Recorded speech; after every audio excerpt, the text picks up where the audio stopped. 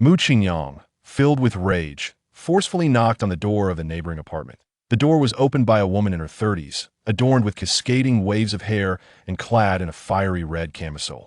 A rose tattoo graced her chest. Upon seeing Mu Qingyang, she exhaled a plume of smoke toward his face, teasingly remarking, well, isn't this the delivery boy we often see? Have you come to your senses?" Mu Qingyang's bravado instantly diminished, and he stammered, "What do you mean I? Come in." With a firm grip, the woman pulled him inside. The adjacent apartment was a spacious unit, considerably larger than Mu Qingyang's one-bedroom flat. Entering such a place for the first time, he felt a wave of anxiety wash over him as he discreetly surveyed the surroundings. A tattered sofa was occupied by several women, smoking and engrossed in their phones. Some had a leg draped over the armrest, while others sat with legs splayed, devoid of any poise. An antiquated ceiling light cast a dim, yellowish glow, creating an atmosphere that both tantalized the imagination and concealed the flaws of the occupant's pallid skin and imperfect features. 3 bedrooms lined the interior, all with doors firmly shut, from which inappropriate sounds occasionally emanated. Mu Qingyang swallowed hard. "Sister. I must have knocked on the wrong door. I want to go home." The woman with the waves entwined her arm around his. "Now that you're here, why not choose one? The girls provide excellent service. You'll be thoroughly satisfied." Feeling the softness of her arm, Mu Qingyang found himself momentarily entranced. Yet he forcibly extracted his arm, mumbling, I have no money." As he attempted to retreat, the door of the furthest bedroom swung open, revealing a man and a woman emerging. Mu Qingyang instinctively glanced over, his heart constricting in horror, making each breath a struggle. When he finally focused on the girl's face, his legs buckled, and he collapsed to the ground. It was his girlfriend, Zhang Qianqian.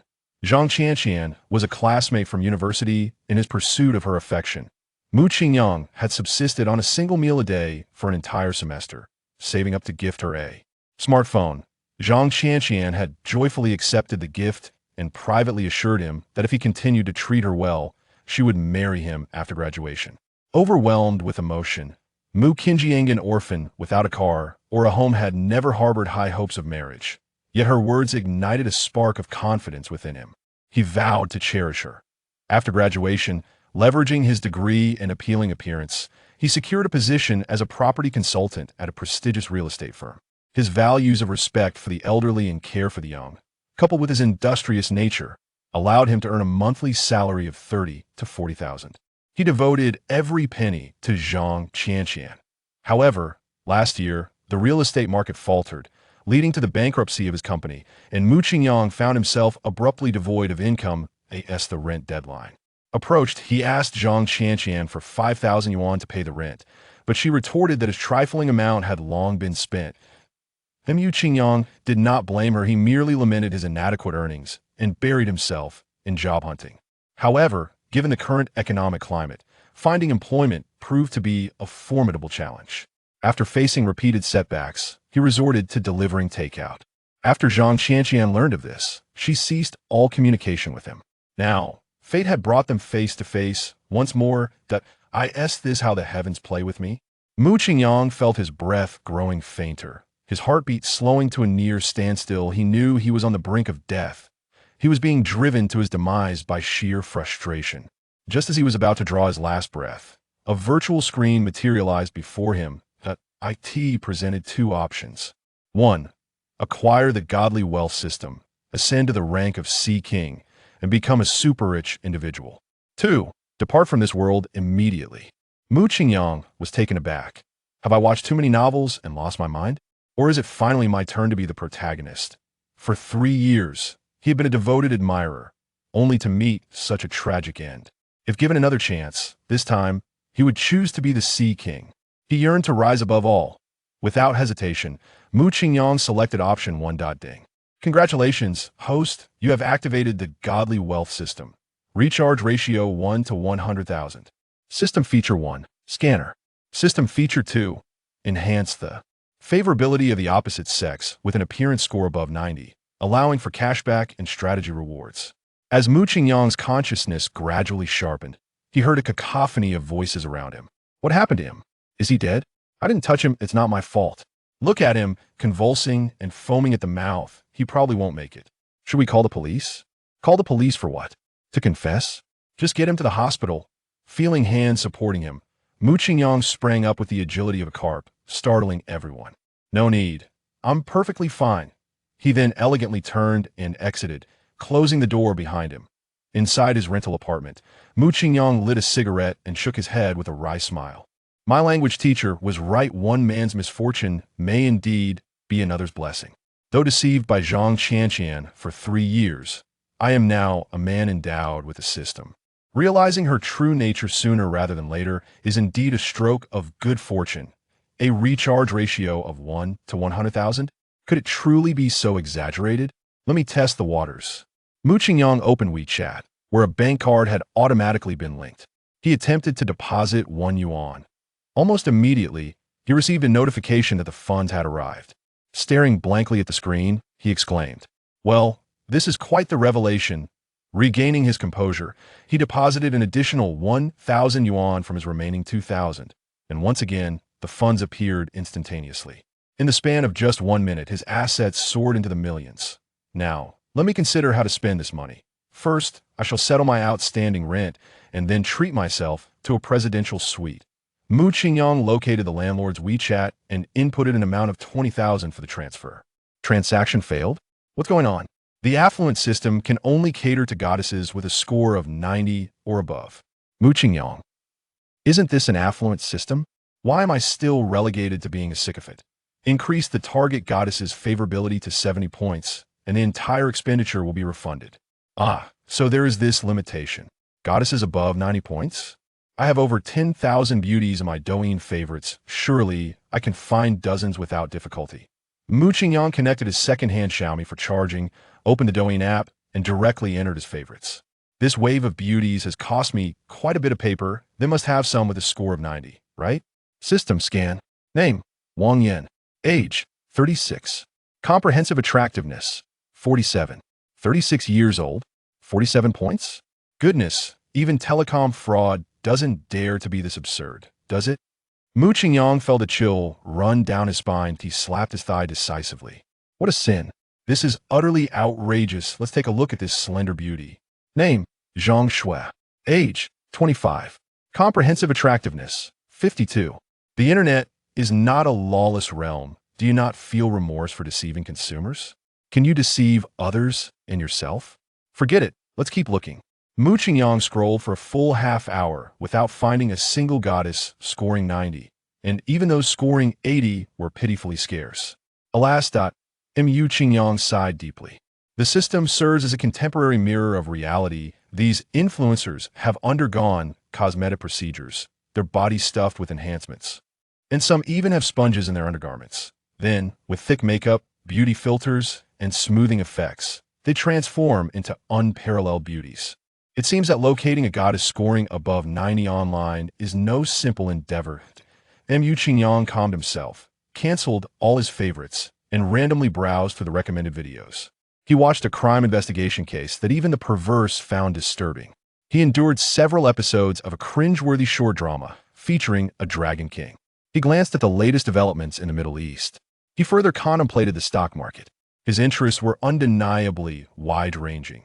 Just as he was about to close Douyin and try his luck on other social media platforms, he stumbled upon a live stream that caught his attention. The girl on his phone possessed an exquisitely beautiful oval face. Even with her brows furrowed, she looked remarkably lovely. Her large almond-shaped eyes glistened with mist. Her petite nose was slightly reddened, likely from recent tears, dressed in elegant traditional attire that enveloped her completely. She epitomized the perfect image of an Eastern woman.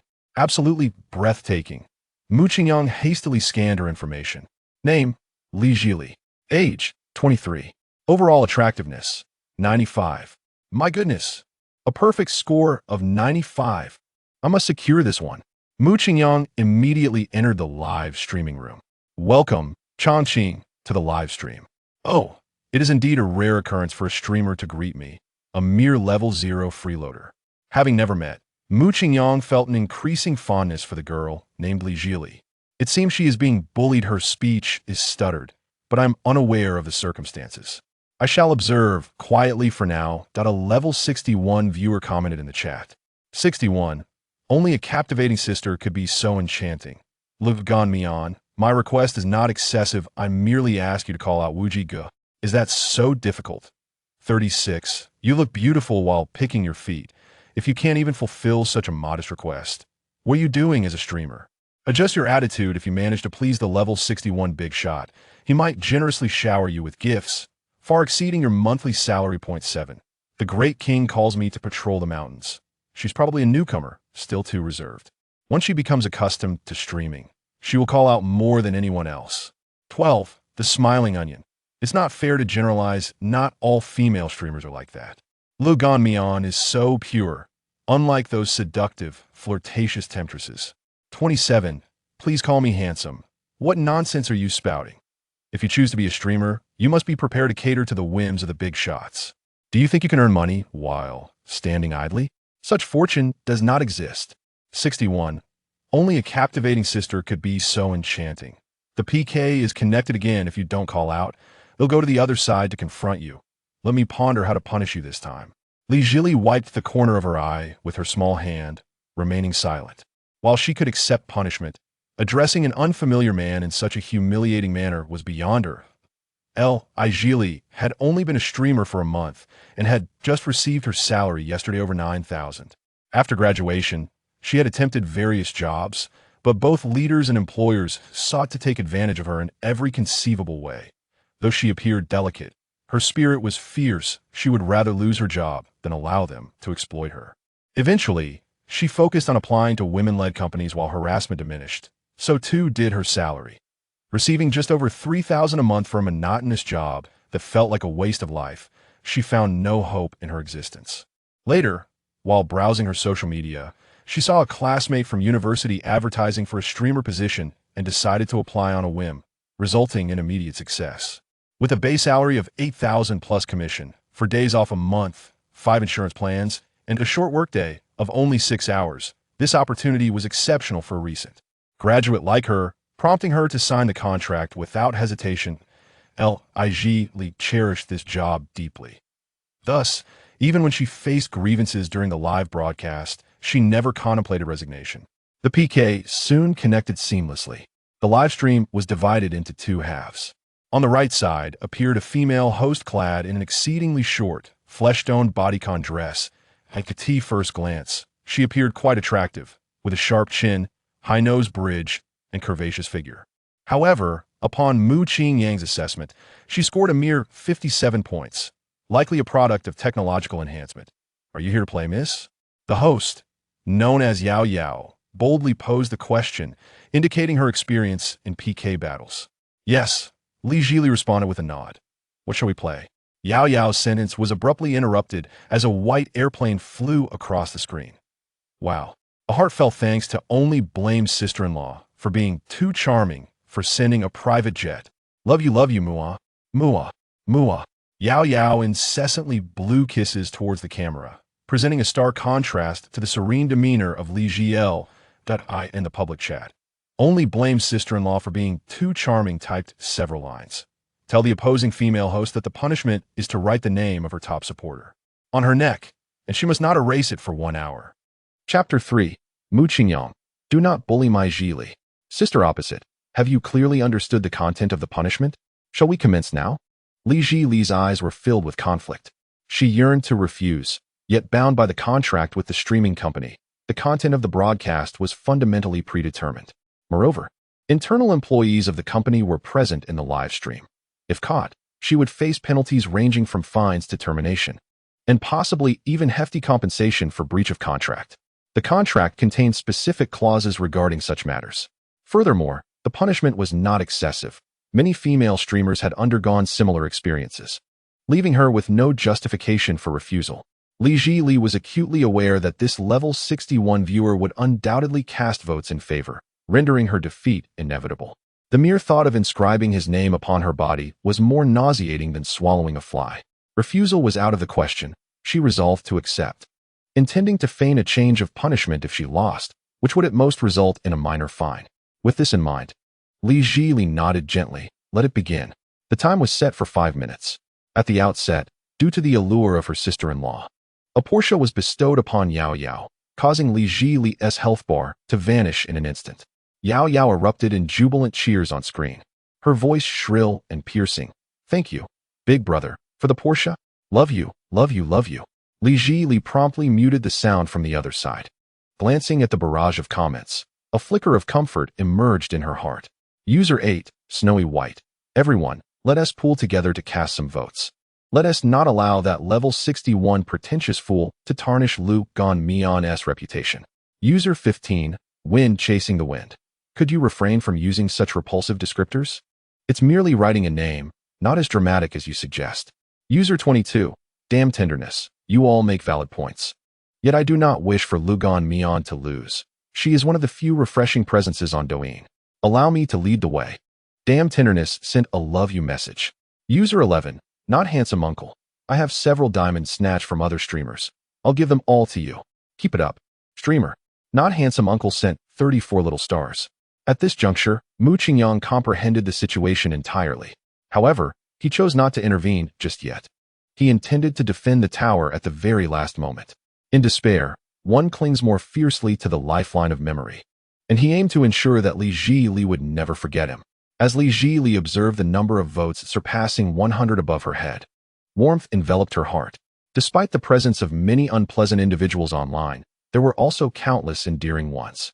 The users sending comments were longtime viewers of her streams, frequently gifting her small tokens of appreciation, serving as her emotional support throughout her streaming journey. It was solely due to the charm of her sister-in-law that the level 61 account had entered the live stream, prompting a collective silence from all upon witnessing the special effect. The enchantingly captivating sister monster has garnered a commendable coalition of shrimp and crab warriors, managing to amass over 100 diamonds, which translates to a substantial sum of over $10 in cash, enough for a delectable bowl of twice-cooked pork rice in an internet CAF, one might jest. However, Mu Qingyang could no longer bear witness to this spectacle. Could this individual be so disheartened in reality as to seek validation through the virtual realm? He unceremoniously dispatched a barrage of remarks. I've seen pretense before, but never one as extravagant as yours. Should pretense warrant punishment, you'd be sentenced to a decade at least. Just look at your avatar, resembling a football. Do you crave a kick? Sister Monster retorted. How dare a level 0 account embarrass itself in public? Have you overdosed on expired Viagra? You hold no sway here. The farther you are from me, the better. Mu Qingyang responded. As a human being, I find it incomprehensible to fathom your line of reasoning. Does a high level grant you a sense of superiority? If I wish to level up, I could achieve it in mere moments. Sister Monster chuckled. This fellow is clearly hallucinating. Engaging in futile banter with a nobody like you is beneath me. Just watch closely. In 1 minute, the streamer you claim to cherish will inscribe my name upon her body. Returning to Yao Yao's live stream, Sister Monster casually gifted 2 luxury Porsches, intending to demonstrate to the less fortunate viewers in Lu Ganmian's stream that sheer numbers are utterly inconsequential. As the countdown dwindled to single digits, Mu Qingyang recognized the moment had arrived. For the first time, he navigated to the gift icon in the lower right corner of the live stream, scrolling to the bottom to discover the carnival gift worth 30,000 diamonds. Without hesitation, his thumb pressed the gift option. However, the anticipated grand gift animation and the delighted cheers from Li Zhilin never materialized. Instead, a recharge page popped up on his phone, indicating that his current diamond balance was insufficient. Mu Qingyang exclaimed in confusion, "What on earth? Don't I have over 100 million in my account? How can I not send even a $3,000 gift? Is the system malfunctioning?" Closing the page, he attempted once more, only to meet the same disheartening outcome. After several moments of bewilderment while staring at his phone screen, he finally spotted the recharge option at the bottom. Having never engaged in online currency transactions before, he had not anticipated the need to preload diamonds. Fuming, Mu Qingyang hurled his phone onto the sofa, causing the already cracked screen of his second-hand Xiaomi to fracture further. My dear lady, a wager is a wager. You must now inscribe the name of your number 1 patron upon your neck. Within minutes, Yao Yao received a plane and 3 Porsches from Sister Monster. Naturally, she felt compelled to express her gratitude to this benefactor. In an increasingly competitive live streaming industry, opportunities to receive grand gifts had become scarce. Such a wealthy patron must be cherished and maintained. With a sigh of frustration, Li Jilin addressed Yao Yao in a conciliatory tone. I haven't prepared a marker. Could we perhaps exchange for a different punishment? Absolutely not. Only blame my sister-in-law for being too captivating, as she immediately typed on the screen. I only acknowledge this one punishment. The others do not count.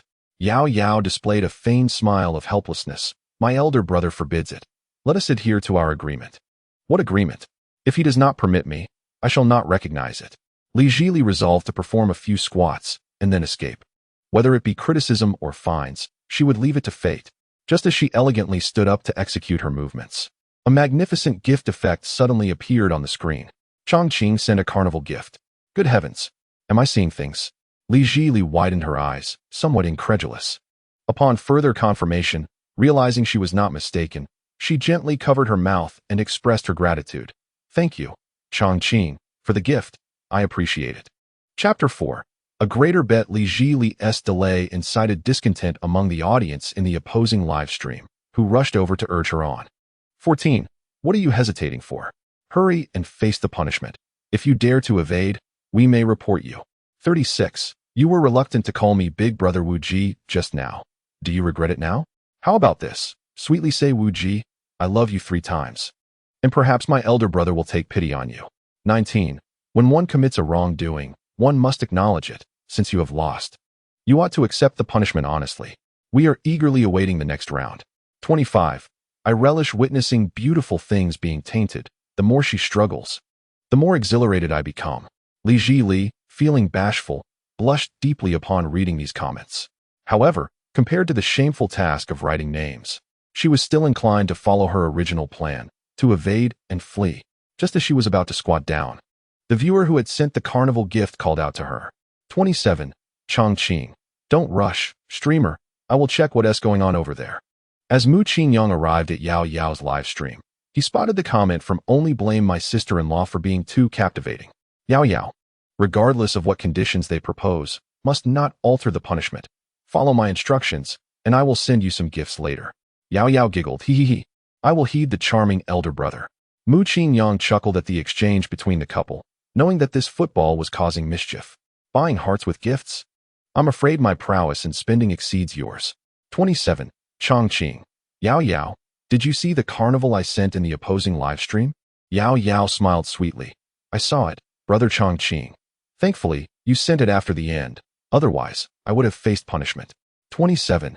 Chongqing. Keep your eyes peeled. I will send over 10 more. Chongqing then exited the live stream. Yao Yao. Li Jili's live stream.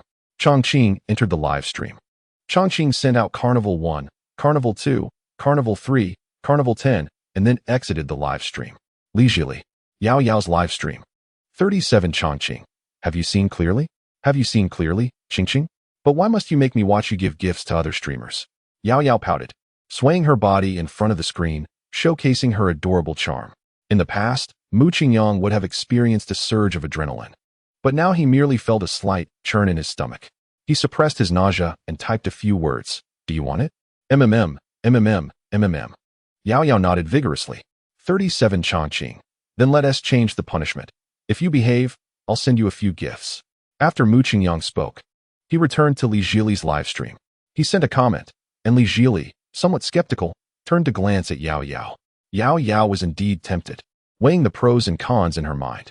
Someone who could casually send 10 carnivals must be a wealthy individual, and if she could get close to such a tycoon, gifts would be endless. If they could develop their relationship to the point of meeting offline, perhaps she could soar to new heights. Although the girl opposite was pretty, she lacked the charm to captivate the top spender. My looks are no less than hers, and flattering the big spender is my forte. I am confident I can win over Chongqing. As for the fact that my sister-in-law is too enchanting, I can only temporarily relinquish him. Though he has some means, he pales in comparison to those who lavish tens of thousands in gifts. Ignoring the furious insults about her sister-in-law's allure, Yao Yao flashed a sweet smile at the camera. Miss Lugan Mian, I've decided to change the punishment. How about you do 5 squats? Li Jili's anxious heart immediately relaxed. She glanced at Chongqing and happily stood up to perform the punishment. Li Jili's affection level, 5. Current affection level, 5. A system notification chimed, and Mu Qingyang's vision was filled with Li Jili's detailed profile.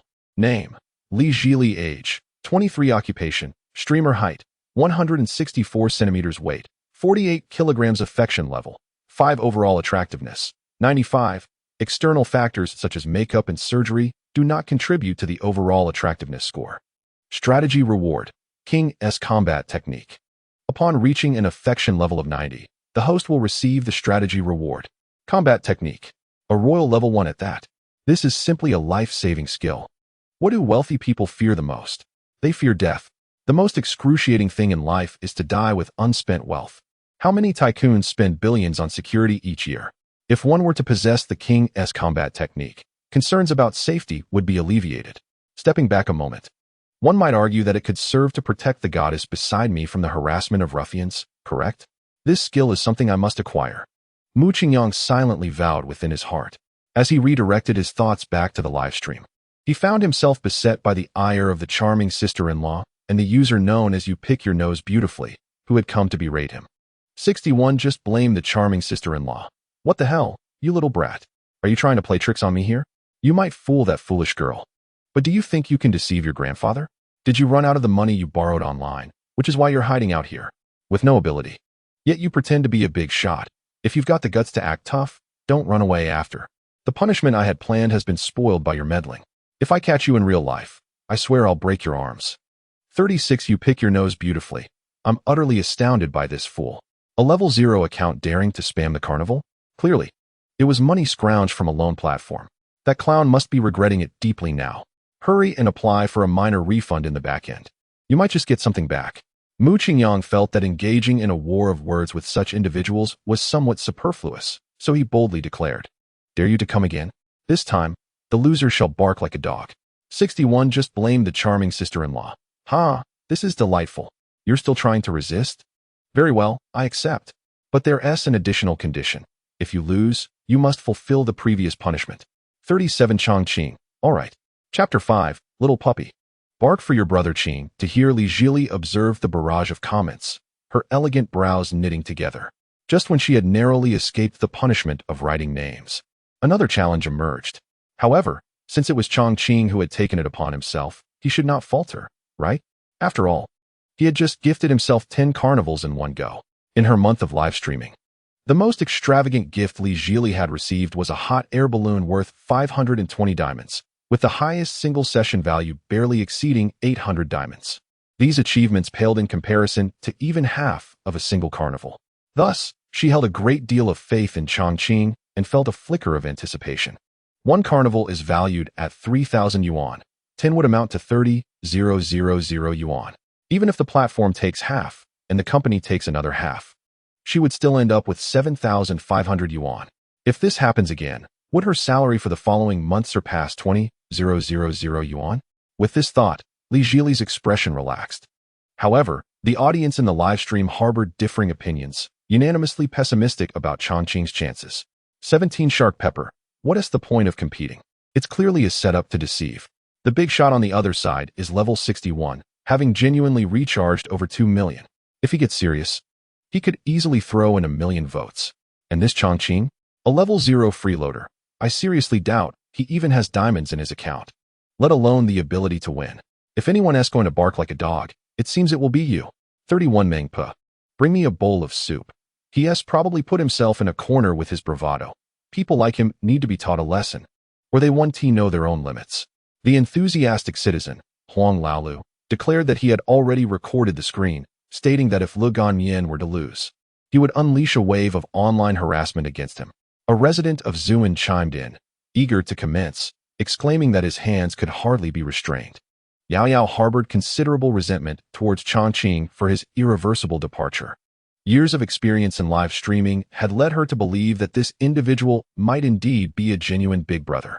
Yet, she pondered, why would he deceive her? Had she truly misjudged him? Nevertheless, it was fortunate that the charming big brother was not only unfazed but encouraged her to engage in another round against the opponent.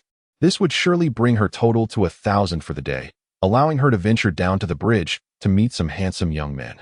As the game progressed, she could only blame her sister-in-law for being so captivating that she immediately sent out a rocket, causing Yao Yao's health bar to soar to an impressive 10,000 points.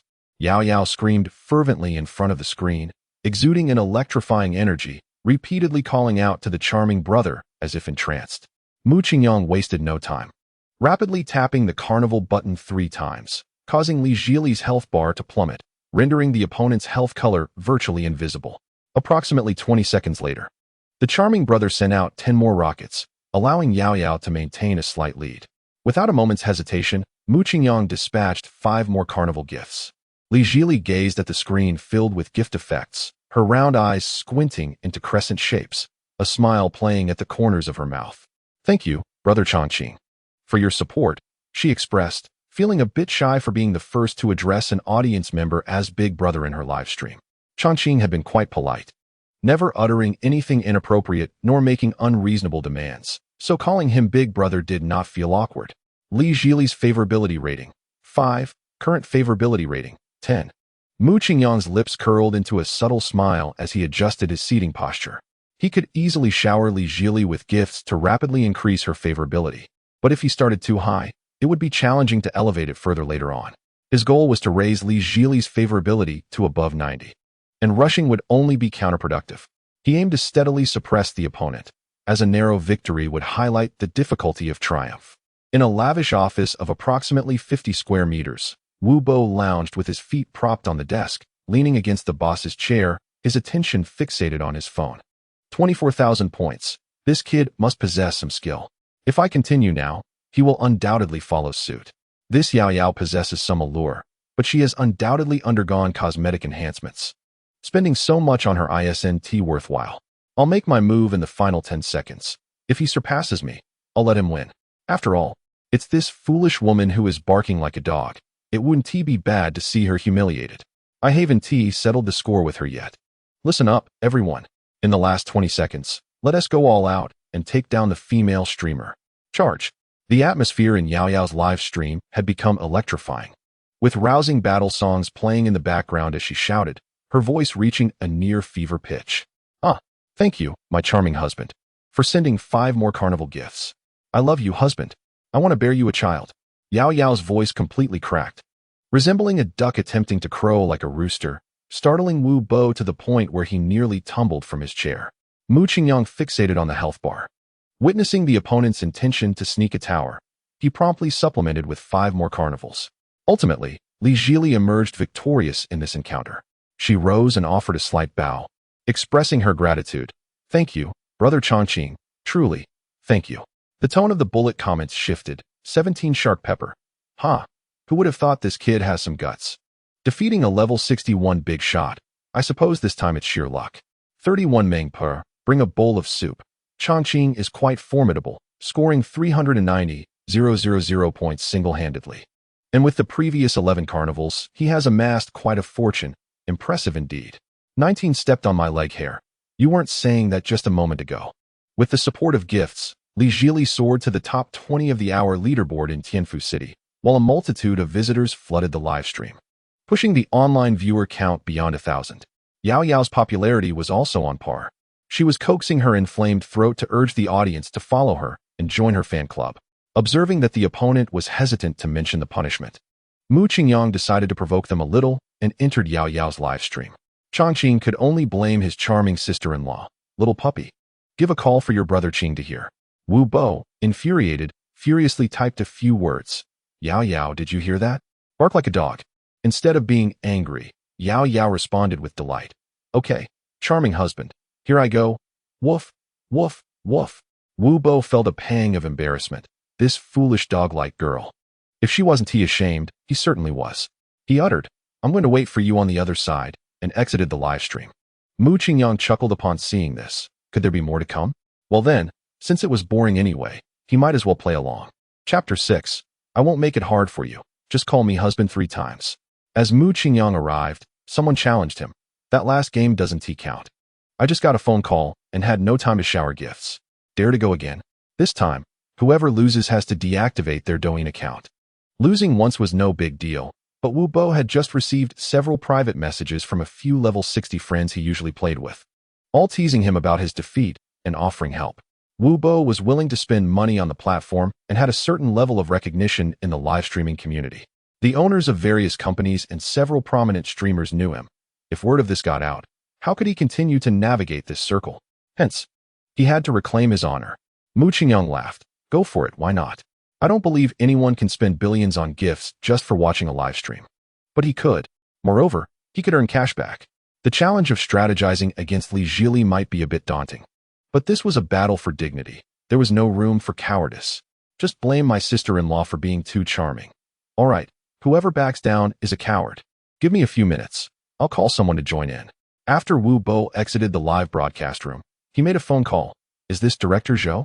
This is Wu Bo. I intend to support one of your streamers shortly, but I require you to return half of the votes I cast. Sure. We are all friends here. What is there to thank? The company would welcome such a fortunate arrangement. In the past, to gain traffic and increase followers, it was always the company footing the bill for such endeavors. Now, with a benefactor like you stepping in for free, why not seize the opportunity? Wu Bo hung up the phone, satisfied. This time, he intended to make the young man, Chongqing, unrecognizable even to his own mother. Only blame my sister-in-law for being too enchanting. Lugan Mian, quickly disconnect the call. I feel nauseated just by looking at that foolish woman. Only blame my sister-in-law for being too enchanting, Chongqing said. Are you aware of the rules? I expect you to adhere to them once the results are in. Do not compel me to come through the internet and seize you. Wu Bo was already convinced of his victory, and that last sentence was not merely a threat. In this age of information overload, finding someone would not prove difficult. Only blame my sister-in-law for being too enchanting, he continued. How about you, the aloof little streamer? Add a touch of flair? It's not too much to ask. Just have the winning side call out hubby 3 times. This all began with you. It is unreasonable for us to wager real money while you merely observe from above. Wouldn't you agree? How about I step in, charming brother?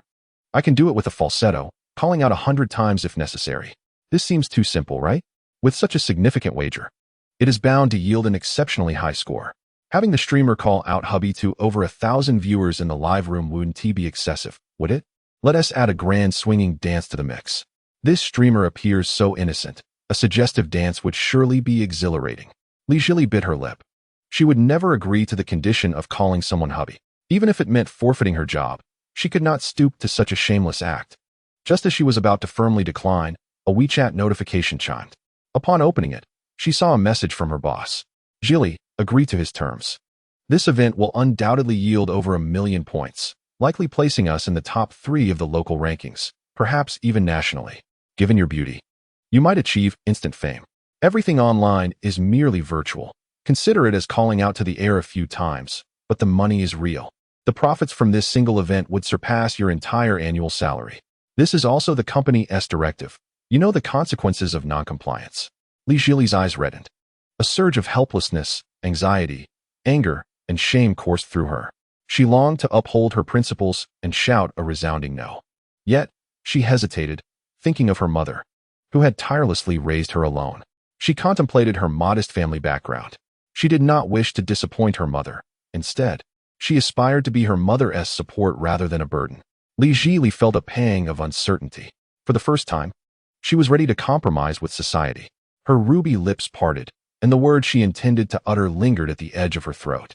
At that moment, a comment from Chongqing made her swallow her words. I won't lose, nor will I pressure you to call me husband. You can go ahead and connect without worry, Chongqing declared. Indeed, Li Zhili nodded earnestly. Li Zhili's affection level, 10, current affection level, 20. Only blame my charming sister-in-law, scoffed. Who can't boast? I can't be bothered to argue with you now. Just wait until you lose, and see for yourself. Host, connect already. At that moment, a female streamer named Tu Xiao Tu joined the call. Li Zhili glanced at her information. Over 1 million followers and more than 2,000 viewers in the live stream. A slight sense of unease washed over her, yet she accepted the connection. Hello, miss, are you ready to compete? Tu Xiao Tu asked directly. Yes, Li Zhili replied softly. Then let us begin. How long will we play? Li Zhili glanced at the comments, where Chongqing suggested 15 minutes. 15 minutes it is. All right, I'll mute myself. Mu Qingyang remembered that the longest limit was 15 minutes. He chose this duration to instill a lesson in only blame my charming sister-in-law. Isn't it impressive to be at a high level? Let us see how much you can spend. As the competition commenced, Mu Qingyang immediately threw 10 carnivals into the mix, causing Li Zhili's score to soar to 300,000 instantly. Wu Bo, anticipating this, followed suit with 10 carnivals of his own, pausing for 2 seconds before tossing in another 10. He had negotiated terms with the company, knowing that spending 20 was equivalent to the opponent's 10. And with such an advantage, he was confident of victory. However, to his utter astonishment, the health bar he had just pushed forward was swiftly overtaken. And no matter how hard he tried, he could not regain the lead. The live stream screens of both hosts were overwhelmed with carnival effects. And amidst the relentless barrage of gifts, the viewer count surged, reaching 10,000 in just over a minute. "What is happening? How did my streamer go from first to third so quickly?" exclaimed a viewer. "Do these carnivals cost nothing here? Even though I'm short, I can spin," chimed another. "Is the guild promoting a new streamer? But this girl is quite impressive. I'll follow her." "Who is Chongqing? Carnival 246? It keeps rising." "Father. This is my father." Chapter 7. "Brothers, help me, and I'll treat you later." Mu Qingyang placed the overheated second-hand Xiaomi on his lap, shaking his sore left hand. "I never expected that spending money would also require physical stamina. If my left hand weren't regularly exercised, I might not have been able to outspin the opponent." In just 2 minutes, Mu Qingyang distributed over 300 carnival tokens, averaging 3 per second. If converted into cash, it has already surpassed 1 million. Opposite him stood a formidable opponent, whose health bar clung to him tenaciously, while I was merely using joyful beans. He was expending red bills. Regardless of the circumstances, this contest must not be lost. My cherished little treasure can only call me husband. Mu Qingyang's thumb furiously tapped on the shattered screen, summoning phantoms with fervor. Li Zhilia's health bar gradually dwindled under the relentless pressure. Wu Bo had lowered the office temperature by another 2 degrees, yet the sweat on his forehead continued to pour unabated. Less than 1/5 of the time had passed, and his allocated funds were already running dry. The over 1 million he had was last quarter's profit. If he continued to spend, he would have to tap into the company's cash flow. Damn it, encountering such a resilient opponent had thrown him into a frenzy. However, when his grandfather was out in the world, this opponent was still in diapers. Today, he was determined to prevail. Wu Bo, driven by ambition, transferred 5 million from his corporate account to his personal account, converting it all into diamonds. Even if he spent all of this, along with the previous million, his total investment would merely amount to 3 million. Such an amount could be recouped in just 6 months. Moreover, this endeavor would undoubtedly make him the focal point of the live streaming community, garnering him a substantial influx of traffic. Based on past experience, a portion of this traffic would convert into clientele for his physical stores, allowing the money spent to return in another form. As a prominent figure on the live streaming platform, he could simultaneously boost his offline business. What could anyone possibly contest him with? Wu Bo's ring and middle fingers, seasoned from countless battles, moved adeptly. His fingers alternated in clicking the screen, gradually bringing both health bars back to an equal starting point. Tu Xiaodu expressed her gratitude towards her benefactor with fervent sincerity, her voice now strained with emotion. Initially, her thanks were superficial, but now they were heartfelt. With a staggering 100,000 in popularity, ranked among the top 5 nationally, such figures could only be achieved by a select few million followed internet celebrities at the pinnacle of live streaming. Yet, in this moment, she was one of them. This marked the brightest moment of her streaming career. Her name would undoubtedly reverberate through the live streaming community in the coming days.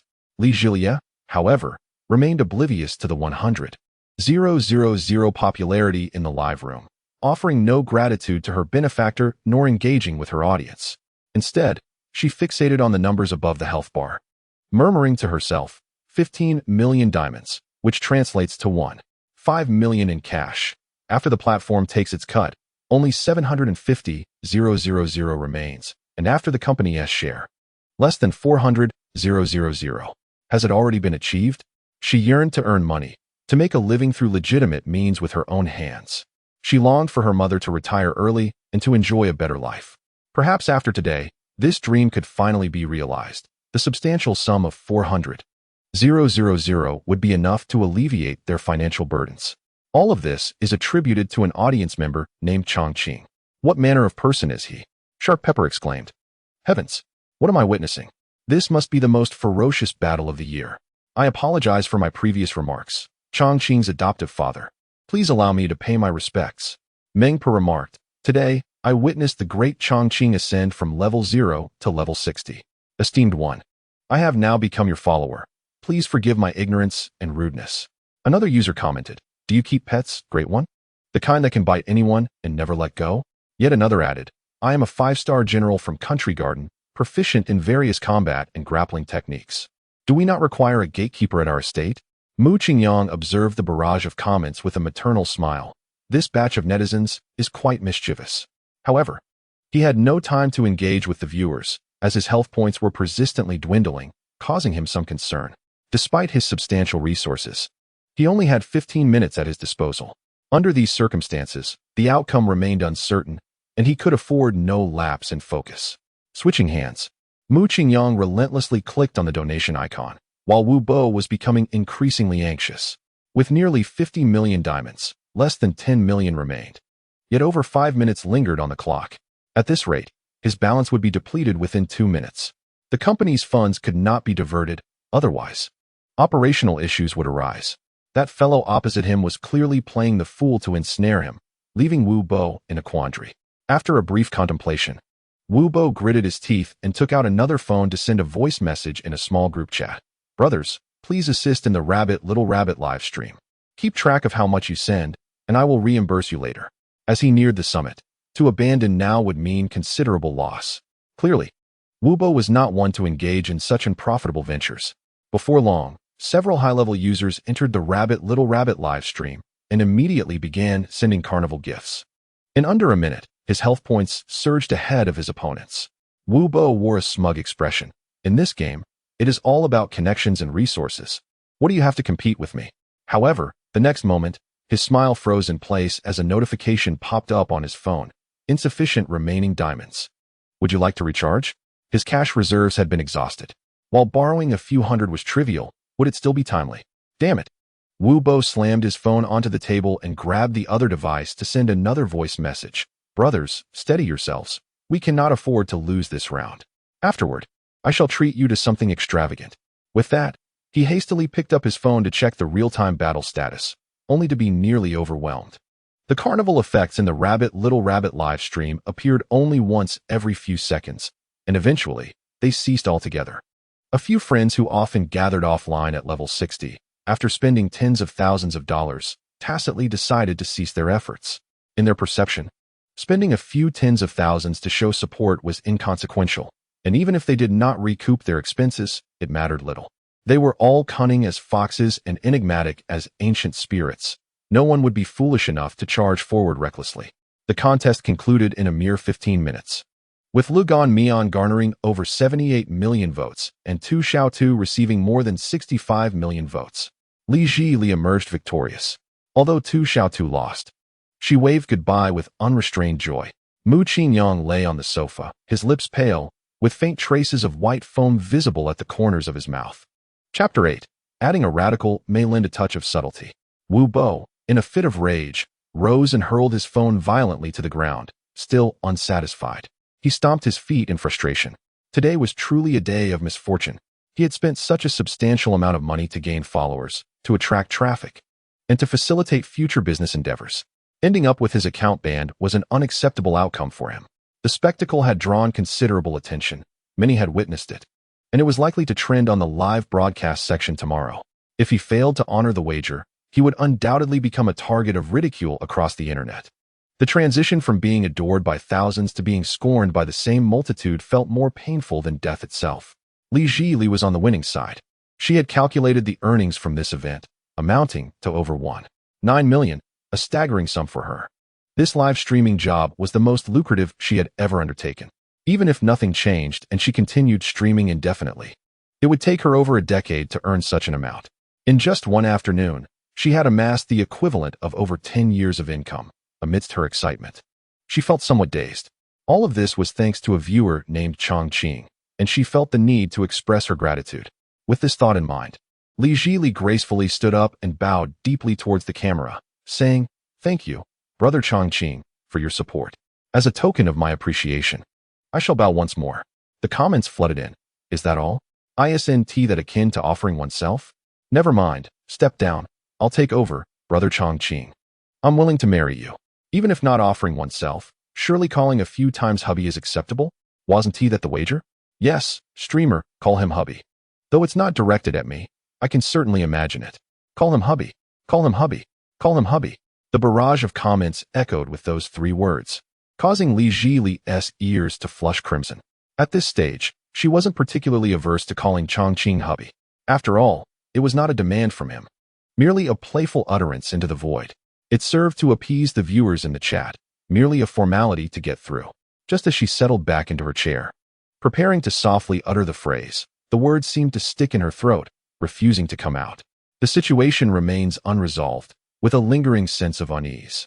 The name Chongqing evokes an impression of a middle-aged man, likely at least 50 years old, perhaps even older than my mother.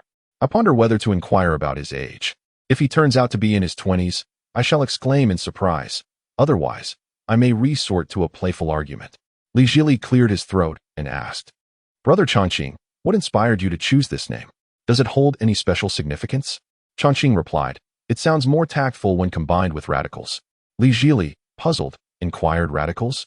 Removing the radical from Chong leaves Diao, and from Qing it becomes. A gasp escaped his lips as his cheeks flushed crimson. The comments erupted. 66666 and 999, why 9? Because 6 has flipped. I can only award you 82 points for this. The remaining 18 shall be given in the form of 666. Truly, it's akin to a sparrow pecking at a cow's rear, futile yet amusing. Dismissing the distraction, he asked, Does everyone like my newly changed name? After a moment of embarrassment, Li Zhili felt an inexplicable sense of anticipation. A person who can adopt such a whimsical name cannot be very old. Perhaps he is still a student. No, that can't be right. A student wouldn't possess such wealth. Thus, his age must be comparable to mine. A peer, who treats me so well. If only he were a bit taller, handsomer, and without a girlfriend. Li Zhili dared not dwell further. Such thoughts would lead to contemplating what to name our future children. Li Zhili's favorability rating, 20, current favorability, 45. Mu Qingyang sprang up from the sofa. Is a favorability of 45 achieved so easily? Could it be that Li Zhili has a preference for older individuals? But that doesn't add up. She has 0 romantic experiences, so she should lack expertise in such matters. Could it be that she was captivated by my financial prowess? No, that is not it. She wouldn't deceive, even for gifts. She is no gold digger. Thus, the only explanation must be that she is enthralled by my charm. Indeed, that must be the case. Today, I am her superhero, and she surely admires me greatly. With this in mind, I ponder whether she would shy away from calling me husband. Mu Qingyang began typing in the public chat. I am a person who speaks candidly. There is no need for the host to be surprised. Let us set aside other matters and address the concerns of the brethren in the live stream. I hold a neutral stance on the matter of calling you husband. It primarily depends on your inclination. But if you wish to call me that, feel free. I shall not refuse. Husband, husband, husband. The comments began to cheer once more. Li Zhili's cheeks remained flushed as she subtly glanced at the clock on the table. 21:59, 55, 5, 4, 3, 2, 1. Husband. The clear voice resonated, and the live stream abruptly went dark. Viewers were left in utter bewilderment. Has the stream ended? How can a 100,000 view live stream just cut off? Are we not worthy of your attention? Perhaps the host has gone home to count his riches. Is there anyone who has gone to Rabbit's live stream to attack her elder brother? In a room adorned with a refreshing, minimalist decor, Li Zhili, her cheeks flushed, clutched her prominently heaving chest, gasping for breath. The mere utterance of the word husband seemed to drain her of all strength, leaving her lightheaded and on the brink of collapse. After a considerable pause, she gradually regained her composure, only to realize that her university classmate and boss was present in the room. Zhili, it's your peak popularity moment. Why did you log off? Li Zhili felt a twinge of embarrassment. I'm sorry, Shuang Shuang. I noticed the time had come. Bai Shuang Shuang sighed, all right. You are the star of the company now. Everything revolves around your preferences. Let us take a look at today's data. Before the computer, Bai Shuang Shuang gasped in astonishment. Although she had already been informed by the staff that Li Zhili's data for the day was exceptionally good, she never anticipated it would be this remarkable. Number of viewers, 480,000. Likes, 1,000,000. Gift givers, 1,324. Received gift waves, 79,000,000. New followers, 72. 353. Zhili, you received over 7.9 million in gifts today? Which wealthy patron is so fond of you? This is rarer than winning the lottery. I have no idea. I tell you, if you play your cards right, he will surely continue to shower you with gifts. Who knows? He might even want to meet you offline soon. You must seize this opportunity. Should I go? Of course. This could be a life-changing opportunity. Let us discuss it later. After logging off, Mu Qingyang lost interest in watching the live stream. He followed her and then sent a private message requesting her WeChat ID before locking his phone. Chapter 9. Meeting the University Belle, Chen Shiwen. It was still early, and Mu Qingyang felt no inclination to sleep. Suddenly, an idea struck him. He thought of the University Belle. He took out his phone and retrieved a photo from a locked folder. This was Chen Shiwen's ID photo, saved from a post discussing the selection of the campus beauty while browsing the school forum. From her freshman year, she had been crowned the foremost among the 4 campus belles, a title she retained until graduation. She undoubtedly rated a solid 90. System scan. Name: Chen Shiwen. Age: 25. Overall attractiveness: 94. With her stunning figure and beauty, Chen Shiwen was indeed exceptional.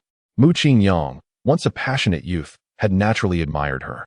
However, he was well aware of his own limitations and regarded her merely as an object of fantasy, occasionally indulging in mischievous dreams about her. In reality, he dared not entertain any improper thoughts.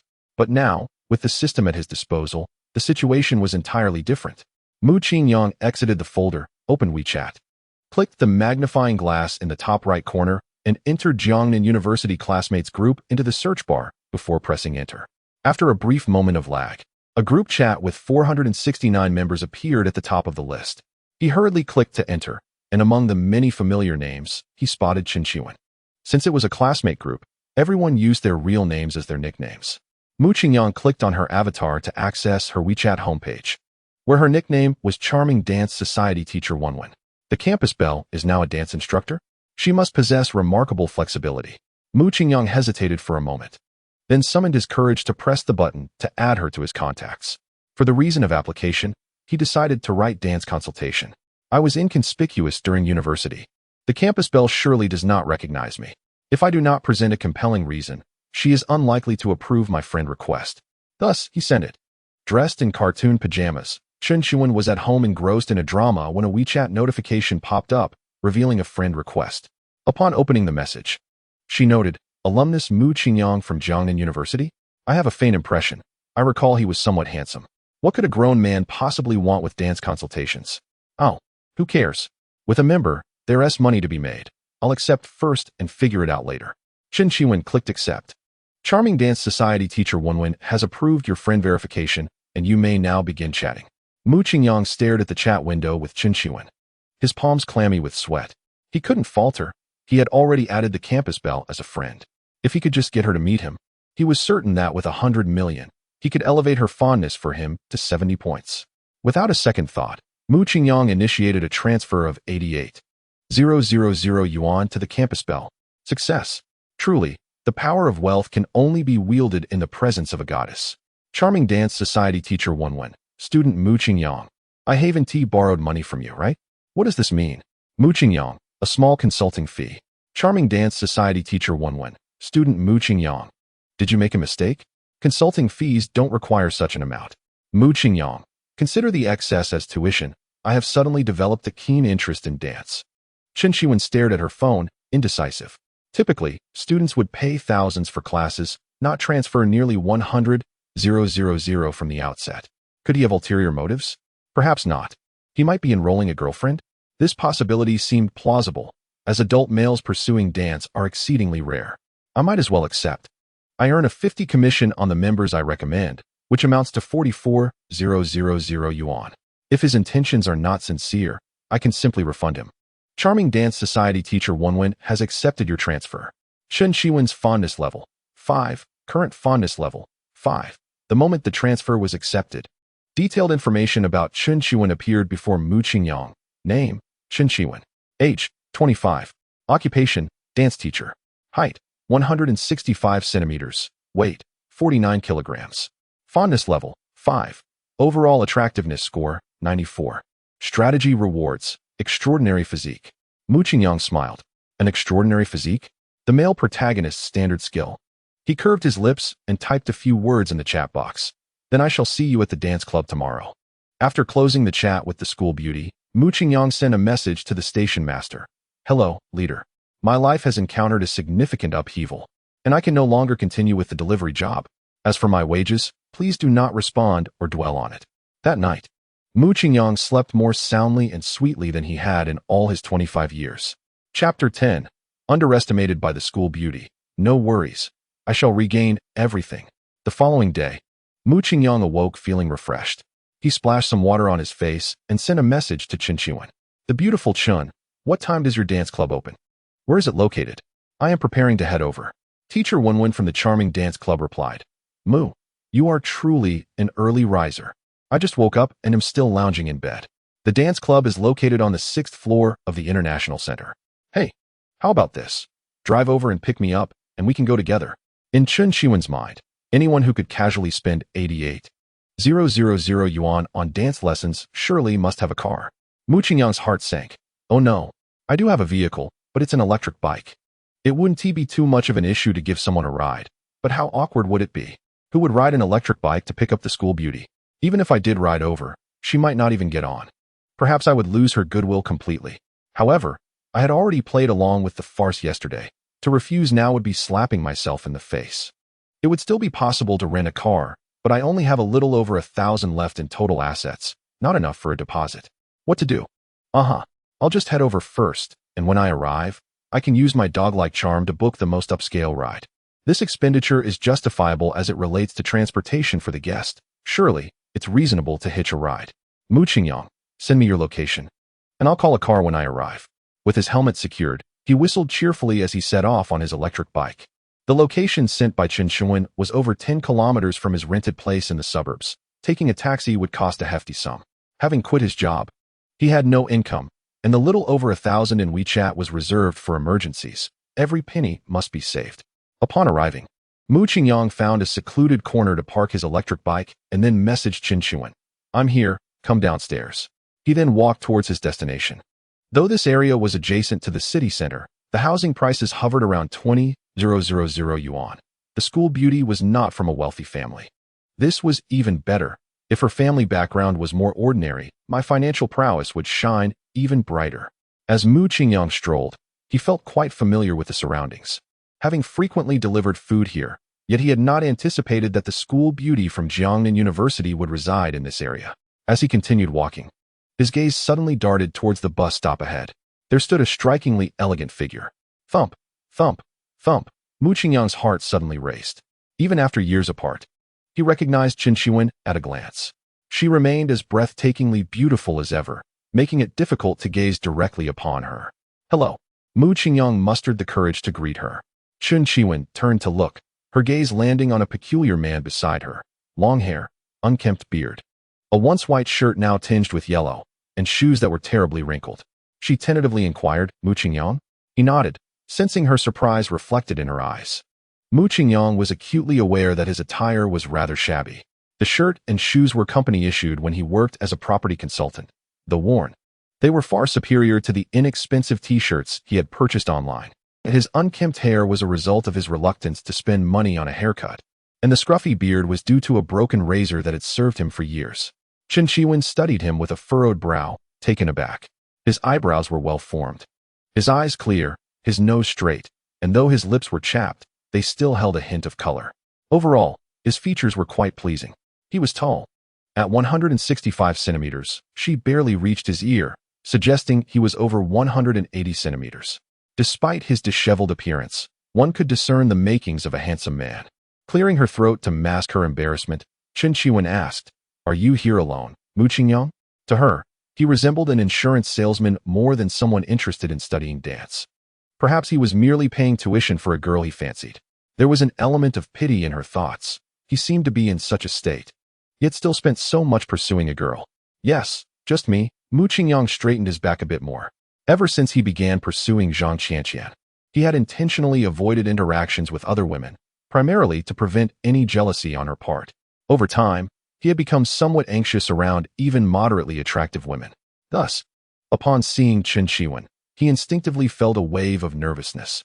However, the thought of the substantial sum resting in his bank account bolstered his confidence from the ground up. All right, have you driven here? Let's discuss this further at the dance club, Chen Qiwen said, dismissing any concerns about his financial status. After all, they were merely former classmates. He could pay for the lessons while she focused on teaching. I've temporarily lent my car to someone, but my taxi is almost here. Yes, that one. Let's go. As a luxurious Mercedes approached, Mu Qingyang gallantly opened the rear door for the campus beauty. Chen Qiwen forced a smile and gracefully slid inside. Mu Qingyang took his seat in the front, not because he wished to distance himself from her. On the contrary, he yearned to be close. Yet, given the current circumstances, being overly forward would appear rather inappropriate. He resolved to reclaim the opportunity to impress when the time was right. The journey was silent, the car coming to a halt at the base of the International Center. This is the most opulent shopping center in Jiangnan City, filled exclusively with luxury goods, each item bearing a hefty price tag. When Mu Qingyang received his year-end bonus, he was dragged here by Zhang Qianqian, and even with just a few simple short-sleeve shirts, he spent several thousand. Before acquiring the system, Mu Qingyang would never have considered visiting such a place. However, now he only hopes that the offerings within justify the label of international. Chapter 11. Chen Qiwen, 9 figures? As long as you're happy. Chen Qiwen led the way, engrossed in her phone as she entered the elevator, treating Mu Qingyang as if he were invisible. Ding! The elevator doors opened, and Chen Qiwen took small steps into a nearby store adorned in a light luxury style. Wang Jie, this is the new member I mentioned to you last night. Please register his information while I go change, she instructed. Wang Jie, however, did not respond but instead kept gesturing towards the lounge area and winking repeatedly. A flippant voice chimed in, "Hey, the stunning Chun is finally at work. I've been sitting here for ages, my back is killing me." Mu Qingyang turned to see a gaunt man with slicked back hair and dark circles under his eyes, clearly drained from indulgence. He was accompanied by 2 sycophantic lackeys. Chen Qiwen furrowed her brow. "Zhao Mangnan, what are you doing here?" The man, Zhao Mangnan, approached with a swagger. "I came to learn dancing, of course. I just paid 10,000 for tuition, and it's for your class, Teacher Wenwen. When do we start?" Ha. Chen Qiwen had met Zhao Mangnan during a drinking party, where he had been her friend's boyfriend. Upon seeing her, he had latched onto her like a persistent burr. Her friend had been upset about it for quite some time, but fortunately, Chen Qiwen had maintained her cold demeanor towards Zhao Mangnan, thus preserving their fragile friendship. According to her friend, Zhao Mangnan's family ran a logistics company with assets in the millions, and it was for his wealth that her friend had agreed to date him. Now that everything had been done, the returns were minimal, leaving her friend feeling resentful. She had urged Chen Qiwen to keep her distance from Zhao Mangnan, hoping to profit from him before they could do as they pleased. Chen Qiwen had no desire to explain herself. She held a deep-seated disdain for men like Zhao Mangnan, who were both shallow and fickle. What surprised her was how he had managed to find her here. Wang Jie, is what he said true? Chen Qiwen's face clouded with displeasure, clearly unhappy. Wang Jie nodded yes. I refuse to teach him. Chen Qiwen turned her head defiantly. What do you mean by that? Teacher Wenwen? Zhao Mangnan came even closer. I paid in hard cash for this course. What kind of attitude is this? Are you going to treat me differently at the Charm Dance Society? If this continues, I might have to expose you online. Upon hearing those words, Sister Wang's expression immediately darkened. She hurriedly signaled to Chen Qiwen. Chen Qiwen understood Wang's intention, urging her to endure. Yet she felt a profound discomfort at the thought of dancing before Zhao Mangnan, akin to the revulsion of swallowing a fly. As the atmosphere grew tense, Mu Qingyang forcefully pushed Zhao Mangnan aside, exclaiming, Hey, what's wrong with you? There are rules to follow, even in dancing. I purchased all of Teacher Chen's classes yesterday. She is now my private instructor." Zhao Mangnan staggered back a couple of steps, his underlings quickly supporting him. He looked up at Mu Qingyang, and then uttered a crude remark. "What the hell? Who do you think you are to push my grandfather?" Mu Qingyang's attire did indeed appear somewhat rustic, and Zhao Mangnan, accustomed to being domineering, did not regard this seemingly property management staff-like tall figure with any respect. Chen Qiwen was taken aback by her university classmate's audacity, pushing someone without understanding the situation. Zhao Mangnan was not someone Mu Qingyang could afford to provoke, and she feared potential repercussions in the future. She swiftly interposed herself between them, saying, All right, I will teach both of you. Please wait in the dance room 7. I'll change my clothes and be right there." "Hold on." Zhao Mangnan was displeased. "This kid claims he purchased all your classes. How can I believe that? If he truly paid before me, I will abide by the rules of first come, first served, and I shall not hold his pushing against him." But if this is merely an excuse he concocted, I will make him pay dearly for it. Zhao Mingnan was known for his vindictive nature and would not allow himself to be at a disadvantage. He was sure this impoverished youth was boasting. Seeing his demeanor, one could easily believe he was there to check the water meter. Dancing? Please. Moreover, he had been waiting there before the dance society even opened. Who could possibly pay faster than him? He intended to teach this foolish boy that heroism comes at a cost. Chen Shiwen, feeling relieved, said, Sister Wang, show him the chat history from our conversation yesterday. Wang flipped the computer screen, quickly locating Chen Shiwen's profile on WeChat, where a striking message and a transfer stood out prominently. Sister Wang, I have a new student. Guess how much he paid in one go? The message read, Teacher Wenwen from the Charm Dance Society has initiated a transfer of 88,000. Upon seeing this, Zhao Mingnan scoffed. Strange. Could this country bumpkin have received compensation from a demolition in his hometown, using the funds to chase after girls? Damn, 88,000. That's even more than I usually handle. But unfortunately for him, he has crossed paths with me. I shall show him what true strength is. Wang nodded in agreement. Zhao Mingnan glanced at the young woman in front of the computer, saying, As for me, I am generally agreeable, except for a slight case of obsessive cleanliness. The mere thought of learning to dance in the same room with strangers gives me goosebumps. You engage in business with the principle that the highest bidder prevails. Therefore, if I invest another 100,000, will you allow this unconventional long-haired brother to switch teachers? Upon hearing this, Mu Qingyang couldn't help but chuckle. How could anyone be so reckless? I share the same intention. In this case, my bamboo pole, I shall not take advantage of you. As long as you invest more than I do, I shall swiftly depart from here. Otherwise, you shall be the one to leave. Understand clearly, it is to roll out. Indeed. Ha! Zhao Mingnan looked at his two sycophants, laughing heartily. Did you hear that?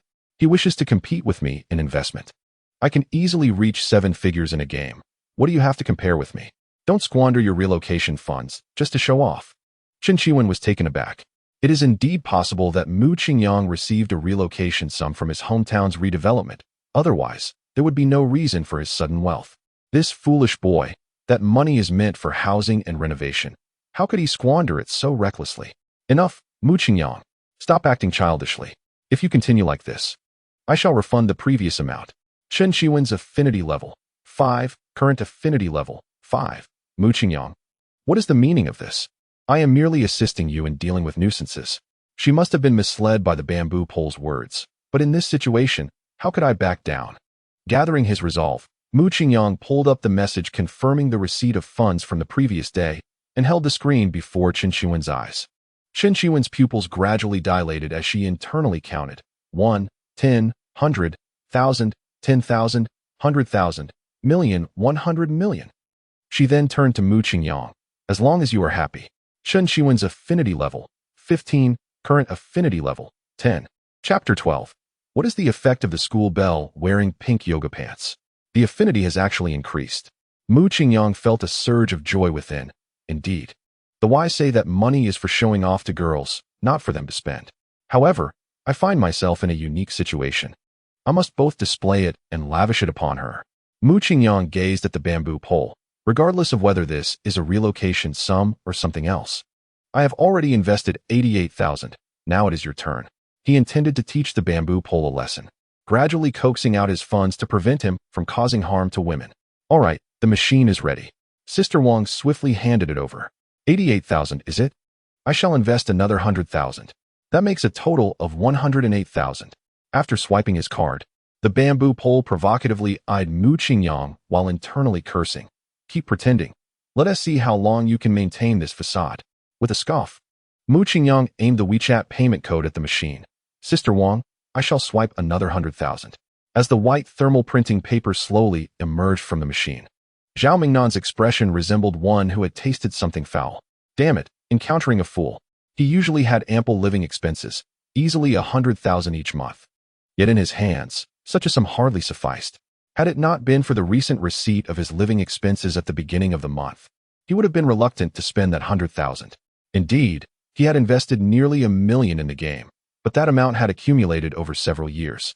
And the equipment and dream of the Red Chamber retained substantial value, allowing for potential liquidation. Zhao Mingnan hesitantly retrieved a card from his pocket, gritting his teeth as he declared, Charge another 100,000. This was a credit card with a limit of 500,000, though it had been nearly exhausted, leaving just enough room for an additional 100,000. As Zhao Mingnan signed the receipt, his heart ached. In order to impress Qin Shiwen, he would have to forego any extravagant outings for the next few months. If this did not secure the affections of this enchanting beauty, it would be a significant loss. Mu Qingyang, observing the bamboo pole's constipated expression, felt a surge of satisfaction. So you have money, do you? Well, I have my own advantages.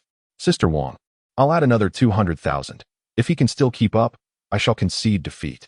During his time selling properties, Mu Qingyang had learned to read subtle cues. And from the bamboo pole's slight expressions, he discerned that his wallet was nearly empty. He made this statement deliberately to provoke him.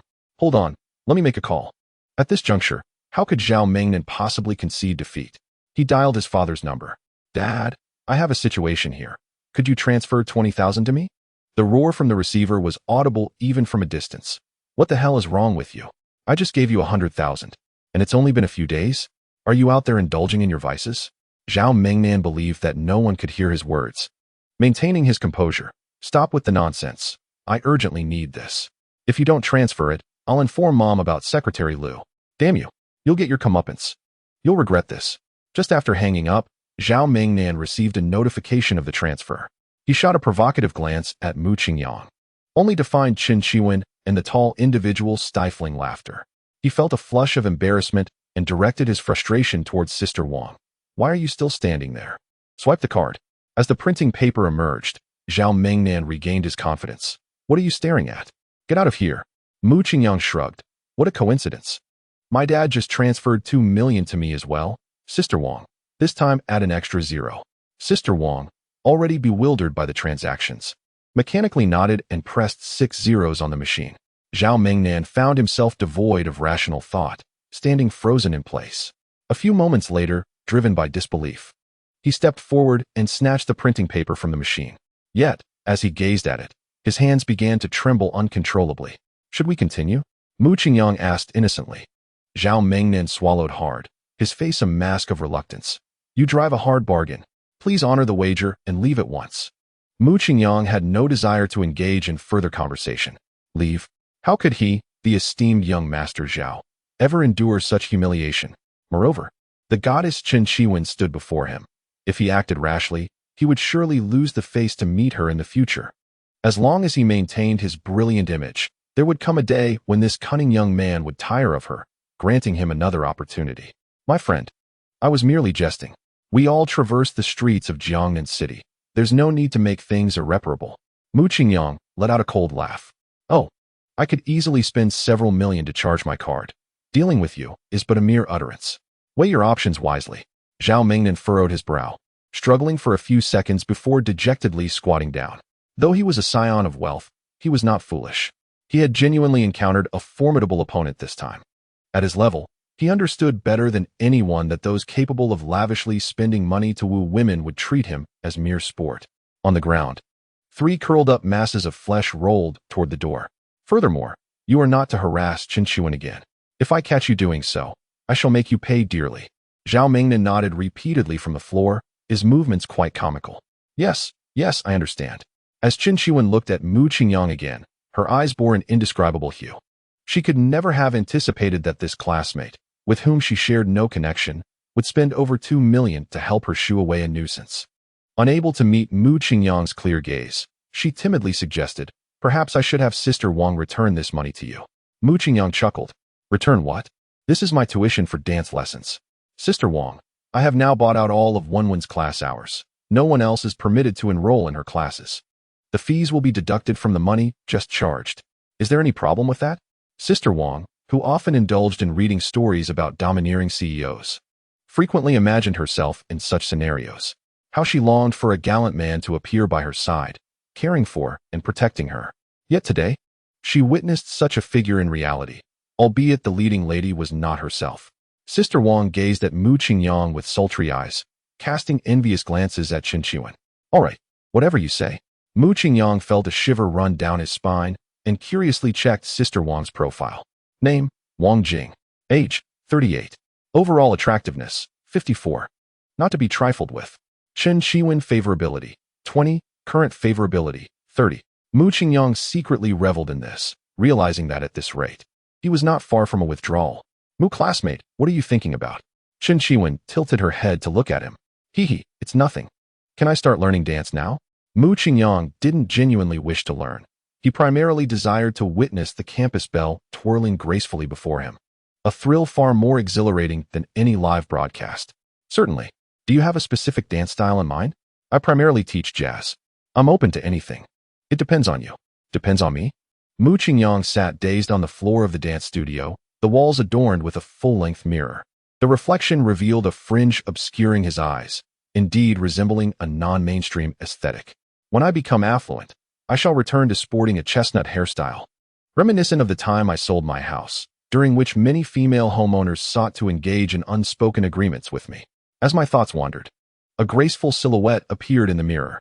Turning his head, Mu Qingyang felt a warmth in his nostrils. There stood Chen Qiwen, clad in a set of pale pink yoga pants, her hair styled in a high ponytail, exuding both beauty and confidence. Mu Qingyang gulped. She was truly exquisite. Perhaps a commoner like me is unworthy of love, he mused. Hey! Chen Qiwen waved her delicate hand before Mu Qingyang's eyes, breaking his reverie. Awakened from his daydream, he quickly wiped the drool from the corner of his mouth with his sleeve. I was just surprised by your outfit, he stammered. Humph. Chen Qiwen huffed playfully, tilting her head with a hint of pride. This ensemble was reserved for when she trained female students. During classes with male participants, she donned loose athletic wear. Had Mu Qingyang not performed so admirably earlier, she would not have granted him this privilege. Stop staring. Let us begin today's lesson. Do you have any prior dance experience? She inquired. Mu Qingyang shook his head. In that case, we shall start with the simplest warm-up exercises and stretches. With that, Chen Qiwen commenced her movements. Yet, Mu Qingyang remained seated in a cross-legged position. What are you doing? Stand up. You can't learn just by watching. Follow my movements. Chen Qiwen urged. Mu Qingyang felt so awkward that he was on the verge of wearing out his socks. He indeed wished to rise, yet his body felt somewhat unwell. Perhaps we should call it a day. This shopping mall appears quite luxurious. Would you accompany me for a stroll instead? Had it been before he had filled her with confidence in his wealth, Chen Qiwen would never have considered accompanying him to a mall. Firstly, she feared being seen by acquaintances in the company of someone of his caliber. It would be embarrassing. Secondly, the clothing and bags here were all incredibly enticing, and she was afraid of succumbing to temptation. But now, she was more than willing. Ever since discovering Mu Qingyang's affluence, he had become increasingly appealing to her. A man with understated charm and depth is rather captivating, is he not? Very well, I am familiar with this place and can help you avoid pitfalls. Do I need to change into something else? Mu Qingyang pondered for a moment. Yes, I believe your work attire would suit you better. In truth, both outfits were lovely, each with its own style. However, the yoga pants provoked too many thoughts, and Mu Qingyang preferred to shield her from the gaze of other men. All right then, wait here for me. I shall be quick. When Chen Qiwen emerged, having changed back into her stockings, she appeared both innocent and alluring, evoking an irresistible urge to hold her close and cherish her. By now, Mu Qingyang had regained his composure and stood up without a hint of blush, walking side by side with Chen Qiwen as they exited the dance studio. Chen Qiwen intentionally leaned closer to him, her uniquely youthful fragrance enveloping him. As Mu Qingyang absent-mindedly waved his hand, he occasionally brushed against the warm, smooth skin of Chen Qiwen, causing his heart to flutter. Mu, I was wondering. Chen Qiwen tentatively inquired. I remember you had a girlfriend in college. Do you think this might not be appropriate for us? Oh, we broke up. Mu Qingyang replied with a tone of indifference. Broke up? Why? Well, it wasn't really a breakup per se. To be precise, she was never truly my girlfriend since she never publicly acknowledged our relationship. Even her closest friend thought we were merely friends. Chen Qiwen frowned slightly. That's rather unfortunate. Past experiences led her to believe that Mu Qingyang had encountered a woman of dubious character, one who was truly a disappointment. However, she refrained from expressing this sentiment, realizing that since the relationship was already severed, there was no need to rub salt in the wound. Perhaps I should thank her, she mused. If it weren't for her poor judgment, how could I have encountered such a remarkable man? May I inquire how you parted ways? With a self-deprecating chuckle, Mu Qingyang replied. Perhaps a loser like me doesn't deserve love. Chen Qiwen stuck out her tongue in silence, but she had likely surmised the reason behind his sentiment.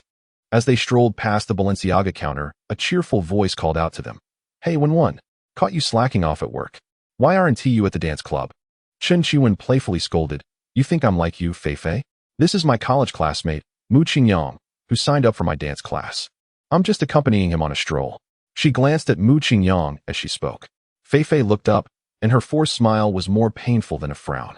Has 1-1 been so desperate for a man lately? Is this the kind of person she finds appealing?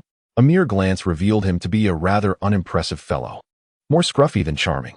Aside from being somewhat tall and possessing decent features, she saw nothing remarkable about him. He likely intended to use the guise of dance lessons to get closer to 1-1.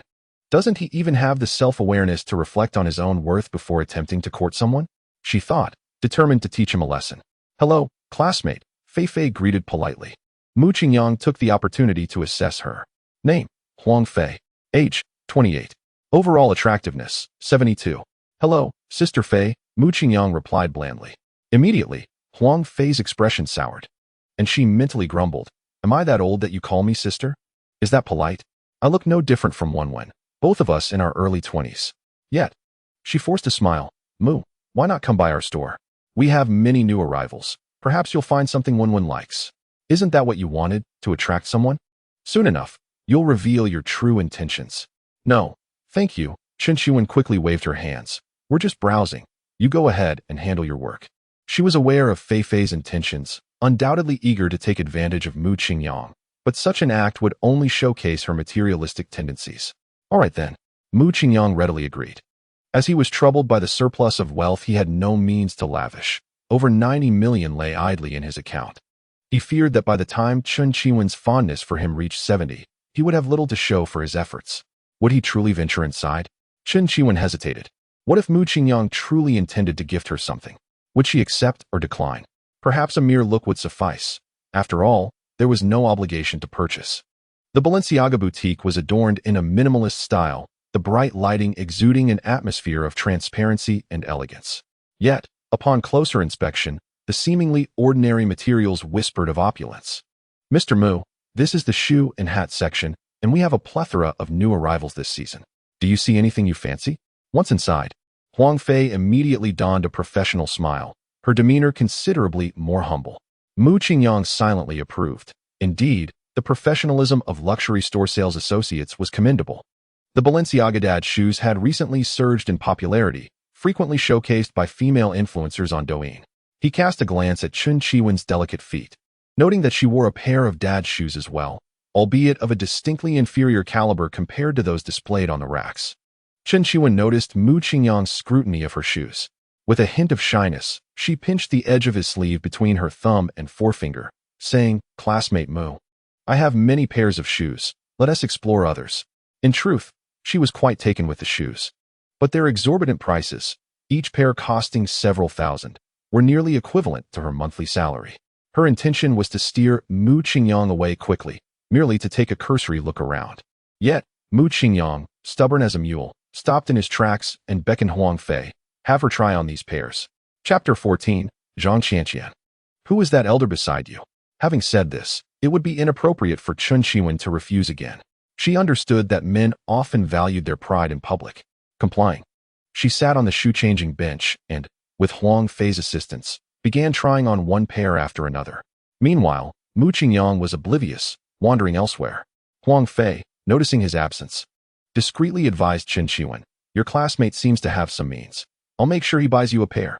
Chen Qiwen quickly shook her head. That wouldn't be right. What is wrong with that, silly girl? Look how beautiful you are in these shoes. Leave this to me.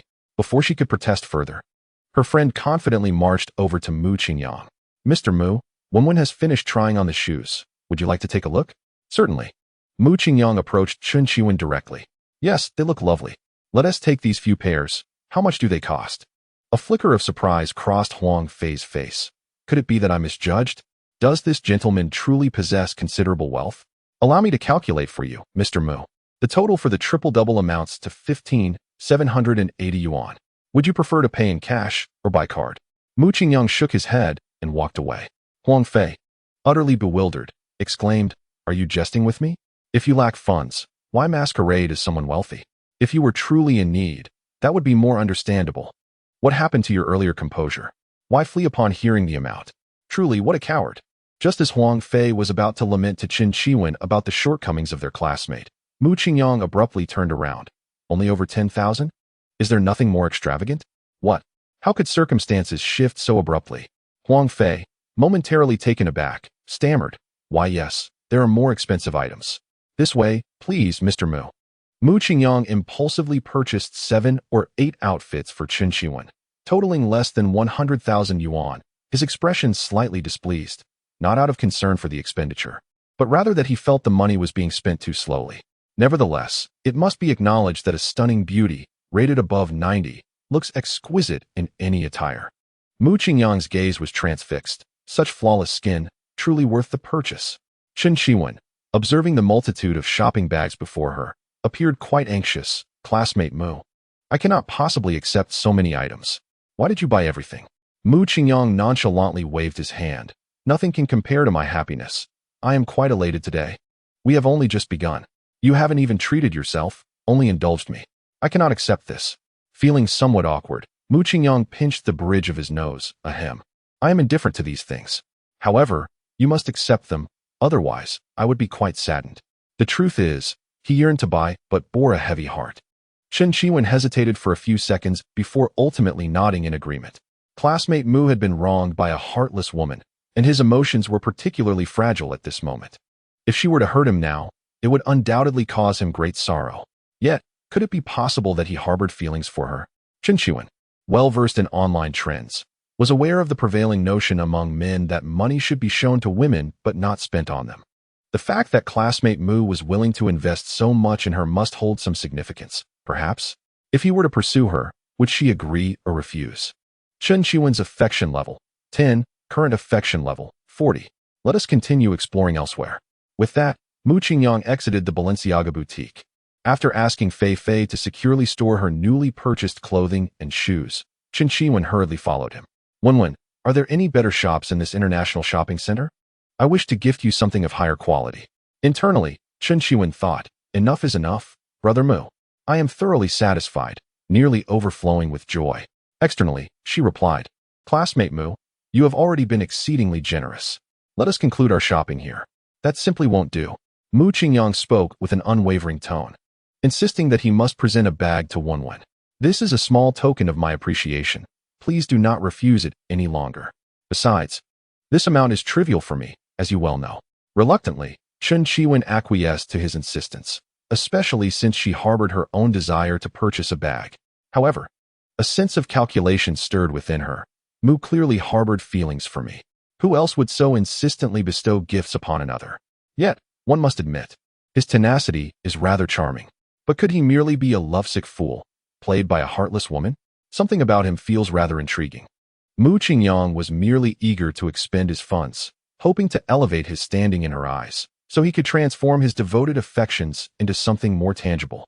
He intended to buy Qin Shiwen a bag, drawn particularly to a brand he had encountered online called Hermes, where even the simplest bag could cost hundreds of thousands. Is there an Hermes boutique nearby? Let us visit. Qin Shiwen shook her head vigorously, akin to a rattle drum. Let us skip Hermes. I prefer Chanel, which is quite lovely in its own right. Mu Qingyang conceded, recognizing the wisdom in gifting her something she cherished, as it would surely enhance his appeal. The Chanel boutique was not far from the Balenciaga store. A mere turn, and they arrived. As he stepped inside, a familiar voice reached his ears, though he hesitated to confirm it. It seemed too coincidental, akin to someone just turning 18. Curiosity compelled him to glance over. To his dismay, it was Zhang Qianqian. She was adorning the arm of a balding, rotund man, playfully coaxing him. Oh, Wang Gu, do buy this for me. I have long desired this bag. If you do, I shall reward you with your favorite indulgence tonight. Zhang Qianqian, that insufferable creature, had pretended to be virtuous before me, claiming no intimacy before marriage. I pursued her for 3 years without even a kiss. Yet behind closed doors, she would either sell herself or act as someone's mistress. Mu Qingyang's voice turned icy. Is that overweight fellow beside you your father? Upon hearing her name called, Zhang Qianqian turned in confusion, and upon recognizing him, scoffed. Oh, it's just Mu Qingyang, the Meituan delivery guy. What brings you here instead of delivering meals? His tone grew even colder. I ask again, is that man beside you your father? What's it to you? Zhang Qianqian snapped back, her temper flaring. Who I choose to be with is none of your concern. You've already embarrassed me enough. My friends mock me for having a delivery boy pining after me. Do you know how mortifying that was? Chapter 15. Mu Qingyang, you are nothing but a scoundrel. The greasy man finally grasped the situation at hand. He gently caressed his round belly, adopting a solemn expression as he spoke. Young man, this society is intricate. It is not merely about love and affection. Emotions are frighteningly fragile in the face of materialism. You do not belong here. Know when to draw the line. Mu Qingyang found himself momentarily at a loss for words, unsure of how to respond. At that moment, a soft arm gracefully linked with his, and he heard the sweet voice of Chen Qiwen. Brother Mu, don't be angry. The rotund man's eyes widened in astonishment. He had presumed that the girl standing beside Mu Qingyang was merely a bystander, casually accompanying him. To his surprise, she was the poor lad's romantic interest. What incredible fortune this young man had. In all his years navigating the realm of romance, he had never encountered such a gem, although she belonged to someone else. The rotund man felt elated. He was well versed in managing young women. A little sweetness and glimpses of the upper echelons of society would surely reveal to them that youth and good looks held little value. Eventually, they would eagerly seek his affection. With a grin, he produced a business card from his wallet. Hello, beautiful. I am Wang Jian, the chairman of Happiness Property. It is a pleasure to meet you. Chen Qiwen remained steadfast, not shifting her gaze or showing any inclination to engage. Disheartened, he withdrew his hand and turned to Zhang Qianqian, saying, Qianqian, didn't you express a fondness for this handbag? I bought it for you. He intended to demonstrate his prowess through the most straightforward and ostentatious means, shopping. He assumed that Mu Qingyang was merely taking his girlfriend to browse, with no intention of making a purchase. After all, even the most mundane handbag here cost upwards of 40 to 50,000, far beyond the means of freshly graduated university students. Chen Qiwen remained unmoved, not even casting a glance at the rotund man. Conversely, Zhang Qianqian's expression transformed entirely upon hearing his words. Although Wang had flirted with another woman in her presence, the allure of a handbag was sufficient to erase all her discontent. She lightly pecked Wang on the cheek. You are truly wonderful, Wang. Mu Qingyang felt a wave of nausea wash over him and had no desire to engage further with such individuals. He took Chen Qiwen to another area. Mu, was that the girl you pursued for 3 years? Chen Qiwen inquired softly. Mu Qingyang nodded. However, we are no longer connected in any way. I believe she is unworthy of you. Let's not dwell on her. Let us look at handbags. Chen Qiwen tried on 7 or 8. But her indecision plagued her as she struggled to choose. This was a simple problem that Mu Qingyang could solve. He waved to a sales associate. Please wrap all of these up. I will pay by card. Zhang Qianqian had already set her sights on a particular handbag but feigned indecisiveness, occasionally glancing toward Mu Qingyang. When she heard Mu Qingyang's ostentatious remarks, she nearly burst into laughter. To purchase everything? And with a card? A destitute individual who could barely afford rent daring to boast in a luxury store. Did he think he was at a market buying vegetables? She had already activated her phone's recording function. This was perfect material for social media. Mu Qingyang, I am eager to see how you will extricate yourself from this predicament. The sales assistant smiled politely. Very well. Sir, is this all you wish to purchase? Mu Qingyang nodded. What is the total? Sir, it amounts to 356,800. Please proceed to this counter to complete your payment. The process of scanning, printing the receipt, and signing was seamless. Mu Qingyang felt a sense of relief. Not bad, he thought, having earned over 300,000 in such a short time, and all from purchasing a bag. Zhang Qianqian was left astonished. Her mouth agape as if it could accommodate an entire fried dough stick. She found it incomprehensible and unacceptable. During their time together, Mu Qingyang had been a miser, never buying her gifts and rarely taking her out for meals. How could he spend such a significant amount on a stranger? She toiled alongside an elderly man, serving him diligently, and received only a meager sum each month. This was unjust. That money should have been spent on her. Zhang Qianqian's eyes turned green with envy. Furiously, she approached the cashier, intercepting the sales assistant who was packing the items. Do not package those. She then glared at Mu Qingyang. What do you mean, Mu Qingyang? Buying bags for other women in front of your girlfriend? You two-timing scoundrel. Mu Qingyang was taken aback. Zhang Qianqian, what magic cloak are you wearing? Who is your boyfriend that you dare insult? He retorted, stop slandering me here. Mu Qingyang, I see through you now. During the pursuit, you pretended to be impoverished and pitiful, And now that you encounter someone more beautiful, you flaunt your wealth. Do you think you deserve me? Mu Qingyang found her absurd logic amusing. Zhang Qianqian, please spare me your theatrics. Must I reveal your secrets? Be a good mistress. We have no further ties. Zhang Qianqian resembled a cat whose tail had been stepped on. Her fury ignited instantly. You ungrateful wretch. Who are you calling a mistress? You, who lack parental guidance. Mu Qingyang inhaled deeply, suppressing his anger. This woman had lost her mind, and reasoning with her was futile. She would only stand on her moral high ground to condemn others. Engaging in further conversation would only harm himself. You orphan, heartless man. Speak up. Are you at a loss for words? Mu Qingyang's temper flared. You promiscuous wretch, utter another word. Zhang Qianqian was intent on causing a scene when a confused bystander inquired. What are you talking about? In an instant, Zhang Qianqian fell silent. She could no longer bully Mu Qingyang as she had in the past, riding atop him with impunity. However, such words must never reach the ears of the benefactor.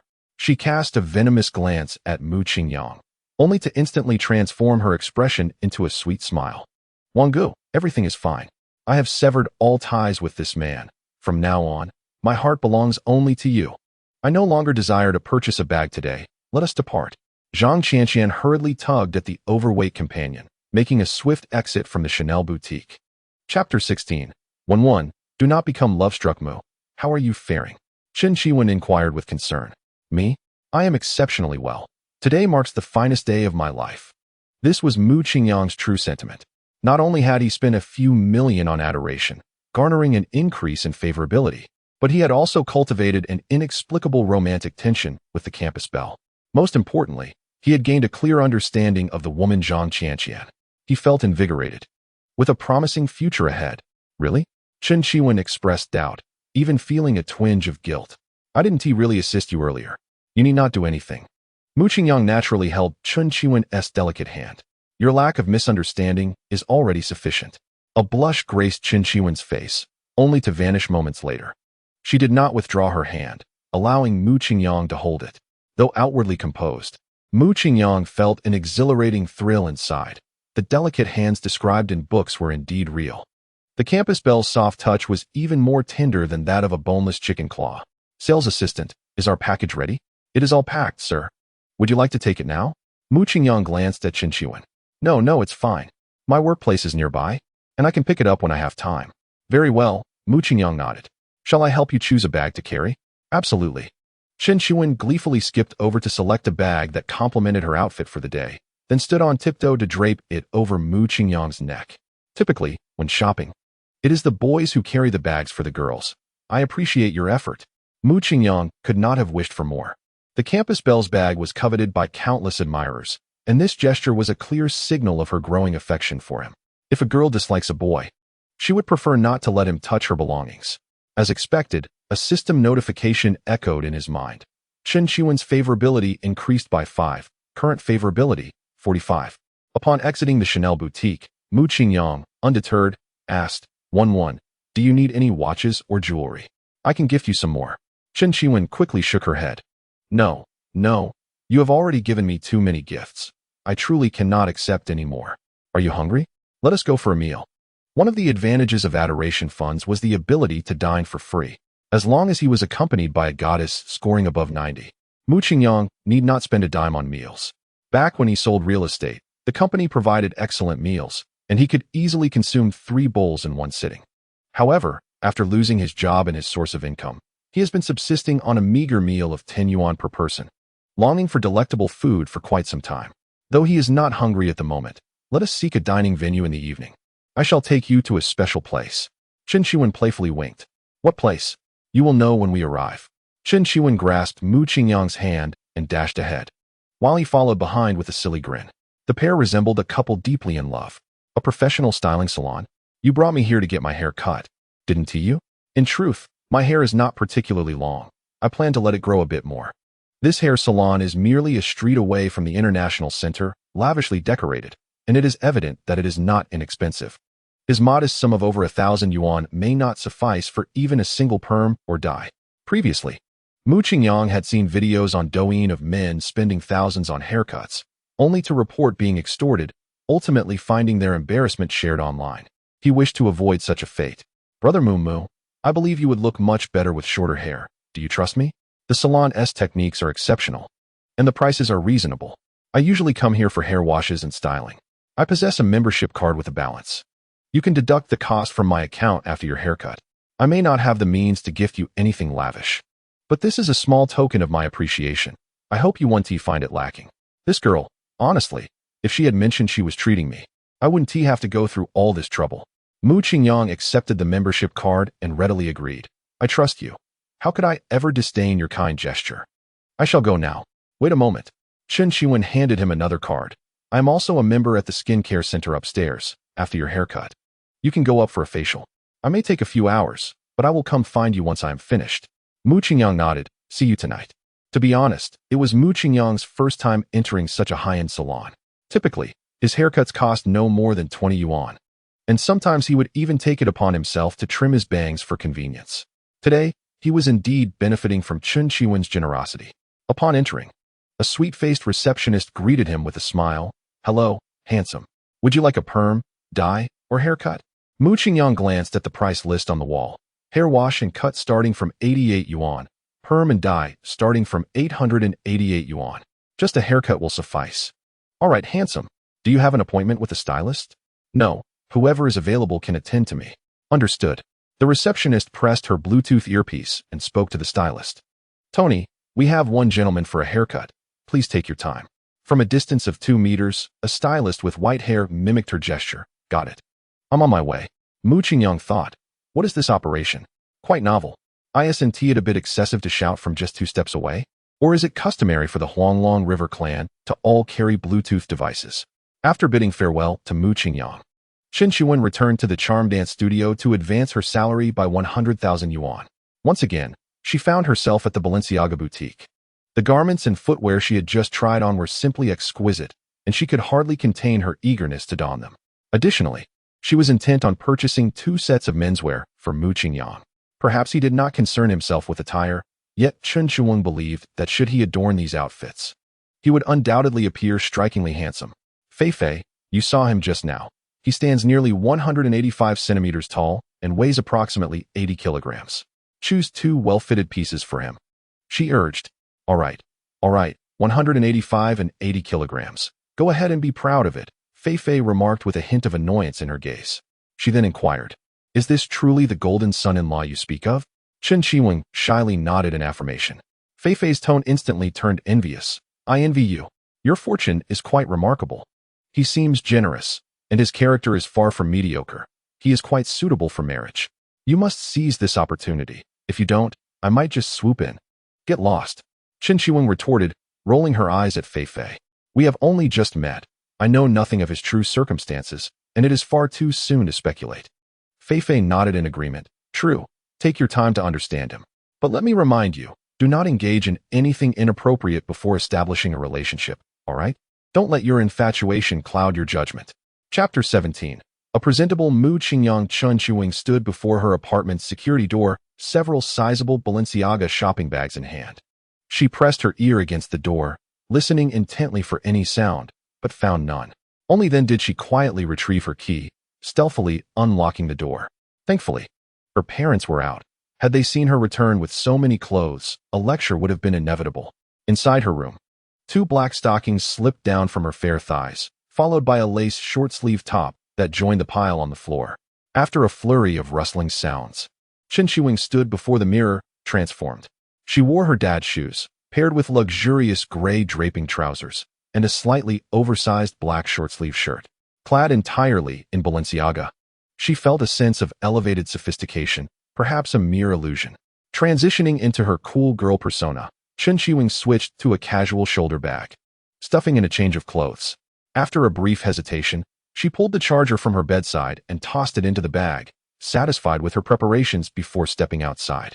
Mu Qingyang gazed at his fresh and clean reflection in the mirror, a broad smile spreading across his face. This vibrant demeanor was truly fitting for someone of his youth. He checked his phone for the time. It was precisely 6 p.m. Just as he was about to message Chen Qiwen to inquire about her whereabouts, her message arrived. Brother Mu, are you ready? I'm outside the hair salon. Perfect timing. I'll be right down. He replied. When Mu Qingyang reappeared before Chen Qiwen, her eyes widened in astonishment and disbelief. Was this truly the same person? A mere haircut and a clean shave had wrought such a remarkable transformation. Why does he not take the opportunity to enhance his appearance so effortlessly? Mu, with his elevated mindset, exists on a plane far removed from us mere mortals who often grapple with insecurities regarding our looks. Thus, it stands to reason that my greatest asset, my beauty, may not hold the same significance in his eyes. Contemplating this, Chen Qiwen felt a sudden lapse in her confidence. What's the matter? Do you look displeased? Mu Qingyang remarked. Noticing her furrowed brow, he instinctively grasped Chen Qiwen's delicate hand, realizing that the enchanting school beauty possessed an extraordinary charm that invariably uplifted his spirits. His affectionate gesture rekindled Chen Qiwen's confidence, prompting her to sweetly exclaim, "I'm merely astonished by your transformation. It's quite exaggerated." Mu Qingyang stroked his chin. "Is it really that significant? I merely appear a bit more refreshed." "Not at all." Chen Qiwen shyly shot him a glance. "Your current appearance embodies the quintessential puppy dog look, which is quite appealing to girls." With a playful grin, Mu Qingyang teased, "Do you like it then?" "Absolutely not," Chen Qiwen retorted, shaking off his hand as she turned away. "We've only known each other for less than a day. There's no question of likes or dislikes." Unperturbed, Mu Qingyang quickened his pace to catch up. "Did you hear any sounds just now?" "What sounds?" Chen Qiwen tilted her head adorably in inquiry. Mu Qingyang pointed to his stomach. "The rumbling of my belly. I haven't eaten all day. Shall we find something to eat?" Chen Qiwen crossed her fingers. "Can we wait 10 more minutes? I've bought you a gift, which I left at the dance club. Shall we take a quick look?" Mu Qingyang felt a surge of delight. This girl was quite impressive, not the type to be merely superficial as claimed online. And she was reciprocating so quickly, he absolutely had to see. He draped his hand over Chen Qiwen's fragrant shoulder. "Look, even if I starve, I must see it first." At the Charm Dance Society's room 7, Mu Qingyang began to unbutton his yellow shirt, revealing his slightly sculpted chest and smooth muscular contours, gradually coming into view for Chen Qiwen. Chen Qiwen was utterly captivated. Is Mu Qingyang some kind of enchantment? Not only is he wealthy and handsome, but his physique is also outstanding. Should I strip down further? Do you wish to continue watching? Oh, Chen Qiwen snapped back to reality, flustered, and hurriedly retreated. Mu Qingyang gazed at his reflection, a charmingly rogue figure, and shook his head with a bittersweet smile. Money indeed has its way of enhancing one's allure, even as an ordinary guy. Donning such luxurious attire made him appear quite dashing. As Mu Qingyang opened the door to room 7, a system notification chimed in his mind. Chen Qiwen's affection level, 5. Current affection level, 50. Turning around, he found Chen Qiwen standing a short distance away, gazing at him in astonishment. "What's with that look? Do I appear odd in this outfit?" Chen Qiwen's face flushed, and with her hands clasped behind her back, she approached timidly like a child who had committed a misdeed. "You look like an entirely different person in that outfit. I can hardly bring myself to approach you," she confessed. Chen Qiwen truly regretted encouraging Mu Qingyang to get a haircut and buy new clothes. Was it not better to let him remain as he was? Now transformed into this handsome figure, she could only imagine the throngs of admirers eager to flock to him. As a woman, she understood all too well how alluring Mu Qingyang was, given his attributes. "Isn't this your doing? I find this outfit delightful. How should I express my gratitude?" "Then treat me to a lavish meal." Chen Qiwen took the initiative to link her arm with Mu Qingyang's. It seemed apparent now that he harbored genuine affection for her.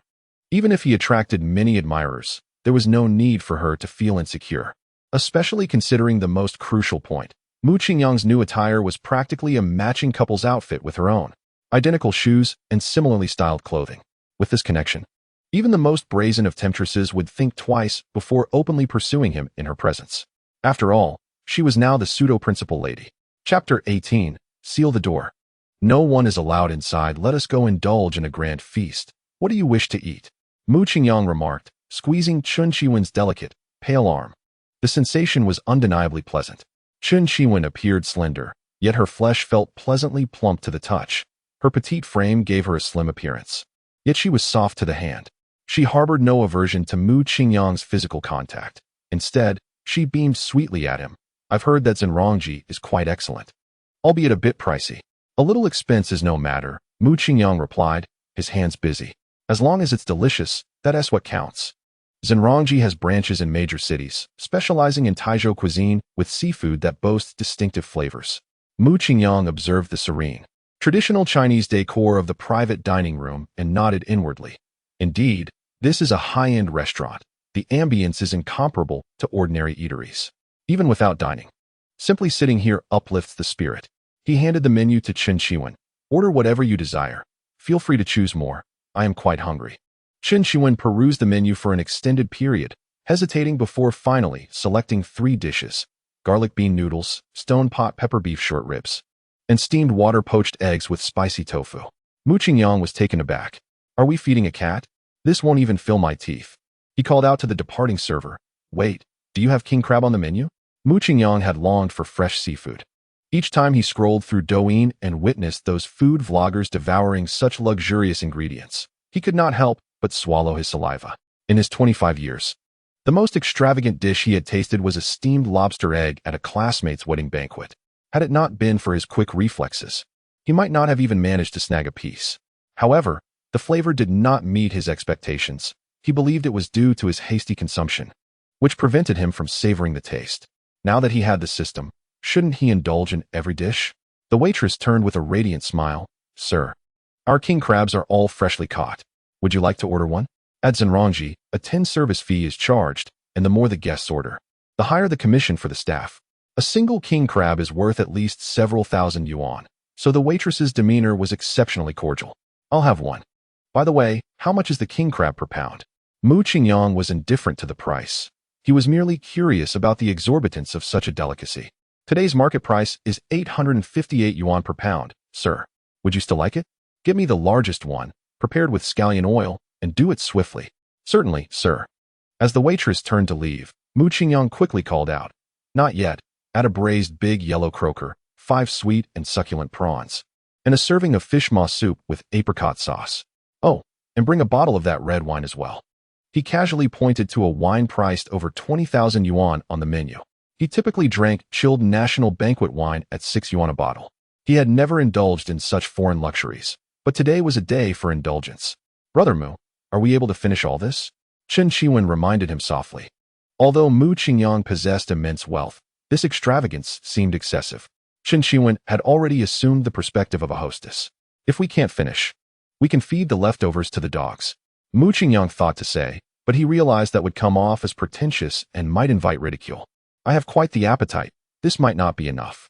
Besides, it's my first time treating you to a meal. I must make it sumptuous. Very well, then. The dishes were soon served. Mu Qingyang transformed into a glutton, devouring a 10-pound king crab in under 5 minutes.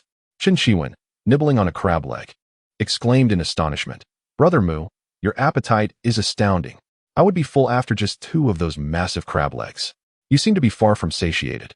Mu Qingyang rubbed his still flat stomach. It's not bad. I've only had a half-full meal. Come, let us toast. All right, cheers. Just as Qin Shiwen raised her glass, Mu Qingyang clumsily bumped into it.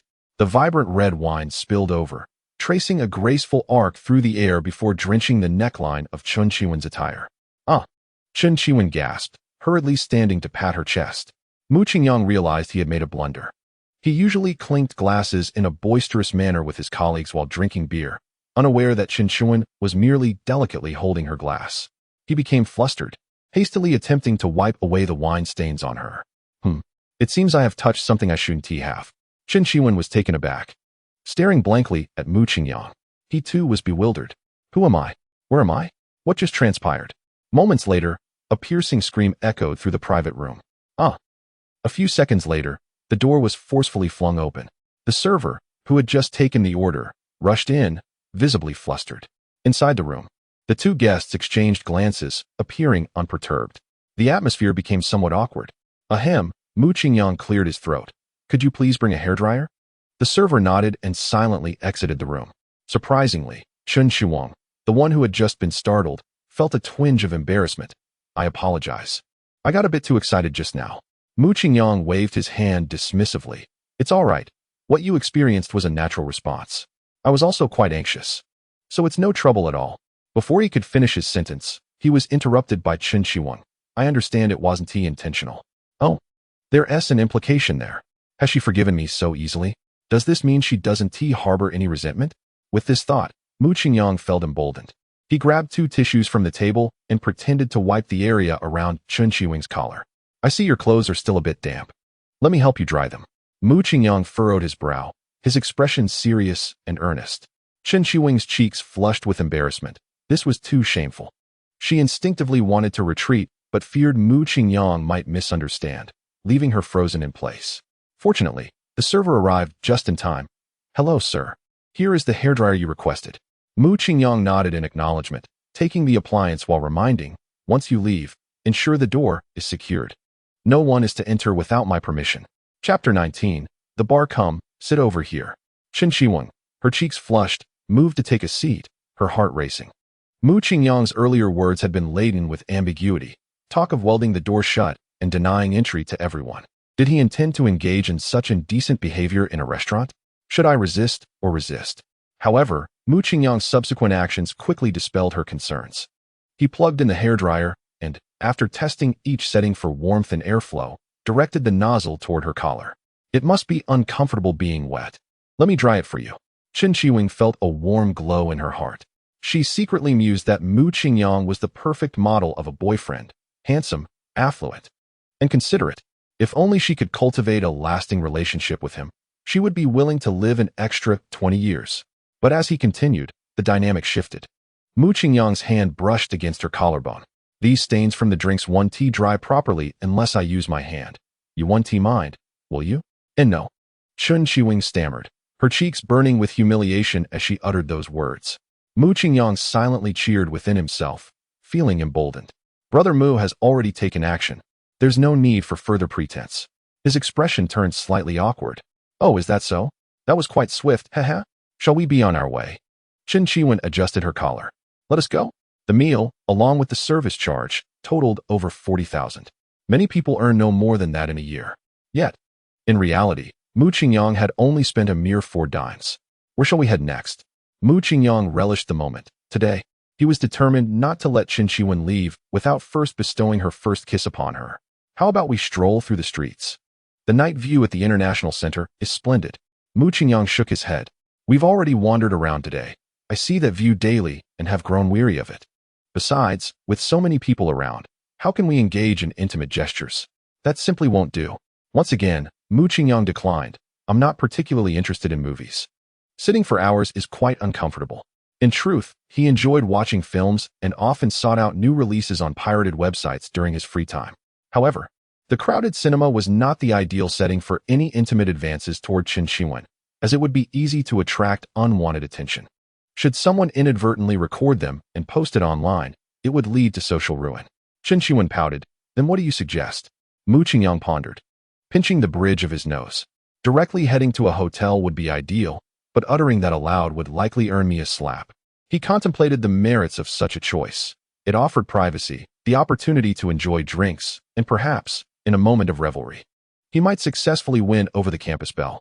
However, the expense was too low, which would not aid in bolstering his devoted admirer status.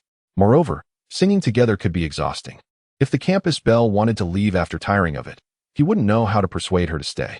He needed a place that allowed for drinking, had higher expenses, and could keep them entertained late into the night. The only option left was a bar. He had never been to one before, and this would be a perfect opportunity to try it out.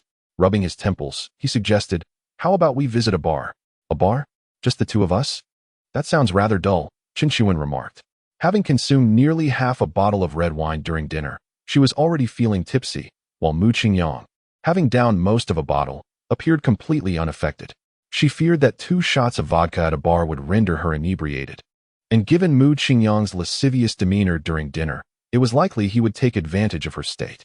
Feifei had cautioned her against becoming intimate with him before truly understanding him. Although she had a deep affection for him, this felt too hasty. If she allowed Mu Qingyang to obtain her so easily, he likely would not appreciate her and might even think her to be frivolous. No, we cannot go to a bar. If you're bored, you could invite a few friends. I've never been to a bar. Would you accompany me? Chen Qiwing gazed at Mu Qingyang's handsome face and clear eyes. The resolve she had only just established crumbled within mere seconds. Under the tender gaze of this man, she found it impossible to voice her refusals. Well, since he said I could call my best friend, I'll just have her drag her along later. Chen Qiwing thought to herself. With that in mind, she promptly sent a message in the Four Flowers group chat. Come out, come out. Tonight we're going to the bar for some fun. Feifei replied. Are you going with that handsome guy who weighs 185 kilograms? Cece chimed in. What handsome guy weighing 185? What is going on? I'm completely in the dark. Tong Tong added. Why didn't you mention this sooner? I've already taken off my makeup. Wenwen reassured them. It's still early, no need to rush. Take your time getting ready. I'll share the location in the group shortly. The largest bars in Jiangnan City are located in the pedestrian street next to the International Center. Among them, the most popular and lively, with the finest decor, is the bar known as Royal Queen. Mu Qingyang often received delivery orders from this area while working previously, and he would often fantasize about when he might enjoy life like those peers. Little did he know that day would arrive so swiftly. Handsome, are you here to sing? We offer fruit platters and snacks, plus drinks with a VIP package. Beautiful. Have you heard of Royal Queen? We have a muscular male show tonight. It's going to be exhilarating. As he walked along, numerous marketing pitches approached him, all of which he politely declined. His destination was clear. As expected, the bar street was bustling. By 9 o'clock, the line had grown lengthy, and it seemed there were no more spots available. Disappointed, Mu Qingyang prepared to leave when a young man with green hair, around 20 years old, called out to him. Handsome, are you looking to get in? Yes. But I didn't expect your business to be this thriving. It's already full before 9, he replied. The young man pointed to a giant poster on the wall. We have the famous Douyin influencer Kiki Xinshin tonight. Ordinary seating has long been booked, but there are still 2 VIP booths available. Oh, Mu Qingyang raised an eyebrow. Can we sit there? The young man's eyes lit up as he handed Mu Qingyang a cigarette. Of course, bro. The minimum consumption for the booth is 38,888. No problem, right? Lead the way. Sure thing, bro. Chapter 20. Brother Mu, is she pretty? Under the guidance of the young man, Mu Qingyang and Chen Qiwen bypassed the line and passed through security. In such a mixed environment as a bar, security checks are essential. Neither weapons nor drugs are permitted inside. Over here, brother, the young man gestured eagerly. However, Mu Qingyang stood still beneath the poster of Kiki Xinshin. She scored a 93. Throughout my journey, I've scanned countless seemingly attractive individuals, yet none surpassed an 85. This time, a casual glance revealed a potential target. This bar was indeed the right choice. The more potential targets, the greater the likelihood of success for Mu Qingyang. As the saying goes, when one door closes, another opens. He understood this simple truth well. Since being deeply wounded by that woman, Zhang Qianqian, a precious part of Mu Qingyang's heart had quietly shattered. Brother Mu, am I beautiful? Chen Qiwen noticed Mu Qingyang staring at the poster for an extended period, her jealousy already overflowing. However, since their relationship could only be classified as friendship, she lacked the proper standing to impose constraints upon him, thus resorting to this form of inquiry, hoping he would take the initiative. Quite beautiful, Mu Qingyang replied without a moment's hesitation. Chen Qiwen's delicate brows immediately furrowed. But it pales in comparison to your beauty. Humph. Chen Qiwen proudly lifted her chin and followed the green-haired individual up the staircase. Mu Qingyang diverted his gaze from the poster and ascended the stairs as well. Is this truly the best bar in Jiangnan City? It is indeed bustling, with hormones unintentionally coursing through the air. The pulsating music filled his ears, while the crowd before him was dense with people. The expansive venue was teeming with men and women adorned in various eye-catching fashions, indulging in smoking, drinking, and swaying to the rhythm. Brother, our seats are over there. Follow me. The green-haired individual gestured towards the center of the venue. Mu Qingyang glanced in that direction. Where a 2-tiered platform stood, the second level boasting a single booth already filled to capacity. The first level had 4 or 5 booths, 2 of which remained vacant. Mu Qingyang securely embraced Chen Qiwen, pushing through the throng to follow.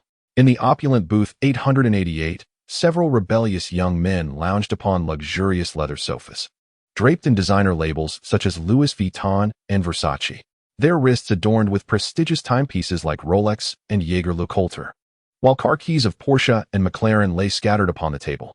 A bald man, with a nonchalant tone, remarked, "This crowd is filled with familiar faces, devoid of any desire. Can we not attract some newcomers?" A short-haired man, sporting a cross necklace, jested, "What time is it? The beautiful girls at this hour are dining with their wealthy patrons and sycophants. Let's be patient." A softer-looking man with long, K-pop-styled hair chimed in. "The manager truly lacks understanding. We must spend at least 2 million here annually, Yet he can't even manage to bring a girl over to toast us. I truly wonder what he is doing. The bald man leered. That Coco Xin on video is truly stunning. I wonder how she looks in person. To be honest, I've had several encounters with my phone just thinking about her. After tonight, I must get her contact information. The long-haired man laughed heartily. Baldy, you truly are a talent. Look, the short-haired man exclaimed, his eyes gleaming as he pointed towards a booth on the first level. There's a gym over there. The bald man and the long-haired fellow swiftly turned their heads to look. Wow, indeed. Her figure and looks were both perfect. Tonight promised to be enjoyable. Just as Mu Qingyang settled down, a flirtatious voice drifted from above. Hey, beautiful. Are you alone? Care to join me up here for some fun? Our vantage point here is far superior. Chen Kaiwan glanced sideways, but chose to ignore it. Mu Qingyang said nothing, as it is quite commonplace for beautiful women to be approached in a bar. Let us order something first. Do you have a preference for drinks? Mu Qingyang offered the tablet to Chen Kaiwan. He had the inclination to sample every drink available. Yet his limited budget only permitted indulgence in those above a score of 90 when it came to attractive companions. Thus, aside from dining, where there was some leeway, he had to defer to Chen Kaiwan's choice of libation. Chen Kaiwan scrolled through the tablet, her eyes lingering on the various spirits, each priced in the thousands. Hesitant to place her order, after a brief internal struggle, she gently set the tablet on the coffee table and said to the server, "Bring 2 bottles of Jägermeister, along with some juice." The server, taken aback, replied, "But, miss, the minimum consumption at this table is 38,888. Are you really only ordering a few hundred for the Jaeger? Even if you brought a friend, they wouldn't finish it." However, not daring to jest at the expense of a guest, he reluctantly returned the tablet to Mu Qingyang, asking, "Brother, would you like to take over?" Mu Qingyang recognized her intent to save him money and felt a sense of appreciation for Chen Kaiwan in that regard. Previously, whether it was for recharging a card or shopping, she had been somewhat resistant. It was only after his persistent requests that she reluctantly accepted. In a world so driven by material desires, who can withstand such temptations? Gently, Mu Qingyang playfully tapped her nose, saying, "Silly girl, have you forgotten there's a minimum spend here? Don't worry, I can handle it." Chen Kaiwan pouted and selected a package that neatly totaled 38,888. This package comprised 3 bottles of ordinary black label champagne, 10 bottles of Olympic sparkling wine, a lavish 3-tiered fruit platter, along with some snacks and napkins.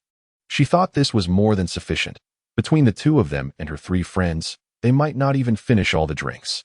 After Mu Qingyang successfully scanned the code, the server unexpectedly asked him, "What is your surname, brother?"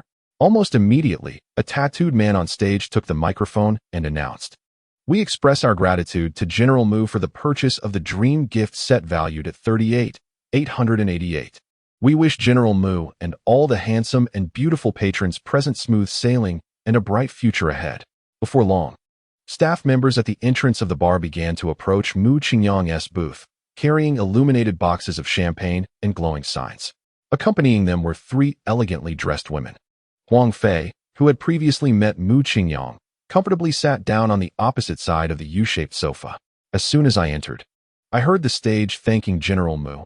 Not only is Mr. Mu extravagant in his shopping, but his drink orders are equally generous. Today, I shall bask in your generosity. Mu Qingyang nodded in acknowledgement. No need for formality. Feel free to enjoy.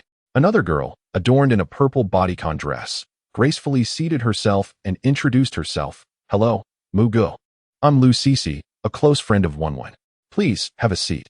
Mu Qingyang gestured toward the sofa while discreetly reviewing her profile. Name, Lu Cece. Age, 25. Comprehensive attractiveness, 82. Greetings, Mu Gu. My name is Tong Tong, and I am a close friend of 1. Hello. Mu Qingyang casually gestured towards the sofa while reviewing Tong Tong's information. Name, Li Tong Tong. Age, 24. Comprehensive attractiveness, 85. Chapter 21. The Enemies of Centipedes in the Bar. The previously sparse booths were now brimming with patrons. Staff members sequentially placed fruit platters on the coffee table before forming a long queue to exit. Mu Qingyang sighed inwardly. Is this the joy of the wealthy? This feeling of being in the spotlight, a surge of vanity instantly fulfilled. Chen Qiwen's 3 friends were utterly delighted. They often frequented bars for leisure, typically spending around 1,000 each to sit in ordinary booths, enjoying music and dancing to relieve work-related stress. However, Attending such a lavish gathering without the burden of expense was a first for them. Huang Fei poured a glass of sparkling wine and moved it to the end of the sofa where Mu Qingyang sat. Mu Zong, thank you for your consideration this morning. I've already achieved half of my monthly targets, so I raise a toast to you. Mu Qingyang drank the toast in one go. He may not boast of many talents, but his tolerance for alcohol was remarkably high. He felt no hint of inebriation. Huang Fei took a delicate sip and casually inquired, Mu Zong, being so young and accomplished, what business are you engaged in? Ah, so that was the question she wished to pose, likely hoping to glean information for Qinchuan. Mu Qingyang replied succinctly, I have never engaged in business. I was delivering takeout not long ago, but I've since ceased that. Ha ha ha, Mu Zong certainly knows how to jest. Mu Qingyang shrugged. If you don't believe me, ask Wen. Qinchuan appeared quite embarrassed. Fei, why are you asking this? If your mouth is idle, just enjoy some fruit. Earlier that morning at the Chanel store, a woman named Zhang Qianqian did indeed mention that Mu Qingyang was a delivery rider. However, after some reflection, Chen Qiwen dismissed that notion. If one were to entertain such a theory, it could only suggest that Mu Qingyang had previously concealed his true identity while interacting with her. Yet, due to this very identity, that woman had humiliated him in myriad ways, making Huang Fei's question exceedingly inappropriate. Thankfully, Mu Qingyang had moved beyond it and bore no ill will. Huang Fei returned to her original seat, somewhat disgruntled, and popped a piece of watermelon into her mouth. Mu Qingyang, feeling at ease, casually observed the opposite sex below, silently critiquing. After scanning dozens of individuals, none achieved a score of 90. When would that internet celebrity make her entrance? Those swaying in the dance floor while fiddling with their phones must surely be the enemies of centipedes, right? He had heard from his roommates that some high-end escorts prefer to wait for business at bars. When business arrives, they go to work. When it doesn't, they simply indulge in leisure. After all, they must spend money to drink at the bar, and the marketing team would offer them complimentary drinks. This was yet another method for bars to attract patrons. The presence of beautiful women naturally entices men to spend. Mu Qingyang glanced once more at Qinchuan, who was sipping drinks and gossiping with her close friends. A battle plan began to form in his mind. It was not the opportune moment to make a move with so many people around. He would wait until they were all slightly inebriated before making his approach to tenderly care for Qinchuan at booth 888. The short-haired man could no longer contain himself. 3 more beauties had arrived at the table below, yet there remained only one man among them. Let us devise a plan. Each of us can charm one, he proposed. The long-haired man shook his head. These women are rather pretentious. They hardly acknowledged us just moments ago.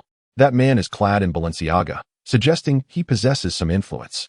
Let us first procure some drinks and make an impression on them. The bald man concurred, indeed. These academically elite women are notoriously discerning.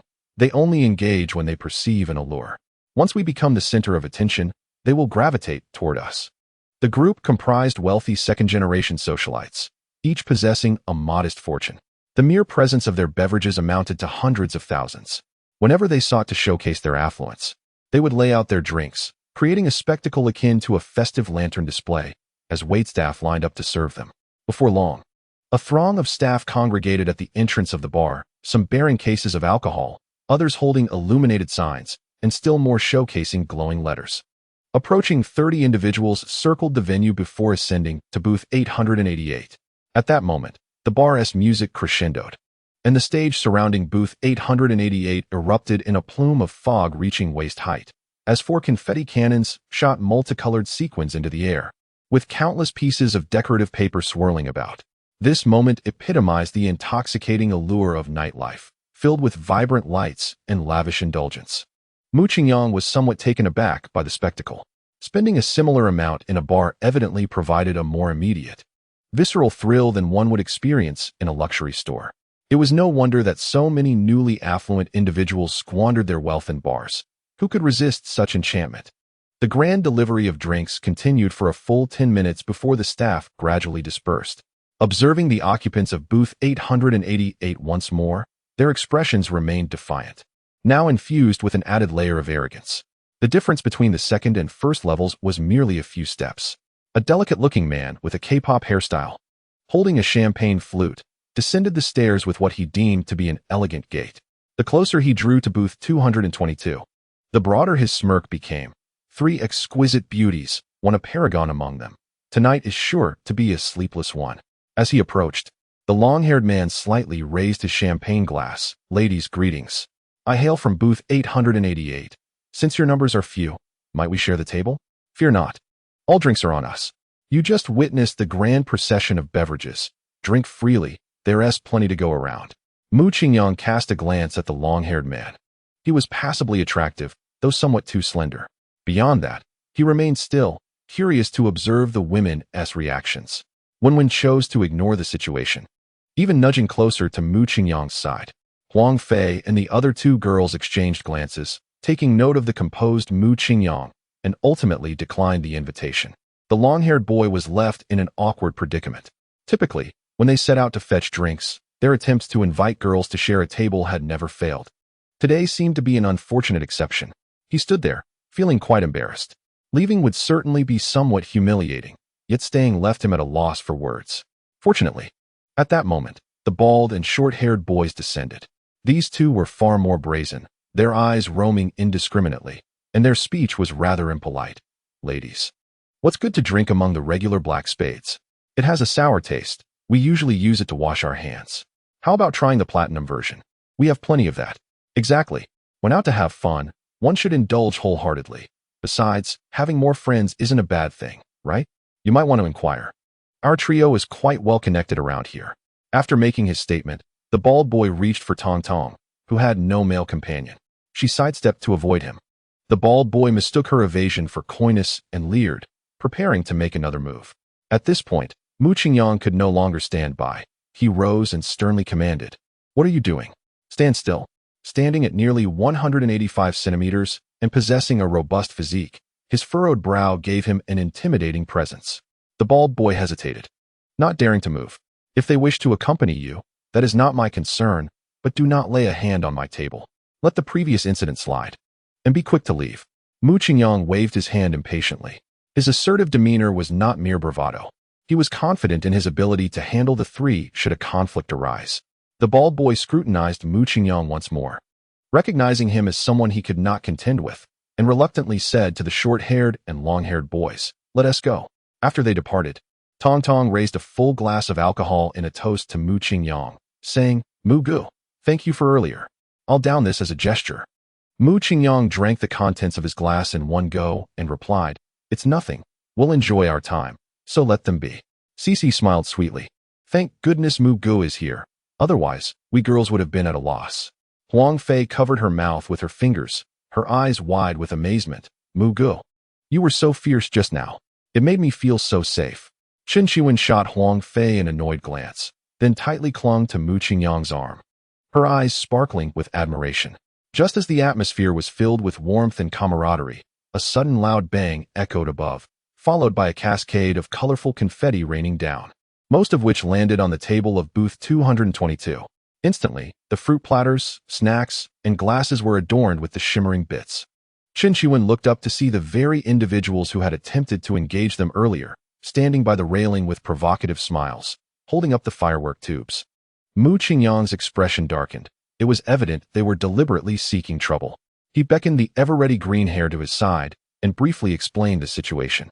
Greenhair nodded and promised to promptly relay the matter to the manager. Before long, he returned, his expression laden with regret as he looked at Mu Qingyang. "I apologize. Brother, the manager just spoke with the guests at table 888, and they claim the fireworks are sold by your bar. Are they not allowed to set them off after purchasing? They are regulars, and the manager feels powerless against them. How about this, brother? You all make do for now while I check for any available seats. If there are, I will swiftly arrange a switch for you." Mu Qingyang glanced at the overcrowded dance floor, visibly more packed than before, and he realized that finding an available spot was highly improbable. Understanding that Greenhair had exerted himself to the utmost, Mu Qingyang felt no need to press him further. "No need for a change. You go about your duties. We can discuss amongst ourselves." Dejected, Greenhair retreated to the side, his spirits notably low. The bar's marketing salary was meager, relying heavily on commissions. He had finally secured a significant order for his area and had hoped to impress this brother to turn him into a returning customer. Yet, the manager prioritized his own clients, even at the risk of offending Greenhair's, which left him feeling quite aggrieved. The table was strewn with glimmering sequins, and he wondered how they could possibly enjoy themselves. The guests' so-called discussion was merely about whether to leave or not. Faced with such circumstances, he thought to himself that he would not return again. Chen Shiwen and her friends were indeed deliberating on whether to stay or go. If they departed, the several tens of thousands worth of drinks already ordered would go to waste. Conversely, staying would be equally unpleasant. After a prolonged silence, Mu Qingyang suggested, "Why don't we order more drinks? Those people up there are merely flaunting their arrogance due to their high spending. If our expenditure surpasses theirs, they will naturally retract." Huang Fei and the other two girls' eyes sparkled at Mu Qingyang's words, nodding eagerly. Such an opportunity to strike back without financial burden was rare indeed. However, Chen Shiwen resolutely shook her head. Mu Qingyang had already spent over 200,000 on her today. If he were to spend even more, what distinction would there be between her and a gold digger? Moreover, this bar was optional for enjoyment. There was no need to squander money just to save face. Mu Qingyang felt a pang of disappointment. The three of them had too little influence. Even if they agreed, it ultimately depended on Chen Shiwen. He suspected she was trying to save her own money. Wen, although your intentions are kind, I am merely a devoted admirer. The more I spend, the more I earn back. There seems to be a misunderstanding here. Yet, Mu Qingyang was not willing to concede defeat so easily. He had devised a strategy for the evening, and having achieved less than 10 of his goal was unacceptable. He pulled Chen Shiwen aside and whispered into her ear, Wen, the balance I showed you at the dance academy is merely my monthly allowance. You need not help me save. Let us enjoy ourselves as we wish, shall we? Chen Shiwen gazed at Mu Qingyang in disbelief, her large, sparkling eyes filled with astonishment. Are you truly serious? Mu Qingyang nodded firmly, then bent slightly to place a gentle kiss upon Chen Shiwen's eyes. Her eyes were exquisite, the irises a profound black, and the whites pure and unblemished. Devoid of any impurities, Mu Qingyang exerted restraint but found it utterly irresistible. Oh, how embarrassing! Chen Shiwen exclaimed, shoving him away, her face ablaze like a fiery cloud. Acutely aware of the many onlookers, Mu Qingyang chuckled foolishly. I couldn't help myself. Let's order some drinks. He waved over the nearby server, nicknamed Green Hair. Bro, are you guys leaving? Will you come back next time? Will you contact me again? Mu Qingyang playfully ruffled his hair. Where could we possibly go? Bring me the tablet. Green Hair, unsure of what was required, obediently complied. Wen, feel free to order whatever you like. The more you order, the happier I'll be. Please don't hesitate on my account. The girls began to excitedly scroll through the options on the tablet. Wen, is it really okay to order anything? Suggested Tong Tong. That shrimp-head guy was flaunting his few bottles of Ace of Spades, so let's order some ourselves and show them. Agreed. Let us order a few bottles to dampen their spirits. CC exclaimed, but upon seeing the price of the Ace of Spades on the tablet, she quickly reconsidered. Over 20,000 a bottle? Isn't that exorbitant? Can we even order it, Wen? Mu always insists we shouldn't be shy. So let us just order the Ace of Spades. Huang Fei, who had witnessed Mu Qingyang's prowess, reassured them without a hint of concern. Chen Shiwen, no longer hesitating, directly ordered a dragon set, which included 1 bottle each of gold, platinum, pink gold, green gold, and purple gold Ace of Spades, a total of 5 bottles valued at $9.99. After placing the order, she handed the tablet to Green Hair. Green Hair gulped as he glanced at the items in the cart, trembling as he presented the tablet to Mu Qingyang. Is this what you wish to order, bro? Without further ado, Mu Qingyang scanned the code with his phone. Green Hair felt overwhelmed with gratitude, nearly brought to tears. What an extraordinary patron. Not only did he refrain from being upset, but he also spent an additional 100,000. Just for this order, his commission would exceed 10,000, equating to nearly 2 months' salary. After placing the order, Green Hair hurried off, eager to arrange everything for the esteemed guest. Before long, a booming voice resonated through the venue. We thank Mr. Mu for his generous expenditure of $999 on the Divine Dragon set, wishing the boss smooth sailing, abundant wealth, and prosperous endeavors. Simultaneously, 4 dancers clad only in lingerie appeared at the corners of Mu Qingyang's booth, their alluring movements eliciting wild cheers from the crowd. At the entrance of the bar, a lengthy queue for the delivery of alcohol had formed once more. This time, the delivery personnel were not the usual male waiters, but rather a group of stylishly dressed, attractive young women. Mu Qingyang realized that they must be the legendary atmosphere creators. As they swayed their hips while bringing several bottles of gold label champagne, the music and lights inside the venue abruptly ceased. Suddenly, a spotlight illuminated booth 222, followed by an explosive dance track and dazzling lights erupting into the scene. Fog machines hissed as they released clouds of mist, filling every corner of the bar with colorful atmosphere-enhancing confetti. Once again, Mu Qingyang recognized the immense power of wealth. Was this merely the purchase of alcohol? No, it was the acquisition of a man's confidence. After the delivery ceremony concluded, a variety of slender and curvaceous girls eagerly toasted Mu Qingyang. With each clinking of glasses, he silently counted 63, 61, 68. At this moment, the trio of boisterous men at booth 888 finally quieted down. The bald one remarked, "That kid has some skills. Why haven't we seen him before?" The one with short hair replied, "He has probably a dragon crossing the river, either here for business or tourism." The long-haired one cautioned, "Let us keep a low profile. We only thrive in this small patch of Jiangnan City. We shouldn't stir up trouble for our families. Besides, the main purpose of tonight is to see Kiki Xinshin. She'll be on stage in 2 minutes at 10 p.m. The queue at the bar's entrance continued to stretch long. A Mercedes-Benz van slowly approached. At the security chief's command, about 10 security personnel who had been smoking and chatting snapped to attention, forming 2 lines along the roadside. The vehicle door opened slowly, and a cool girl wearing a baseball cap, a loose-fitting white floral shirt, and hip-hop jeans, adorned with a colorful kitten tattoo on her arm, jumped out. She was none other than the highly sought-after internet celebrity Kiki Xinshin. Many in line and those strolling nearby recognized her and quickly pulled out their phones to capture photos and videos. Wow, what an incredibly stunning beauty. Isn't it said that internet celebrities fade in true light? She's even more beautiful than in her videos. I'm in love. Look at her indifferent and cool gaze. It truly captivates my heart. Online rumors suggested that Kiki Xinshin hailed from a wealthy family and learned DJing while studying in the UK. Although undeniably gorgeous, she was also a woman of substance, rumored to have a strong chance of being nominated among the world's top 100 this year. You don't mean a bathing center, do you? What nonsense are you thinking? Haven't you seen her videos? She lives in a villa and drives a sports car. She's a true heiress.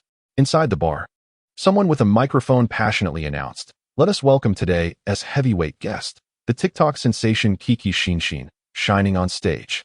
Additionally, we have exciting news. The highest spending booth tonight will have the opportunity to drink with Kiki Xinshin at the same table.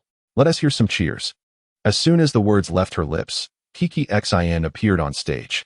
The large screen behind her and all the display devices in the bar were filled with her image. Instantly, the venue erupted with raucous howls. Zhuokerson tightened her earpiece. Unwilling to listen to the screeches of the non-mainstream, chamate, and socially awkward youths below. Her aspiration was to become the world's foremost female DJ. To perform at the largest electronic music festivals abroad for those who genuinely cherished music, rather than to engage in commercial performances in such a chaotic environment. However, her family did not support her passion, and for now, she could only validate her worth in this manner. The mere mention of the escorting business irked her immensely. Were it not for her dedicated public relations agent, she would have been reluctant to sign that contract. Shaking her head to dispel her distractions, Zhuokerson immersed herself in the music. In the 888 booth, 3 men with shrimp-like features gazed at her silhouette on stage, their eyes wide with astonishment. The short-haired one exclaimed, "Am I seeing things? Is there really a beauty of this caliber online? She's on par with that exquisite one below." The long-haired one added, "Compared to the one below, her disdainful demeanor is far more captivating. I can only imagine the thrill of conquering her." The bald one interjected, "Hey, bald guy, what the hell are you doing with your hand in your pants?" In the 222 booth, Mu Qingyang checked Zhuokerson's information once more. Name, Zhuokerson. Age, 24. Overall attractiveness, 93. Unable to view her detailed profile due to the lack of consumption behavior, he was curious about her reward for completing tasks. Wenwen and a few friends were beside themselves with excitement upon seeing Zhuokerson. Cici and Tong Tong sparkled with admiration. "I've been following her on Douyin for ages. I absolutely adore her videos. I can't believe she's even more beautiful in person. Oh, I'm definitely going to be her diehard fan." Me too, me too. She's just so fabulous. I'm utterly smitten." Huang Fei shook her head. "I thought I looked decent, but I can't compare to these young ladies at all. Kiki Xin is truly stunning." At this point, Huang Fei glanced at Qin Shiwen. "Shiwen, in all the years I've known you, I've never seen anyone match your beauty until now. She asked the first. Instead of being upset, Chen Qiwen appeared delighted. Am I as pretty as her? Haha. But I think she probably appeals more to girls. I'm a little smitten myself. Fei Fei shot her a disapproving look. Right? All the men like you. Oh, that is not what I meant. Chapter 24. A walk in space. Mu Qingyang chuckled to himself upon overhearing the girls' conversation. Hadn't they just mentioned that the booth with the highest consumption could invite Swakurson to drink? Seeing how much they adored this internet celebrity, he thought he could certainly indulge in a bit of dog-like admiration. 1-1. Mu Qingyang leaned closer to Chen Qiwen's ear. Would you like to invite Kiki Xin to join us for some fun? I can help you. Chen Qiwen's face was alight with surprise. Is that possible? She then pouted. But we need to spend the most, and I wonder how much it will cost. Mu Qingyang chuckled softly. This amount of money is trivial to me. Do you remember what I told you? Happiness is priceless. Since we are at a bar for this rare occasion, let us indulge ourselves. Chen Qiwen elegantly wrapped her delicate arm around Mu Qingyang's neck and obediently replied, All right, I will follow your lead. However, we should aim for the highest spending first. We can order more drinks once someone surpasses us. That would be more economical. At the 888 VIP booth, 3 young men were already in a state of ecstatic thrill. The short-haired one exclaimed, Brothers, let us pool our resources. We must secure the highest spending of the night. I'll set the example and contribute 100,000. The long-haired one added, I'll throw in another 100,000. We must bring that internet sensation to our booth tonight.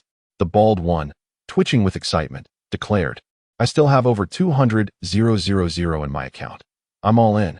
An unusual scene unfolded in the bar. What should have been a lively atmosphere turned into a competition of announcements. The 888 booth has spent 68,800 on a bottle of Martel cognac. Cheers to the owner. The 222 booth has spent 99,999 on a set of de Shenlong. Cheers to the owner. The 888 booth has spent 56,800 on a bottle of Armand Martin Louis XIII. Cheers to the owner. The 222 booth has purchased another set of de Shenlong for 99,999. The owner is generous. Damn it, who is that kid below? Ordering de Shenlong as if it were ergua too. He is even more extravagant than us at our peak. It was a crucial moment. They could not falter. I refuse to believe that the 3 of us cannot outdo him alone. Each of us must find another 100,000. We must act quickly, or the gap will only widen. Mu Qingyang was exhausted from scanning the payment. He glanced at the green-haired attendant. Do you have any drinks that cost even more in your bar? It can't continue like this. The green-haired one swallowed nervously. No, brother. De Shenlong is already the highest tier.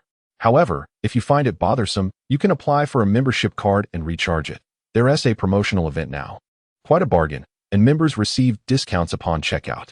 Membership card? Mu Qingyang shot an inquiring look at Chen Qiwen. Shall I get one for you?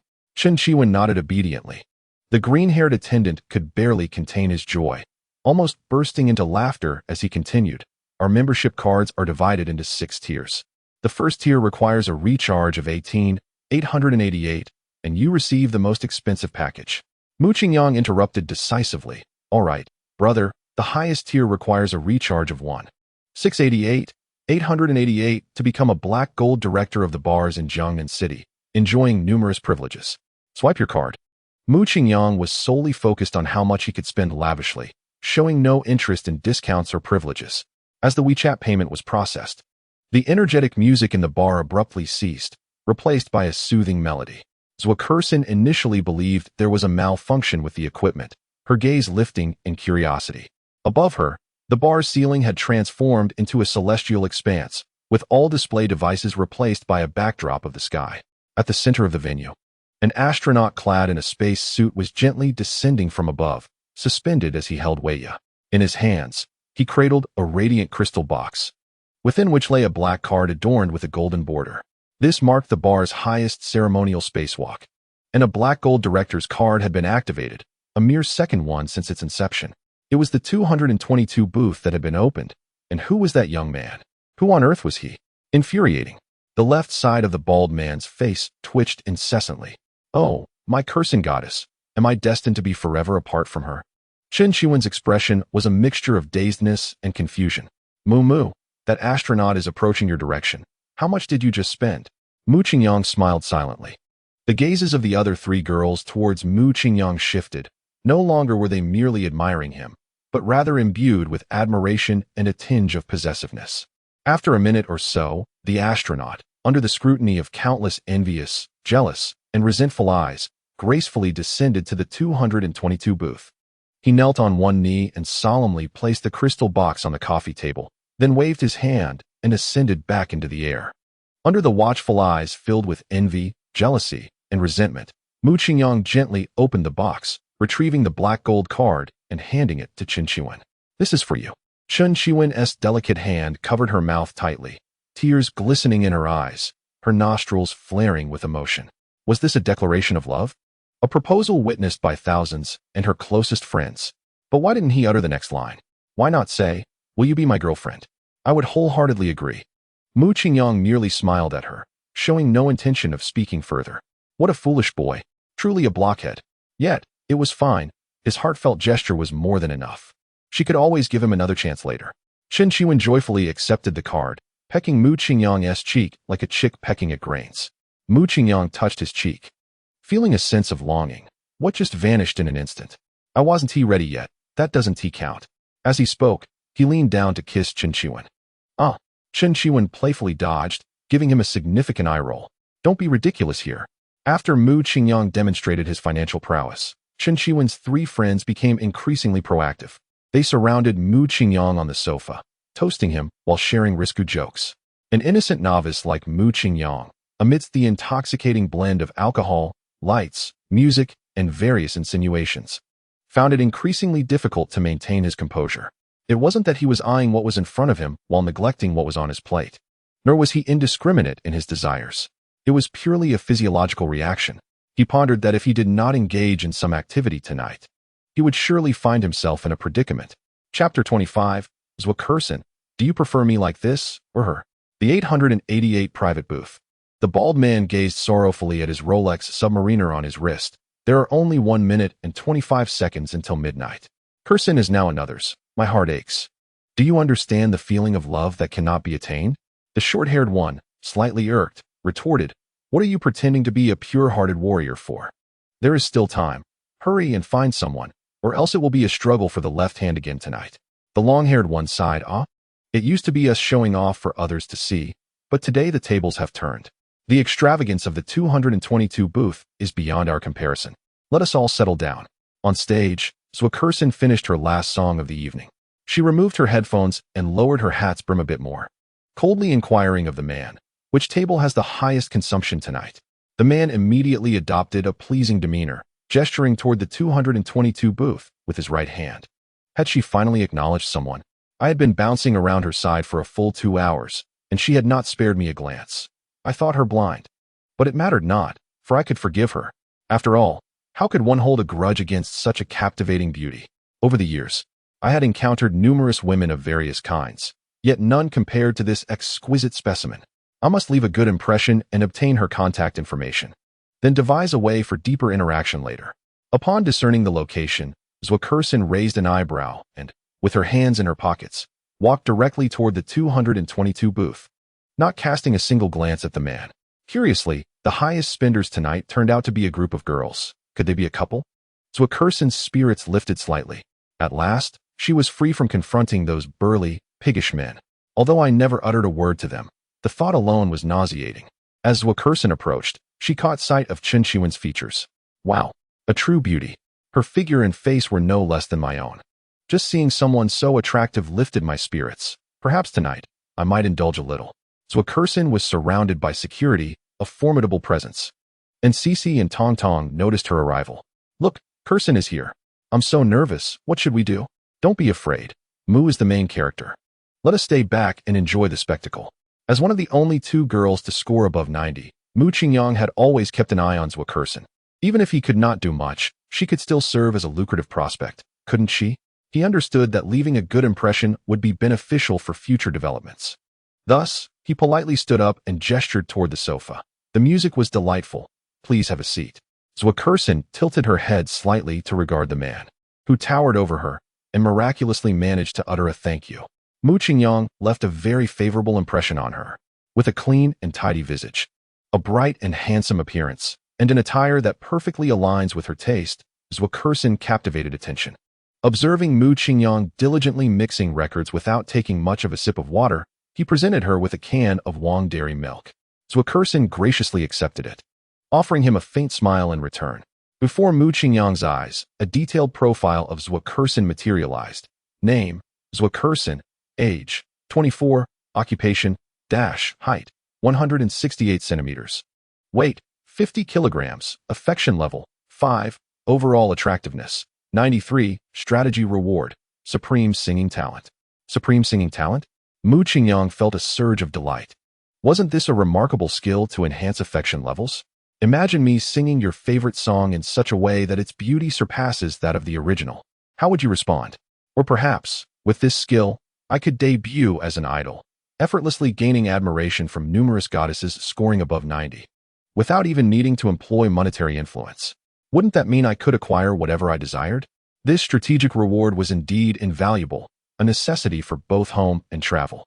And it was imperative to cultivate a relationship with Zhuokerson. With this thought in mind, Mu Qingyang promptly retrieved his phone. May I add you on WeChat?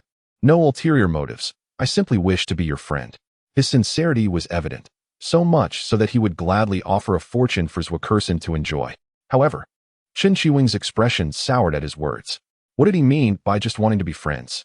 Did he consider himself a prominent figure? Here I am, sitting right next to him. Am I to be treated as mere air? It infuriated her. Zhuokerson initially considered rejecting him outright. Those who sought contact immediately were either typical mediocre men or scoundrels. Yet, upon witnessing Chen Qiwing's vexed expression, a mischievous impulse arose within her. All right, go ahead and scan my code. Mu Qingyang noticed Chen Qiwing's displeasure, but found it impossible to explain, so he braced himself and scanned the code. Zhuokerson affection level, 5. Current affection level, 0. What was happening? Had he offended her? Why this duality in her demeanor? Zhuokerson merely provided Mu Qingyang with her work account, a number managed by her assistant, one she seldom used. Even if he added it, it would bear little significance. Nonetheless, her perception of Mu Qingyang began to shift. This seemingly harmless and refined man revealed an underlying lecherous nature. What a pity for the beautiful girl beside him. But today, she was in a good mood. I shall help you see him clearly for free. Your WeChat nickname is Angry Pipe. Quite amusing. I didn't expect you to have a sense of humor. Zhuokerson casually initiated a conversation. Mu Qingyang chuckled awkwardly. I created it years ago on a whim, and I've grown accustomed to it, so I've never bothered to change it. Initially, he was known as the Level 8 Gale, a rather audacious title, which was later changed to the Angry Tube. Is this lady your girlfriend? After a brief probing, Zhuokerson unleashed her bold move. Mu Qingyang glanced at Chen Qiwen, then at Zhuokerson, and sincerely replied, not at the moment. Upon hearing this, Chen Qiwen became anxious, wrapping her arms around Mu Qingyang's, casting a fierce glare at Zhuokerson as if to assert her claim. What is her deal? Who approaches someone with such a question right away? Can't she see he has a female companion? Is it because she finds my elder brother young, handsome, and affluent that she feels compelled to encroach? No way. I must dispel this unrealistic notion. With that thought, Chen Qiwen confidently declared, it will be in the future. Zhuokerson facepalmed, exasperated. Sister, I'm merely testing him for you, all right? He has already revealed his true colors. Why are you still defending him? Are you afraid of being left unmarried? What a foolish girl, so pathetically naive. If you continue like this, he will consume you entirely. Alas, since I've started, I might as well see it through. Ignoring Chen Qiwen's furious glare, Zhuokerson feigned a sweet smile and brightly asked, so, do you prefer someone like me or someone like her? Chapter 26, 1-1. I'm tired. Mu Qingyang swallowed hard. What kind of approach is this? Is it love at first sight? Or is she simply enamored by my wealth? Likely the latter. Nightclub girls tend to be rather superficial. This could work to my advantage. Throwing money might elevate my appeal to a solid 90. Truly an exceptional tool. First, I must secure her. You both possess distinct styles, each charming in your own right. If I had to choose, it would indeed be a difficult decision. Zhuokerson couldn't help but chuckle. This is the quintessential playboy, feasting on the immediate while eyeing the next. Sister, if you can't see through this, I'm genuinely at a loss for how to assist you. Chen Qiwen, now viewing Mu Qingyang through rose-tinted glasses, saw him as handsome, kind-hearted, and patient, with no faults in her eyes. This vixen is utterly shameless, making such overt advances, and she is a renowned influencer at that. How disgraceful. Thus, I must resort to my ultimate tactic. Chen Shiwen gently cupped Mu Qingyang's face, leaning in with a whisper akin to a fly's buzz. Mu Gij, kiss me. Mu Qingyang. What is happening? I was just worried that one might be upset. How did she turn around and deliver such a delightful surprise? Whatever. This overwhelming fortune lies before me. To let it slip away would be a crime against fate. Mu Qingyang cast aside all other thoughts, gently cradling Chen Shiwen's head as he leaned in, closing his eyes and brushing his lips against hers. The sensation was exquisite, a desire to become immersed in it for eternity. Chen Shiwen, too, felt a jolt of electricity, having been single for 3 years since graduation. This sweet feeling evoked memories of her first love in school. No, it was even more delightful than that initial romance. The sense of security emanating from Mu Qingyang, coupled with the intoxicating aura of his masculinity, enraptured her. The prolonged French kiss, lasting over a minute, nearly left Chen Shiwen breathless as she abruptly pushed him away. Gasping for air, Mu Qingyang wiped the corner of his mouth, utterly elated. He had finally given away his first kiss and was immensely pleased with his performance. Perhaps this was an innate talent of men. Even in their initial attempts, they could handle it with ease. Zhou Kersen was left bewildered, wondering if she had become a mere sidekick. Is this how you treat me? Fine, I'm leaving, she exclaimed. A foolishly naive girl and a despicably unworthy man. You truly are a match made in heaven. I wish you both a lifetime of happiness. Mu Qingyang watched Zhou Kersen storm off, silently lamenting the missed opportunity. Was she leaving out of resignation, sensing a lack of prospects? Let her go. I can't concern myself with that now, he thought. Chen Shiwen had finally opened her heart to him, and he was determined to seize the moment and win her over tonight. Chen Shiwen's 3 close friends watched her with envy. CC remarked, "There's an odd scent in the air. Ah, the aroma of love." Tong Tong added, "Sweet romance. When will it be my turn?" Huang Fei chimed in, "In wealth and honor, do not forget each other." The blush on Chen Shiwen's face had yet to fade, but in front of her closest friends, she felt less shy. "Hey, can you stop teasing me? I've been single for years. Haven tea, I endured enough of your dog food. Less talk, more drinking." Huang Fei interjected, "That's enough. We have work tomorrow. Let us plan for another time." She wrapped her arm around Chen Shiwen. One, we're heading the same way. Let us go together." CC and Tong Tong echoed, "Let us go. We can meet again another day." Chen Shiwen wished she could swat Huang Fei away. Though she had been forewarned about leaving together, did they not see her current state of exhilaration? Where are we going? Home to be an empty nester? Reluctantly, Chen Shiwen stood up, casting a forlorn glance at Mu Qingyang. Unperturbed, Mu Qingyang had anticipated this scenario, beckoning green hair with a casual gesture. "Bring over Jiangnan Wang Yibao, Jiangnan Wang Hidi, and Jiangnan Xiao Zhan to keep my sister's company for a drink." "Understood," came the reply. Before long, the atmosphere was charged with excitement. A group of young men, adorned in the style reminiscent of a K-pop boy band, arrived at booth 222 under the guidance of a green-haired companion. The presence of these youthful gentlemen instantly invigorated 3 young women, who ceased their earlier antics and joyfully engaged in games with the charming newcomers. Mu Qingyang stifled a yawn and suggested, "Wen, why don't you lend them your membership card for some fun? I'm feeling rather fatigued. Let us find a place to rest." Chen Shiwen snuggled closer to Mu Qingyang, nodding her head gently.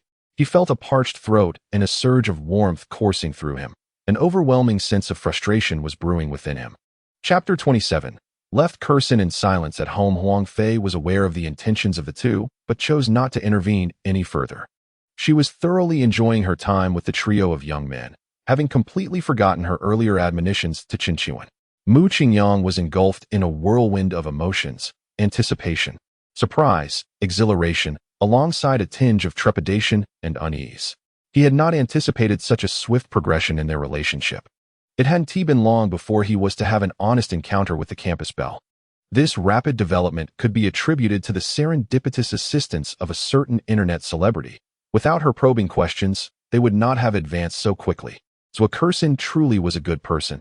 He vowed to express his gratitude to her when the opportunity arose. Wen, how about we check into the Intercontinental Hotel? Mu Qingyang proposed, gesturing towards the luxurious hotel diagonally across from the bar. Chen Shiwen shyly nodded, "I'm all yours." As Mu Qingyang embraced her and departed, he remained oblivious to the 3 envious onlookers lingering by the snack stall at the bar entrance. The short-haired one remarked, "This guy is indeed fortunate. I just saw her add Kersen on WeChat, and now she has gone off with this somewhat aloof beauty. Judging by their direction, they must be headed to the hotel? No, no, no, the long-haired one lamented, watching the two silhouettes enter the hotel, his eyes filled with discontent. Baldy, I understand your feelings now. The more I see this girl, the more I like her, and the more I like her, the harder it becomes to let go. How could she sneak off with another man to a hotel? I am destined for nightmares tonight, all featuring that tall fellow. Baldy had become utterly besotted. Fervently scrolling through his phone, where a recently captured image of Zwickerson and Chin Shiwen was displayed. Inside a parked Mercedes van, Zwickerson removed her cap, obscuring her face entirely. She had just witnessed that scoundrel embrace the naive girl as they entered the hotel. Her frustration was palpable. She was beyond exasperated. Out of sight, out of mind, she mused. This girl must have misplaced her intellect if she thinks she can entertain such a man. Even if I remained single for life, I would never allow him to touch a single hair on my head. The Intercontinental Hotel is a high-end chain establishment, where a standard room commands a nightly rate of 2,000 to 3,000. Mu Qingyang, anxious as it was his first time bringing a girl to a hotel, found a semblance of courage bolstered by the 8-digit balance beginning with the number 9 on his card. Excuse me, do you have any presidential suites available? He inquired. Yes, sir. Please present your identification. Booking a room was a part of Mu Qingyang's plan. He naturally retrieved his identification from his pocket and placed it on the marble countertop at the front desk. Chen Shiwen's delicate face momentarily flushed with embarrassment as she rummaged through her handbag, finally locating her ID tucked away inside. She had deliberately brought her identification when she left home, purely to feign modesty. Here you go, sir. The front desk attendant handed back the documents with both hands and gestured toward a professionally attired young woman nearby. This is the exclusive steward for the presidential suite. She will escort you upstairs. The woman bowed slightly. Hello, Mr. Mu. You may call me Shaoli. From this moment on, I shall be your 24-hour personal steward. Please follow me. Mu Qingyang followed the steward into a private elevator that whisked them directly to the presidential suite on the top floor. Upon entering the foyer, a small dining bar was adorned with an array of fruits and pastries. Mr. Mu, this is a welcome gesture prepared especially for you. Please feel free to indulge. Mu Qingyang casually picked a cherry and popped it into his mouth. The sweetness was delightful. He was familiar with the fruit, but had never tasted it before. Although the presidential suite came with a hefty price tag of over 70,000 for a night's stay, the service and experience were unparalleled. However, tonight he had no time to relish these luxuries. He was eager to spend quality time with the campus beauty. Politely, he dismissed the steward. Sisterly, we wish to enjoy our time together as a couple. We will call you if needed. Understood. The woman gracefully exited the room, gently closing the door behind her. At last, they were alone, and a smile crept onto Mu Qingyang's lips. Wenwen, where are you? Come to me. It was Christmas Eve, and nothing else transpired. The next day, Mu Qingyang awakened in a daze, discovering a note on the bedside table. He picked it up to find it was from Chin Shiwen. Brother Mu, my father has called numerous times. I must return home. Please remember to have breakfast after you wake. I will contact you once I resolve matters at home. Mu Qingyang folded the note and tucked it into his pocket, shaking his head in resignation. My father-in-law must be worried about his precious daughter. Chen Shiwen's favorability had already reached 69. With a little more effort, he might elevate it to 70 in the coming days, and then he would truly become Mu Zong.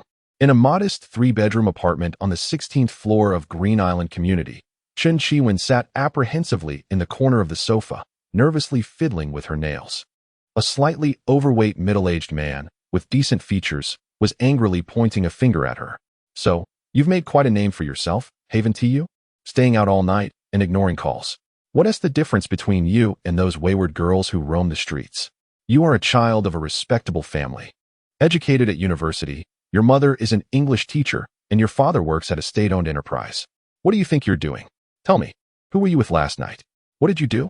Father Chun exerted strict discipline over Chen Shiwen, particularly after she entered the workforce, forbidding her from associating with those frivolous young men. Having worked for over 2 decades in a state-owned enterprise, he had witnessed the darker facets of society and understood how wealth could corrupt even the most virtuous individuals. With a daughter as stunning as hers, she was bound to attract the attention of numerous affluent suitors. However, he had observed too many instances where such associations led to unfortunate outcomes. Last night, I had gone out for drinks with Fei Fei and spent the night at her residence. Chen Qiwen was too apprehensive to confess her actions from the previous night, and instead used her best friend as a shield. I knew you would say that. Father Chen slammed his hand on the table. I went to Huang Fei's house, and she wasn't home either. Are you two conspiring to deceive me? I'll ask you once more. Whom did you go out with yesterday? If you don't speak the truth, I will have your uncle retrieve the surveillance footage from the International Center. Chen Qiwen panicked. The area surrounding the International Center indeed fell under her uncle's jurisdiction. If her father discovered she had entered a hotel with a man, it would result in dire consequences. Dad, I'm 25. Can you grant me a bit of personal space? I know what I'm doing, she retorted. Wen, a beautiful young woman in a cheap house, seated at the opposite end of the sofa, earnestly counseled Chen Qiwen. Your father is simply worried about you. After he couldn't reach you yesterday, he searched everywhere. From the dance studio to friends' homes, until 3 in the morning. He barely slept a few hours before heading back to the dance studio to see if you were there. You should just tell him the truth to ease his anxiety. With a sigh, Chen Qiwen realized that if she continued to be obstinate, it would be tantamount to defiance. I have a boyfriend. I knew it. Father Chen grumbled as he pulled out a chair to sit. However, upon hearing this news, Mother Chen's face lit up with a smile. At your age, it's about time you had a boyfriend. You turned down all the suitors we introduced to you. I'm curious to know what kind of young man you've chosen. Can you share a bit about his family and career? He is an orphan, but quite wealthy. And he treats me well. An orphan? Father Chen's composure began to waver. Wealthy without parental support. How old is he? Same as me, 25. Impossible. Absolutely impossible. In just those 2 brief pieces of information, Father Chen concluded that his daughter had likely fallen prey to a con artist. This was utterly absurd. How could a mere youth, just starting out in society, possess such wealth? You're still too young. How could you spend the night with someone without even bringing him home to meet us? Father Chen stomped his foot in frustration. If Mu Qingyang were present at that moment, he would surely face a severe beating. Dad, he really is wealthy. I checked his account balance. And it exceeds 100 million. How much? As the door to the secondary bedroom swung open, a tall and handsome young man, sporting a messy hairstyle, stepped out. He was Chen Qiwen's brother, Chen Qiwen. 100 million? Sister, you must be seeing things, he exclaimed. Besides, the images are reliable. You can't possibly be oblivious to that. Even if it's true, I would never agree. Chen Ba swiftly dismissed Mu Qingyang. In this business world, who isn't buried in a mountain of debt? Everyone relies on loans to stay afloat. Those fortunate enough may enjoy a few prosperous years, while the unfortunate could face bankruptcy by tomorrow. You can only be ordinary friends with him. If you're to date, choose someone from within the system. Chen Qiwen found it impossible to argue with her father. But she had never lost a battle against her brother. My eyesight is perfectly fine. Have you noticed my outfit? He bought it for me. There are still a few bags left in the Chanel store that I haven't collected yet. Chen Qiwen's brother scoffed. What are those things worth? Who knows? He might have taken out a loan to show off. Sister, you should spend more time on Douyin. This trend is quite common nowadays. Chen Ba was infuriated by this. How can you accept his gifts? Return everything to him. Chen Qiwen rolled her eyes. Returning these items is easy. But how do I return the 2 million he spent on my dance classes? How much? Chen Qiwen, Chen Ba, and Chen Ma exclaimed in unison. 2 million. You can ask Wang Jie if you don't believe me. Yesterday, an insufferable man harassed me at the dance studio. He charged that amount to buy out all my classes, which is how I managed to get rid of him. Chen Ma, familiar with Wang Jing, promptly dialed her number and switched to speaker mode. Sister Chen, why are you calling? Has my nephew caused trouble at school again? No. I wanted to inquire about my daughter Wen. She mentioned that someone recharged over 2 million at your dance studio and used that money for her classes.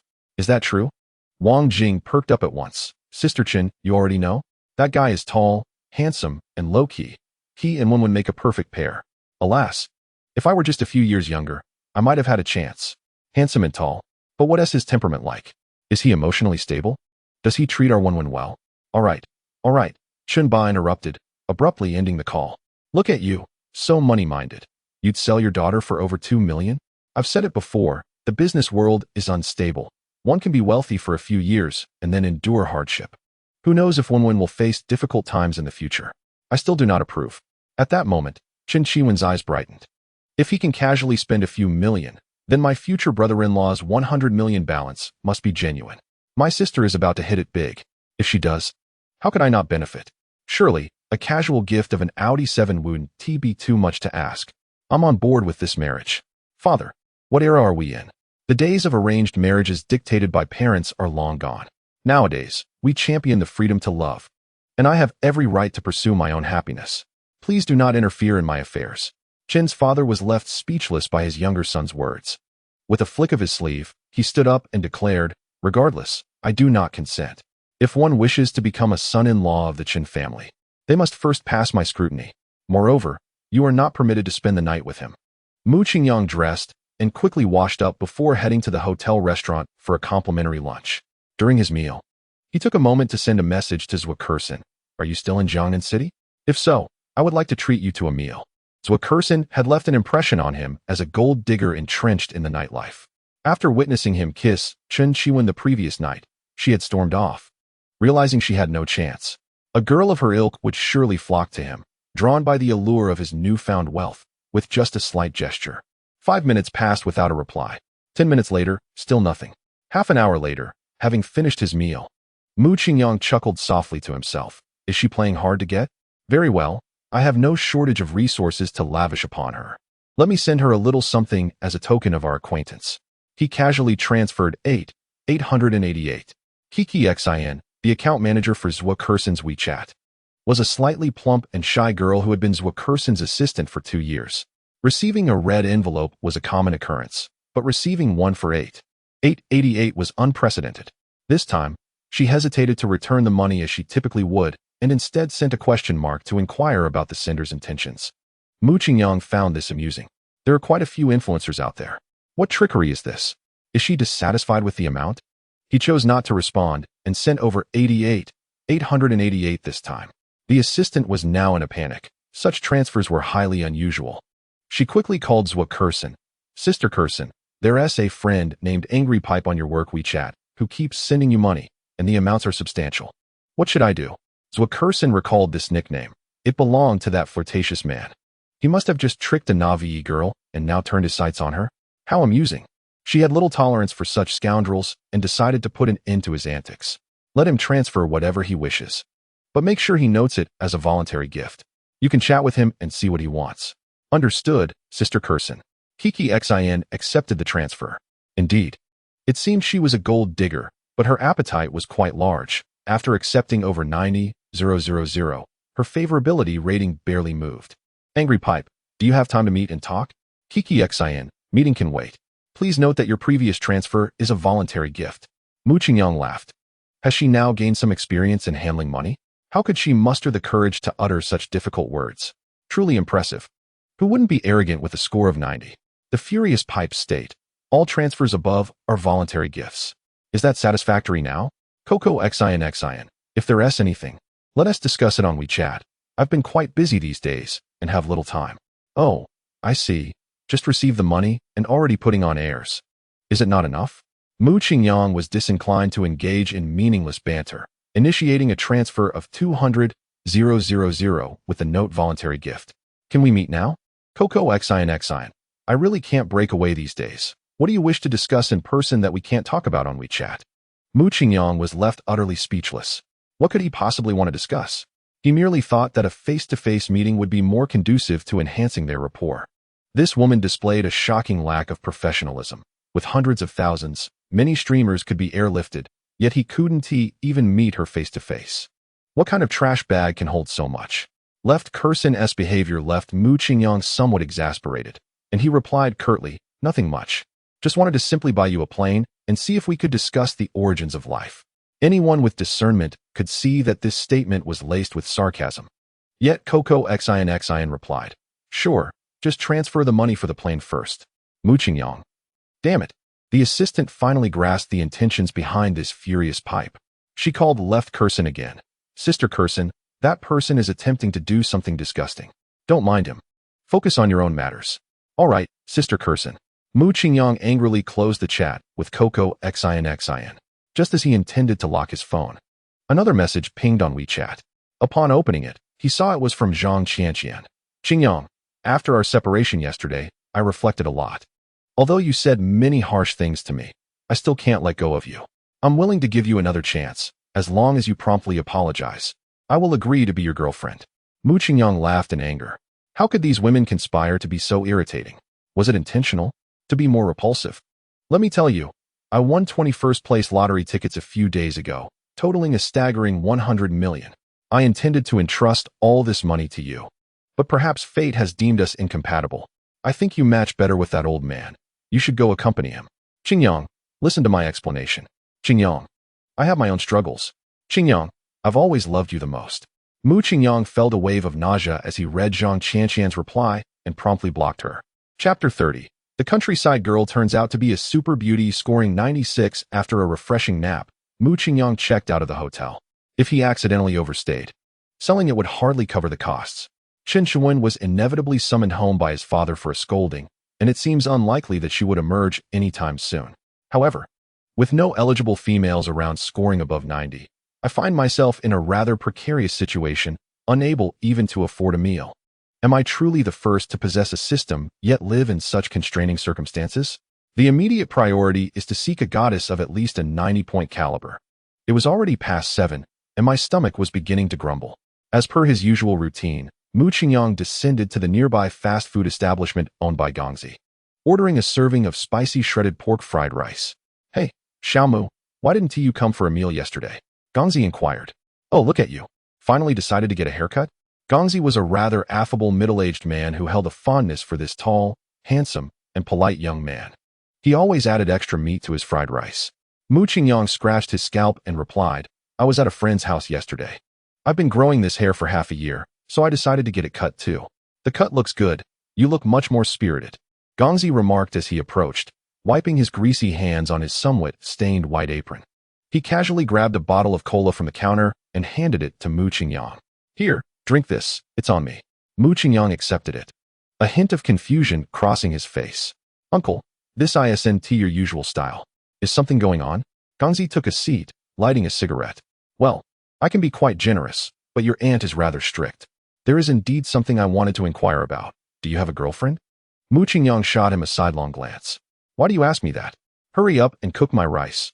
I'm absolutely starving. Your aunt is cooking. You want to go hungry, Gongzi replied, then pulled out a photograph from his pocket. I see you returning home alone every day. I presume you haven't found a girlfriend yet? Here, let me introduce you to my distant niece. Mu Qingyang glanced at the photo. The girl depicted was dressed in a manner reminiscent of a countryside maiden, with long bangs obscuring her eyes, revealing only half of her black-framed glasses. Her nose was quite delicate, but she sported braces that made her smile somewhat comical. Mu Qingyang politely declined, saying, Uncle, without parents, car, or house, I fear I cannot provide your niece with happiness. Perhaps you should find someone with better prospects. Now, that is not the right way to think. Gongzi exhaled a cloud of smoke, speaking earnestly. Conditions can be cultivated over time. I have great faith in you. Among the delivery personnel who come here, you are the most polite and diligent. I believe you will not disappoint in the future. My niece hails from the countryside, and she values sincerity and hard work over superficial appearances. At that moment, Gongzi's wife approached with a plate of fried rice. Xiaomu, my niece is quite beautiful, though she doesn't care much for appearances. She is coming here tomorrow. Just take a glance. If you don't fancy her, we'll pretend this conversation never happened. Given their earnestness in introducing their niece, which signifies their recognition of him, Mu Qingyang nodded in agreement. After all, with little to occupy his time, what harm could there be in merely taking a look?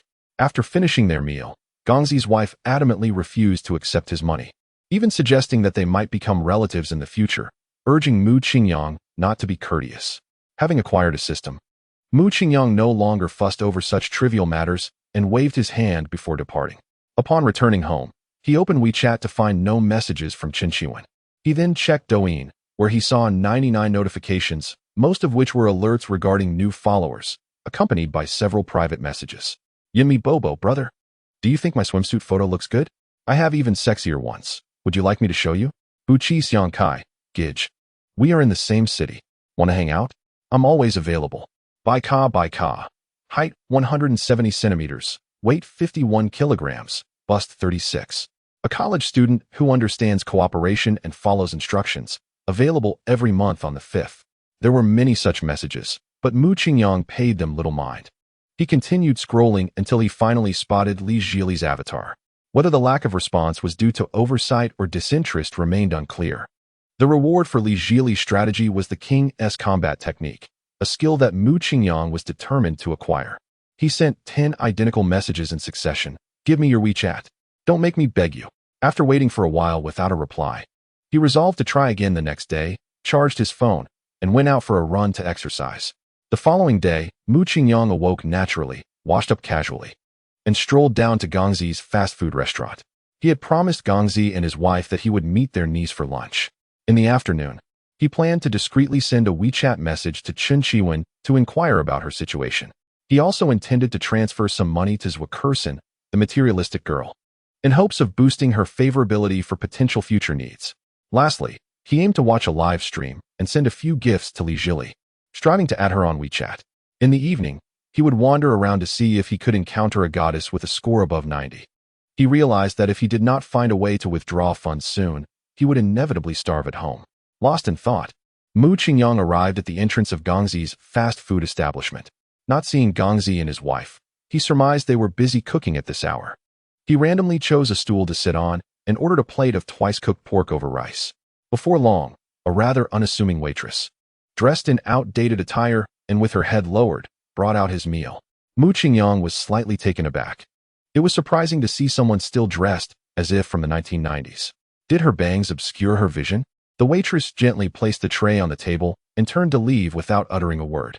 Mu Qingyang, momentarily distracted by her strikingly beautiful hands, delicate, white, and long, reminiscent of the freshest green onion sections, realized with a start, wasn't this Gangzi's distant niece? Just then, Gangzi emerged from the kitchen, removing his apron and casually hanging it on a nail in the wall. He retrieved a pack of hard Zhonghua cigarettes from his pocket, which he typically refrained from purchasing, and offered one to Mu Qingyang. Little Mu, this is my niece Ruani. Hey, why are you walking away? Come here and sit down. The long-haired girl slowly turned around and, with her head bowed, made her way over. At that moment, Mu Qingyang got a clear view of her face. She was remarkably delicate, exuding a certain spirit, with exceptionally refined features and fair, smooth skin, making it impossible to perceive her as a girl from the countryside.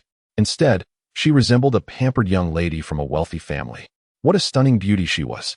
If only she would remove those oversized black frame glasses, take off her braces, change her hairstyle, and don a different outfit, she would instantly transform into a supermodel. Mu Qingyang checked her information. Name, Ruani. Age, 22. Overall attractiveness score, 96. Wow. Mu Qingyang was taken aback. 96? This was the highest score he had encountered so far. Surely, she must have dressed this way on purpose. But why? Nonetheless, girls scoring over 90 tended to have similar looks and figures, making it hard to discern any differences. Strangely, he found one with a score of 94. To be even cuter. Was this the enhancement that came from close contact? He felt a strange desire for her.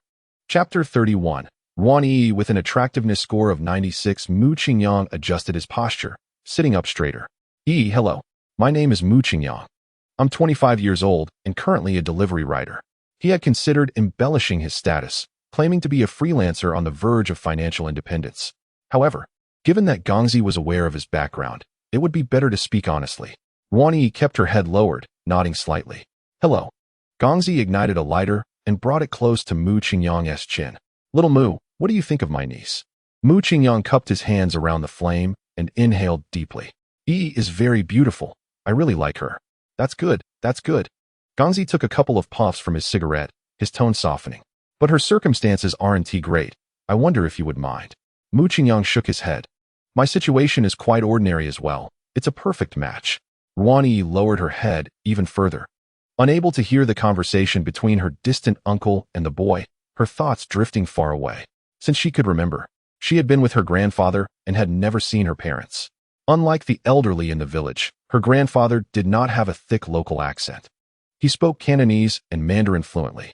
He never did any farm work and never allowed her to engage in it either. His only requirement of her was to live a happy and ordinary life. Ruani had lived this way until it was time for her to attend university, when her grandfather suddenly passed away from a heart attack. Throughout his life, her grandfather had done little, living off borrowed money from relatives. When he passed, they reconciled their accounts, revealing a total debt of over 300 yuan.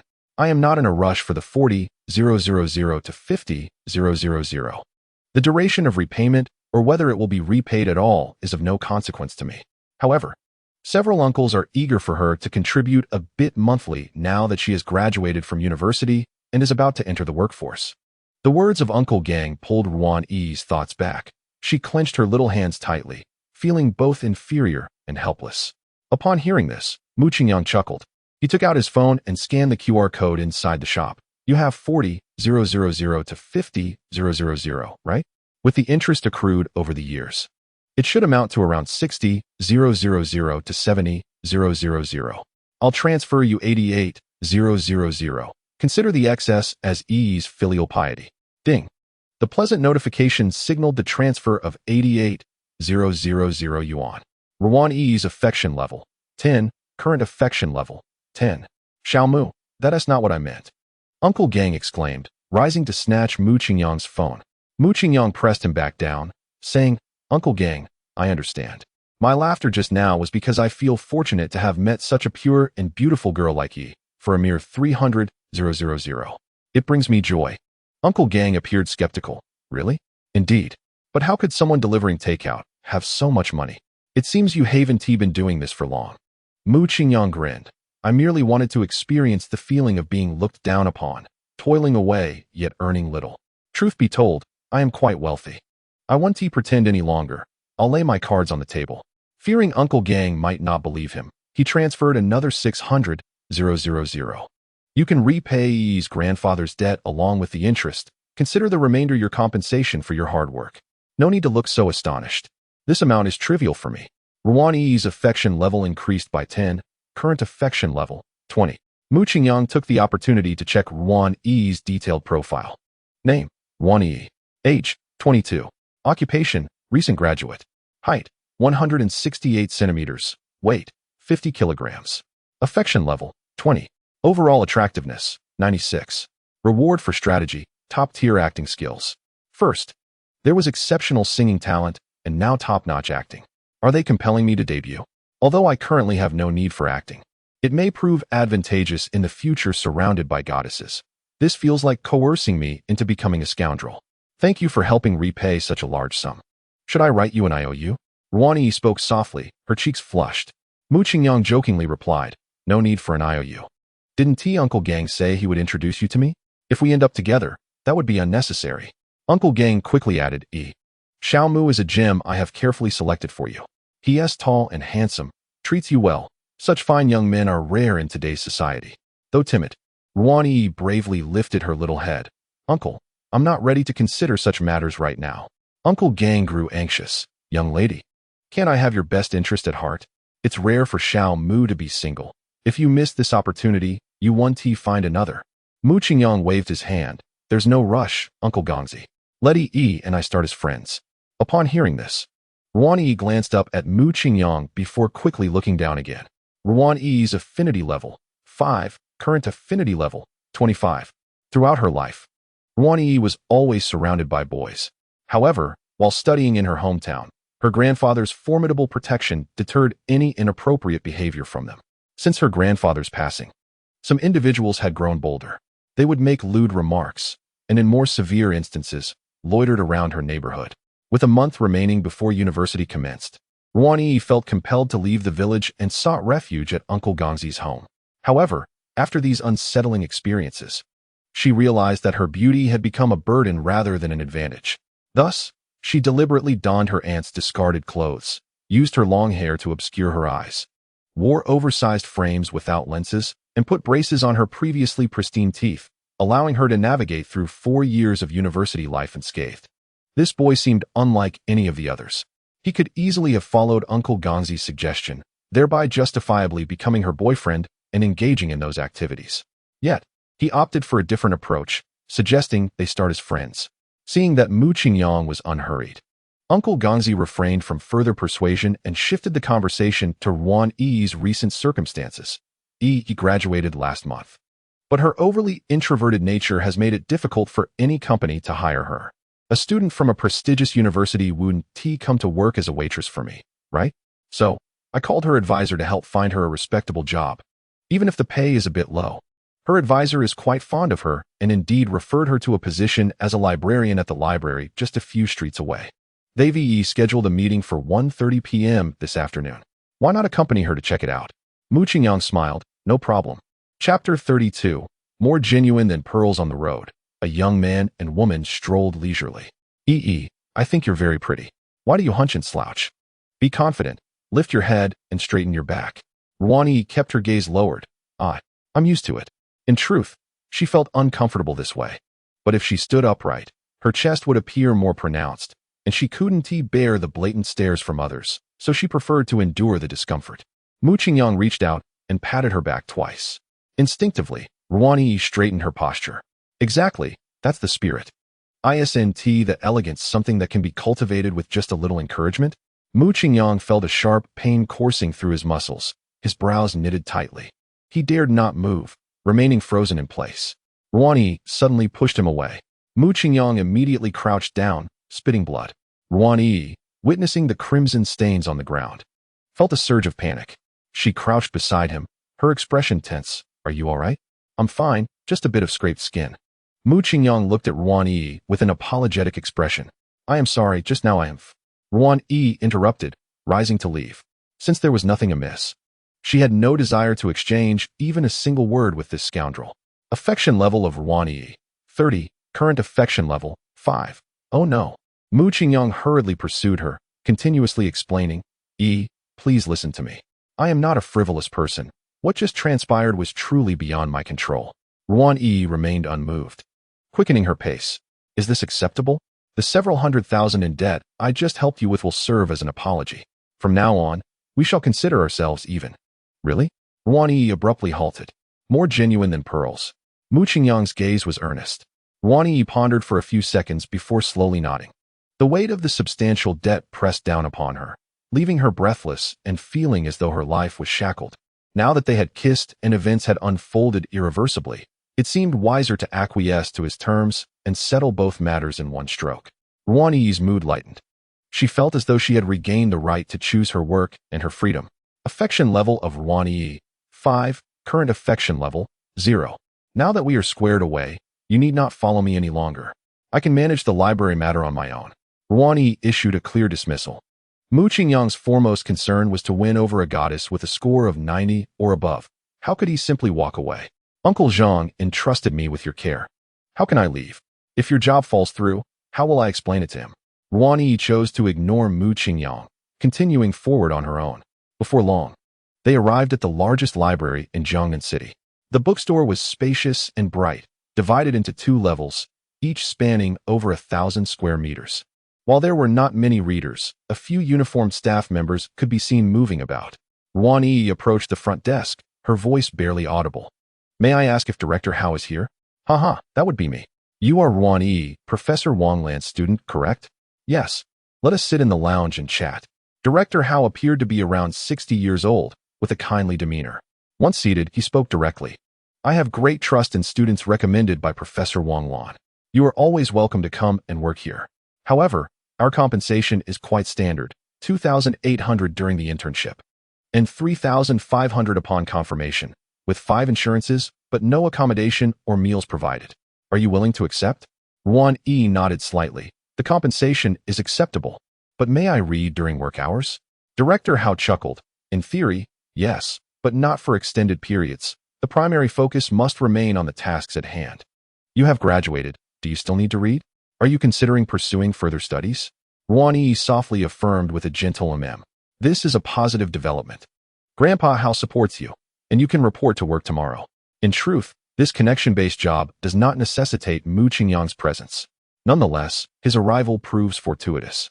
He stands not far off, absorbing every word of the conversation with utmost attentiveness, already formulating a preliminary strategy to navigate his interactions with Ruan.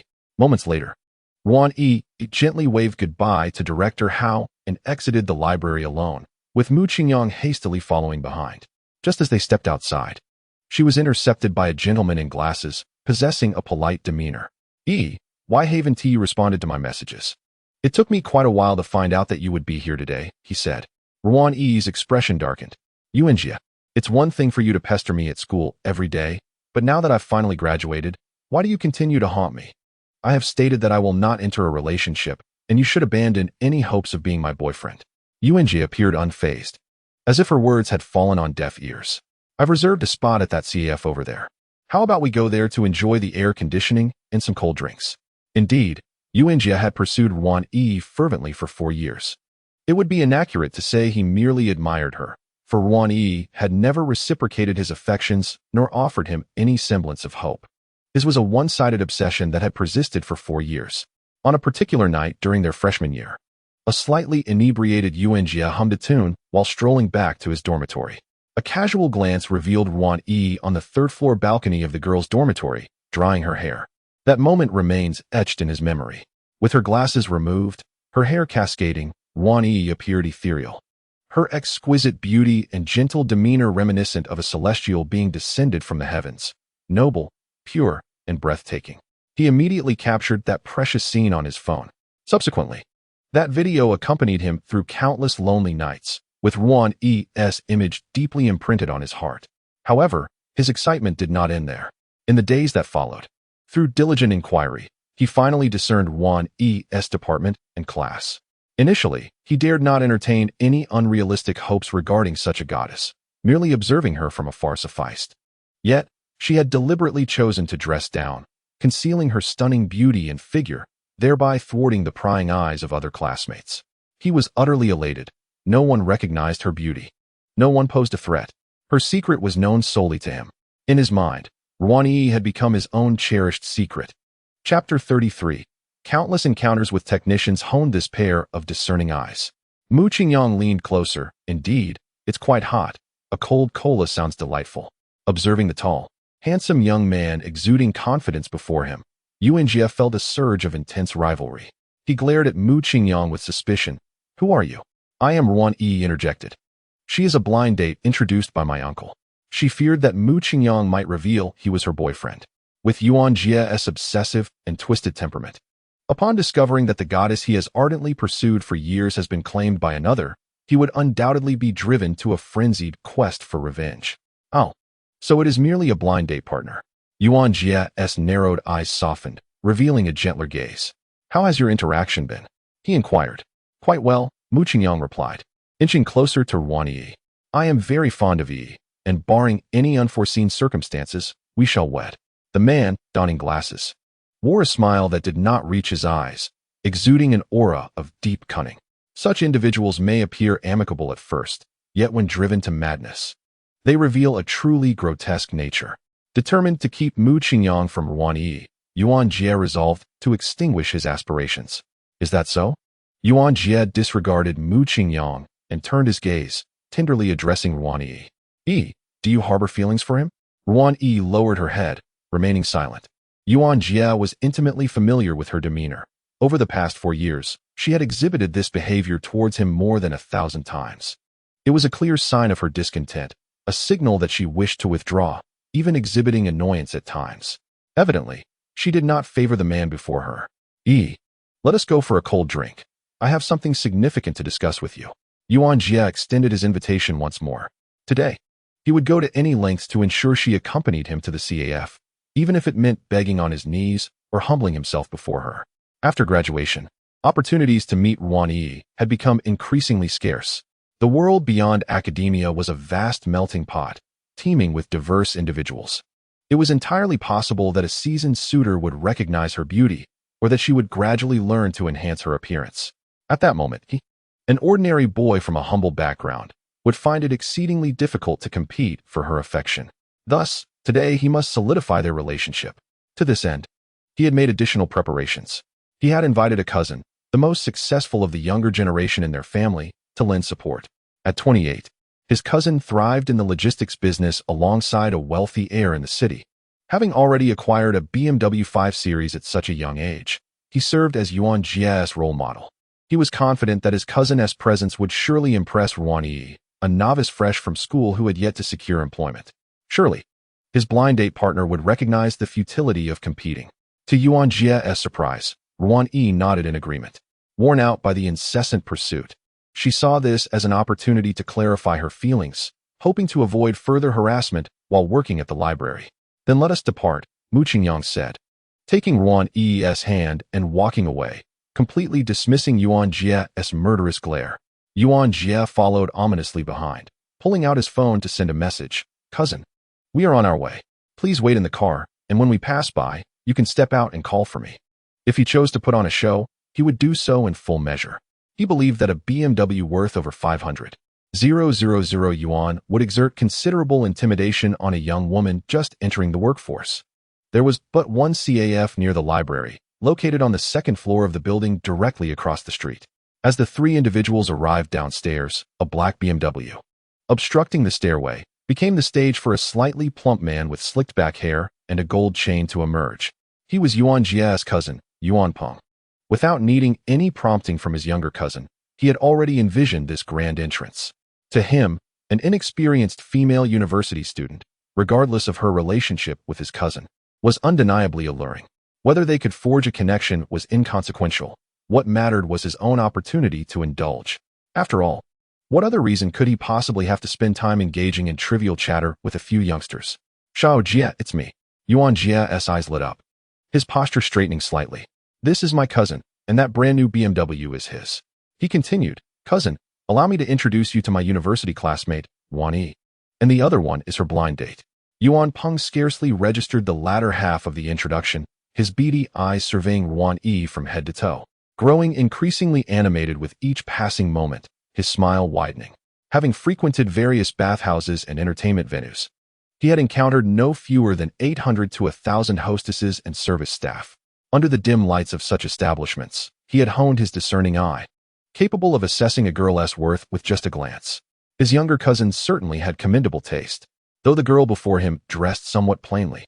She possessed a generous bosom, a shapely rear, exquisite features, and skin so tender it seemed capable of producing moisture upon touch. Especially striking was her bashful demeanor, which could outshine the most ostentatious of nightlife vixens. Ahem, Yuan Peng cleared his throat, adjusting his belt. Let us head upstairs for a drink. I'll cover all expenses today. At the Roman holiday CAF, they settled into a window-side booth. With a beaming smile, Yuan Peng slid the menu towards Yuan Yi. My dear, take a look and see what you'd like to drink. The desserts here are delightful. Perhaps we could order a couple to sample. Yuan Yi lowered her gaze, not touching the menu. Without hesitation, Mu Qingyang reached over and declared, I'll have a bottle of iced cola. Let me get you a glass of lemonade. It's quite refreshing. Did I ask you to touch the menu? Yuan Peng slammed the BMW keys onto the table with a resounding thud. Ladies first, do you not understand basic etiquette? Mu Qingyang had faced far worse during his impoverished days and now, empowered by a newfound system, felt no fear. Having grown up without parental guidance, he had learned that only he could safeguard himself. Thus, he maintained a rigorous fitness regimen and was particularly formidable in a fight. In school, even a group of 10 troublemakers could not overpower him. He had managed to take down a few of them. He was confident he could take on both the bespectacled man and the plump cousin simultaneously. Just as Mu Qingyang prepared to stand and confront Yuan Peng, Yuan Yi hurriedly interjected, Enough? I'll just have lemonade. Please stop arguing. Reluctantly, Mu Qingyang eased back into his seat.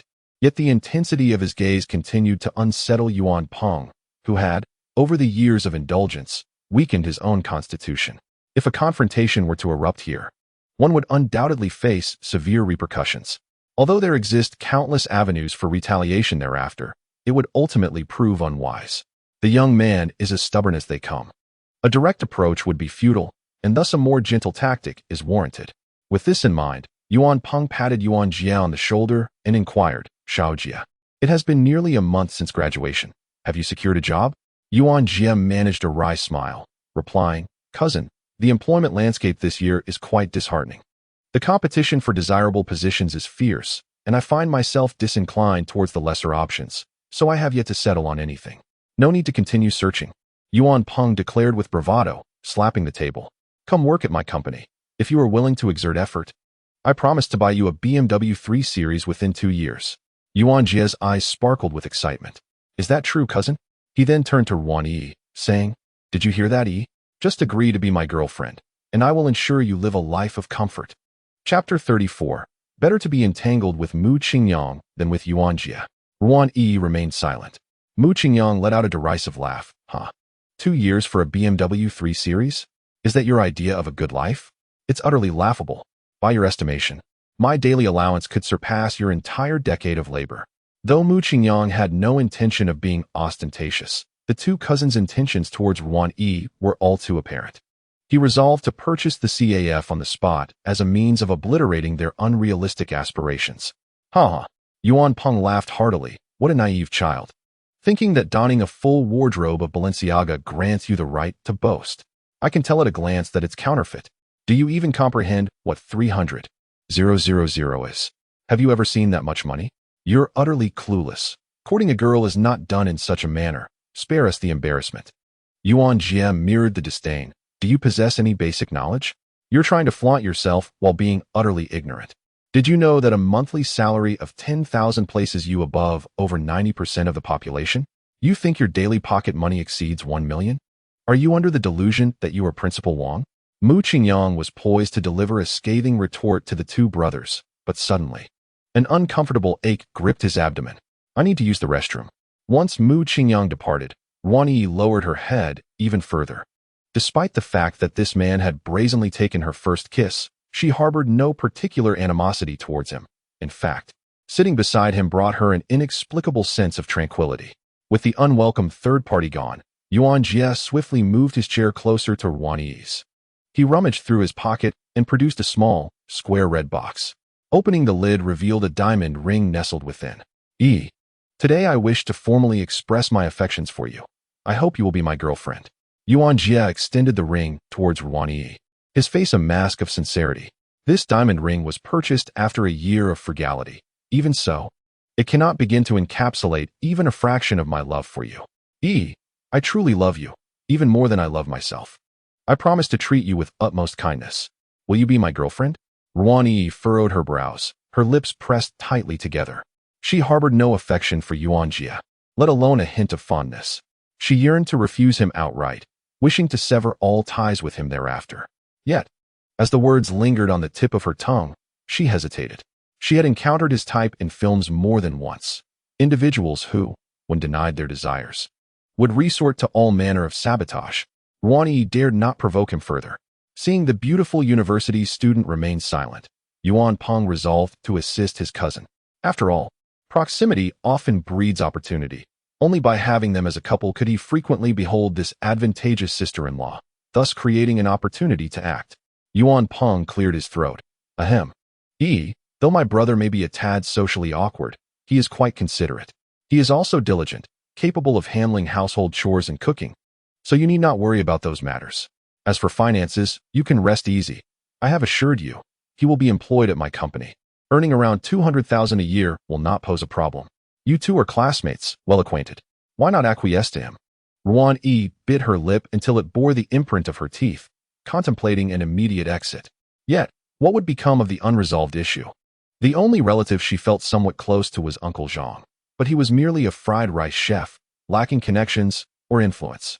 Even confiding in him would only add to his burdens. Perhaps it would be better to ask Mu Qingyang for assistance. He was wealthy. Perhaps he could devise a solution. Rather than being ensnared by Yuan Jie, it might be wiser to owe him a favor. Though he had his flaws, at least he was not a pervert. Resolute in her decision, Ruan Yi maintained her silence, her lips firmly shut.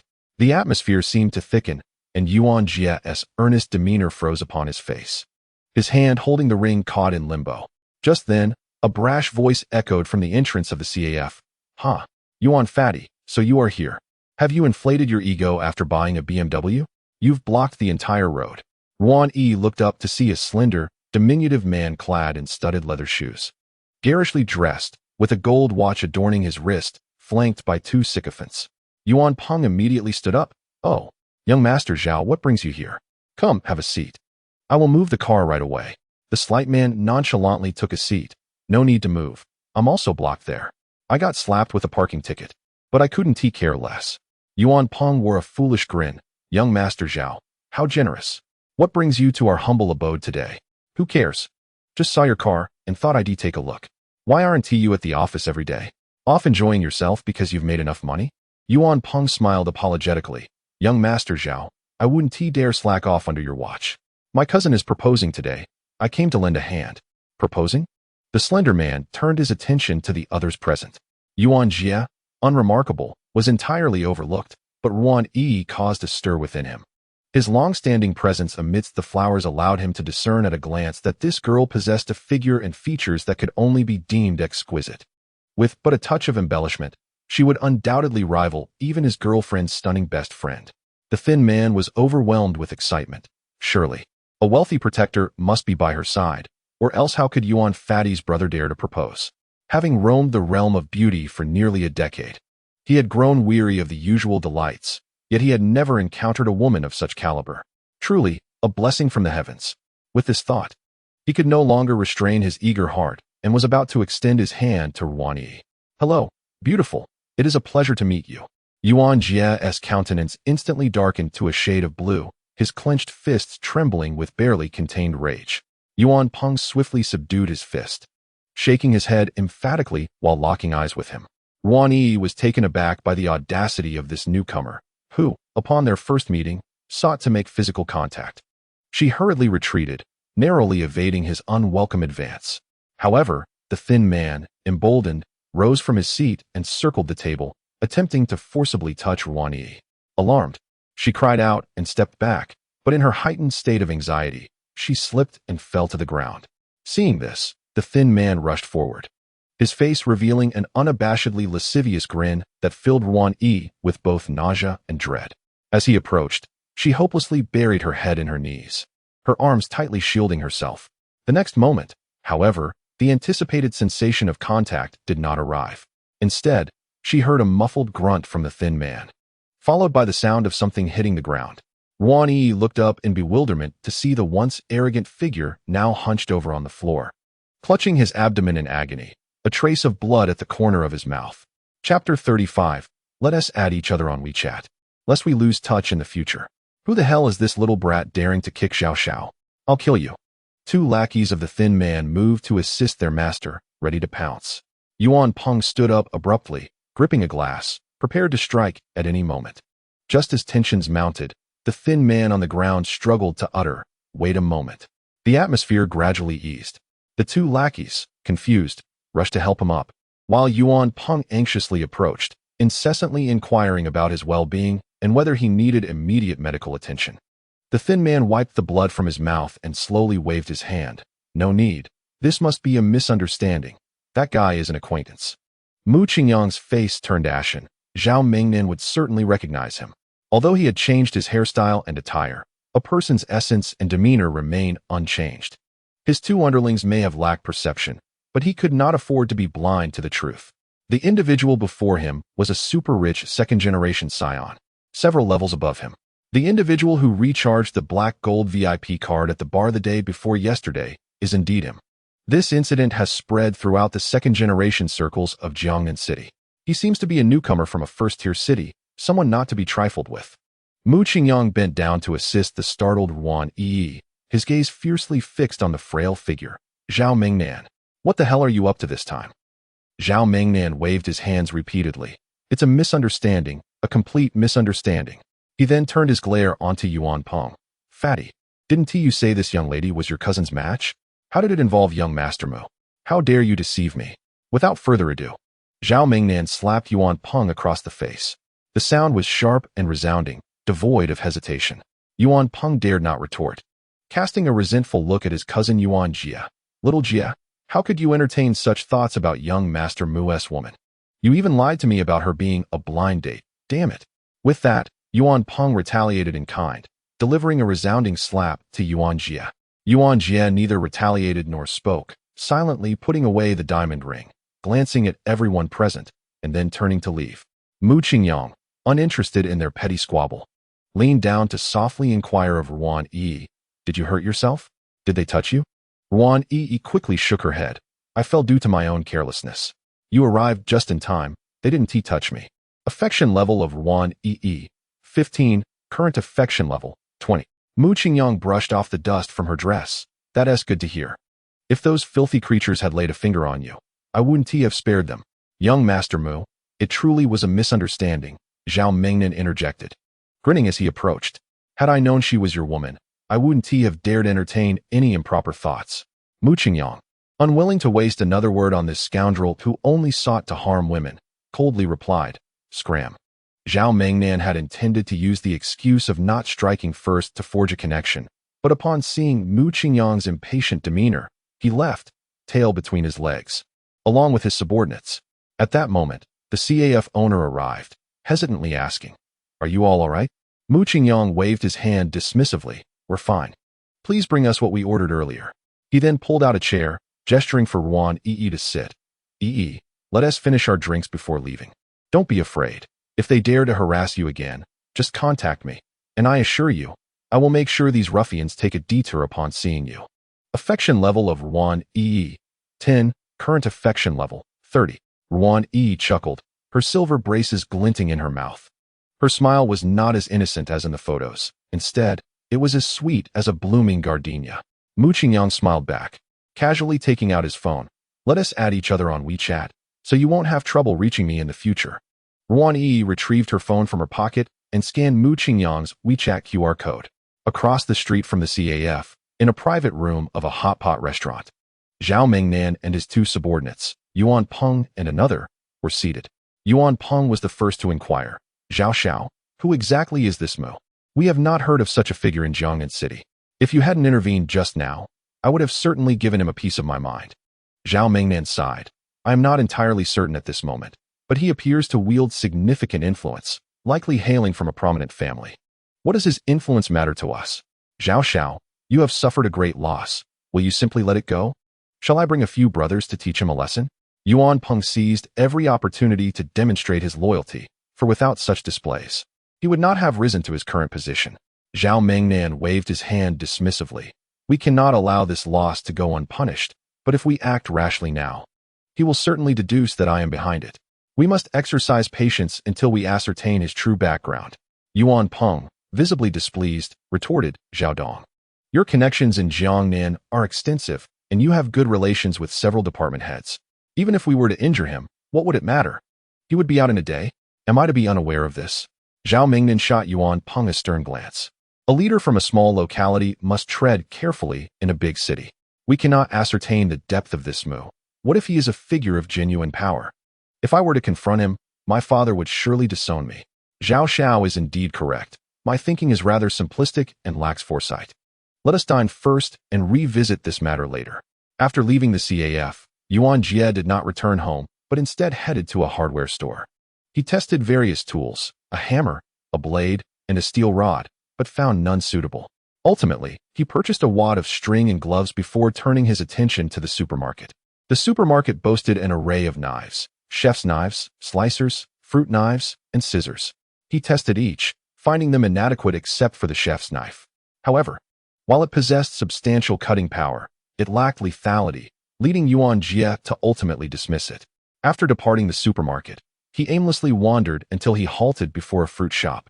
What caught his eye was a nearly 40-centimeter sharp knife displayed on the counter. With a single thrust, it could fell even a 300-pound wild boar. Yuan Jie resolved that this would be his choice. Noticing the shop was unoccupied, he entered and selected 7 or 8 varieties of fruit. As the owner weighed them, he discreetly tucked the knife behind him. After settling the bill, he strode confidently out of the store. In Chapter 36, Chen Qiwen expressed her gratitude. "Mu Qingyang, thank you for today. Without you, I cannot fathom what could have transpired." Ruan Yi, uncharacteristically verbose, sincerely thanked Mu Qingyang. It was a trivial matter. Mu Qingyang waved his hand dismissively. "Should you encounter difficulties in the future, do not hesitate to seek my assistance. After all, you are to be my future wife. If you truly feel guilty, then," Mu Qingyang said, pouting slightly, "how about another kiss? But this time, no biting." Ruan Yi shot him a glance, suddenly adopting a serious demeanor. "I know what you're after, but I'm afraid you'll be disappointed. I have no intention of dating anyone for the next few years. I still want to prepare for my postgraduate entrance exams, right?" Mu Qingyang interjected. "You heard all that." "Indeed," he replied without denial. "I've been keeping an eye on you, and with my decent hearing, I was privy to your conversation with Director Hao. Are you planning to work and study at the same time? But with such low wages at the library, it could take years to save enough for tuition." "That is all right." Ruan Yi offered a sweet smile. "As long as I don't owe money to relatives, I'm not afraid of the time it takes." I don't have many hobbies, so studying is one of them, and I want to find it tiring. Have you considered borrowing some money? Mu Qingyang coaxed. Ruan Yi grinned mischievously. From you? And then you'd want to do something inappropriate in return? Mu Qingyang chuckled wryly. That's a misunderstanding. I do like you, but I would never force you into anything. Unless, of course, I can't help myself. Ruan Yi remained silent, resting her chin on her hand while gazing out the window. She portrayed a blend of innocence and playfulness, beautiful as a painting. Mu Qingyang was somewhat entranced, reluctant to disrupt this enchanting scene, and simply sat with her in silence. After a while, Ruan Yi slowly rose. It's getting late. I need to return to Uncle Gongzi's shop to help. Will you stay a bit longer? Mu Qingyang glanced at the time, 2:35 p.m. A WeChat notification appeared on the screen. He opened it to find a message from Chen Shuang. Brother Mu, where are you? My dad is on a business trip to the Magic City and doesn't he have time for me? I can finally come find you. Mu Qingyang replied. Send me your location. I'll come right away. He then turned to Ruan Yi. Let me walk you to the fast food restaurant. As he watched her departing figure, he couldn't help but ask, are you really not considering it? I have plenty of money, and you wouldn't have to rush to pay me back. I can learn to control myself. Ruan Yi turned back with a radiant smile, remaining silent as she gently waved goodbye. Ruan Yi's affection level, 10, current affection level, 40. Mu Qingyang smiled helplessly, letting go of his insistence, and took a taxi to the location Chen Shiwang had sent. It was the familiar bus stop. As soon as he got out of the car, he spotted Chen Shiwang standing elegantly under the shelter, clad in a gray and white ensemble, holding a shopping bag, exuding an air of innocence and allure. He called out cheerfully, Wang Wang. Chen Shiwang turned her head, and there stood her longed-for brother Mu in the distance. She immediately strode forward, her long legs propelling her into Mu Qingyang's embrace. The softness, the coolness, the silky smoothness, and the unique fragrance of a young girl were intoxicating. Mu Qingyang held her tightly, greedily inhaling this mesmerizing scent. Wan, had it not been in the middle of the street, you would have been crying for mercy, he teased. Chen Shiwen clung to Mu Qingyang's neck, reluctant to let go, and with a playful pout, she said, Brother Mu, what on earth are you thinking? I'm ignoring you now. Mu Qingyang chuckled mischievously. I'm already salivating with desire. However, I cannot stay today. My mother insists I return home before 8, or she won't let me out again. You have no idea, I was scolded harshly by my father when I got back that day. He threatened to ground me for a week and forbade me from going to the dance club. I dare not provoke him further. Chen Shiwen shuddered at the memory. Mu Qingyang gently patted her back, saying, You've worked hard, my little darling. To make it up to you, I've decided to gift you something grand. Chen Shiwen's affection for him had reached 69 points, just a step away from redemption. Mu Qingyang resolved to present her with a car, thereby achieving a full 70 points. Afterward, he and Chen Shiwen would surely need to meet frequently. Relying on ride-hailing services was not a sustainable solution. Besides, girls typically do not enjoy driving much, so it seemed only reasonable for him to act as her chauffeur. Mu Qingyang was already contemplating whether to choose a Lamborghini or a Ferrari. I really don't need anything. I lack for nothing, Chen Shiwen replied, handing him a shopping bag. Here, these are clothes I asked Feifei to help me pick out. You don't usually take care of your appearance, and I feared you might not have anything to change into, so I bought you a few sets. Mu Qingyang was deeply touched and hastily accepted the bag. Wen, these clothes are quite expensive. Do you have enough money? Should I transfer a few million to you? Chen Shiwen shook her head vigorously. No. We haven't even defined our relationship yet. How could I accept so much from you? You recharged over 2 million at the dance club, right? The owner refunded me 1 million, saying the remaining amount would serve as my investment. I am now a shareholder of the dance club, receiving dividends every month. Mu Qingyang nodded in appreciation of the owner's cleverness. She had not only prevented him from canceling his membership, but had also cleverly tied Chen Shiwen to him through her investment. It was wise business acumen, allowing Chen Shiwen to gain experience by staying close to her. If you refuse my transfer, then let me buy you a car. It will be more convenient for your commute. Chen Shiwen pouted, wanting to decline. However, Mu Qingyang took on the persona of a domineering CEO. Woman, you would do well to obey. Do not be ungrateful. Well, okay then. I actually wouldn't mind having a car, though it is a bit pricey. Mu Qingyang's eyes lit up. The pricier, the better. Are we talking Pagani or Koenigsegg? Chen Shiwen retrieved her phone and opened a photo from her album. What kind of car are you talking about? I've never even heard of it. I'm referring to this model. Mu Qingyang turned his head to look. his heart sinking slightly. The 2023 Mercedes-Benz? You call that a bit pricey? Chapter 37. Is it not reasonable for me to compete fairly since we are not married? This Jiwon. The sleek silhouette of the Mercedes two-door coupe is indeed quite appealing and well-suited for a girl, but it feels somewhat beneath the desired standard. Let us consider another option. After purchasing a car, it is highly probable that the affection level would rise to 70 points. The more he can accumulate affection points, the more advantageous it becomes, and Moo Ching-yong certainly does not intend to miss this splendid opportunity. In truth, he contemplated purchasing a villa directly for Chin Chi-won. But what would he do when the affection level surpasses 90 points? He must reserve this ace for a crucial moment. After all, the skill iron kidney is something Moo Ching-yong yearns for. He has already spent around 5 million on Chin Chi-won, and acquiring a car worth several million more would leave him with over 10 million in cash, ample enough to pursue his next goddess. Is this standard still too low? I think it's already quite commendable. Before she met Moo Ching-yong, this car could only reside in her album, and she felt that merely being able to drive it in her lifetime was a fulfillment of her dreams. Yet now, it is being mercilessly criticized by the man beside her. You are so beautiful. You deserve something better. How about I recommend a car for you?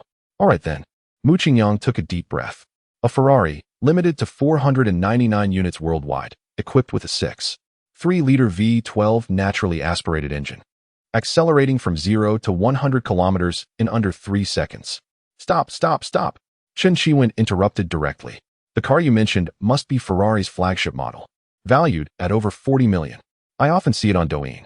Moo Ching-yong was somewhat surprised. Your knowledge is quite extensive. This car is so renowned that very few are unaware of it. Although it looks stunning, it is utterly unsuitable for me, and its price is somewhat outrageous. The LaFerrari was indeed Moo Ching-yong's dream. He had once even thought that he would be willing to sacrifice 5 days of his life just to drive it once.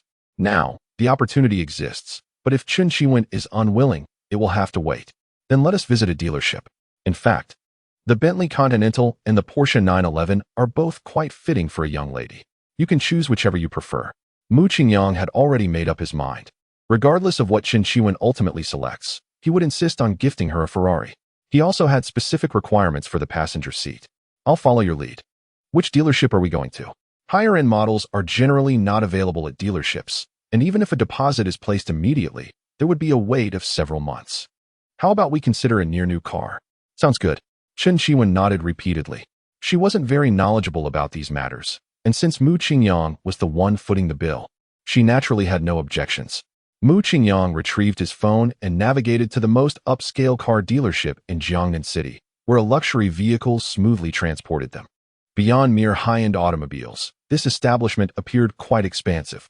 Was the entire building a showroom? Chin Chi-won, brimming with curiosity, gazed around eagerly. Moo Ching-yong chuckled. Do you like it? If you do, I might just buy the whole place for you.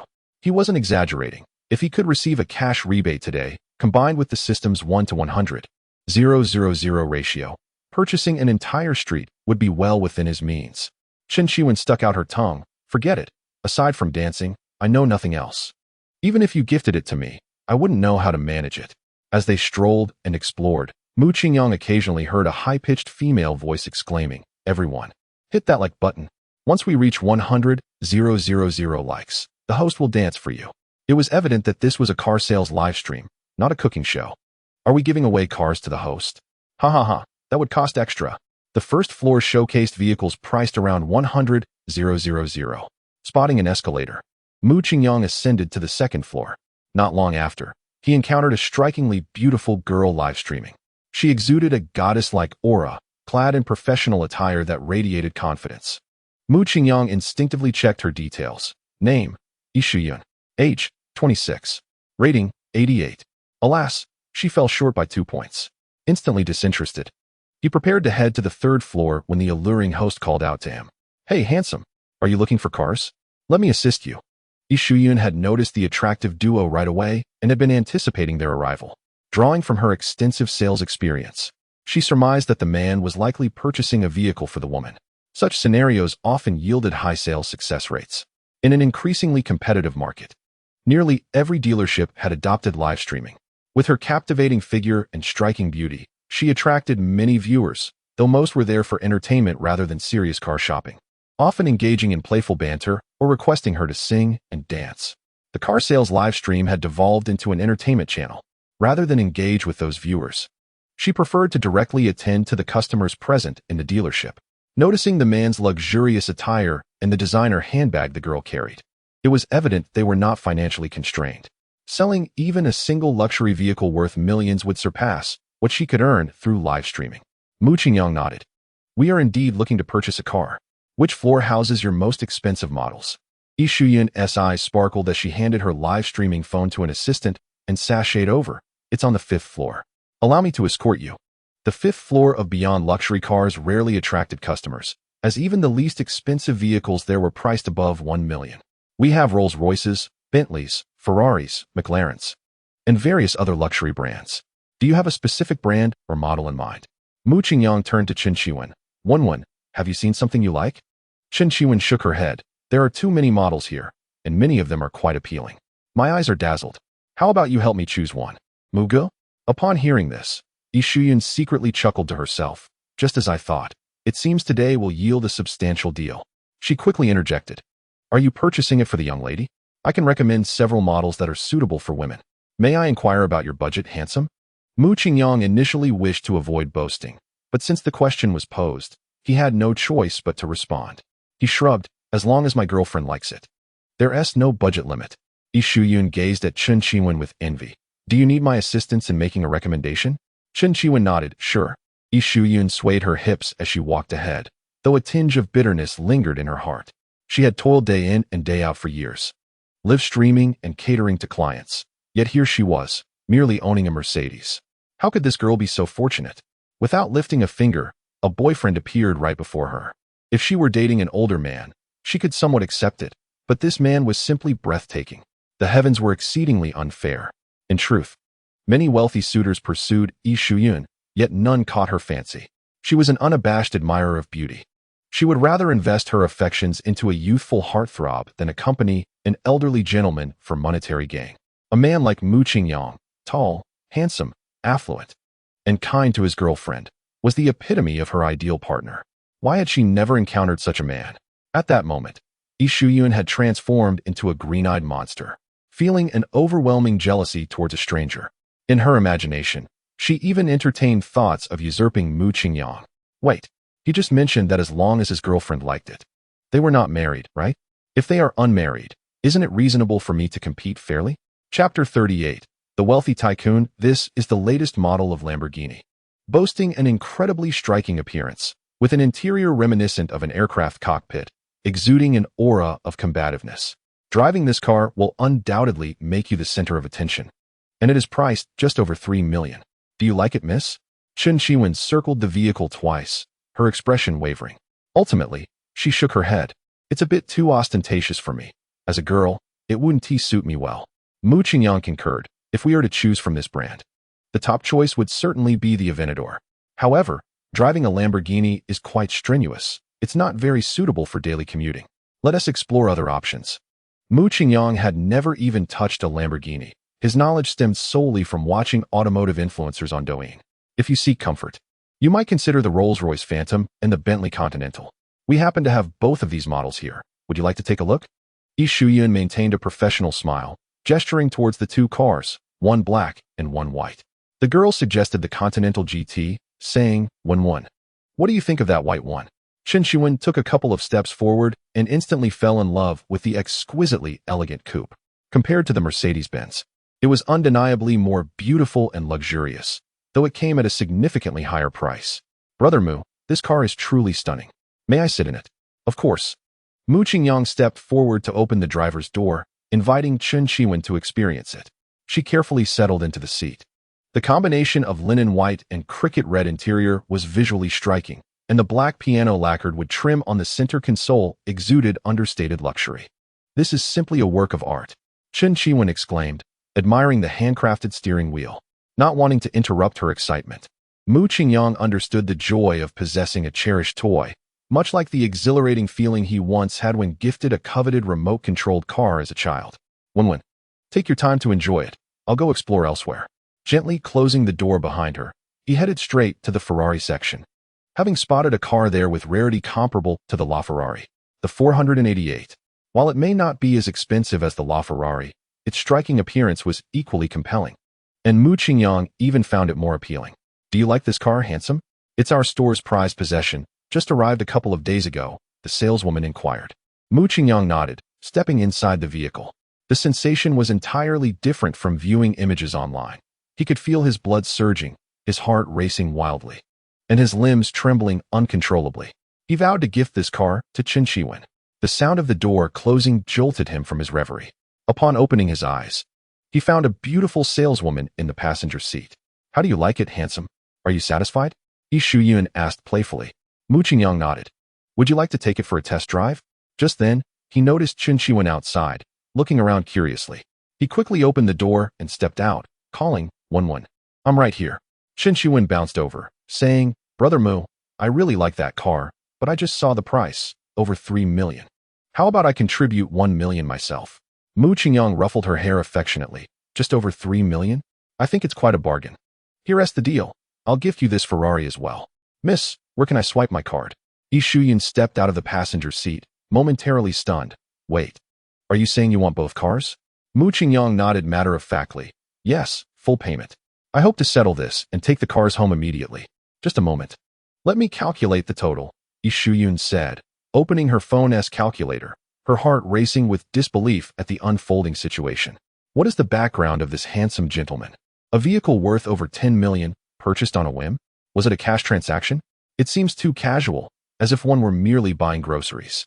Typically, the most decisive customers I have encountered would haggle for at least half an hour. Truly a wealthy individual. An absolute tycoon. One cannot possess such an heir without tens of billions in assets. He is indeed a treasure of a man. Yi Shuyun endeavored to maintain a natural expression. Sir, the total for both vehicles comes to 24 million, and I can arrange a 2 discount for you. No need. Mu Qingyang interjected decisively. I will swipe for 12 million directly, and the remaining amount will be allocated for future maintenance costs. Where shall I swipe my card? Yi Shuyun swallowed hard. Please follow me. She felt immensely grateful for the decision to attend to customers after closing the broadcast. Selling luxury cars at the original price on the 5th floor grants a 2 commission to sales. From this single transaction, she would earn 240,000, equivalent to 6 months of strenuous labor in the past. At this moment, Mu Qingyang's image loomed magnificently in her mind. If only she could see her favorability rating. It must have surpassed 90. Chapter 39. A driving prodigy. Chen Shiwen tugged at Mu Qingyang's sleeve. Brother Mu, 1 car is already sufficient. I lack the time to drive more, and this costs 1 million. Mu Qingyang gazed earnestly into Chen Shiwen's large eyes. 1-1. This is my heartfelt intention. You must accept it. As my woman, you need not have possessions, but you must have something. There's no need to worry about parking. Accept the 1 million on WeChat, and I will purchase 2 parking spaces, one at your home and another at the dance studio. Chen Shiwen was deeply moved to the point of tears. Wasn't this the quintessential narrative of a domineering CEO falling in love with me? Moreover, Brother Mu is such a considerate and overbearing CEO. Not only is he buying a car, but he is also resolving all future maintenance and parking concerns. I must have saved the galaxy in my past life to encounter someone like him. Chen Shiwen's favorability. 1. Current favorability, 70. Congratulations, host. You have raised Chen Shiwen's favorability to 70, and all the affectionate expenditures for this individual will soon be refunded. The vehicle purchase was already decided before the favorability increase. It counts toward the affectionate expenditure. Calculating amount. Beep. 18,324. 367 has been credited to your WeChat wallet. Please check. Mu Qingyang threw 3 punches into the air in celebration, then turned to embrace Chen Shiwen, showering her with kisses, before spreading his arms and running around the dealership, grinning with joy. The sum of over 18 million was entirely his. And Mu Qingyang felt as if his soul had been purified, his life elevated. At that moment, an overwhelming sense of invincibility enveloped him. Confidence surged from his very core to his mind. Brother Mu, I will heed your every word. Are you all right? Chen Shiwen was taken aback by his sudden frenzy, trailing behind him and calling out incessantly. After Mu Qingyang had exhausted his wildness, he halted and opened his arms towards Chen Shiwen. She dashed into his embrace, her voice tinged with tears. What has happened to you? Mu Qingyang cupped her small face and pressed his lips against hers, lingering for a considerable time before parting. I am perfectly fine, 1. You truly are my lucky star. Yi Shuyun felt a pang of jealousy in her heart, forcing a smile. Mr. Mu. The cash register is over here. The transaction proceeded seamlessly. Card swipe, receipt printing, and signature. The timid cashier timidly handed the receipt to Mu Qingyang. Sir, here is your payment voucher. He casually crumpled it into a ball and accurately tossed it into the trash bin. Can we take the car today? You can handle all the paperwork. Certainly, Mr. Mu. Yi Shuyun handed the car keys to Mu Qingyang. You only need to sign a power of attorney. The vehicle will be transferred to your name, correct? Mu Qingyang gestured towards Chen Qiwen. Transfer it entirely to my girlfriend's name. It was originally purchased as a gift for her. Yi Shuyun was so envious she was on the verge of tears, letting out a sigh before forcing a strained smile. Then, Miss, please come to the office to sign the contract and complete the paperwork. How long will it take? Mu Qingyang was eager to test drive the red beast. Approximately 1 hour. When you go sign, I will try out the car. Chen Qiwen obediently nodded. Brother Mu. Please drive safely. Mr. Mu, have you driven a Ferrari before? No. He had never driven since obtaining his license. Ferraris shift gears with paddles, unlike regular cars. It may be a bit unfamiliar for a first-time driver. I will accompany you. Without hesitation, Mu Qingyang replied, all right. Once again seated in the cockpit of the 488, he could hardly contain his excitement. This was a legal racing car, one of the few in the country, and he was now gripping its carbon fiber steering wheel. Mr. Mu, first, press down on the brake pedal. Then, press the red knob on the steering wheel. Mu Qingyang applied slight pressure with his index finger, feeling the soft resistance of the button, followed by a furious roar. The 488 roared to life. The thunderous sound sent a thrill through Mu Qingyang's heart, followed by a rapid release of dopamine. This was indeed one of the most melodious sounds in the world, instantly igniting a man's fighting spirit. Mu Qingyang uncontrollably shifted his right foot to the gas pedal. With each press, the red beast responded with an angry growl. Just lift here for first gear. And a gentle press on the gas will set you off. Mr. Mu, give it a try. Mu Qingyang gently flicked his slender finger on the delicate dial, and the display on the central console immediately transformed into the number 1. He lightly pressed the accelerator with the tip of his foot, and the Ferrari gracefully exited its parking space. Although it was his inaugural drive, Mu Qingyang felt no sense of unfamiliarity, smoothly maneuvering into the car lift. Perhaps this was the most remarkable talent he had showcased in his first 25 years.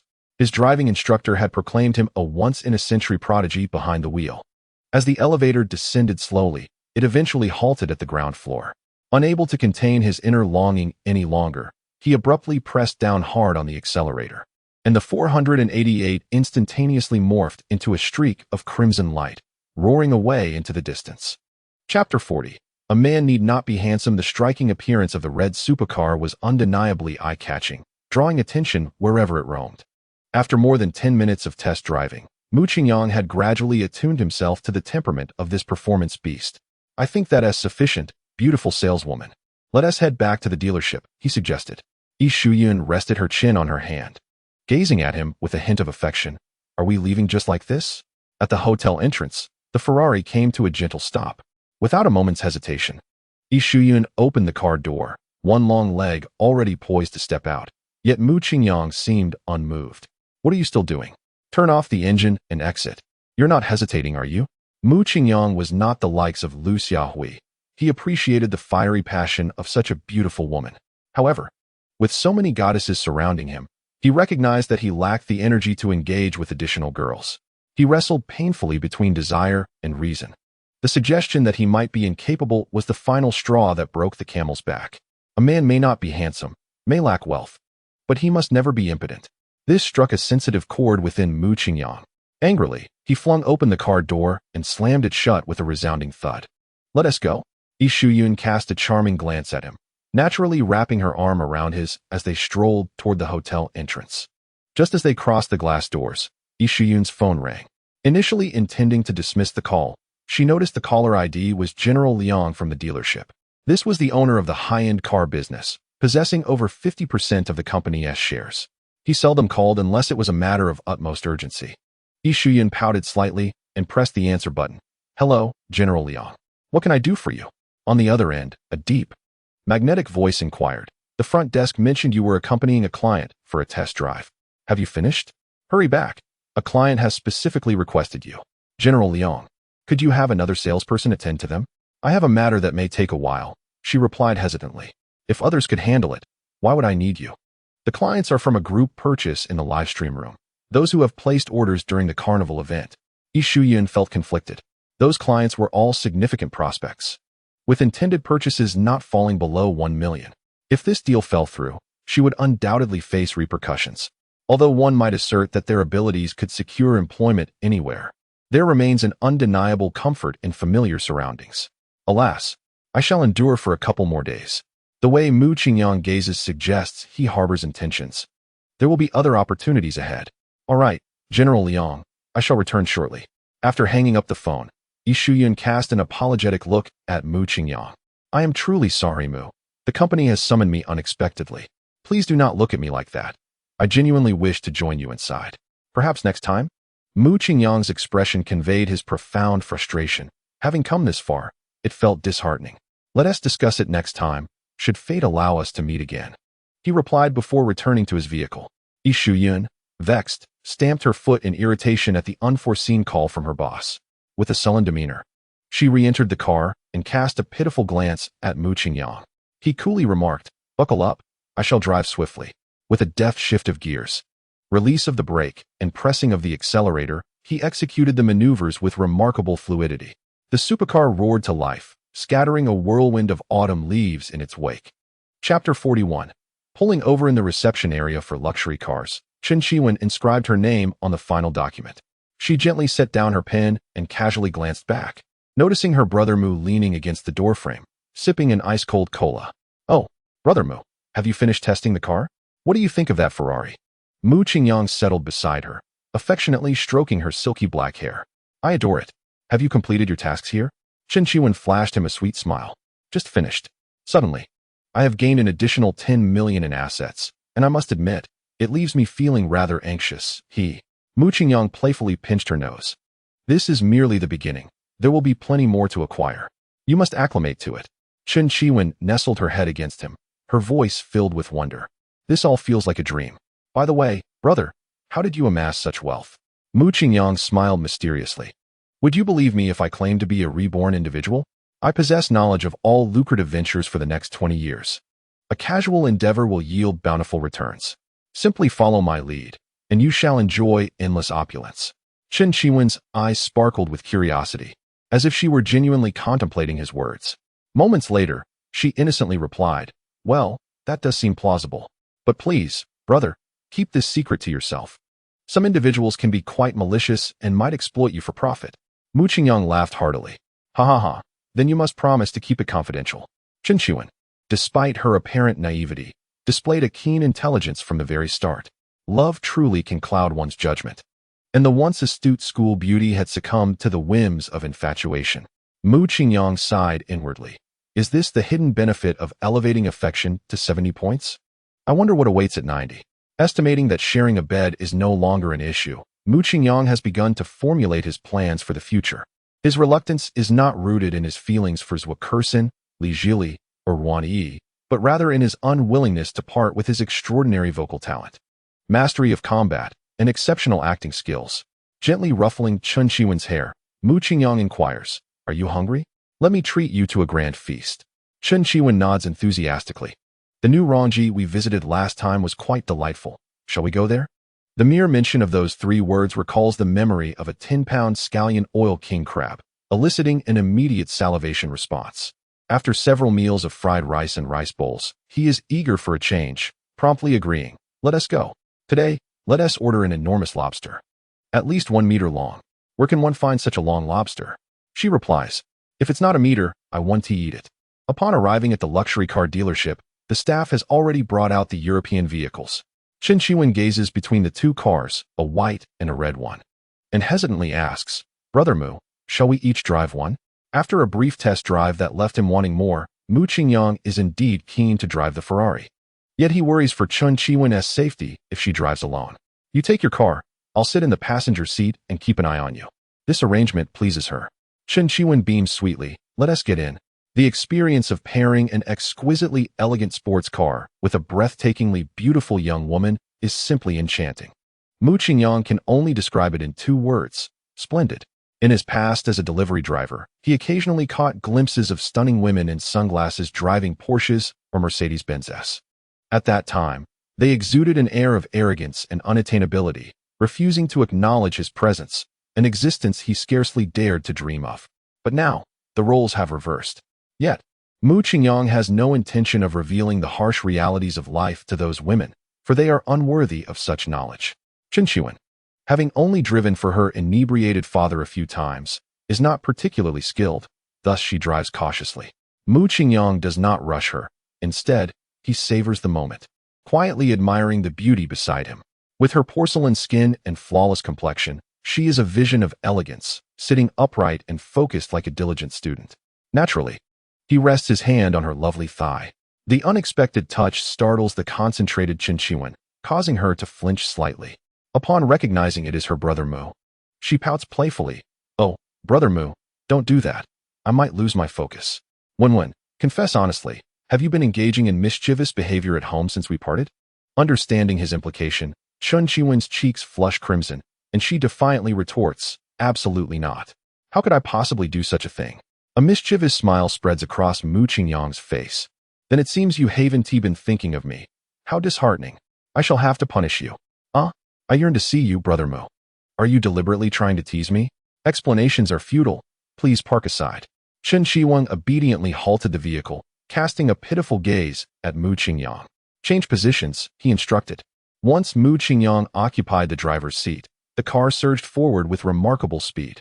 Chen Qiwen observed the increasingly secluded route, a flicker of anxiety stirring within her. "Brother Mu, where are we headed?"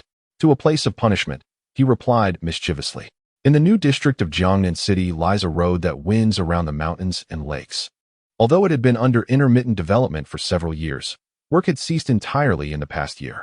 Mu Qingyang had received delivery orders from that area before. The view from the mountaintop was splendid, devoid of surveillance, and the presence of people was exceedingly sparse. After a brief journey of over 10 minutes, the Bentley came to a stop at a hidden fork on the mountaintop. Mu Qingyang alighted and circled the vicinity, finding it entirely deserted. He opened the passenger door and flashed a playful smile at Chen Qiwen. "Get out," under the impression that they were there to enjoy the scenery. She cheerfully exited the vehicle. However, before she could regain her balance, Mu Qingyang scooped her up and tossed her into the back seat. Chapter 42, The Super Beautiful Girl. Liang and Chong, surpassing luxury cars. After several hours of diligent effort, Yishuyan successfully secured several group buying clients. Boss Liang handed her a bottle of Waham mineral water. "Xiaoyi, you've worked hard.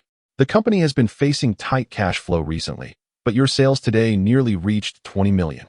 You are a crucial asset to our company. I've decided to award you an extra 10,000 yuan this month. I hope you will continue to excel." Yishuyan offered a fatigued yet fulfilled smile. "Thank you, Boss Liang. This is merely my duty. A prosperous company ensures the well-being of its employees, does it not? Please continue with your work. I will check today's live broadcast data with my assistant." Just as Yishuyan turned to leave, the door to the president's office was forcefully kicked open. A super beautiful girl with long, bluish-green hair stormed in, one hand on her hip and the other pointing accusatorily at Boss Liang. "Liang Xiqing, where's my 488? How can it vanish after a mere maintenance? I warned you that if you dared to lay a hand on my car, I'd sever our father-daughter ties." Liang Xiqing's usual composed demeanor evaporated, replaced by an expression of helplessness. "And Shong, didn't Ti explain that the company is experiencing some cash flow issues? Once we navigate through this period, I will buy you an even better car." "I refuse." Liang Enchong haughtily turned her head away. "The 488 is my favorite car, and I have a track day scheduled with friends next week. You must retrieve it immediately." Liang Xiqing sighed, rubbing his forehead. "Enchong, Haven T, I indulged you in everything since you were little. This time, I truly face difficulties. Can't you understand your father's plight?" Liang Enchong stamped her foot in frustration. "Humph. Then you must swear to buy me a Lamborghini next month as compensation." Liang Xiqing gently patted his head in resignation. The Lamborghini is the all-new generation of the iconic Bull, recently launched with a staggering price approaching 10 million. Previously, acquiring such a vehicle was not a significant issue. However, this year, numerous brands have seen their new car prices plummet, severely impacting the used car industry. He has found himself in a dire situation. resorting to the drastic measure of selling his beloved daughter's cherished vehicle. If next month is not feasible, dear Inchong, please grant your father a little more time. How about next year? Liang Inchong exhaled in frustration. Humph. It's a deal. If you dare deceive me, I shall never speak to you again. I promise, I promise. Is my Continental's scratch repair complete? I shall manage with it for 6 months. Liang Xiqing furrowed his brow, rubbing his nose, reluctant to meet his precious daughter's gaze. Seeing the tension in the air, Yi Shuyun awkwardly stepped forward. Inchong, the Continental has also been sold. What? Liang Inchong exploded with rage. She glared at Liang Xiqing through gritted teeth. Fine. You have left me no choice. I am going to Australia to find my mother. I never wish to see you again. With that, Liang Inchong attempted to storm out, but Liang Xiqing hurried over to stop her. Inchong, didn't you say Australia would be lonely without friends, and your English is so poor that you would struggle to adapt there? Anything is better than staying by your side. Liang Inchong's eyes glistened with tears. At least my mother would never sell my cherished belongings without my knowledge. You are nothing but a thief. Liang Xiqing was left speechless, his words caught in his throat. Liang Inchong was his only daughter, a stunning beauty in her youth who blossomed into a young woman whose looks rivaled those of any star. She had always been his pride and joy, his heart's treasure. The longest time she had been away from him was during her years studying in Australia. During that period, he had struggled greatly, his mood deteriorating and his sleep suffering severely. He would rather see his business collapse than endure the thought of his precious daughter leaving him again. Father will have finance transfer 7 million to you shortly. Please buy back the car, Liang Xiqing conceded, choosing his daughter over the vehicle. Liang Inchong shook off her father's hand and turned to Yi Shuyun. Sister Shuyun, who bought my car? Please provide me with their contact information. Yi Shuyun forced a smile. Inchong, would you believe me if I said I don't have their contact details? Liang Inchong, her big eyes shimmering, retorted, such a significant transaction could not possibly lack contact information. Sister Shuyun, do not tease me. The buyer completed the transaction in under 10 minutes, without haggling, simply swiping 12 million and leaving only a name on the contract. 12 million. Liang Inchong's mouth fell open. For 88 has increased in price. No. Your Continental was also purchased by him. Humph.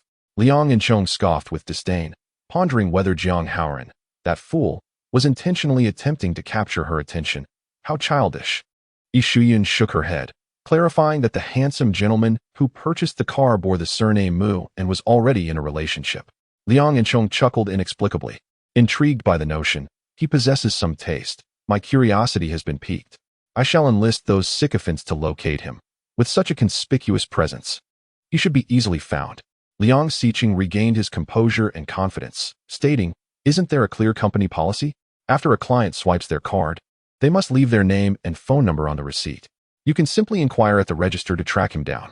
Liang Inchong's eyes brightened, and she seized Yi Shuyun's hand, exclaiming, Sister Shuyun, let us hurry and investigate. Mu Qingyang had a rather appealing name, and he wrote beautifully. The phone number was 199-7766. Liang Inchong swiftly searched the number on WeChat and clicked to add it. Meanwhile, Yi Shuyun silently committed the number to memory, preparing to add him later. Chapter 43. I merely wish to buy you a house. Nothing untoward shall occur. Brother Mu, I am satiated, Chen Xuan remarked, wiping her mouth with a napkin and gazing sweetly at Mu Qingyang. He finished the last morsel of lobster tail on the table, wiped his hands with a damp towel, and suggested, I too am full. Since it's still early, shall we catch a movie? Chen Xuan checked her phone. It's already 7:30. My curfew is at 8. Let us save that for another time. Very well. Mu Qingyang nodded slightly. The dealership has delivered the Ferrari. Would you like me to drive one home for you? Not necessary. You should keep that one for yourself. I'll just take the white car. Mu Qingyang felt a surge of joy within, thinking, system, did you witness that? She's willingly offering it to me. Surely, that's not against the rules? He readily agreed. All right, take it slow and drive safely. Not long after Chen Xuan arrived home, her younger brother followed suit, bursting through the door and exclaiming, Sister, do you know what I just saw downstairs? The latest Bentley Continental. It's stunning, elegant, and exudes charisma. If I had one, I could charm every girl in Jiangnan City. Even if I encountered Zhang Runan, I would dare to approach her. Chen Xuan felt a sweet sensation in her heart, yet feigned disdain. It's just a car. Is it really that exaggerated? Chen Xuan's brother scoffed. If you could sit in that car for even 10 seconds, you would abandon such childish notions. It's not merely a vehicle. It's a masterpiece, a symbol of confidence, a matter of pride. You, who only understands cosmetics and handbags, wouldn't grasp its significance. Chen Shiwen's expression turned playful. What if I have sat in one? Chen Shiwen's eyes lit up. Yes, sister. Don't I have a wealthy brother-in-law? Does he own that car as well? Why don't you ask him if I could have a chance to experience it? If so, I'd gladly fetch his slippers. Your brother-in-law does not possess that vehicle. Chen Shiwen's gaze gradually dimmed, a hint of disappointment creeping in. However, he does own a Ferrari 488. What? A spark ignited in Chen Shiwen's eyes. Sister, from now on, let's maintain our own relationships. You shall remain my sister, but my brother-in-law will be my foster father. Chen Shiwen was met with a playful smack from Chen Shiwen. If our father hears you say that, he would surely disown you. Can I at least sit in my brother-in-law's Ferrari? Sister, I beg you. Chen Shiwen bowed repeatedly. Chen Shiwen shook her head. Retrieving a winged key from her bag. Please refrain from such vanity. It is unappealing. The Ferrari is not available at the moment, but you can try my Bentley. Chen Shiwen's eyes nearly popped out. He snatched the car key. How am I being vain? I simply admire it, all right. Sister, that car is yours. You are truly remarkable. To drive a Bentley at such a young age, you are the hope of the Chen family. Chen Shiwen sighed. This was a gift from your foster father. But our dad disapproves of our relationship. Who knows, it might end one day, and the car would have to be returned to him. Chen Shiwen cautiously caressed the Bentley key, radiating confidence. Don't worry, sister, with me around, your relationship is secure. I have my ways with old Chen. Mu Qingyang parked the car in the basement of the rental building. The red Ferrari stood out starkly amidst a sea of ordinary vehicles, each priced around 100,000. It was perhaps the most expensive car to ever grace that garage. He walked to the first floor and purchased 2 packs of Huangalu 1916 cigarettes, leisurely making his way to the entrance of Zhangzi fast food. The restaurant had only a couple of patrons, with Zhangzi as usual seated at a cluttered table engrossed in his phone, while Ruan Yi perused a book at the bar. As Mu Qingyang strolled by, he playfully brushed his hand across Ruan Yi's fair, delicate face, then placed the cigarettes on the cluttered table. Uncle Zhangzi, have you ever smoked these? Zhangzi glanced at Mu Qingyang and then at the cigarettes. Where did you steal these, you rascal? Oh, my memory fails me. You're a wealthy man now, and I still think of you as a delivery boy. Is this a gift for me? Mu Qingyang pushed the cigarettes towards him. Take them, but don't sell them for a massage. It's not worth it. Zhangzi grew anxious. What massage would I sell them for? Am I that kind of person? Mu Qingyang waved his hand dismissively. Stop denying it. The last time I came to pick up an order, I heard your wife berating you, claiming you were falsifying grocery expenses and spending the extra money on the massage parlor's attendants. Zhangzi's face turned crimson. Don't listen to her nonsense. Then, swiftly changing the subject, you know, I have indeed smoked that brand before. The last time, a customer dropped half a cigarette in the store, and I picked it up. I thought it was a pity, so I took a couple of puffs. The flavor is truly exquisite. Half a cigarette? Mu Qingyang's expression turned peculiar. You didn't pick up a cigarette, but from the ground, did you? Cough, cough. Gongzi cleared his throat. Let us not dwell on such trivialities. What brings you here at this hour? Just here to dine? Order whatever you like, it's on me. I've already eaten. I just happened to pass by to see my future wife, and there's a small matter I wish to discuss with you. Gongzi referred to Ruan Yi as his future wife without a hint of discomfort. After all, he had already given 688 million, which could be considered an exorbitant betrothal gift. Moreover, from a purely aesthetic standpoint, Mu Qingyang was more than a match for Ruan Yi, not to mention his intention to make things official. It was indeed fortunate for his distant niece to find such a quality man.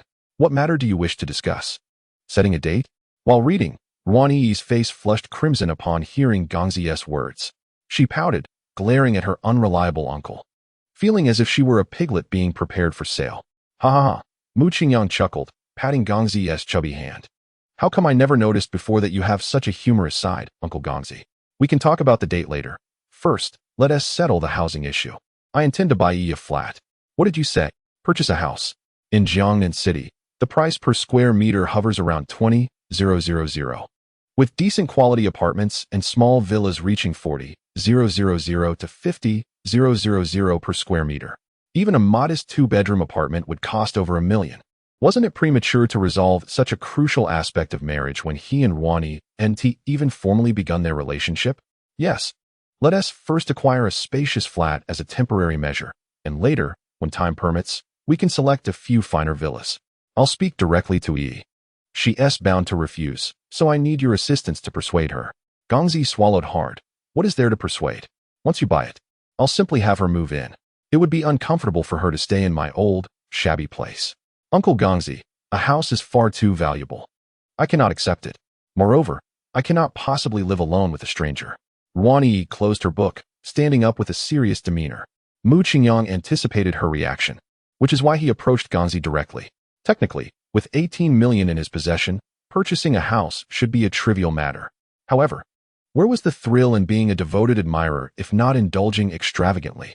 Furthermore, using his funds would not only yield a purchase but also provide a return. Rest assured, I shall never force you into anything. I swear to the heavens. The house is a voluntary gift from me, and we can have it notarized. Ruan Yi remained silent, returning to her seat and reopening her book. Well then, that's the situation. Uncle Gongzi, please do your utmost to persuade Yi. I shall return to my rental apartment, styled an Assyrian DCOR, to endure another night. Mu Qingyang waved his hand and exited the restaurant, only to hear the melancholic voice of Ruan Yi lingering behind him. Unless you can't help it. Chapter 44. Liang Enchong's friend request in his rental apartment. Mu Qingyang reclined on the sofa with his bare shoulders exposed, faintly hearing the sounds of a scuffle from the neighboring unit. However, after engaging in profound conversations with the campus belle and the car dealership salesperson, he had lost all interest in such superficial encounters. He pulled out his phone and instinctively opened Douyin. The notifications remained at 99, and upon browsing through them, he found a plethora of targeted private messages. Mu Qingyang felt numb and exited the messaging window, searching for Lu Ganmian among his followers. To his surprise, she had responded to his earlier message. Sorry, brother Chongqing. I don't usually check my private messages. Here is my WeChat ID. With a fist pump, Mu Qingyang opened WeChat, input the number, and sent a friend request to Li Zhili. After waiting 2 minutes without receiving an acceptance notification, he decided to address a few messages instead. Kekeksen, it's a new day again. I wish you a delightful mood. Clearly a mass message, Mu Qingyang chose not to reply and swiftly transferred 880,000. Zwakersen's reward for the strategy was a top-tier singing talent, a skill he found quite appealing, given that she was also a materialistic woman. Achieving a favorability score of 90 should be quite effortless. After all, what was money but a mere trifle? Transferring 880,000 was merely 88 yuan to him. And with his current financial status, he could afford to do this daily. The transfer was quickly accepted. And Zwakersen responded with another message. Add my personal WeChat ID 1762345. Mu Qingyang. What is going on? Have I not been conversing with the real person all this time? Can I report her for fraud? Suppressing his anger, Mu Qingyang added Zwakersen's alternate WeChat ID, which was almost instantly approved, just as he was preparing to unleash his prowess as a piano virtuoso. Zwakersen sent him a message. Why haven't you transferred any money this time? Angry Mu, I'll transfer money to your uncle instead. I've sent you real cash, and you're chatting with a fake? Do you not feel any pangs of conscience? Zwakersen, I felt sorry for you, which is why I gave you my personal WeChat ID. I've been generous, and yet you're still not satisfied? Angry Mu, smiling emoji. How can such frosty words come from a mouth so sweet? I've offered you my sincerity, and you're playing mind games with me. I feel utterly drained. Zwakersen, come on, I can't afford your sincerity. Better save it for your little girlfriend. Mu Qingyang stared at the screen in a daze. Is she jealous? Or is she testing me? Logically, a materialistic woman shouldn't believe in such nonsense as love. Making money should be her priority. So, she must be probing my stance. If I say I haven't established a relationship with Qinqiwen, she'll undoubtedly come rushing in. 1-1, I must apologize. In my quest for skill, I found myself resorting to a benevolent falsehood. Enraged, Guanzi queried. Are you referring to that girl from the bar? She indeed harbors affection for me, and I, in turn, hold a fondness for her. Yet we have not progressed to that stage. Zwakersen, biting her teeth in frustration, thought, if Mu Qingyang were before me now, I would undoubtedly deliver a swift kick to his groin. I witnessed you escorting her into a hotel, and now you claim there is no established relationship? Ah, you scoundrel. Behind your girlfriend's back, you frolic with others, seeking to corrupt women with your wealth, are you? Just as I am in need of funds for my music festival. Let us see how I shall deal with you. Zhuokerson replied, but I saw you two kissing. Yet in this day and age, such displays of affection have become commonplace. Enraged, Guanzi retorted, that day, we had indulged in some drinks, and with the ambience of lights and music, it led to a bit of intoxication. Zhuokerson continued, you were the one indulging first, and you kept transferring money to me afterward. Do you have feelings for me? Guanzi responded, everyone has an appreciation for beauty, and considering your immense talent, any man would be drawn to you. Zhuokerson lamented, many men express such sentiments. Yet few are willing to take action to pursue me, hence I remain a singleton. Guanzi countered, I have transferred nearly 2 million to you. Does that not qualify as taking action? Do you have a bottomless appetite? Zhuokerson replied, it is not my appetite that is vast, but rather the endeavors I wish to undertake require considerable funds. If only I had a boyfriend, I wouldn't have to bear the burden alone. Mu Qingyang understood that he was nearly ensnared in her web, yet he feigned ignorance, stating, matters that can be resolved with money are not truly matters. What is it you wish to pursue? Speak and let me hear. Zhuokerson expressed, I aspire to host a grand electronic music festival to enhance my visibility, thereby increasing my chances of making it to this year's top 100 in the world. Enraged, Guanzi questioned, it is merely a music festival. How much could it possibly cost? Zhuokerson explained, the venue, sound equipment, stage construction, and staffing alone would require several million. To generate buzz, I must invite renowned artists, whose appearance fees would also amount to tens of thousands. As for promotional expenses, they would start at a minimum of 10 million. Guanzi initiated a transfer of 10 million to her. Zhuokerson gasped in astonishment. You transferred 10 million for just a few lines of text? Are you a banker? Although it seems impossible for anything between us to develop, you have indeed helped me realize my dream. In that regard, you are quite commendable. Zhuokerson's affection level, 10. Current affection level, 20. Merely 10 points of affection for 10 million. What an insatiable gold digger. Mu Qingyang, suppressing his disgust, typed in the chat. Money has a price, but dreams are priceless. One must boldly pursue their dreams. I am the sole sponsor of this music festival, and the remaining funds will be settled upon our meeting. After spending such a substantial amount, surely I am entitled to some affection? It is not merely a desire for her beauty. Rather, it is a means to relieve my frustrations. Otherwise, I would indeed be a naive fool. Did she not mention that such behaviors have become quite commonplace? I am curious to discover the extent of her boundaries. Zhuokerson's affinity level is 10. Current affinity level is 30. Zhuokerson, thank you, Guanzi, you are such a wealthy benefactor. Heart emoji, the meeting will have to wait for a while. My recent performances are quite packed. Had I informed you sooner, you wouldn't need to toil endlessly for money each day. Crying face emoji, angry Guanzi, no rush. Just contact me when you're free. The funds are ready at any time. Zhuokerson, all right, I need to prepare for tonight's performance. Goodbye. Truly an ungrateful wolf. Slipping away with the money. Mu Qingyang indignantly closed Zhuokerson's chat window and noticed 2 friend requests in his contacts. He examined the greeting messages. Next time I go to the hotel, I will turn off my phone. This was clearly a stunning saleswoman surpassing luxury cars, and he promptly accepted the friend request. Ferrari 488, previous owner, urgent matter to discuss. Chapter 45, Meeting the Super Beauty. Liang and Chong Mu Qingyang was not in the habit of adding strangers. Furthermore, the reason for the request seemed somewhat dubious. Yet, the profile picture was simply captivating. With hair in shades of blue and green, her figure and looks resembled that of a comic book heroine. He instinctively examined the details of the photo. Name, Liang and Chong. Age, 21. Overall attractiveness score, 95. Wow, this score is nearly identical to that of Ruan Yi. Moreover, she is a well-dressed beauty. I wonder what her rewards for conquest might be. If she is indeed the real person, it would be a delightful encounter, requiring no effort at all. Without hesitation, Mu Qingyang clicked to agree. He then directly sent an 80-cent red envelope. If she opened it, there would be detailed information. If not, he would merely lose a few cents and could delete and block her. Habi is a cat. Why did you send me a red envelope? Angry Guanzi, open the red envelope before we chat, or there's nothing to discuss. Habi is a cat has claimed your red envelope. Several lines of information appeared before Mu Qingyang's eyes. Name, Liang and Chong. Age, 21. Occupation, none. Height, 170 centimeters. Weight, 50 kilograms. Affinity level, 20. Overall attractiveness score, 95 Conquest Reward, superior athletic ability. Includes parachuting, skiing, surfing, and other extreme sports. Wow. This Conquest Reward can only be described with one word: exhilarating. What do men desire most, aside from women? It must be extreme sports. Why do carefree young individuals abroad, unburdened by car loans or mortgages, engage in such perilous activities? It is not due to foolishness or boredom. Rather, those who have experienced the allure of extreme sports understand its profound attraction. Some fervent enthusiasts are even willing to gamble their very lives for it. As a spirited youth, Mu Qingyang naturally finds these pursuits exhilarating.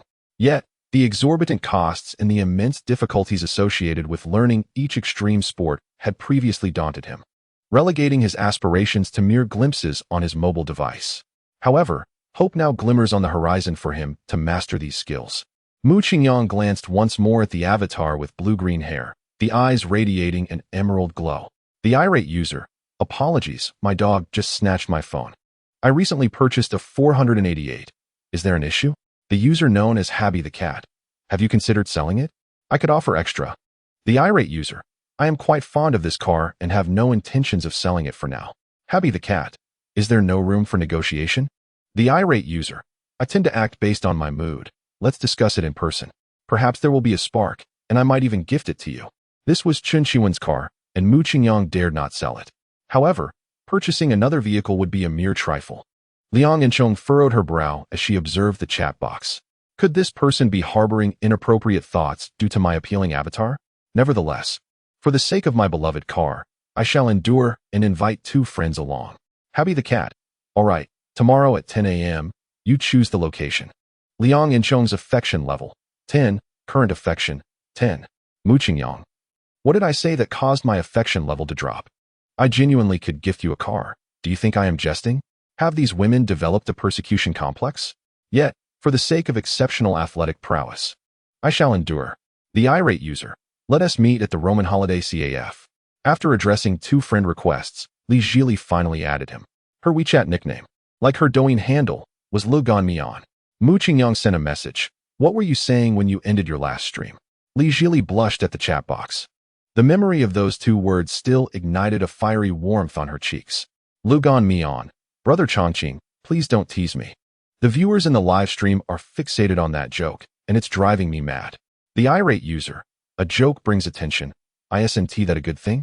After that stream, I noticed you topped the Douyin livestream rankings. Your popularity must have surged since then. Leckin Noodles: nowadays, there are thousands of people every day, but I find it more troublesome than when there were fewer. There are so many issues I don't know how to address, and I feel exhausted. Angry Pipe: if you're tired, you should take a break. Why not come to Jiangnan City to visit me? I happen to have nothing on my plate. Li Zhili pursed her lips. As Shuang said, the top supporter always wants to meet offline. Coincidentally, I'm heading to Jiangnan City for a class reunion next week. Should I not take the opportunity to meet him? No, I don't even know what he looks like. What if he isn't my type? I might inadvertently reveal my distaste. Brother Chongqing has generously supported me with several million. I cannot treat him that way. Perhaps we should remain online friends. Leckin Noodles: I believe it's not wise for a female streamer to meet her top supporter in private. Let's wait until we are more familiar with each other. Angry Pipe: I don't see myself as your top supporter, nor do I regard you merely as a female streamer. Can't we just be friends? Leckin Noodles: recently, the meme about Xiao Bailu has been quite popular online. Aren't you afraid that I may look drastically different in real life compared to my live stream? Mu Qingyang possesses a mirror that reveals true appearances, and he already knows Li Zhili's actual beauty, yet her words sparked a mischievous thought in his mind. Angry Pipe: we could just video chat to see each other. Nevertheless, I have a premonition that you must be an incredibly stunning beauty, just like in your streams. As soon as the message was sent, Mu Qingyang immediately initiated a video call. The dream of having a private one-on-one conversation with a beautiful streamer is a fantasy for many men, and Mu Qingyang was no exception. After all, since he had some idle time, why not enjoy the view? Li Zhili's heart raced as she noticed the incoming video call request in the chat box. Should I answer? Would it make me seem too easy? But this is a golden opportunity to see Brother Chongqing's true appearance. What if he isn't unattractive? I should answer. Worst case, I want to turn on my camera. If I don't like it, I can simply hang up. With that thought, she gently pressed the answer button. The video connected swiftly, and on the screen appeared a well-built man with his upper body bare. He had striking features, brows like swords, bright eyes, a high-nose bridge, and well-defined facial contours. He was the epitome of a handsome man. Li Jili's face flushed instantly. "Hey, why can't I see you? Aren't you turning on your camera?" I forgot," Li Jili stammered, then hurriedly activated her front camera. "Stunning," Mu Qingyang exclaimed in admiration. Li Jili, without beauty filters, was even more breathtaking than during her streams. This authenticity surpassed any special effects. "Since I've seen you, I'll turn mine off now." Li Jili, for reasons unbeknownst to her, felt increasingly anxious. She didn't even dare to glance at the man in the video a second time. "Wait a moment," Mu Qingyang called out quickly. "Just call me hubby before we hang up." The video call had ended, and Mu Qingyang shook his head, then typed a line of text. "Will you come to Jiangnan City? If you do, will you contact me?" Li Jili deliberately paused for a few seconds before replying with a simple N. Upon seeing Mu Qingyang's true appearance, she felt no hesitation whatsoever and even developed a considerable fondness for this top-ranking brother. He was entirely to her aesthetic taste, though she did wonder about his height. The only mystery lingering in her mind was why someone so wealthy would choose to live in a bare apartment. Perhaps it was merely a peculiar habit of the affluent. Li Jili's favorability rating, 10, current favorability, 55. Mu Qingyang smiled with satisfaction, clutching his phone. Even before meeting this little streamer, their rapport was nearing 70. He was confident that upon their meeting, he would conquer Li Jili entirely. With time still on his side, Mu Qingyang opened the long-neglected game, Honor of Kings. After a round, he found his second-hand Xiaomi phone to be unbearably hot and laggy, compounded by its shattered screen, resulting in a decidedly poor experience. He tossed the phone onto the sofa, muttering, "This old buddy of mine should have retired long ago. It's a pity to keep him around. Wait, did I not receive a cash rebate today? I have 8 digits lounging in my account. What phone can I not afford?"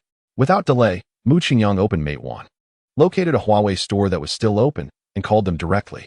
"I want a top-tier model, regardless of the markup. The address is Sunshine Community." In less than half an hour, the phone arrived, costing nearly 10,000 yuan. Yet, once Mu Qingyang held it in his hands, he felt it was worth every penny. It was smooth, sleek, and had a delightful feel. There was no lag while scrolling through Douyin or playing games. The scant data from the second-hand Xiaomi was quickly transferred. Mu Qingyang played with his new phone until midnight, contentedly drifting off to sleep. The following morning, Liang Yancheng unusually woke up in the morning. She yawned and called her 2 close friends, instructing them to wait outside the community at the appointed time. With bleary eyes, she began her morning routine. Such a scenario was rare, prompting Liang Xiqing to pay close attention to his daughter's every move. At 10 a.m., at the Roma Holiday CAF for the car purchase, Liang Xiqing had a general idea of what was happening, but was uneasy about the children engaging in such a significant transaction. Thus, he decided to arrive early at the CAF, seeking a discreet spot to observe from afar. Liang Yancheng donned a pair of distressed denim shorts and a fitted black tank top, draping a loose khaki shirt over her shoulders. She radiated an invincible youthful charm. Outside the entrance of the luxurious villa community, a McLaren 720 and a Mercedes-Benz quietly idled by the roadside, where 2 fashionably dressed young men squatted beside the vehicles, smoking. "Jiang Haoran, regardless of your remarks, you are the eldest son of the Jiang family and destined to inherit the family business. Could you not possess even a modicum of sophistication and refrain from engaging in such trivial pursuits as delivering breakfast? It is utterly humiliating for me to be associated with you." The speaker, with a stylishly tousled haircut, exuded the air of a privileged young gentleman. "Ho Junyi, how I choose to treat Inchong is my own affair. You are overstepping your bounds. Jiang Haoran, are you not aware that being a warm man ranks below a dog? Which pampered individual ever met with a favorable outcome? Do not hang yourself on a single tree. Learn from me, and seize the youth to explore multiple experiences. Then seek a suitable match when it comes time to marry. You may pursue your hedonistic lifestyle while I embrace the role of a devoted companion."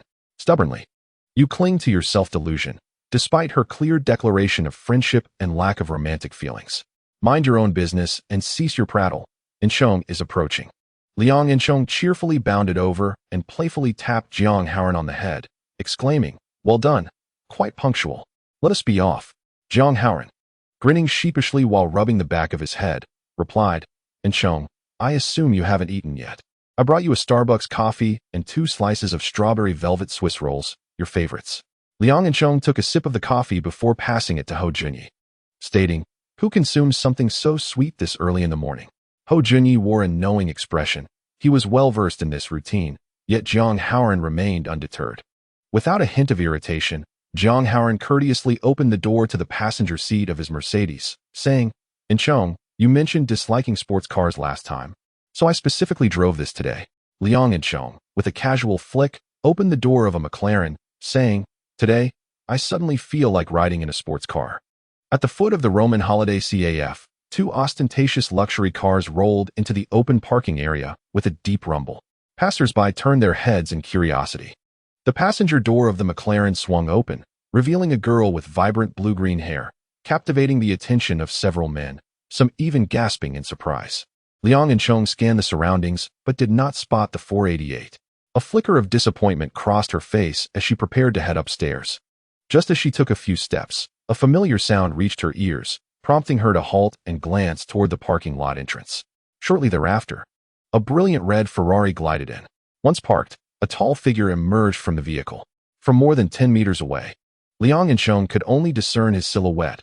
A well-defined jawline and striking facial features suggested he was quite handsome. Her mood inexplicably lifted. Thankfully, the car was not purchased by some unkempt, undesirable individual, or she would have felt discomfort driving it. Liang and Chong's favorability level, 5. Current favorability, 15. Mu Qingyang felt a surge of joy within. What fortune! Has my luck truly turned today? Has Liang and Chong arrived early and discovered me? He closed the car door and looked towards the staircase of the CAF, where stood an enchanting beauty. Just by her figure, Mu Qingyang could ascertain that she was none other than Liang and Chong. Chapter 47. Liang and Chong. All right, dear, you may proceed, but it will cost you 10 billion. Mu Qingyang waved his hand with a radiant smile. Happy is a cat. It's me, the furious pipe. With that, he strode over. Liang and Chong, slightly exasperated, remarked, "Big brother, there are so many people around. Why call out your online name? It's rather embarrassing, you know?" Nevertheless, she managed a faint smile and nodded. "Hello." Jiang Haoran regarded the approaching stranger with trepidation. Although they were both 180 centimeters tall, this man seemed to possess a hint more charm. He quickly stepped forward, positioning himself between Liang and Chong and Mu Qingyang. Another guardian of flowers? And this time, too? Mu Qingyang silently scoffed, yet maintained a cordial demeanor. "Are you all together?" Liang and Chong nodded. "They are my friends. Let us head upstairs to talk." Inside the CAF, at a table by the window, Liang and Chong sat on the south side, flanked by Jiang Haoran and Ho Junyi, while Mu Qingyang sat across from her. After taking their seats and before ordering drinks, Liang and Chong got straight to the point regarding that furious pipe. "As I mentioned on WeChat, my primary purpose for meeting you today is to buy back the 488. Name your price." Mu Qingyang fiddled with the car key, wearing a look of nonchalance. "I genuinely adore this car. If I were to sell it, it would have to be for at least 8 or 10 billion. Such a statement renders our discussion pointless. How can we negotiate under such terms?" Liang and Chong thought to herself that if Mu Qingyang were not somewhat pleasing to the eye, she would have already lost her temper. Ho Junyi scoffed dismissively. "Brother, the market price for that car is just over 6 million. You cannot be serious with such exorbitant demands." Jiang Haoran was furious. "Are you delusional? Did you not wake up properly this morning? Hurry up and give a reasonable price. We do not have time to entertain you." In front of Liang and Chong, he was a compliant little boy, but he was far less amiable towards others. Moreover, he instinctively felt that this individual harbored ulterior motives towards Chong, which sparked his animosity towards Mu Qingyang. Mu Qingyang found the situation amusing. "Do I really need your 6 or 7 million? I possess a divine wealth system. If I were to part with 8 or 10 billion, it would solely be for the sake of the beautiful girl. So what are you barking about?" It was evident that this man was undoubtedly Liang and Chong's sycophant. "Since you lack manners, I cannot be blamed. In business, mutual consent is essential. I shall not budge on my price, and if you cannot afford it, then we shall not proceed with negotiations." Madness. Liang and Chong prepared to rise and leave, convinced that the man before her must be mentally unhinged. Continuing this conversation would only serve to insult her intelligence. However, Mu Qingyang's next statement rendered her momentarily speechless. "How about I gift you the latest Bugatti? Just as I mentioned on WeChat? If there's a spark between us, consider yourself fortunate, for I find you rather appealing. Jiang Haoran slammed his hand on the table. Who the hell do you think you are? Who needs your affection for Inchong? A Bugatti? Do you think this is a game? Realizing the absurdity, Liang Inchong shook her head as she walked away, silently mocking herself for having believed such nonsense. Yet, Mu Qingyang maintained his cheerful demeanor. I can transfer the money right now. Liang Inchong halted abruptly, her expression one of disbelief. As she turned back to inquire with a furrowed brow, Are you serious? Mu Qingyang brandished his phone. Give me your account number. Reluctantly, Liang Inchong returned to her seat, her mind racing with uncertainty. Nevertheless, she fished a card from her bag and slapped it onto the table. If you transfer the money, you shall be my brother. My real brother. Mu Qingyang first charged 10 million to obtain 1 billion in adoration funds, then transferred 100 million to Liang Inchong's account. The transfer has been completed. But do not dare call me brother. With a mixture of skepticism and astonishment, Liang Inchong picked up her phone to find a notification confirming the receipt of funds. Her balance had indeed increased by a staggering 100 million. She gazed incredulously at her two friends, who were eagerly awaiting the unfolding drama. Did it really arrive? How much? Jiang Haoran and Hou Junyi exclaimed in unison, 1 billion. What? Jiang Haoran slumped back into his chair, unable to fathom that such a theatrical event could transpire in his life. He understood better than anyone the significance of 100 million. His family was among the largest leather manufacturers in Jiangnan City, with an annual output of merely 10 billion. And even a net profit of 100 million was considered commendable. Who was this person, so casually bestowing such a sum upon a stranger? Was he attempting to steal Inchong away? At a neighboring table, separated by a screen, Liang Xiqing lowered the brim of his cap slightly and turned to scrutinize Mu Qingyang for a moment. Initially, he regarded the exchange as mere boasting among youngsters, not worthy of his attention. However, upon hearing his beloved daughter confirm the transfer of a full 100 million, he felt a jolt of intrigue regarding the young man's identity. Observing Mu Qingyang's imposing presence and generous nature, he surmised that he must hail from a prestigious family, a lineage befitting his daughter Inchong. Habi is just a cat. Your name is Liang Inchong, correct? Mu Qingyang flashed her an innocuous smile. Liang Inchong nodded. The bank account is indeed in my name. Do you think this 100 million could purchase the latest Bugatti? Liang Inchong responded affirmatively. There would still be quite a bit left over. I can note this transfer as an automatic gift, but I have a small request. Liang Inchong had long suspected that matters were not so simple. She fixed her gaze on Mu Qingyang with her captivating eyes. Speak. It's quite simple, Mu Qingyang replied, gesturing to his cheek. Just brush your lips against this spot. How absurd, Jiang Haoran exclaimed, his finger trembling with anger as he pointed at Mu Qingyang. What gives you the right to ask Inchong to kiss you? You think you can buy her first kiss for 1 billion? Do you take her for a materialistic girl? Dream on. A slight smile graced Liang Inchong's lips. All right, a kiss is permissible, but it must be 10 billion. She had lived a life of luxury, with little concept of money, let alone material desires. However, last month, she had overheard her father, in a subservient tone, asking someone for a loan of 10 billion, only to be rejected, which had left him with a noticeable streak of gray in his hair. In her memory, her father had always been a figure of confidence and composure. She had never seen him so humble. Although she often acted willful in front of him, her love for him remained unwavering. Now, the prospect of merely touching her cheek in exchange for 10 billion was an opportunity she resolved to seize. Mu Qingyang flashed a harmless smile. 10 billion is acceptable, but it must be lips to lips. Liang Inchong furrowed her brows, her eyes vacant as she stared at the table, her delicate fingers toying with her blue-green hair, seemingly deep in contemplation over this condition. Jiang Haoran panicked, kneeling before Liang Inchong urgently. Inchong, you cannot agree to this. You absolutely must not.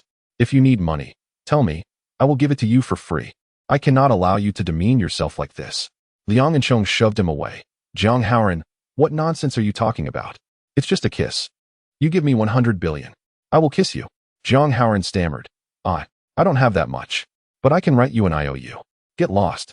Liang Inchong pushed Jiang Haoran further away and turned to Mu Qingyang. It can only be a peck. No tongues, no photos or recordings.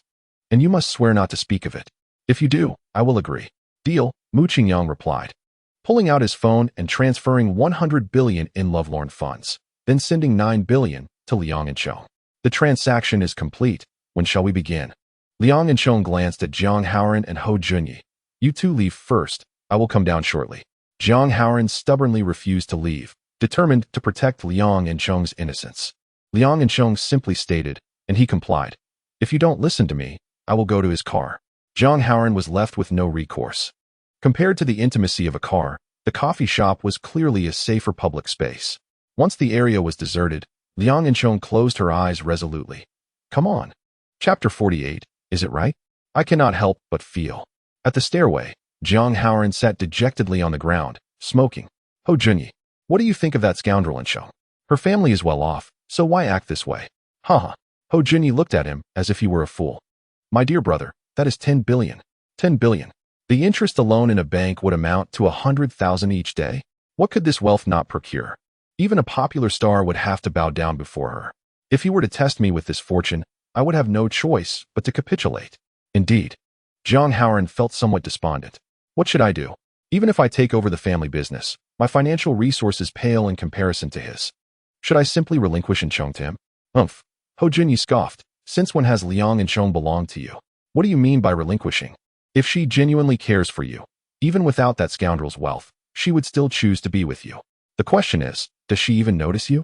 That fellow kisses with 10 billion, while you could offer 100 billion, yet you remain less significant than a stranger. Think it over. Jiang Haoran still felt a twinge of resentment. But in our circle, there is only one goddess like Cheng. If I miss this opportunity, I may never encounter another like her in this lifetime. What is yours will be yours. That which is not meant for you cannot be forced. Stop wasting your thoughts on her. Being friends is quite delightful. My brother will take you to a club to find a new partner, and I assure you, you will forget her in no time. Jiang Haoran extinguished his cigarette. Perhaps you are right. I may have been too fixated. Let us go to the club, Flowing Waters. It's rather splendid. Ho Junyi's eyes widened. Well, Jiang Haoran, you know about Flowing Waters? You must have frequented such places behind my back. Why are you pretending to be so innocent? Jiang Haoran chuckled ruefully. Occasionally, just occasionally. Wait. Ho Junyi narrowed his eyes. I remember Liang and Cheng once asked me a question, and I didn't think much of it then, but now that you mention her name, it suddenly comes back to me. What question? She asked if I saw you at Flowing Waters and wanted to know what that place was like. What did you say? Jiang Haoran's heart raced. I thought she was joking, wondering how you could possibly go to such a place. Damn. Jiang Haoran smacked his forehead. So that's where the issue lies. You're overthinking it. Ho Junyi patted his shoulder. She mentioned you should get out more and broaden your horizons instead of pestering her every day. Jiang Haoran ruffled his hair in frustration. I need to order 10 today. Inside the coffee shop, Liang Xiqing gazed sternly at his precious daughter and the unfamiliar man who had purchased her car. A mere kiss was inconsequential. As long as his daughter was willing, he would not interfere. However, should this man attempt anything untoward, he would intervene immediately.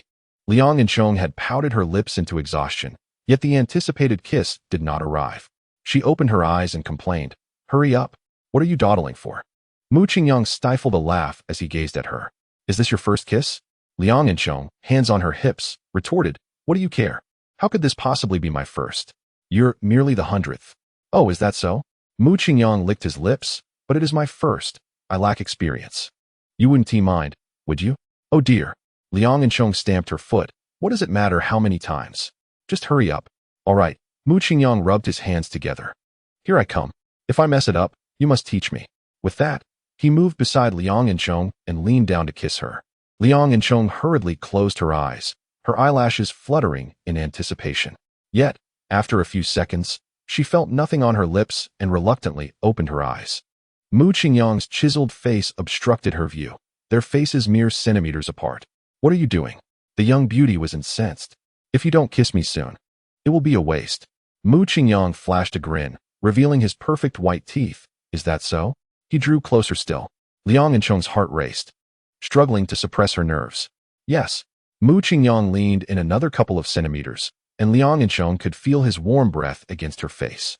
The potent scent of his masculinity made her feel an indescribable flutter.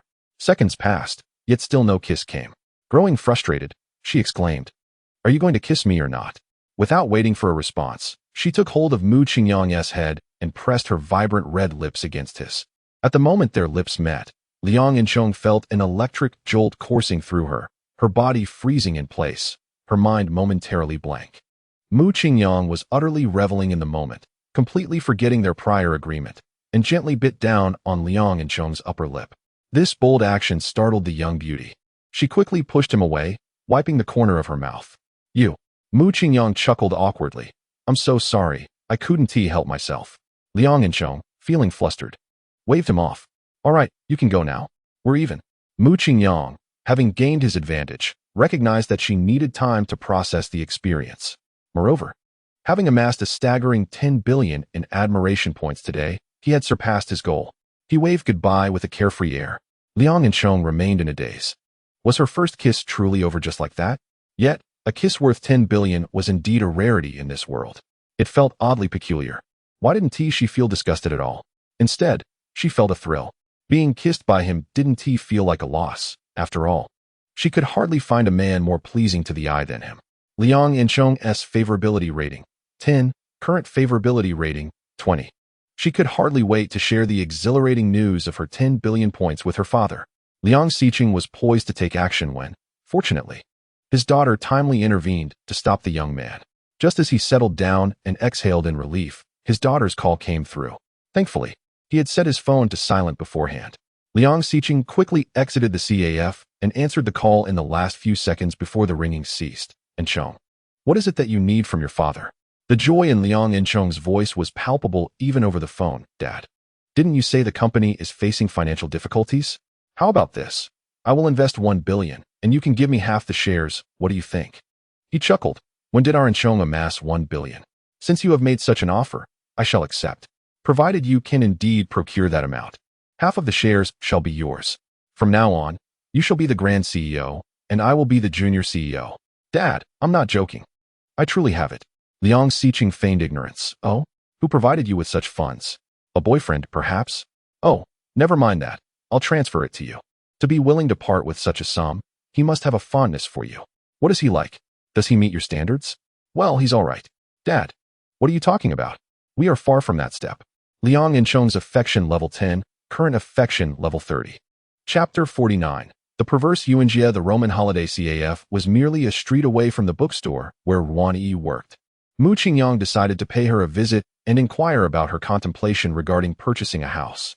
After experiencing the plush beds of a hotel presidential suite, the wooden bed of his rental felt rather uncomfortable.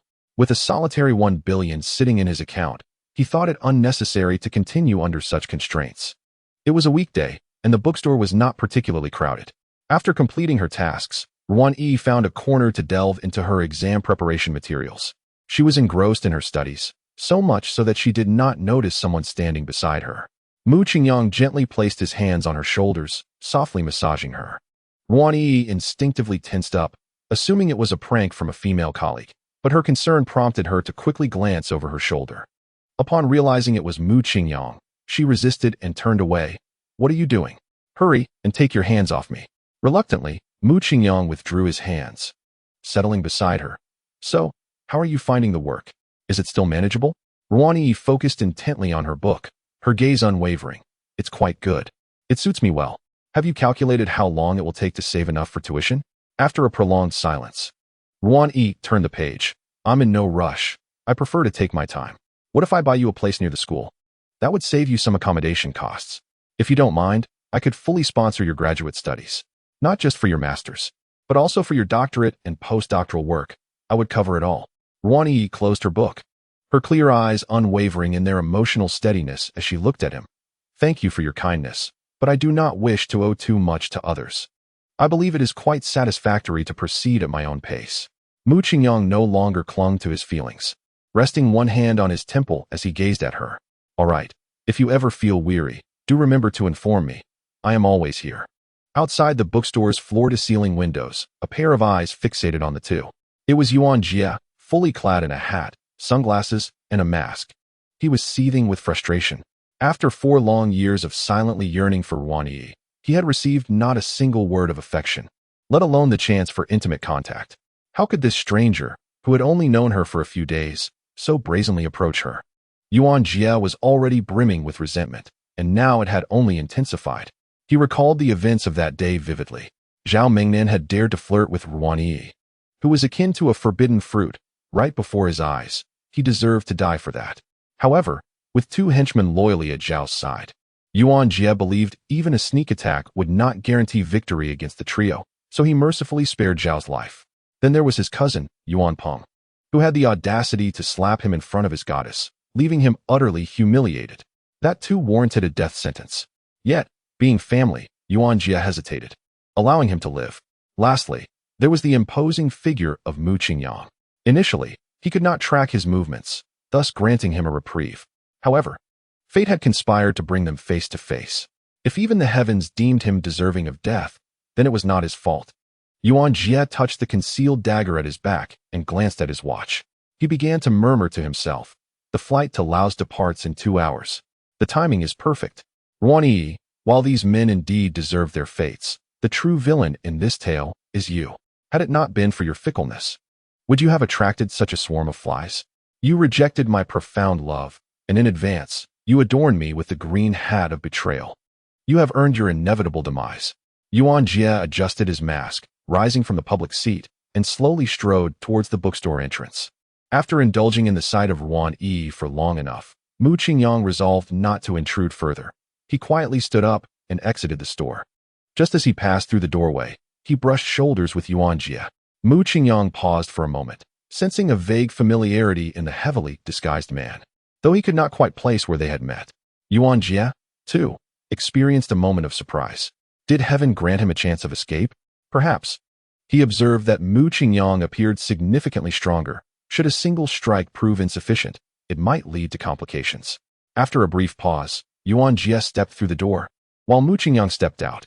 Clad in mesh sneakers, Yuan Jie moved lightly, his right hand reaching behind him as he walked.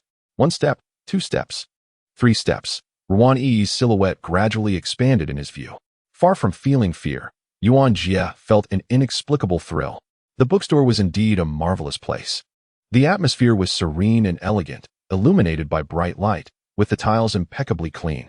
If a pool of fresh blood were to be spilled here, accompanied by a few piercing screams, the stark contrast would surely be quite exhilarating. Ruan Yi, this is your ultimate sanctuary. Do you not cherish reading? Feel free to indulge yourself in the pages below. Yuan Jie stood behind Ruan Yi, the weapon concealed on his back now drawn. He intended to slowly maneuver the blade to her throat for a swift and lethal strike. Mu Qingyang, sensing something amiss after taking a few steps, turned back instinctively. The sight that met his eyes left him pale with fear. The familiar man was brandishing a knife behind Ruan Yi. He was about to commit murder. With no time for hesitation, Mu Qingyang dashed into the bookstore. Yuan Jie heard the hurried footsteps and hastened his actions, swiftly positioning the sharp blade against Ruan Yi's neck. It was only then that she noticed the glint of the deadly weapon, and she instinctively screamed, "Ah!" Mu Qingyang realized the gravity of the situation. With 2 or 3 steps separating him from Ruan Yi, if the assailant acted immediately, he would be half a beat too late. He had no choice but to leap forward, pushing with all his might. Just as Yuan Jie was about to make the fatal cut, Mu Qingyang forcefully shoved him to the ground. Yuan Jie had already envisioned the scene of Ruan Yi's blood gushing from her neck, eagerly anticipating the tragic tableau. However, an unexpected force propelled him forward, disrupting his intentions. Yet, having heard the commotion in advance, he had gripped the knife tightly, ensuring it did not fall despite his tumble. Just as the surprise attack was about to succeed, it was thwarted at the last moment, infuriating Yuan Jie. He rolled over and, without a second thought, lunged the knife toward Mu Qingyang's chest. But Mu Qingyang was quick to react. As the blade barely grazed his skin, he seized Yuan Jie's right hand. Yuan Jie, inferior in strength, found his wrist twisted painfully by Mu Qingyang, who effectively dislocated it. The long knife clattered to the ground, and Mu Qingyang swiftly rose, pinning the assailant's neck beneath his foot, then yanked off the disguise from his face. "It's you. Instead of learning proper skills, you resort to murder? You filthy scoundrel, you deranged pervert." Enraged, Mu Qingyang raised his other foot and delivered several brutal kicks to Yuan Jie's face. After a series of vicious blows, Yuan Jie was left battered and bruised, blood and saliva staining the ground, resembling a beaten dog. Ruan Yi finally managed to rise, hurriedly approaching Mu Qingyang. "Are you all right? Are you hurt?" Mu Qingyang glanced down at his still bleeding chest. "Just a superficial cut. It will heal in a day or 2. Let us call the police." "All right." By the time the police arrived, A crowd of onlookers had gathered around the bookstore, forming layers upon layers. A figure resembling a captain pushed Mu Qingyang aside and inquired, "What is going on here?" The caller reported a bleeding incident. "Were you two engaged in mutual combat? Quickly, step aside. Causing minor injuries can lead to criminal liability." Mu Qingyang, somewhat speechless, replied in a cold tone, "A bleeding incident? This is a case of attempted murder." The officer, dismissing his words as mere frustration, failed to grasp the gravity of the situation. However, the onlookers chimed in, "Indeed, this is a murder case. That perpetrator has been lurking there, observing for quite some time. I suspected him from the start." One bystander added, "Officer, I was at the bookstore purchasing a book and witnessed this scoundrel attempting to harm that young lady. It was this young man who subdued him. The weapon is still lying there. We must ensure the perpetrator is severely punished and not released to endanger society." Realizing the situation was more complex than anticipated, the officer immediately instructed his subordinates, "Go check the store's surveillance footage." The liquid crystal television at the bookstore entrance was already displaying multiple surveillance feeds in real time. Following the officer's directions, the staff magnified one of the camera angles to full screen. The entire sequence from the moment Yuanjia entered the store to his act of violence was captured in full clarity. The crowd gasped in disbelief. Good heavens! He came here with the intent to kill. Had it not been for this young man, that girl might have lost her life. It's terrifying that he dared to commit such an act in broad daylight. Does he not fear the law? Arrest him. Execute him. Ruan Yi, upon seeing the surveillance footage, comprehended the peril she had just escaped. Had Mu Qingyang been even a moment slower, she would have been doomed. She leaned closer to him, covering his hand, and asked, "How did you know he was a threat? I owe you my life today, otherwise." Ruan Yi's favorability increased from 24 to 69. Mu Qingyang felt a jolt of alarm.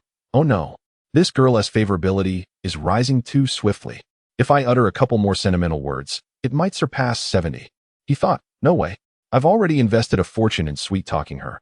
I can't let it exceed that threshold. With this in mind, he brought Ruan Yi's small hand to his nose and took an exaggerated sniff. Feigning a lascivious expression, "I intended to make a comeback and indulge in some intimacy with you, but fortuitously stumbled upon this scoundrel. You were merely fortunate.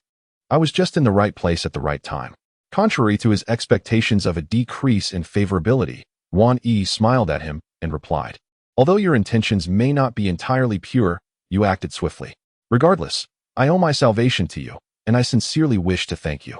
Naturally, Mu Qingyang draped his hand over Ruan Yi's shoulder, chuckling lewdly. "Heh, how do you intend to express your gratitude? Surely, it's not just empty words?" Ruan Yi felt a touch of awkwardness, yet she did not extricate herself from Mu Qingyang's embrace. She bit her lip and inquired, "Are you intending to take advantage of this situation?" "Of course. How could I let such a splendid opportunity slip away?" Mu Qingyang replied with an air of certainty. Ruan Yi fell silent for a moment, gradually lowering her head. "Fine. I shall express my gratitude through tangible actions. You may do as you please." Ruan Yi's affection level, 10. Current affection level, 59. Finally, it had decreased. Mu Qingyang secretly exhaled in relief as he removed his hand from Ruan Yi's shoulder. Gesturing toward the wound on his chest, "What inappropriate thoughts are you harboring? I merely wish for your assistance in treating this injury." Ruan Yi looked up and smiled sweetly at him. "All right, I shall promptly procure some antiseptic and band-aids for you." Ruan Yi's affection level, 10. Current affection level, 69. Damn, how did it go up again? Mu Qingyang rated his previous attempt as 0. He grasped Ruan Yi, who was preparing to leave. "I do not require you to fetch me medicine." "Then what am I to do?" Ruan Yi queried. Mu Qingyang pinched her delicate chin. "I have heard that saliva can serve as a disinfectant. How about you assist me in that regard?" Saying this, he lifted his shirt to reveal the wound. Ruan Yi's heart raced as she gazed upon Mu Qingyang's smooth, defined muscles. However, she could not bring herself to engage in such a humiliating act, especially with so many onlookers nearby. Mu Qingyang added fuel to the fire. "Surely, you wouldn't deny a small request from your lifesaver, would you? I was injured while rescuing you." After hesitating for a couple of seconds, Ruan Yi raised her head. "Really? More genuine than a pearl." She wavered. She did not wish to owe Mu Qingyang a monumental favor, as it would put her at a disadvantage in future encounters. Perhaps she would be taken advantage of because of this. Ruan Yi glanced around, noticing no one was paying attention to them. She swiftly leaned towards Mu Qingyang's chest and gently licked it. Ruan E.'s affection level, 5. Current affection level, 64. Alright, now we are even. Ruan E's cheeks flushed crimson. Mu Qingyang was quite pleased with the 64-point affection level, letting his shirt fall. Very well, as you wish. Meanwhile, the would-be assailant, Yuan Jie, had already been apprehended. He wore silver bracelets on his wrists, his face a mask of resentment and bitterness, yet devoid of any regret. Have the surveillance footage been copied? Collect the weapon and take it back to the station. You too, the officer indicated Mu Qingyang and Ruan Yi. Come with me to the precinct to provide a statement. Chapter 51. Buying a house. Who told me I am your boyfriend? As they exited the station, it was already evening. Mu Qingyang stretched lazily. Are you hungry? Allow me to treat you to dinner. Ruan Yi, surprisingly, did not refuse and gently nodded. During the few hours spent inside, she contemplated much and resolved to seize this opportunity to have a heartfelt conversation with Mu Qingyang. In a private room of a high-end restaurant, Mu Qingyang sat closely beside Ruan Yi. As I reflect on the events of this morning, they seem utterly terrifying. How could you and Yuan Jie have such a profound conflict that he would treat you this way? Ruan Yi lowered her head, counting grains of rice with her chopsticks. I am not entirely sure. Perhaps it stems from the numerous times I rejected him during university. Sigh. Mu Qingyang shook his head. Isn't being rejected a rather normal occurrence? If his motive for aggression is this, then he surely harbors some psychological issues. However, the last time I encountered him, he appeared quite normal. Surely, there must be some underlying issues. Ruan Yi took out her phone and placed it on the table, opening a video. I found this in Yuan Jie's photo album. Mu Qingyang clicked play, and the screen displayed a girl with an ethereal grace, as beautiful as a fairy, blowing her hair on the balcony. Isn't this you? Did he secretly film you? Yes, Ruan Yi nodded slightly. He had been fixated on me since the beginning of the semester. The police even mentioned that they discovered some unspeakable items in his notes. What were they? Mu Qingyang's curiosity was piqued.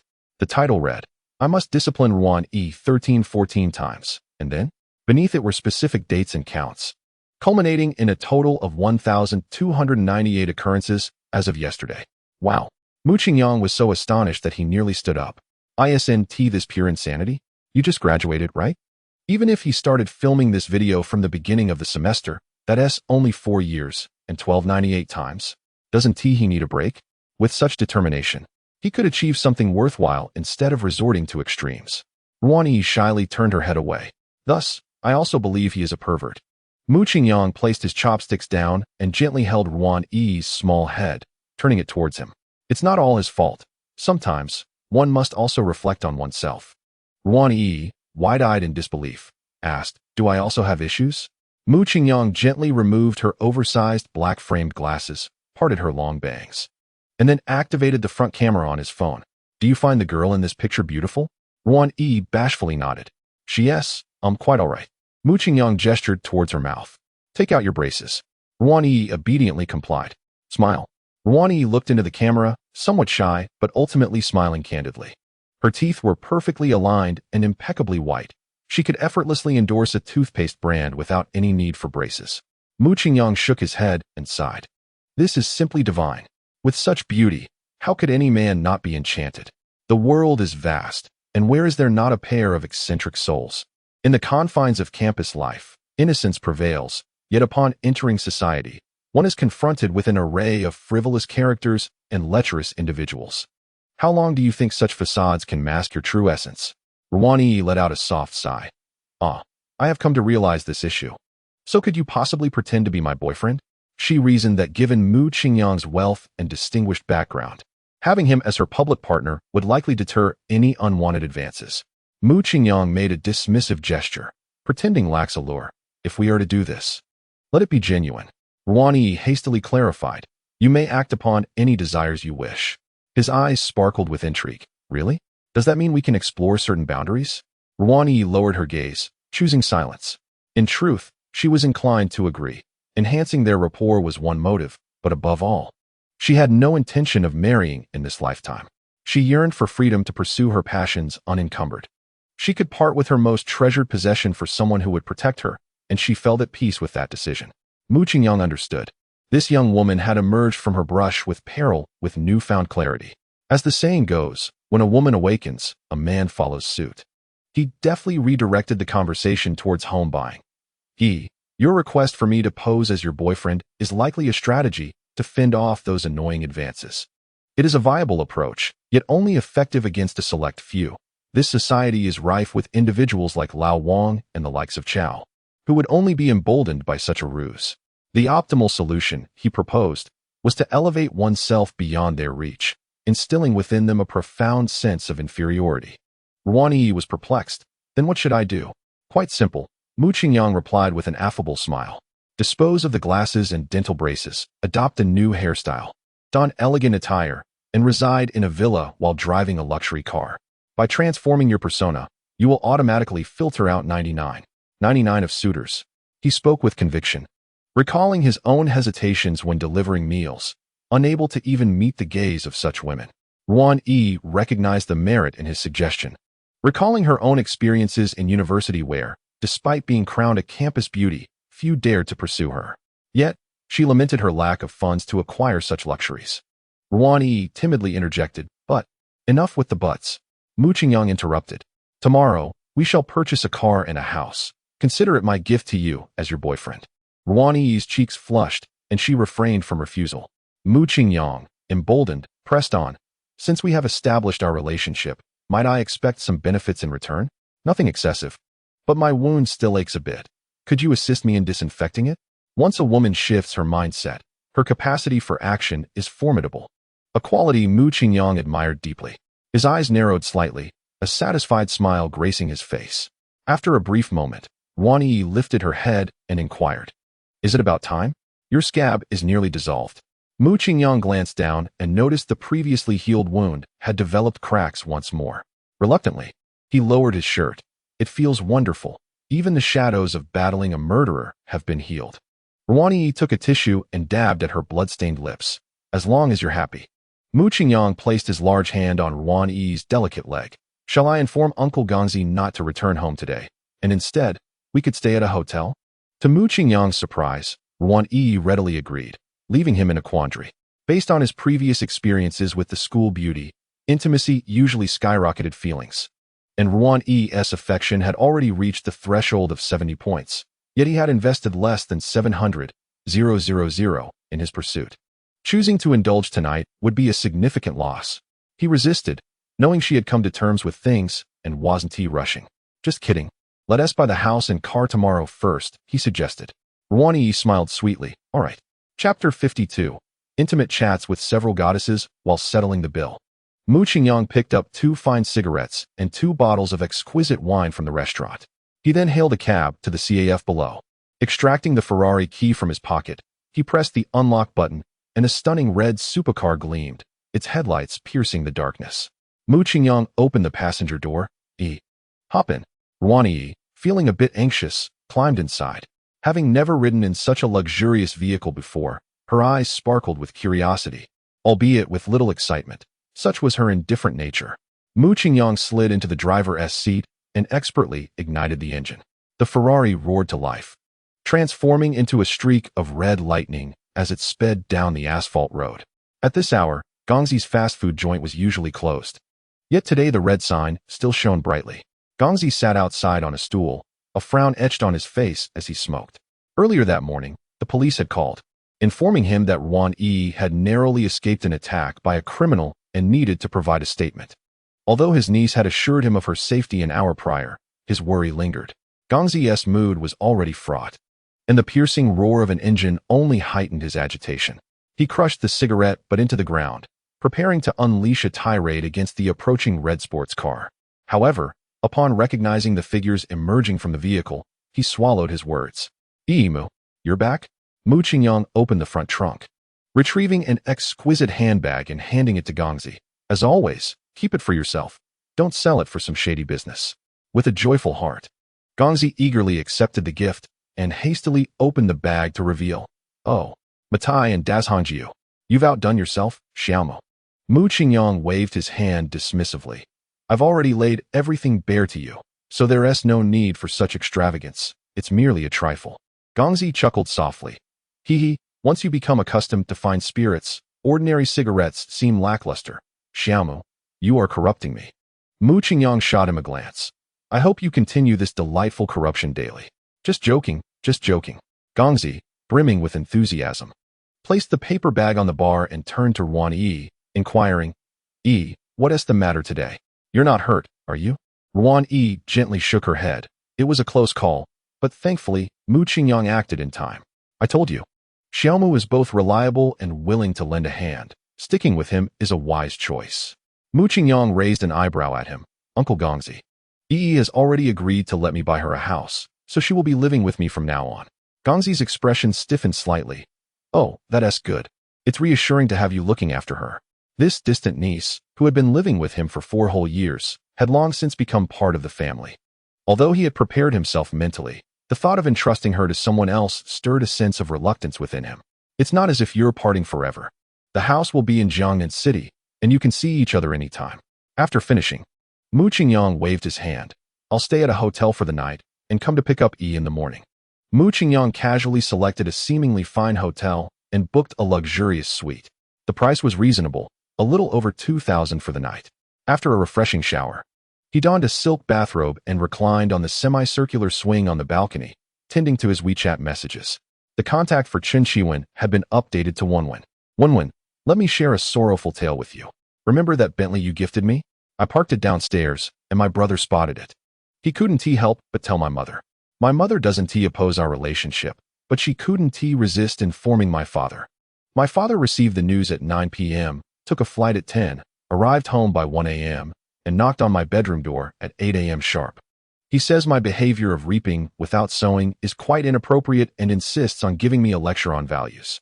I suspect I won't be leaving the house anytime soon. Crying emoji. Mu Qingyang. It just so happens that I have some matters to attend to in the next few days. Once resolved, I'll personally pay a visit to my future father-in-law. Are you bored at home? Do you need me to send you a few selfies? Wenwen, why would you send selfies? Mu Qingyang. To facilitate your magical water washing skills, but do remember to exercise moderation. Wenwen, go away, go away. After closing the chat with Chen Qiwen, Mu Qingyang clicked on the WeChat profile of Zhua Kersen. Kersen, phew, yesterday was exhausting, but the results were quite satisfactory. Mu Qingyang, what's the matter? Are you working illegally outside? Xin. Without your sponsorship, I would indeed have to toil for a year. However, I have postponed all my performances for now, so fortunately, I haven't incurred much in penalties. Mu Qingyang, are you constantly thinking about my several million? Xin. Not at all. I am simply eager to meet you. Mu Qingyang scoffed inwardly, a gold digger. She will say anything for money, but I genuinely desire your strategic rewards. Consider yourself fortunate. Nevertheless, you must be prepared to sacrifice your allure. Since you have been so overt, I can hardly pretend to be coy, can I? Mu Qingyang, very well, let us meet the day after tomorrow in Jiangnan City. Xin. Left Xin's favorability 5, current favorability 35. Next, a message arrived from a WeChat user named Beyond Luxury Car, Ishuyan. Mu Qingyang instantly recalled the memorable test drive. Even after a few days, he felt an involuntary stir of excitement. Beyond Luxury Car, Ishuyan. Mr. Mu, I have been waiting for your news for several days now. Have you forgotten me? Mu Qingyang yearned to summon her immediately for an intense exchange. But considering he had to deal with Ruan Yi tomorrow, he suppressed his wicked thoughts. You left an indelible impression. I cannot forget you so easily. Recently, I have been overwhelmed by admirers, so please be patient and queue up. Beyond Luxury Car, Ishuyan. Mr. Mu, you are quite direct. Aren't you afraid of hurting my feelings? Mu Qingyang chuckled. Which decent girl would be so forward upon first meeting? If it weren't for the wisdom imparted by my ancestors, stating that good girls should be cherished while bad girls are not worth the effort, I wouldn't even bother with you. Mu Qingyang, we are all from the countryside. There's no need to feign innocence. I will come to your place tomorrow to purchase a car to boost your sales performance. Beyond Luxury Car, Ishuyan. All right, Mr. Mu. Little E will be at your service all day. The final message was from Li Ji, Lugan Mian. This Saturday, I will be in Jiangnan City for a university reunion. Do you have time? Mu Qingyang, what time is your flight? I will pick you up. Lugan Mian. If there are no delays, I land at 11:30. Mu Qingyang, sounds good. After addressing all the messages, Mu Qingyang contentedly locked his phone. He gently swayed on the swing, a smile gracing his lips. It's getting busy. I truly wish to receive those strategic rewards soon. Chapter 53. In the evening, I will enlighten you slowly. The following morning, Mu Qingyang awoke to his biological clock. After a quick wash, he drove to the Gongzi fast food restaurant. Upon arrival, he spotted Ruan Yi sitting at the bar, engrossed in a book. You're here. Yes. Mu Qingyang leaned on the bar, chin resting on his hand, gazing at her. Do you wake up this early every day? Ruan Yi closed the book and remarked, it's not entirely true. I also indulge in sleeping in when I have nothing to do. You can afford to rest a bit longer today. Purchasing a couple of items won't take much time. She gestured towards the table where a bowl of vegetable porridge and a meat bun lay. Uncle Gongzi doesn't serve breakfast, so I brought this for you from outside. Mu Qingyang strolled over, clucking his tongue in admiration. Ah, the feeling of having a wife is truly delightful. You even woke up early to prepare a meal for me. How did you know I hadn't had breakfast? I guessed, she replied. In just a few moments, Mu Qingyang devoured a steamer of buns and a generous bowl of porridge, then lit a cigarette, relishing the moment. Let us head to Huangjian for a haircut first. I did some research on my way here, and Huangjian is the finest barbershop in Jiangnan City, boasting excellent reviews. It will undoubtedly refresh your look. Ruan Yi remained silent, contemplating whether her balance was sufficient for an upscale hairstyle. Although Mu Qingyang had promised her a house and a car, it seemed unreasonable to expect him to pay for something as simple as a haircut. Understanding her thoughts, Mu Qingyang reassured her, don't worry. All expenses today will be on me. Just follow my lead. Is the navigation mistaken? Why does it direct me to a residential complex instead of the barbershop? Mu Qingyang searched for Huangjian's shop information again, scrutinizing the location details. The barbershop was located in Villa number 9 of Poly Villa. He turned the car around and drove directly to the entrance of the community. A dapper young man in a suit and earpiece emerged from the security booth and raised the barrier upon spotting the Ferrari. Mu Qingyang drove slowly along the internal road and soon arrived at Villa number 9, where a plethora of luxury cars were parked. This must be the place. He alighted and took Ruan Yi's hand, ringing the doorbell. Hello, do you have an appointment? A colorful head peeked out from the garden's fence. No. Mu Qingyang shook his head. I'm sorry, but we operate on a membership appointment system, and we are currently not open to walk-in customers. Is this some sort of hunger marketing, or are they genuinely too busy? Mu Qingyang couldn't fathom it. He retorted, can I sign up for a membership right now? Please hold on. I'll check today's appointments. Before long, the colorful head opened the door. We can accommodate one more customer this morning, but our membership starts at 100,000. Sir, would you like to sign up? Let us start with 1 million. What did you just say? Without hesitation, Mu Qingyang scanned the code and, much to the astonishment of the colorful head, made his way directly to the lounge area, reclining on a comfortable sofa. Regaining composure, the colorful head retrieved 2 bottles of water from an ice bucket and courteously offered them to Mu Qingyang and Ruan Yi. Upon receiving the bottles, Mu Qingyang felt a twinge of surprise. He recognized this brand of water, having seen it in short videos. The bottle was made of frosted glass, adorned with a pair of Swarovski crystal wings at the neck, and the cap was gilded. It is rumored that a bottle is worth 1,500. He had once scoffed at such extravagance, believing only a fool would purchase it. Little did he know that the bullet he shot years ago had struck his present self. Mu Qingyang twisted open the cap and gulped down a few sips, only to find it was merely ordinary mineral water, lacking even the essence of Waha. At that moment, the multicolored-haired individual activated the enormous television in the lounge, showcasing an array of hairstyles. Ladies and gentlemen, do you see any styles that catch your fancy? Mu Qingyang turned to Ruan Yi, asking, which one do you prefer? Ruan Yi smiled serenely. I'm not well versed in these matters. I'll leave it to the hairstylist, or I'll go with whatever you like. Mu Qingyang had always harbored a prejudice against hairstylists. He could hardly recall a time when he left a salon with a smile. He pointed directly at a hairstyle he deemed the most appealing. Let us go with this one. He believed that with Ruan Yi's natural beauty, even a shaved head would look splendid, so selecting a pleasing option was undoubtedly a safe bet. Very well, sir. This style is called air bangs with wool curls. Would you like it in the muted green color as shown in the picture? Ruan Yi waved her hand. No, just black will suffice. She still had to return to school for her master's degree. Being too ostentatious was not ideal, and she personally favored black for its simplicity, depth, and air of mystery, qualities akin to the state she aspired to achieve. All right, miss, please follow me. Our chief stylist will personally attend to you. Mu Qingyang lay languidly on the sofa, scrolling through Douyin, hoping to discover 2 female streamers rated above 90, to possibly unlock some beneficial rewards. Yet, after perusing nearly half the content, he failed to find a single one.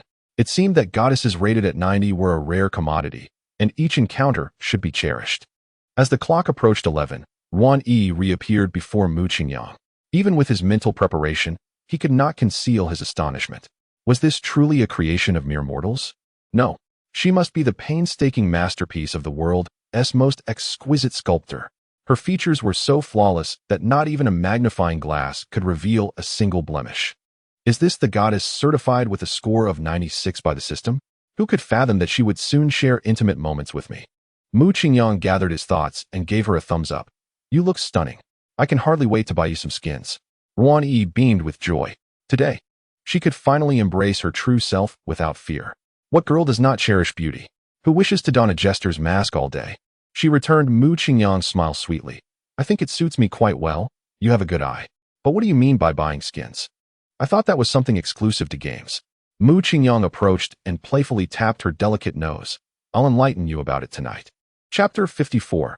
A transformation after leaving the royal salon. Mu Qingyang took Ruan Yi to the most bustling pedestrian street in Jiangnan City. This avenue was lined with numerous luxury boutiques, making it an ideal shopping destination. Along the way, the striking red Ferrari attracted countless gazes, and upon their exit, the couple achieved a remarkable 100 rate of admiration. The onlookers were in awe of their extraordinary beauty. Photographers with long lenses on the street swiftly turned their cameras towards them, capturing the essence of a true spectacle. At the entrance of the Louis Vuitton store, Mu Qingyang gently took Ruan Yi's hand and led her inside. Today, he intended not only to select around 100 exquisite outfits for her, but also to acquire a few for himself. The sales associate, upon their arrival, mistook them for celebrities and hurried over to greet them. Good day, sir and madam.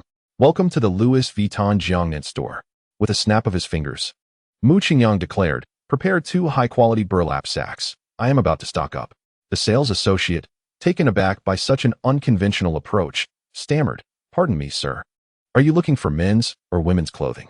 Let us start with the women's collection, he replied, striding confidently towards the racks adorned with vibrant ladies' attire.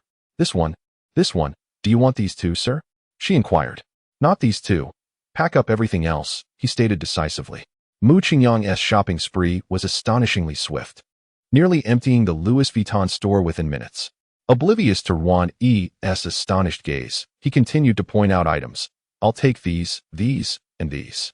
At the checkout, the cash register nearly smoked from the calculations, ultimately totaling over 2 million yuan. Afterward, Mu Qingyang wandered through the men's section a couple of times. This time, he was less extravagant as he was spending his own money. He selected a few understated outfits, spending nearly 100,000 yuan in cold, hard cash. Ruan Yi gazed at the mountain of orange shopping bags, feeling bewildered. If all of this were to be stored at Uncle Zhang's house, it would likely overwhelm her wardrobe. Seeking guidance, she looked to Mu Qingyang. Brother Mu, what should we do with all these items? He pinched the bridge of his nose thoughtfully. Choose a few outfits for immediate wear. We'll leave the rest at the store for now. And once we have our new home, we can have them delivered. All right. Ruan Yi selected a few pieces at random and entered the fitting room. When she emerged, not only was Mu Qingyang captivated, but even the seasoned female sales associates at Louis Vuitton stared in astonishment. Having worked there for many years, they frequently encountered internet celebrities, socialites, and affluent young women, yet none could compare to the ethereal beauty before them. She was truly breathtaking, standing nearly 170 centimeters tall, with an impeccable figure, a straight and elegant posture, and a serene, refined demeanor reminiscent of a princess from ancient times. She needed not to do anything. Merely standing there quietly was already a picturesque scene. With applause, Mu Qingyang approached, exclaiming, these garments barely do justice to your beauty. You look absolutely stunning in them. He inwardly marveled at the fact that Ruan Yi was indeed rated a goddess with a score of 96 by the system. Her perfection akin to a celestial being untouched by the mortal realm. To possess such a treasure as her was simply exhilarating. Ruan Yi twirled gracefully, remarking, I think it looks quite lovely as well, and it's incredibly comfortable to wear, though the price is a bit steep. Mu Qingyang stepped closer, gently grasping her chin and gazing deeply into her bright eyes. My dear, now that you are with me, you shall have the finest in all aspects of life. You must quickly acclimate to this lifestyle. Ruan Yi bashfully lowered her head, replying, Ruan Yi's affection level, 5, current affection level, 69. Oh no. Oh no. The affection level has risen again. Mu Qingyang hastily released her, chiding himself for his pretentiousness. If he had triggered a cashback reward before purchasing a villa or luxury car, he would have been infuriated. Just then, his phone chimed with a message notification. Picking it up, he saw it was from the car saleswoman. Mr. Mu, have you risen? When will you come by? After a moment's thought, Mu Qingyang replied, I'm up. I'll come after lunch. All right, I'll be waiting for you in the reception area. In truth, Mu Qingyang had initially intended to purchase a villa first, as it would yield more dog-licking rewards. However, he reconsidered that buying a house would be time-consuming, and he might not find the right one immediately, potentially delaying until tomorrow. He was not willing to endure another night of waiting. Thus, he readily agreed to meet with Yi Shuyun. At worst, he could tease the saleswoman in front of Yi. He doubted her affection level would remain unscathed. With this thought, he took Ruan Yi's hand and headed outside. Yi, let us make haste. First, we shall dine, then proceed to purchase a car. In the reception area of the luxury car dealership, Yi Shuyun happily locked her phone, eagerly anticipating the arrival of her Prince Charming. While pretending to rest, the glass door swung open, revealing several customers she had just attended to returning. One of them boldly seated himself directly opposite her. Beautifully, we just visited the neighboring dealership, and the same model is priced over 10,000 less. Could you possibly offer a better discount? Had this been any other time, Yi Shuyun would have patiently explained the slight price variation due to differences in mileage and year. However, at this moment, she had little desire to engage with their sentiments. She merely wished to hasten their departure. After all, it was just 3 cars. How much commission could that possibly yield? These old lechers were not even worth a fraction of Mr. Mu's pinky toe. With a nonchalant demeanor, Yi Shuyun replied, Our prices are set as they are. Please consider your options. The leader with broom-like eyebrows softened his tone, saying, Hey, beautiful, that's not what we mean. Honestly, a mere 10 to 20,000 yuan is nothing to us. How about this? It's almost noon. If you join us for a meal, we'll gladly purchase from you. Yi Shuyun promptly declined. I have an appointment with a client, so dining together is out of the question. Besides, I am in automobile sales. Selling cars is my profession. For dining, you might want to contact the public relations department of the company. Ignoring her words, the man with broom-like eyebrows moved closer, attempting to grasp her hand. Are 3 clients not worth a single one? It's merely a meal and a drink. We won't harm you. Come on. Yi Shuyun jumped back, exclaiming, What are you doing? Don't touch me. The man was displeased and advanced to forcibly pull her closer. What is the fuss about holding hands? Even if the police arrive, they can't do anything to us. You call us Big Brother sweetly in the live stream every day. Why act coy in person? Yi Shuyun retreated while shouting, Security! Security! Someone is harassing me. At that moment, a tall figure entered through the glass door, striding directly towards Yi Shuyun and shoving the man aside. What is going on here? Yi Shuyun, feeling a surge of safety, quickly linked her arm with the man, reporting, Mr. Mu, they are trying to drag me out for a meal against my will. Chapter 55. Cullinan Mu Qingyang cast a sidelong glance at the 3 middle-aged men. Do you take this place for a club? Bold enough to act in broad daylight. Do you believe I want to teach you a lesson? Mu Qingyang held a particular disdain for such lecherous behavior, having encountered similar old rogues while delivering food late at night. The man with broom-like eyebrows felt intimidated by Mu Qingyang's imposing stature but mustered the courage to ask, Who are you to her? What is it to you? I am her client, Mu Qingyang replied, brazenly pinching Yi Shuyun's chin. The 3 middle-aged men exchanged glances, utterly taken aback by this audacity. They had yet to lay a finger on her, yet she screamed as if they were slaughtering pigs. How could this man act so brazenly without repercussions? Despite having taken liberties, Mu Qingyang felt no joy. He intentionally behaved this way in front of Ruan Yi, who was observing from the entrance, her expression inscrutable, her regard for him unchanged. Yi Shuyun's demeanor towards Mu Qingyang starkly contrasted with her reaction to the 3 greasy men. She not only bore no resentment, but also shot him a resentful glance.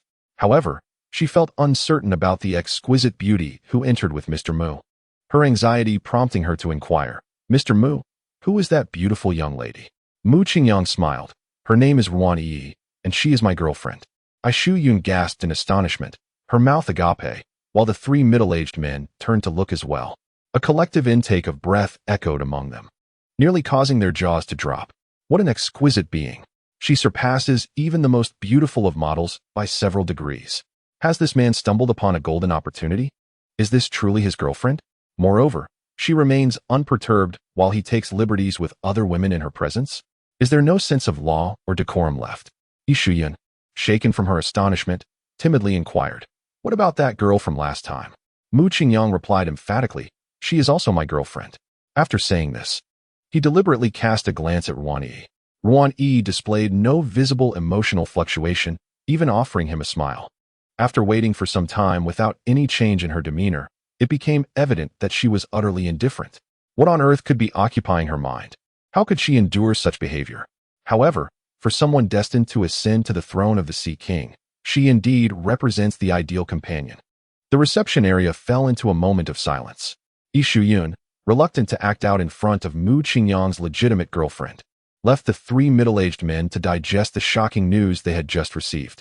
Mu Qingyang, unwilling to remain in an awkward silence, tugged at Yi Shuyun's white shirt collar, obscuring the glimpse of her fair skin. "Let us proceed to the 5th floor to view the vehicles." Yi Shuyun shot him a playful glare and, in her high heels, led the way, treating the three guests as if they were mere shadows. On the 5th floor, Yi Shuyun directed her attention to a dazzling blue Continental and commenced her enthusiastic pitch. She believed no woman could possibly refuse such a splendid car. After all, Mr. Mu's previous girlfriend had also chosen this model. It was only fair to keep things balanced. Yet, to her surprise, Ruan Yi gently shook her head. "Not really my style." Yi Shuyun then led her to a stunning sports car. "What about this Aston Martin? Its sleek design and convertible feature exude sophistication. It would be perfect for a lady." Ruan Yi once again declined. "Not quite suitable for me." Yi Shuyun continued to show Ruan Yi around, presenting her with approximately 10 vehicles. Yet none seemed to meet her approval. Mu Qingyang initially presumed she was deliberately avoiding purchases due to price concerns, but upon inquiry, he realized she simply had not found a car that resonated with her. "Take your time, there's no rush. I'll head to the restroom for a moment." He lit a cigarette and made his way towards the facilities. Once he had left, Yi Shuyun said, "Miss, I also need to use the restroom. Please feel free to browse. I shall return shortly." Upon exiting the restroom, Mu Qingyang took only a few steps before spotting Ruan Yi standing at the far end of the showroom. He approached her. "So, Yi, have you found something to your liking?" Ruan Yi nodded slightly, pointing to a pure black vehicle, a Rolls-Royce Cullinan. "So, you have a penchant for SUVs?" He mused. "I don't know much about them, but find this model quite understated, unlike the more ostentatious options." Mu Qingyang understood. Ruan Yi's temperament was not one to favor flamboyant sports cars. Yet, there was an undeniable charm in a woman driving such an imposing vehicle, embodying an alluring contrast. Mu Qingyang could easily envision the visual impact she would create upon descending from the Cullinan. "Very well, let us proceed. I shall take a seat and explore." The interior of this Cullinan is adorned in Hermès orange, exuding an air of sophistication and quality. Ruan Yi timidly caressed the steering wheel, thoroughly satisfied with the vehicle. "Do you possess a driver's license?" "Indeed, my uncle Gongzi enrolled me during the summer of my sophomore year. He mentioned that driving is an essential skill in today's society, one that will prove advantageous in the future." "Then I shall rest easy. We shall use this car to view some properties shortly, and I shall assess your driving skills in the process." "All right." Ruan Yi nodded enthusiastically in agreement. Once Yi Shuyun arrived, Mu Qingyang instructed her to lead the way downstairs to swipe the card. Yi Shuyun felt a surge of joy. This transaction would undoubtedly earn her a handsome sum. With a client like Mr. Mu, such a divine presence, it was quite effortless, as she was not required to do much at all. The vehicle, priced over 6 million, had no negotiations. Mu Qingyang simply swiped for 10 million. As before, maintenance and insurance would be deducted from the remaining funds. At the dealership's entrance, Yi Shuyun waved reluctantly at Mu Qingyang. "Safe travels, Mr. Mu." Chapter 56. The remarkable real estate consultant Ruan Yi drove slowly yet steadily, exhibiting skills far superior to those of an ordinary novice. Mu Qingyang sat comfortably in the passenger seat, admiring the ethereal beauty beside him while fiddling with his phone. "I've researched several available properties, but either they are too small or they lack furnishings. It seems quite challenging to find a satisfactory option." Ruan Yi's gaze remained fixed ahead, her lips slightly parted. In truth, size is not of paramount importance. For just the two of us, a two-bedroom apartment would suffice. A two-bedroom apartment? Mu Qingyang replied, his tone laced with curiosity. Ruan Yi's cheeks flushed. She feared that her mention of an additional bedroom might have vexed him, and quickly added in a hushed tone, a one-bedroom apartment would also suffice. She had greatly misinterpreted Mu Qingyang's thoughts. His sole concern was that such a small dwelling would not hold significant value, which would hinder his ability to showcase his affluence. Surely, one ought to acquire a property worth over 10 million, right? That is not my intention. I merely wish to gift you a more substantial villa or a spacious flat, as it would bring me greater comfort as well. Oh, after several more minutes of searching in vain, an idea struck Mu Qingyang. He recalled a blogger known for showcasing high-end residences, whom he frequently encountered online. The individual, notably bald, was likely named Deja, and appeared to possess an abundance of prime real estate resources. Mu Qingyang entered the name into Douyin's search bar and, as anticipated, found him. His profile featured contact information, so he dialed the number. A melodious female voice answered the call, clearly not the blogger himself, but a company representative. After relaying his requirements, she promptly matched him with a property. Good day, sir. There happens to be a standalone villa in the Zhanghanglin area that aligns with your criteria. However, I must inquire if you would be amenable to a price exceeding 60 million. Price is not an issue. Very well, I will inform the property consultant, Xiao Zhou, to get in touch with you. After hanging up the phone, Mu Qingyang's face radiated excitement, his breath growing slightly heavier. Over 60 million? Adding the expenses for the car, clothing, and the recharge at the barber shop, along with his own more than 18 million. Wouldn't that surpass 100 million? Set the navigation for Zhanghanglin Villa District. The Zhanghanglin Villa District is situated in the heart of Jiangnan City, only about 7 or 8 kilometers from Jiangnan University, a mere 10-minute drive, making it convenient for Ruan Yi to pursue her graduate studies later on. As the vehicle entered the luxuriously decorated sales office, a tall, handsome young man awaited at the entrance. Upon spotting the license plate number relayed over the phone on a Rolls-Royce Cullinan, he couldn't help but feel a surge of delight. Zhou Heng personally acted as the parking attendant, directing the Cullinan into its spot. As the vehicle came to a halt, Mu Qingyang and Ruan Yi simultaneously opened the doors, and upon seeing their faces, Zhou Heng's eyes sparkled with excitement. Hello, Mr. Mu. I am Xiao Zhou, the property consultant who contacted you earlier. It's a pleasure to meet you, Zhou Heng said, extending his hands to shake Mu Qingyang's right hand. Mu Qingyang was somewhat taken aback. The salesman's enthusiasm seemed a bit excessive. Did he already know that a purchase was imminent? Hello, Xiao Zhou. You mentioned over the phone that viewing that villa requires verification of funds. What does that entail? Zhou Heng held on to Mu Qingyang's hand firmly, refusing to let go. Mr. Mu, I believe that is no longer necessary. Your vehicle speaks volumes about your capability. Feeling a bit embarrassed, Mu Qingyang withdrew his hand. Then please lead the way. The standalone villa was located just behind the sales office. As Zhou Heng drove the internal shuttle, he began to share information about the property. Mr. Mu, this villa was purchased before the opening by a financier, but due to some recent financial difficulties, he has entrusted us to assist in the sale.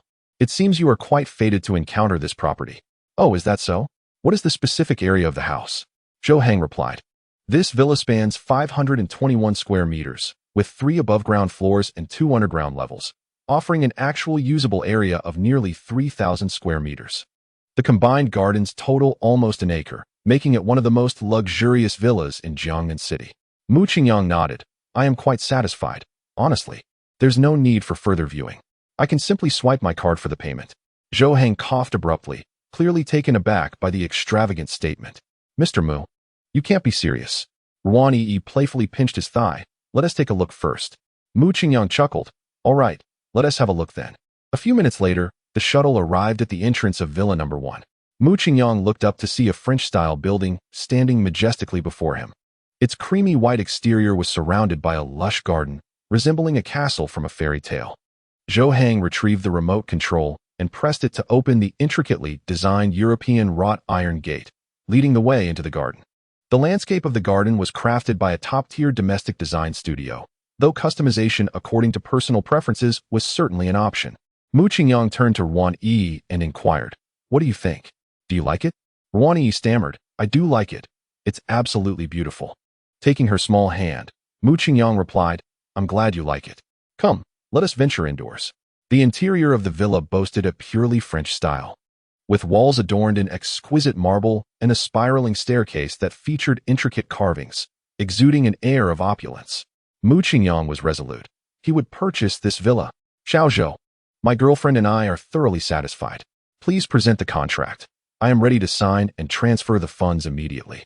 Zhou Hang, trembling slightly, retrieved the folder from under his arm and produced the standardized contract. He always carried it with him when showing clients properties, but this was the first time it would be utilized.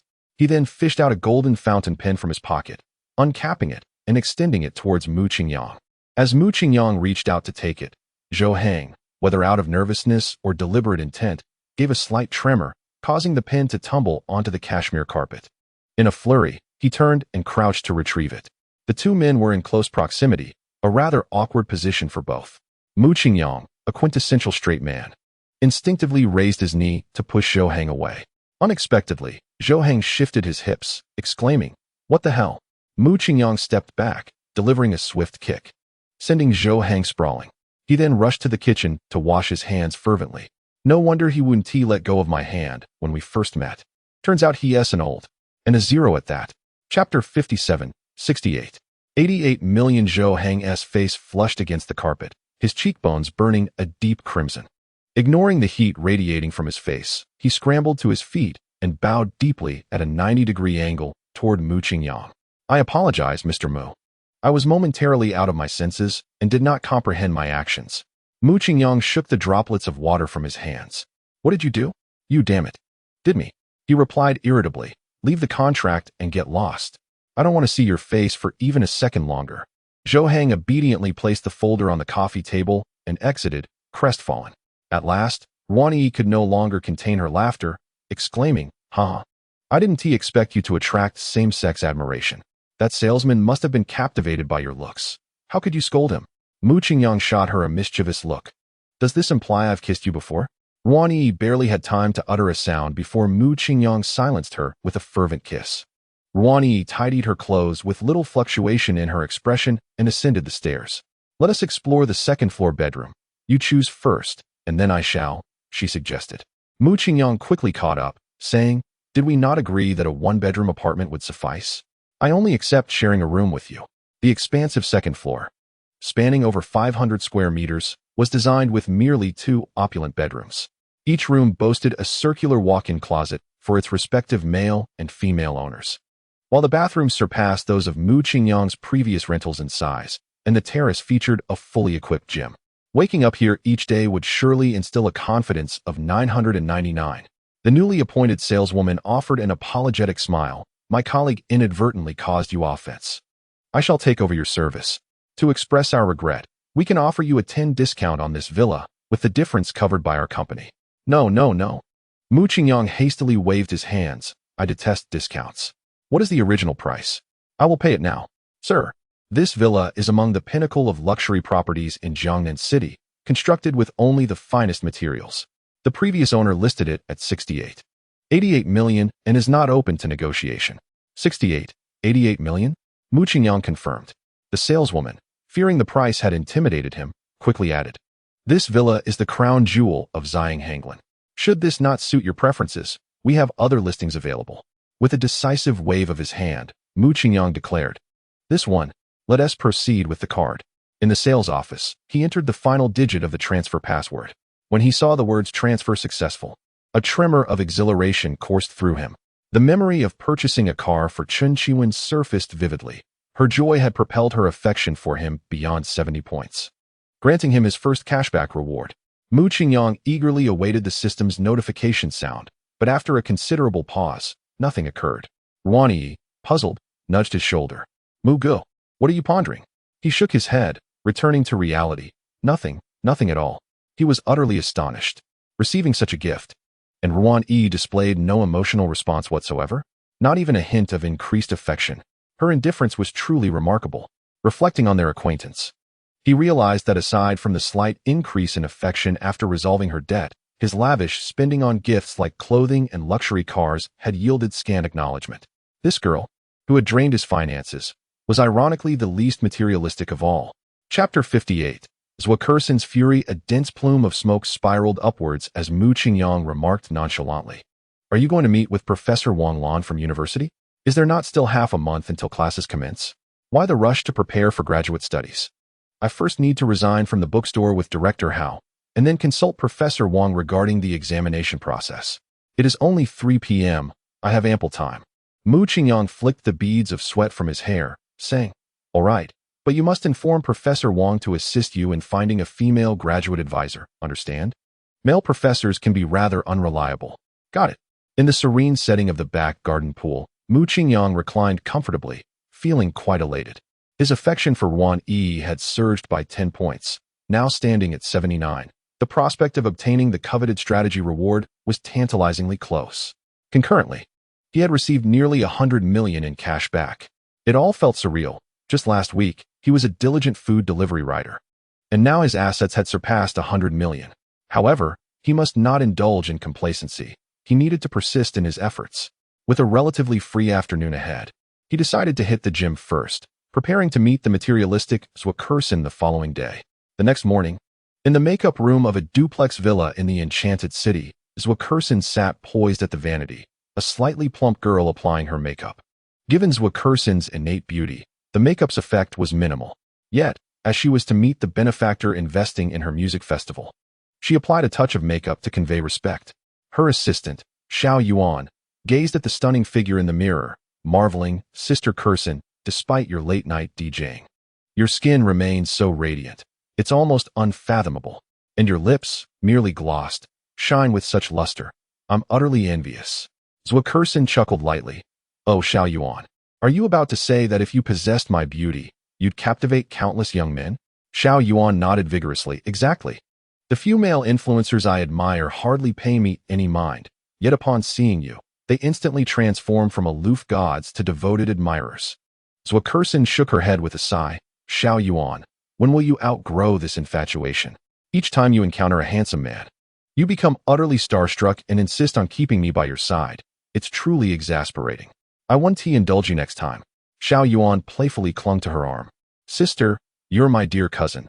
Without you, they wouldn't even acknowledge me. Just consider it a favor. Zhuokerson rolled her eyes. I find that rather irksome.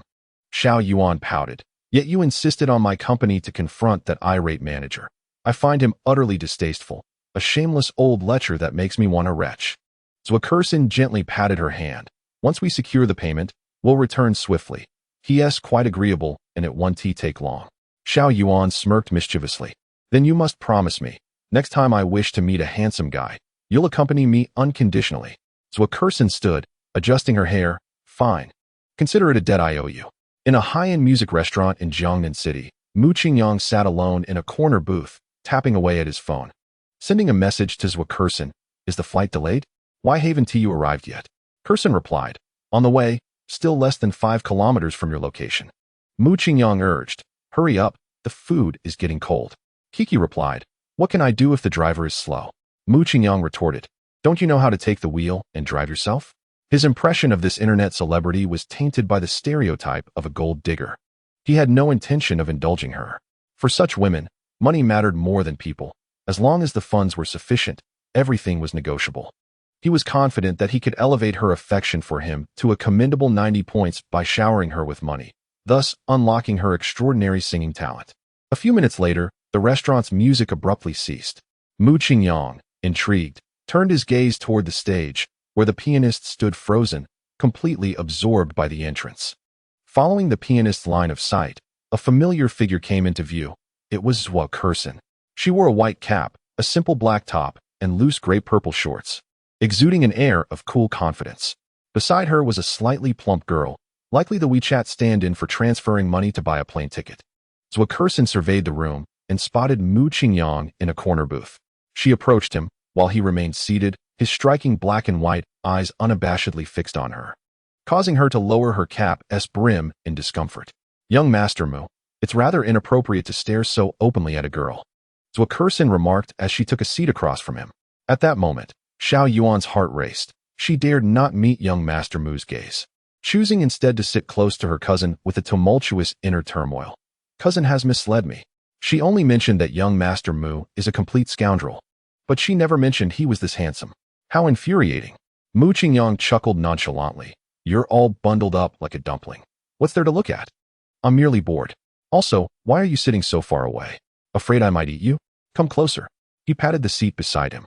Zhuokerson subtly frowned, contemplating how to refuse, but before she could respond, Xiao Yuan eagerly chimed in. Okay. No, young Master Mu.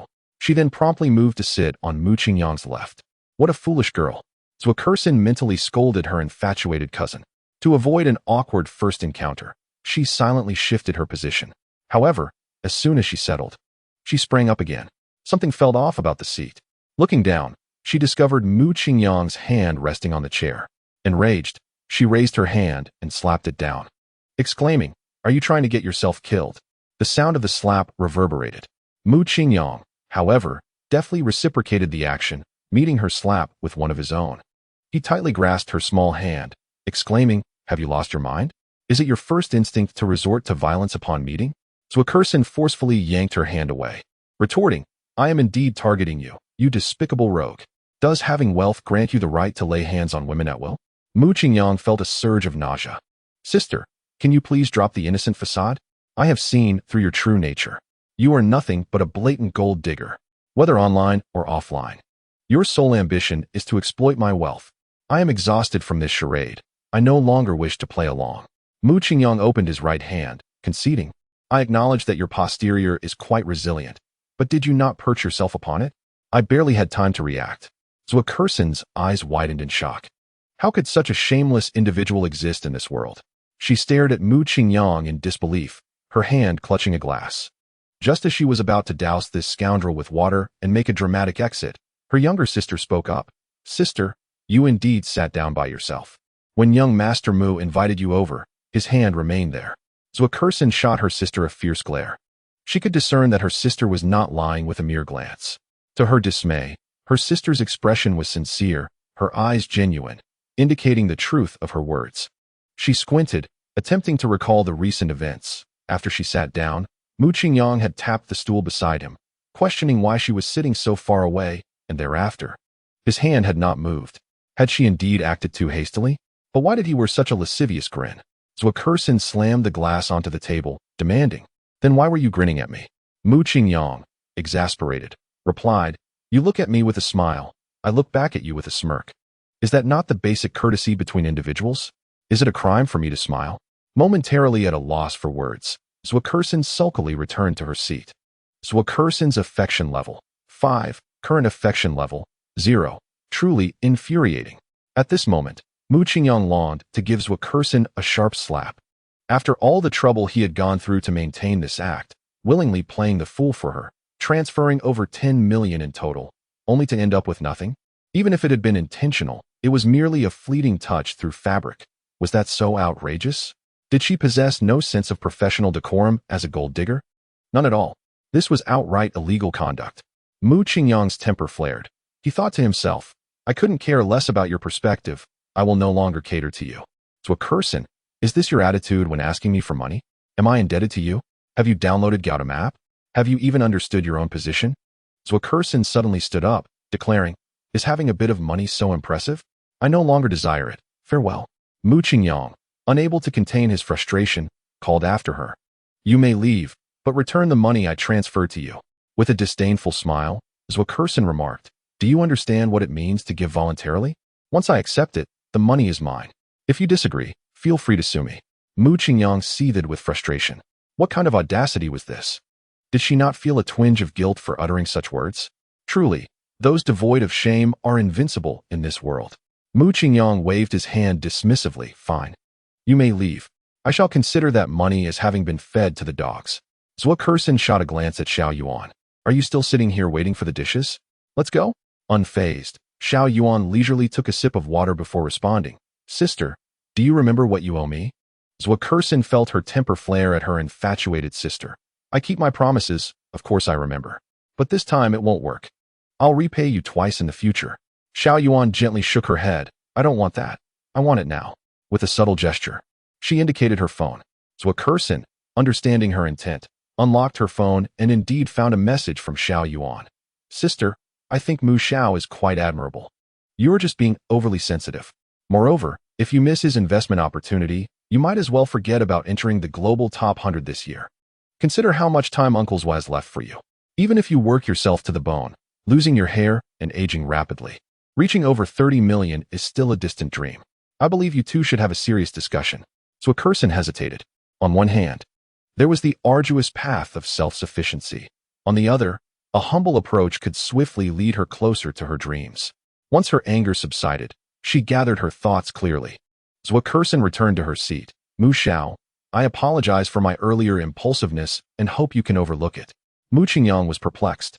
Was this woman experiencing some form of mental disarray? How could she go from furious to submissive in a matter of moments? Nevertheless, he had no interest in unraveling the complexities of this internet celebrity's psyche and merely waved his hand dismissively. All right, I can't be bothered to hold a grudge. Since you've come all this way, let us finish our meal before parting ways. We shall pretend we never met. Zwickerson's favorability. 15. Current favorability. 15.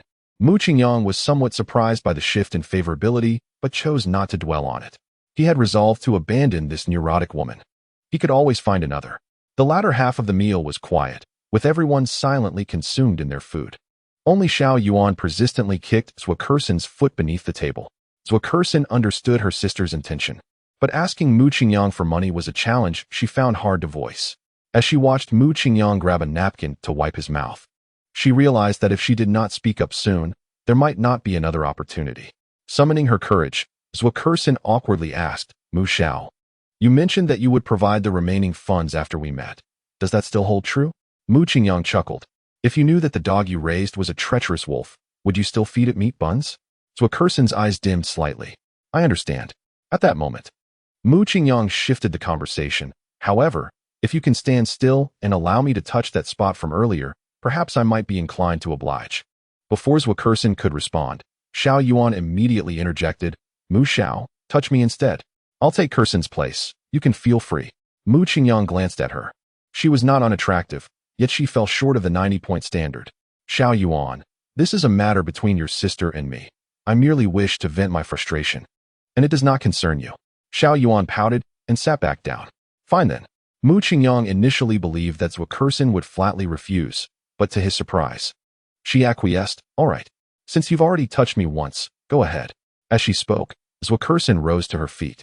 Mu Qingyang fixated on her delicate features, deliberately displaying a lewd grin as he slowly reached out. Zwickerson furrowed her brows and simply shut her eyes.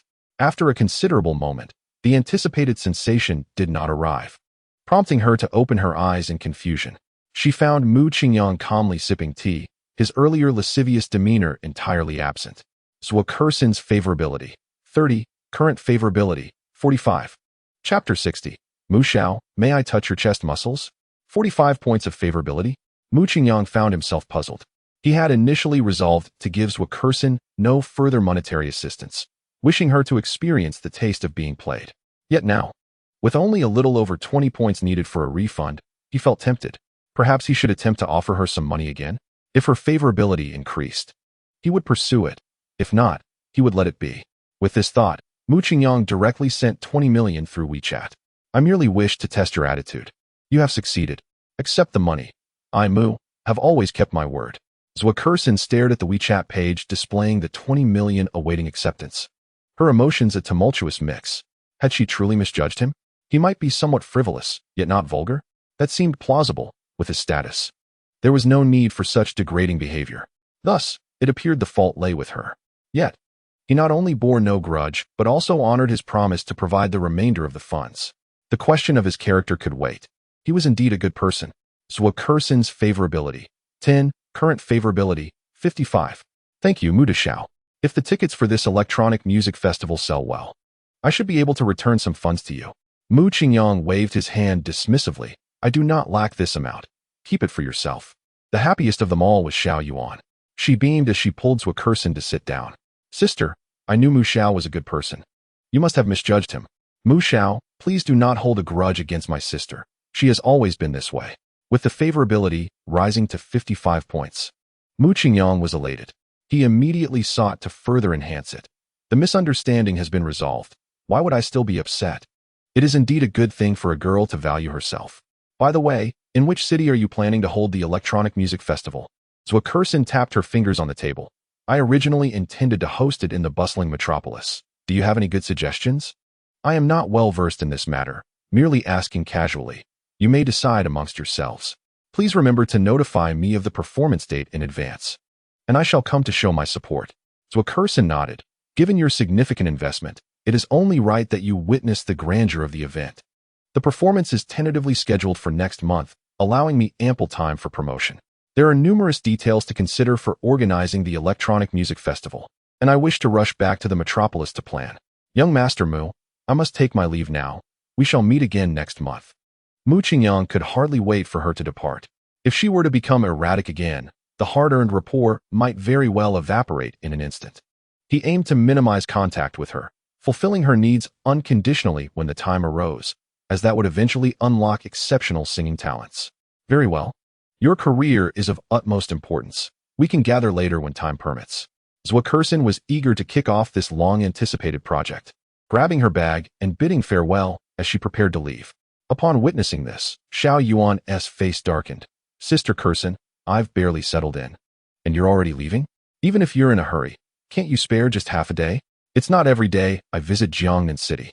I plan to leave tomorrow. Zwa Kursin paused, her gaze fixed on her sister for a moment, and instantly comprehended her meaning.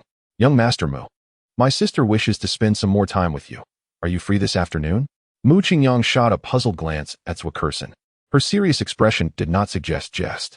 He then turned to look at Xiao Yuan, whose cheeks were flushed and head bowed in shyness. Is Zwa Kursin speaking the truth? Mu Qingyang checked Xiao Yuan's profile. Name, Zui Yuan. Age, 22. Overall attractiveness, 76. Had this been before acquiring the system, this kind of sweet, neighborly girl would undoubtedly be an ideal partner. However, given his limited energy now, Mu Qingyang would never squander real money on courting. Clearing his throat, he said, Ahem. I have some appointments this afternoon, perhaps next time. Zwa Kursin anticipated that with Mu Qingyang's discerning taste, he would likely overlook her sister. She offered Xiao Yuan a helpless smile. It's not that I don't want to accompany you, but young Master Mu is unavailable. Don't we still have to enjoy ourselves in Jiangnan City? Xiao Yuan pouted him. It's not as if you're leaving, otherwise there's no otherwise. Zwa Kursin interjected.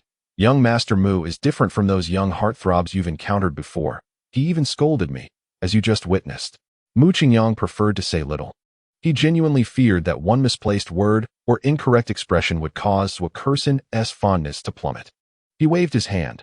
Let us meet again at the next electronic music festival, which is merely next month. Xiao Yuan's spirits were quite low. She has always yearned for a young, handsome boyfriend with a well-toned physique. Now, the epitome of her desires sits beside her, yet she cannot engage in a deeper connection. This unrequited longing torments her heart. After a moment's hesitation, she reluctantly speaks. Mr. Mu, before we part ways, could I possibly touch your chest muscles? Typically, the youthful companions she encounters are slender, lacking substance. However, her preference leans towards the slightly muscular, wolfish type, akin to the likes of Peng Yuyan. Though Mu Xiao's muscles are not overly pronounced, their lines are more fluid and natural, providing a more pleasing visual experience. If she could merely touch them, it would render her journey to Jiangnan worthwhile. Mu Qingyang chuckles, bemused by such an unusual request. Do you take me for a model? Although the notion of a girl touching him is not particularly troubling, he feels a slight sense of affront. He teasingly gazes at the silent Zwa Kursin and quips, sure, but only if I get to touch your sister first. Zwa Kursin's cheeks flush a deep crimson. She shoots a glare at her sister. Xiao Yuan. What nonsense are you spouting? Must you not exhibit a little decorum as a young lady? I truly cannot comprehend you. Xiao Yuan pays no heed to her sister's admonitions. She believes Mu Xiao's condition is quite fair, thus puffing out her chest. Mu Xiao, I don't need Kursin's help. I can manage on my own. Mu Qingyang shakes his head, a hint of exasperation evident. Xiao Yuan, heed your sister's words. A young lady ought to maintain some modesty. After much coaxing, he finally manages to send the love-struck Zui Yuan on her way. Shortly thereafter, a message from Li Zhili appears on his WeChat. Lu Gan Mian, the plan remains unchanged. I'll arrive in Jiangnan City tomorrow at noon. Mu Qingyang, what would you like to eat? I'll make reservations in advance. Lu Gan Mian, anything is fine. But I've heard there's a popular zombie-themed escape room in Jiangnan City that I'm eager to try. Mu Qingyang, I'm aware. but I've heard it's quite terrifying. You possess considerable courage. Look on me on. Aren't you going to be there? In Chapter 61, Mu Qingyang, she is my wife. We find ourselves in a modest two-bedroom apartment in Tianfu City. Li Jili is packing her belongings while a woman with delicate features and faint crow's feet smiles at her from the sofa. Jili, please take care when you go to Jiangnan City alone. Avoid drawing too much attention in front of your classmates. And be sure to thank the boss who is treating you generously. I know, Mom. Li Jili approaches and takes the woman's hand. After I leave, go out and enjoy some shopping and good food. I'll return the next day. The woman smiles knowingly. It's a bit strange adjusting to not working suddenly. Do you have enough money? Take a little more for yourself. Be generous when you're out. I've saved over 100,000. There's no need for so much at a class reunion. Keep it for your own use. Oh, my ride has arrived. Goodbye, dear mother. As Li Jili steps into the vehicle, the driver is left bewildered. In the 3 years he has been driving for Didi, he has never encountered a passenger as stunning as this one. He could navigate the route to the airport with his eyes closed. Yet he found himself distracted by stealing glances at the exquisite passenger, inadvertently missing several traffic lights, and even exceeding the estimated arrival time. Li Jili was left speechless, unable to reproach the driver, and thus hastened towards the boarding gate with her long, snow-white legs. The fragrant breeze she left in her wake and her striking figure caused everyone she passed to gawk in awe, their minds collectively echoing a thought. What a breathtaking beauty exists in this world. In a frantic rush, Li Jili finally boarded the plane at the last moment. She retrieved her headphones from her pocket and gently closed her eyes. When she opened them again, the plane had already landed at Jiangnan International Airport. Checking her phone, she noted the time, precisely 11:30. She then sent a message to Mu Qingyang. Brother Chongqing, I've landed. Where are you? Mu Qingyang replied, I'm at gate 2. You'll see me as soon as you exit. With her long legs striding through the familiar airport, Li Jili reminisced about her school days in Jiangnan City. Returning to her old haunts, her feelings were entirely transformed. There was a touch of nostalgia and reflection, replaced by the innocence of youth. She navigated effortlessly to gate 2, and her gaze quickly fell upon Mu Qingyang, who stood out like a crane among chickens in the crowd. Li Jili's heart fluttered, and her cheeks flushed a rosy hue. How could he be so tall? He must be at least 185 centimeters. At just 164 centimeters, she would barely reach his chin. But that was all right. She had always been fond of taller men. Li Jili's affection level, 5, current affection level, 60. Upon receiving the notification, Mu Qingyang abruptly looked up and instantly spotted Li Jili amidst the throng. She was beautiful, with a fine figure and fair skin. More importantly, she had captured the attention of nearly every male gaze in her vicinity. Simply standing there, she commanded everyone's focus. Excited, Mu Qingyang pushed through the crowd, making his way toward the goddess whose affection level had already reached 60 points before they had even met. He held high expectations for her and aimed to secure the ultimate reward, mastery of a king-level combat technique. As Li Jili noticed Mu Qingyang approaching, she too began to move towards him. When they were just under 2 meters apart, Mu Qingyang opened his arms wide, wanting to embrace this tall, handsome, and youthful figure who had changed her life. Li Jili hesitated instinctively. Having never had any intimate contact with the opposite sex, she felt a natural reluctance, thinking it inappropriate, and sensing the multitude around them would add to the awkwardness. Mu Qingyang, however, was oblivious to her hesitation. The soft, delicate form before him was too inviting to ignore. Not embracing her would only make him seem lacking in sensibility. He maintained his actions, taking 2 steps forward, then enveloped Li Jili tightly in his embrace. A beguiling fragrance of hyacinth emanated from her, intoxicating him as he succumbed to its allure. Within the climate-controlled haven of over 20 degrees, Li Jili felt flushed all over. She had never experienced such an extensive physical contact with a male before. Her heart racing like a startled fawn, and in her overwhelming nervousness, she stood frozen in place. Between them stood a stranger, his face contorted with disdain as he pointed an accusatory finger at Mu Qingyang. How shameless can you be? Can't you see the girl is unwilling to embrace you? Why do you continue to hold her so tightly? Release her at once. The stranger then turned to Li Jili. Fear not, young lady. With me here, he wouldn't dare harm you. As he spoke, he retrieved his phone. I am a local of Jiangnan City, managing quite well in this small territory. Add me on WeChat. And should you encounter any issues here, feel free to reach out to me. Mu Qingyang looked at Li Jili with a playful grin. Wife. This gentleman wishes to add you on WeChat. What say you? Li Jili's cheeks flushed crimson, almost as if they would bleed, and in her fluster, her words tumbled over one another.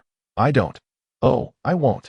Mu Qingyang turned his gaze coldly towards the stranger. You better scram. With that, he took Li Jili's delicate hand and led her to the nearby red Ferrari. The onlookers erupted in astonishment. What did he just say? That exquisite creature is his wife. Surely, this must be a joke. That girl appears to be merely 18 or 19.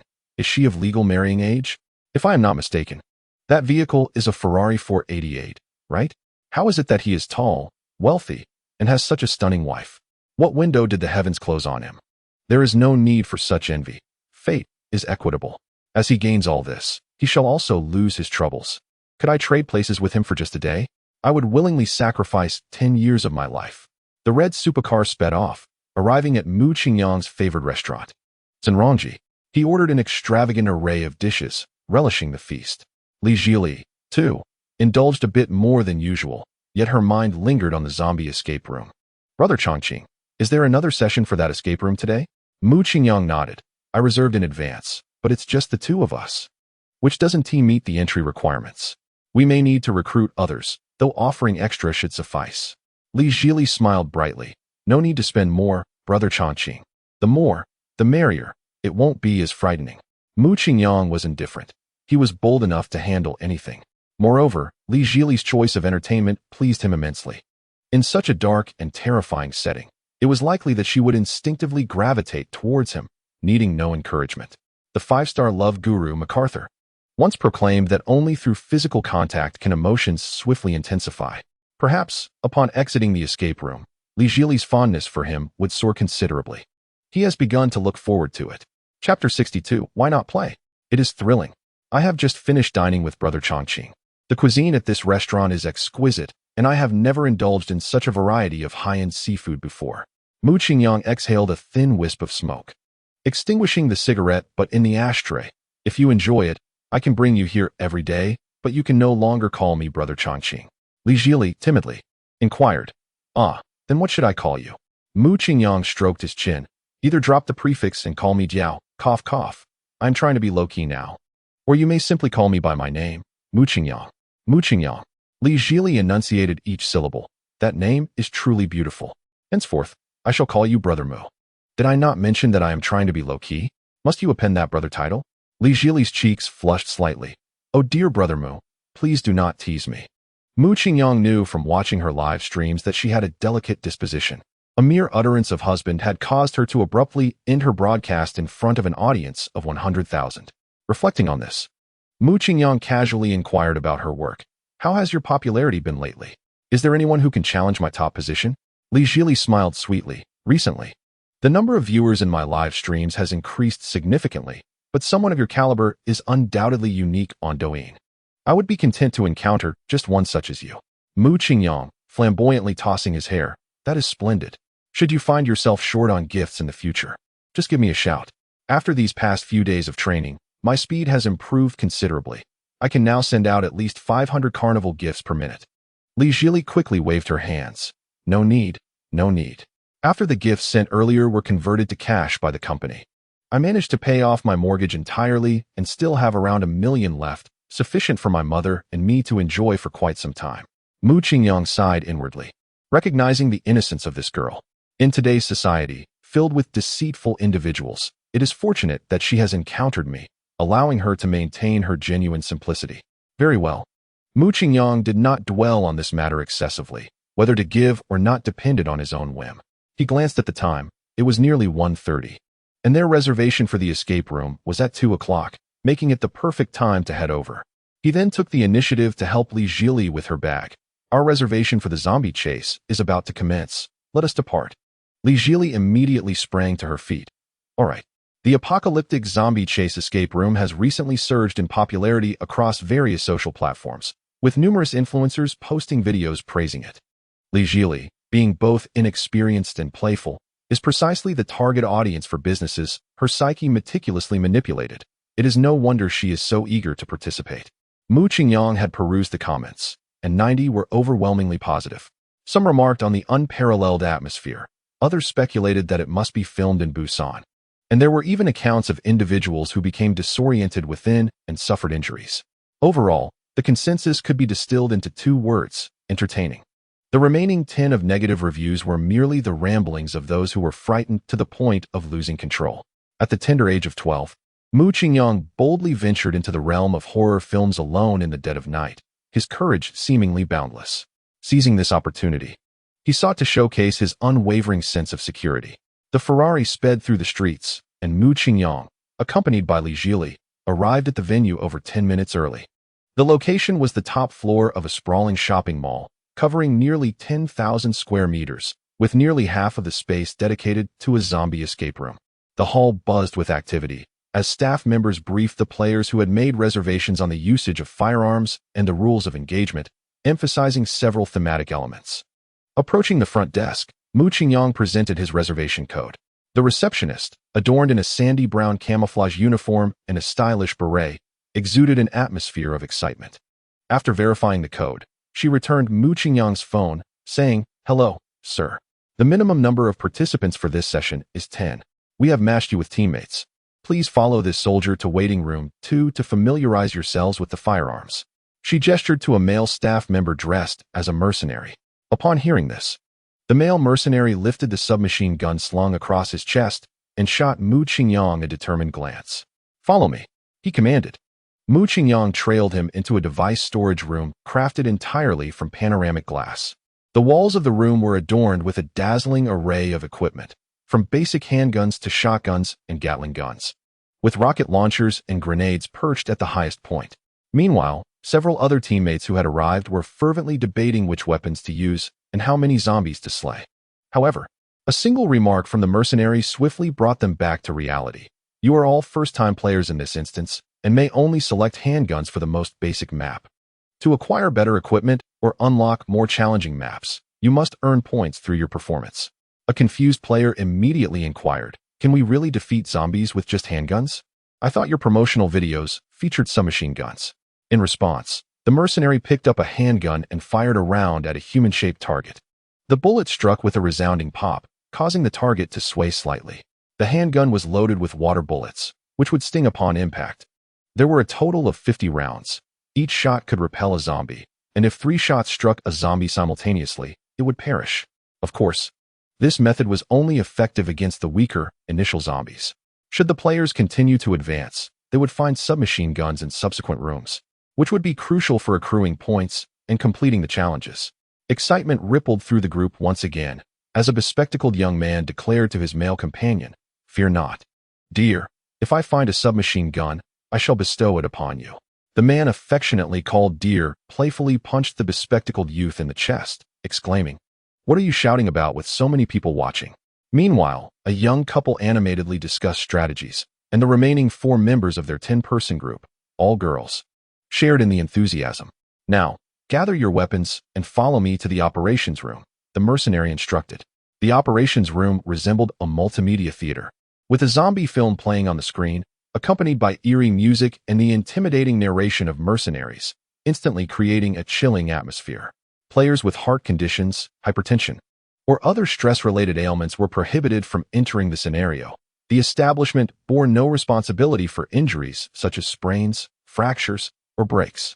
Should anyone feel overwhelmed, they could signal to the cameras on the ceiling, and staff would promptly escort them out, provided that none of the aforementioned stipulations posed an issue. Participants could don specialized gear after signing a waiver. Mu Qingyang turned to Li Jili. "Are you afraid?" Li Jili nodded affirmatively. "So, will you still play?" "Why not? This is what makes it thrilling."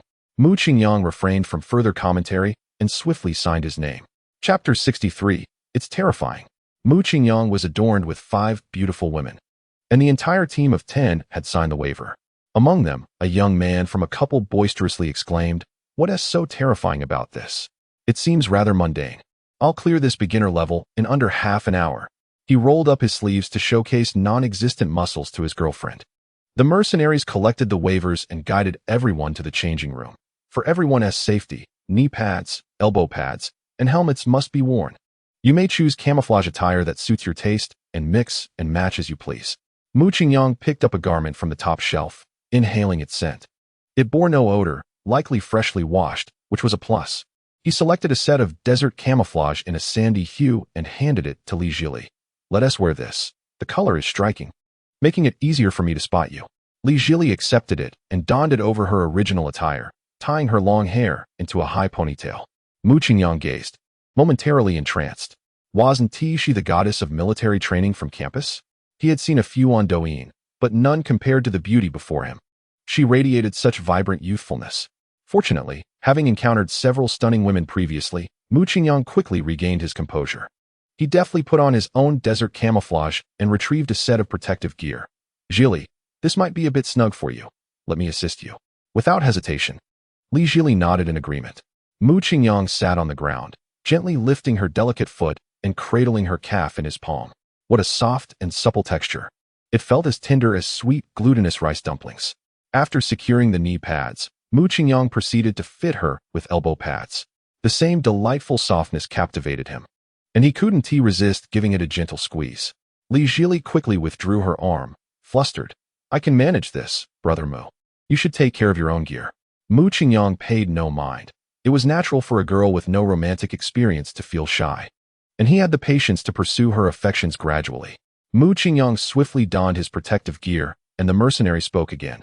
"It seems everyone is prepared. This time, we shall proceed to the preparation room. You have only 1 minute to acclimate to the dim lighting. Follow me." Mu Qingyang and Li Jili trailed at the back of the line. When the brash man from earlier began to rant again, "What is the point of all this fuss? Just throw me in there to tackle the zombies. I'll take on 10 of them." The mercenary paid him no heed. He had encountered such customers far too often. The louder they boasted, the more uncertain they truly felt, and he suspected that some might even lose control of their bladders in a moment of fright. The preparation room was shrouded in darkness, save for an electronic clock at the front, pulsating with a blood-red countdown. As the numbers dwindled, the chilling sounds around them intensified, and Mu Qingyang felt an eerie breeze brush against his face. He glanced ahead at Li Jili. Though fear flickered in her eyes, the glimmer of excitement remained unabated. It seemed there was no need for concern at this stage. 10, 9, 3, 2, 1. As the countdown reached its conclusion, a resounding crash echoed behind them, startling everyone to turn.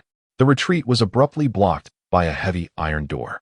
Simultaneously, a dispassionate electronic voice announced, "The zombie tide will erupt in 30 minutes. The morgue is temporarily secure. Please proceed there swiftly." The electronic voice faded, replaced by the spine-chilling music reminiscent of a horror film, sending shivers down their spines. Mu Qingyang recognized the superior sound system in this chamber, as the haunting cries seemed to envelop him, as if someone were truly sobbing just behind him. None of the 10-member team dared to move. The opening music had rendered them all paralyzed with fear. As the atmosphere grew increasingly tense, a girl stammered. "Wasn't he the one who shouted the loudest just now supposed to be brave? Why isn't he leading the way?"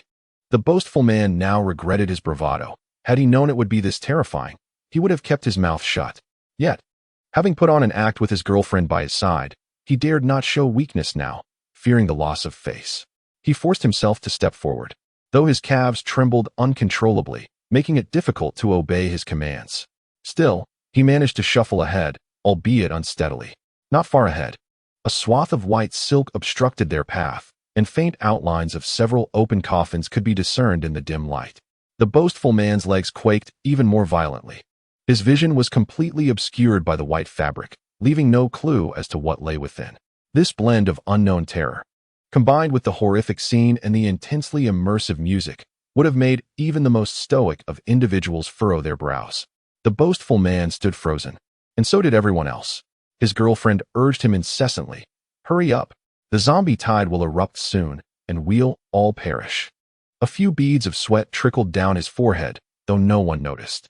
He swallowed hard, gritted his teeth, and pushed aside several strands of silk, stepping forward into the unknown. Step by step, the sound of footsteps reverberated throughout the room, amplified by some unseen device, creating an eerie atmosphere. Suddenly, the pretentious young man let out a shrill scream, stumbling backward, colliding with the line of people behind him. Just as he was about to retreat in front of Li Jili, Mu Qingyang instinctively shielded her, delivering a swift kick that sent the pretentious man stumbling back. "What on earth are you doing?" Undeterred by the kick, the young man hastily scrambled to his feet, retreating behind his girlfriend, trembling as he pointed at Bai Ling. There is something lurking inside. Just now, something brushed against my foot. Both the white silk and the coffin are suspicious. The bespectacled man, exasperated, replied, Dude, this is a zombie scenario. Of course, something is here. Weren't you just boasting about your prowess? Hurry up and lead us forward. His girlfriend chimed in, Exactly. Let us move quickly. It's been several minutes already. If we don't hurry, we won't make it through. She attempted to pull her boyfriend forward. The pretentious man lost his composure, shouting at his girlfriend, Don't drag me. If you keep this up, I swear I'll turn against you. He then frantically waved his hands at the ceiling. Staff. Where are the staff? I want to leave. I'm out. Observing his distress, Mu Qingyang stepped forward. I'll take the lead. You all follow me. The terror of being at the front was vastly different from being at the back, prompting Li Zhili to immediately link arms with him. As Mu Qingyang prepared to step into the white silk barrier, he was unexpectedly ensnared as his right arm, legs, and waist were all gripped by someone. Looking down, he found, apart from Li Zhili, 4 other girls clinging to him like monkeys. What a ridiculous predicament. Who could endure such a crowd? Struggling for a moment, Mu Qingyang realized the girls clung to him like octopuses, rendering him immobile. I say, sisters, how can I move like this? If you're really scared, could you perhaps stay behind me instead? The girls exchanged glances before gradually loosening their grip on him, retreating to tug at his clothing. 2 others quickly joined, fearful of lagging behind. The young man from the couple continued to wave his arms frantically, while the girl appeared conflicted, wanting to follow but apprehensive about leaving her boyfriend alone in the frightening environment. After a brief hesitation, the companions ahead vanished into the white silk. With a sigh, she decided to stay with her boyfriend, awaiting the staff to guide them out. At that moment, realizing no one was around, the young man screamed and chased after the group, completely forgetting about his girlfriend. Mu Qingyang proceeded cautiously, aware that zombies likely awaited them within the white silk. Though he felt no fear, the prospect of something suddenly jumping out was indeed alarming. A cautious approach was undoubtedly advisable.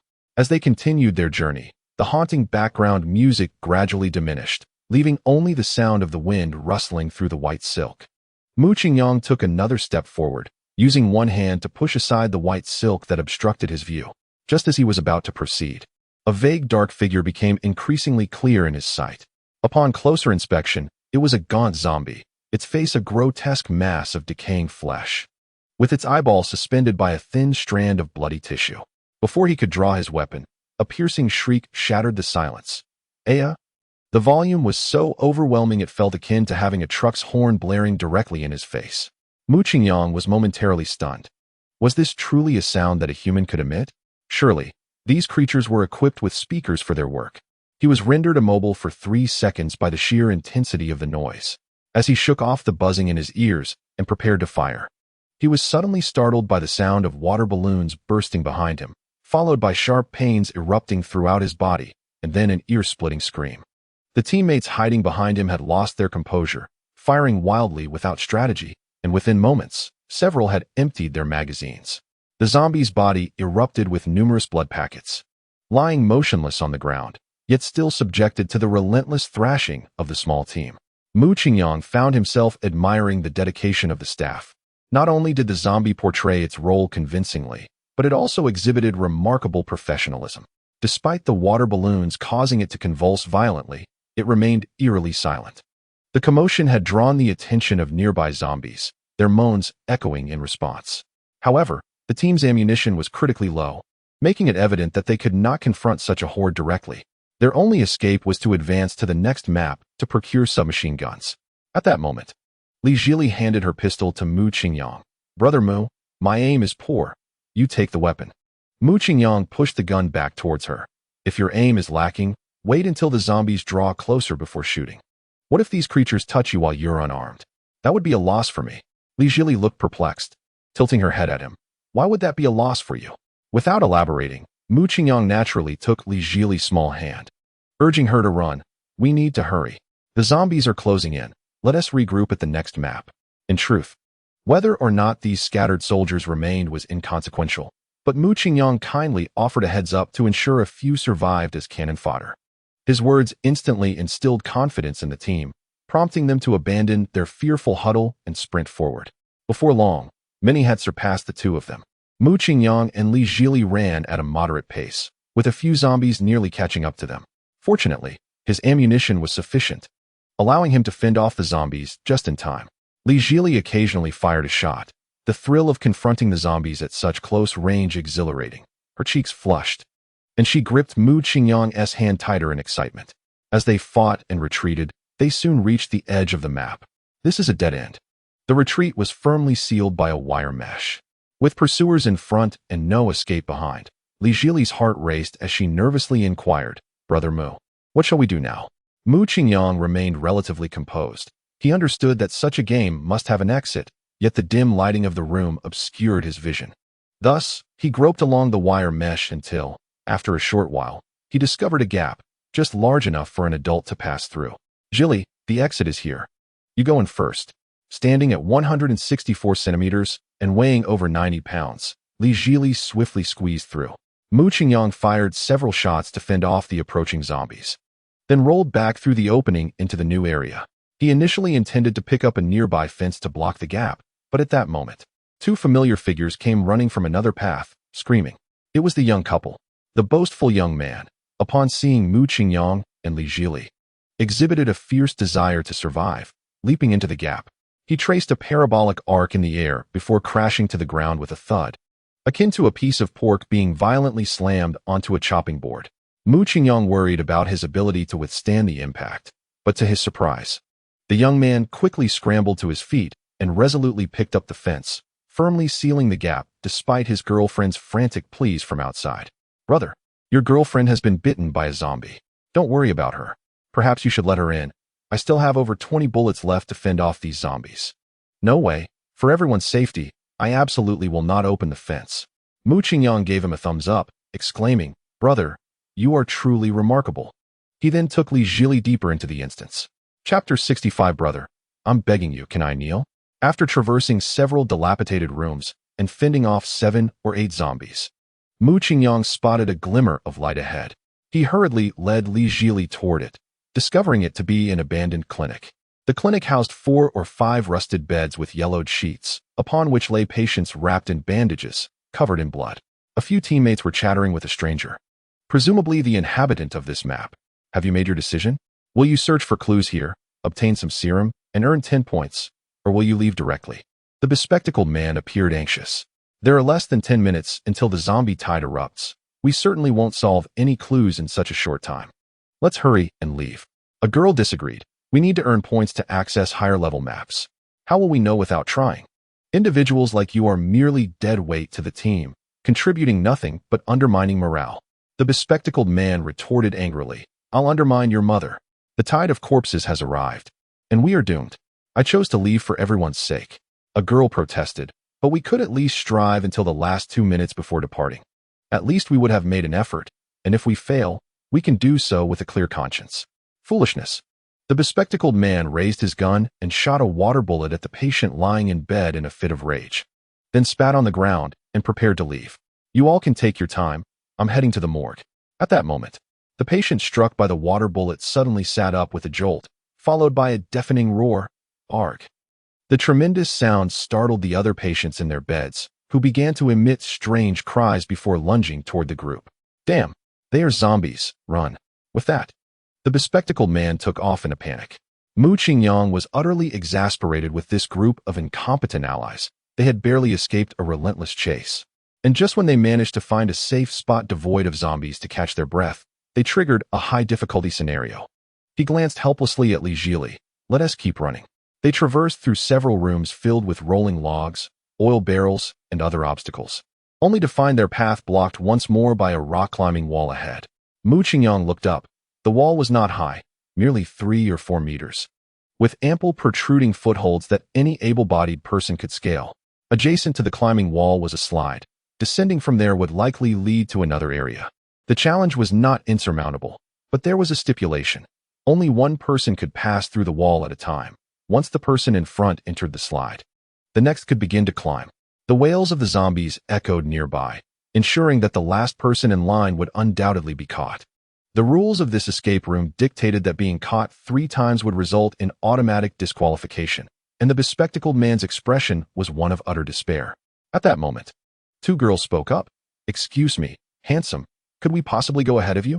Mu Qingyang assessed the positions of himself and Li Jili, who were third and fourth respectively, while the first and second in line were also two girls. It seemed these four were close friends, and allowing them to team up might be beneficial. Mu Qingyang glanced at Li Jili. "Jili, should we let them pass?" Li Jili was indifferent, as she was not at the back of the line, so she willingly stepped back 2 paces. The two girls looked gratefully at Mu Qingyang. "Thank you so much, big brother. We'll wait for you up front." 3 had already ascended, but in the distance, the staggering forms of zombies were beginning to come into view. The bespectacled man could no longer maintain his composure. He tugged at Mu Qingyang's shirt. "Brother, I need to discuss something with you. Could you let me go ahead of you?" Mu Qingyang shot him a glance. "What are you thinking?"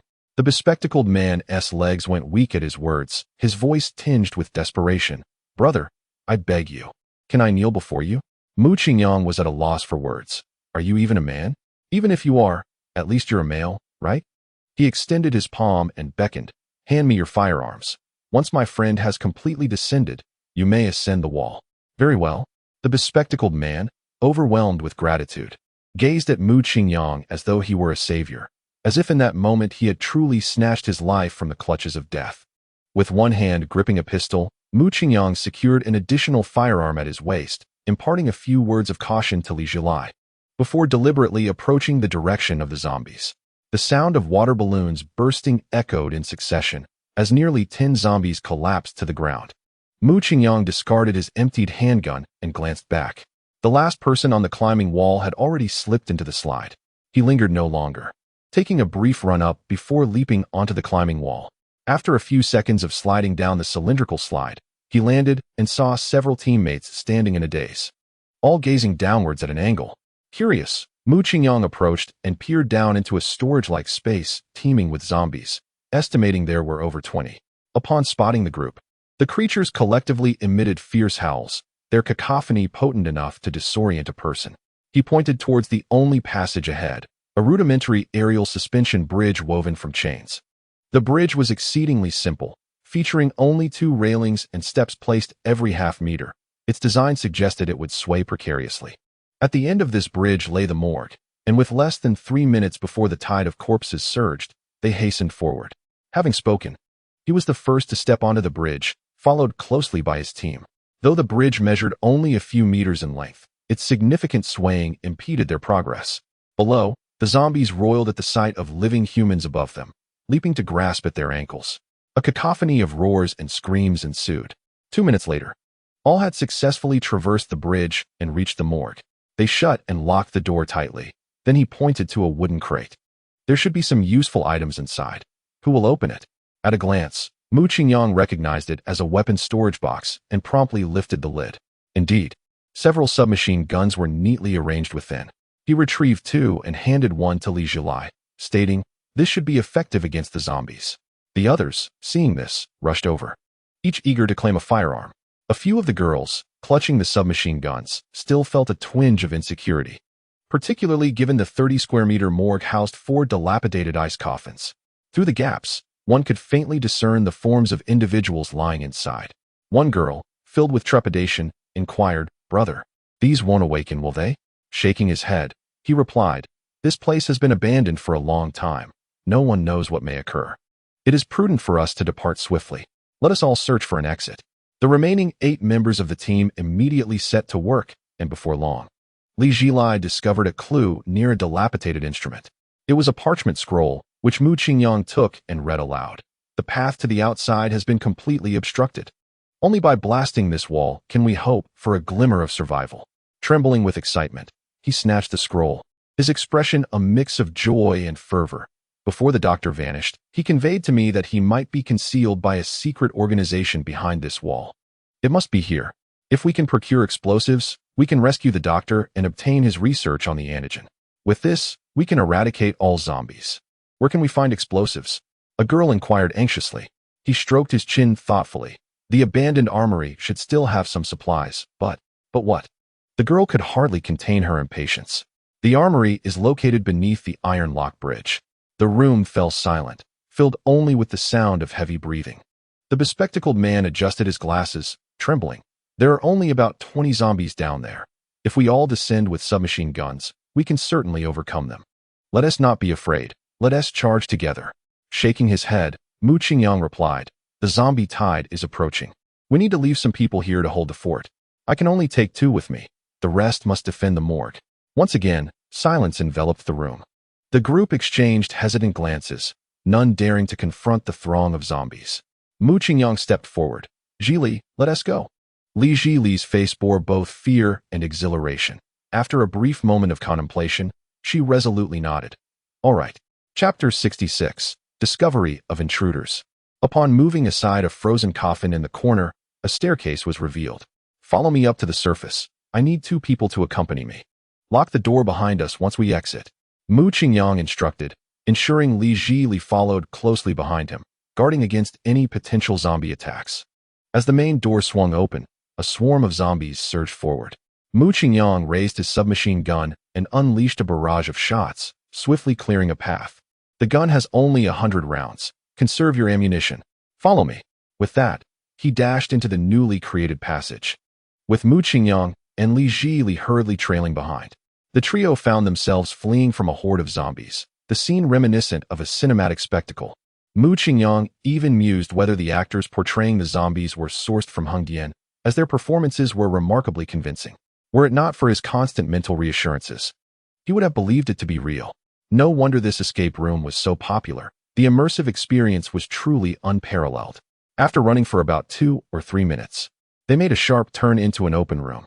Li Zhili and Mu Qingyang hurried inside, swiftly shutting the door and signaling for silence. Mu Qingyang's taut nerves began to ease. He knew they were safe for the moment. This room is the armory. Search around. You should be able to find some explosives. Li Zhili remained still, pointing at the grotesque figure lying on the single bed. Will he come back to life? She inquired, shaking her head. This is merely a relic of the storeroom. He has been dead for quite some time, so do not concern yourself with him. With that, Li Zhili felt a sense of relief and began to search the room meticulously alongside Mu Qingyang. As minutes slipped away, the two found nothing. Mu Qingyang, puzzled, remarked logically, there should be no place to hide explosives in such a small room. We have searched everywhere, yet we have not even glimpsed a shadow. Are you certain you haven't led us astray? With a smile, she suggested, perhaps we might uncover something beneath the bed. Suddenly, Mu Qingyang smacked his forehead, realizing he had overlooked such a crucial location. He crouched down and crawled under the bed, where he indeed discovered a bundle of explosives nestled in a hollow. Just as he was about to emerge, the single bed began to shake violently, and a creature bound in chains rose upright from it.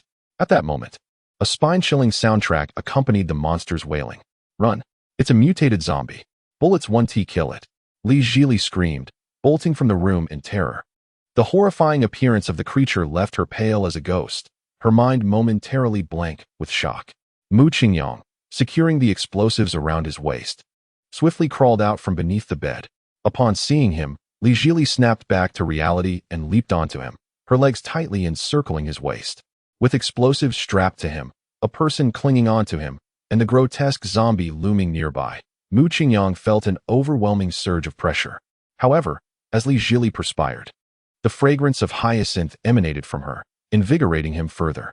He raised his submachine gun and unleashed a barrage of fire upon the oozing face of the mutated zombie, then kicked open the door and dashed outside. Li Zhili rested her head on Mu Qingyang's shoulder, her cheeks flushed crimson. Though she was innocent, she had witnessed enough to understand the implications of her position. Yet, with zombies blocking their path and mutated creatures in pursuit, she could not demand that Mu Qingyang set her down. Thus, they maintained this embarrassing posture on their return journey. Only Mu Qingyang could comprehend the exhilaration he felt. Li Zhili, soft and pliable, exuded an intoxicating scent that made holding her feel like an exquisite indulgence. He could have easily run 10 kilometers without faltering. Alas, the journey back was too brief, and such delightful benefits could only be savored for a few fleeting moments. Upon their return, the teammates in the morgue, having seen the duo come back for the explosives, hurriedly opened the door and surrounded them. Did you manage to retrieve it? Several girls asked eagerly. Mu Qingyang patted the bundle of explosives at his waist, declaring, mission accomplished. Li Zhili felt tears welling in her eyes. It was too humiliating to be seen clinging to Mu Qingyang by so many. No matter how she squirmed, he would not release her. Brother Mu, she implored. Li Jilai's voice was as faint as a mosquito's buzz. We're safe now.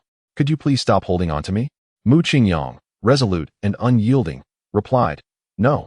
The outside is swarming with zombies. It is extremely perilous. I must ensure your safety by escorting you out of this chamber.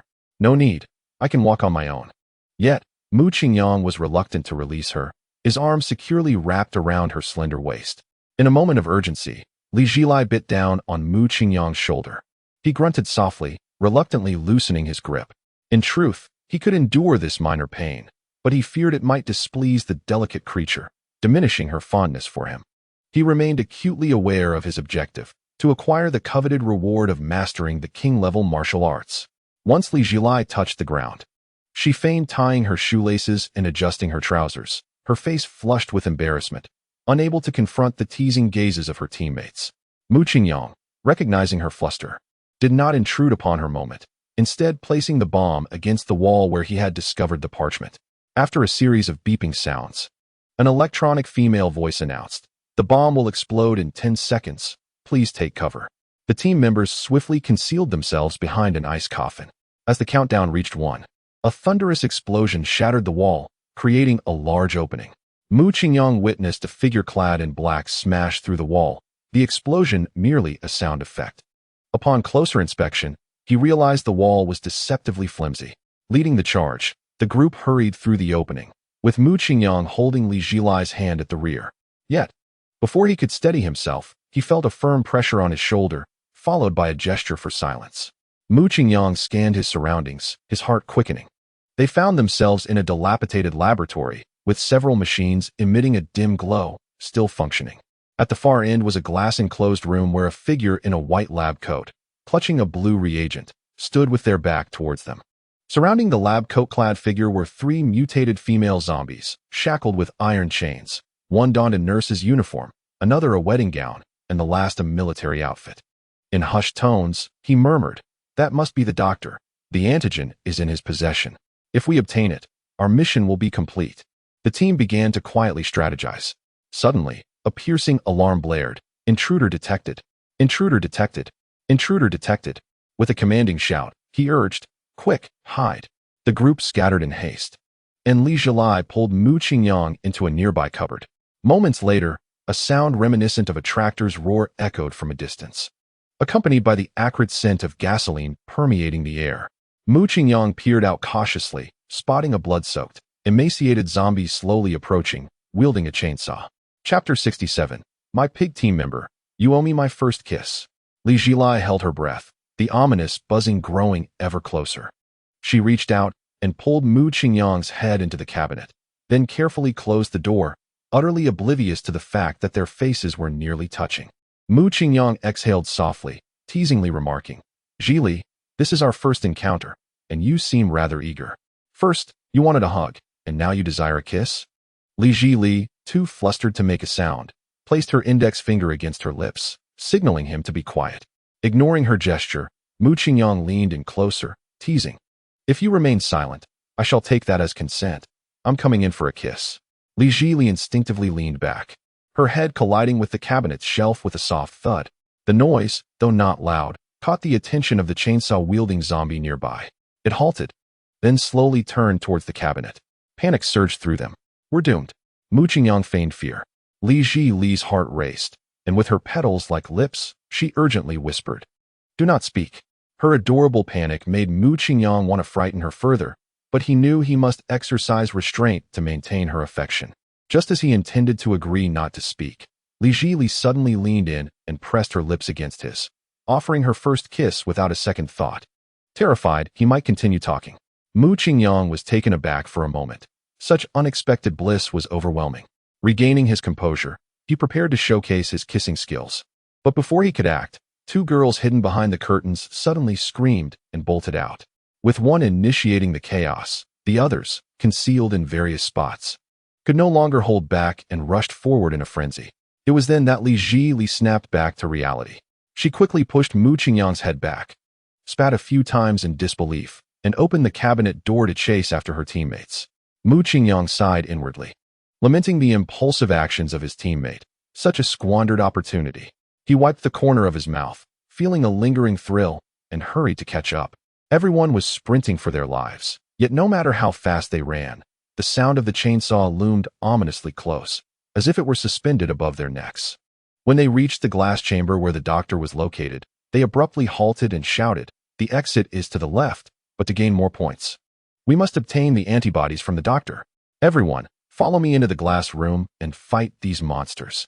His words fell flat, akin to an empty utterance. As no one paid him any heed, all were resolutely making their way to the exit. Li Zhili made the same choice, her fear having surpassed her limits, leaving her devoid of the courage to confront the horde of mutated zombies. Mu Qingyang followed closely behind Li Zhili, successfully escaping through the exit into the hall, but hesitated for 2 seconds before suddenly turning back. He had thought the ordeal was over, a smile of relief gracing his face, only to find one stubborn soul still venturing forth. With a sigh, he chased after them. "Soldier, are you going back to retrieve the antibodies?" Mu Qingyang nodded.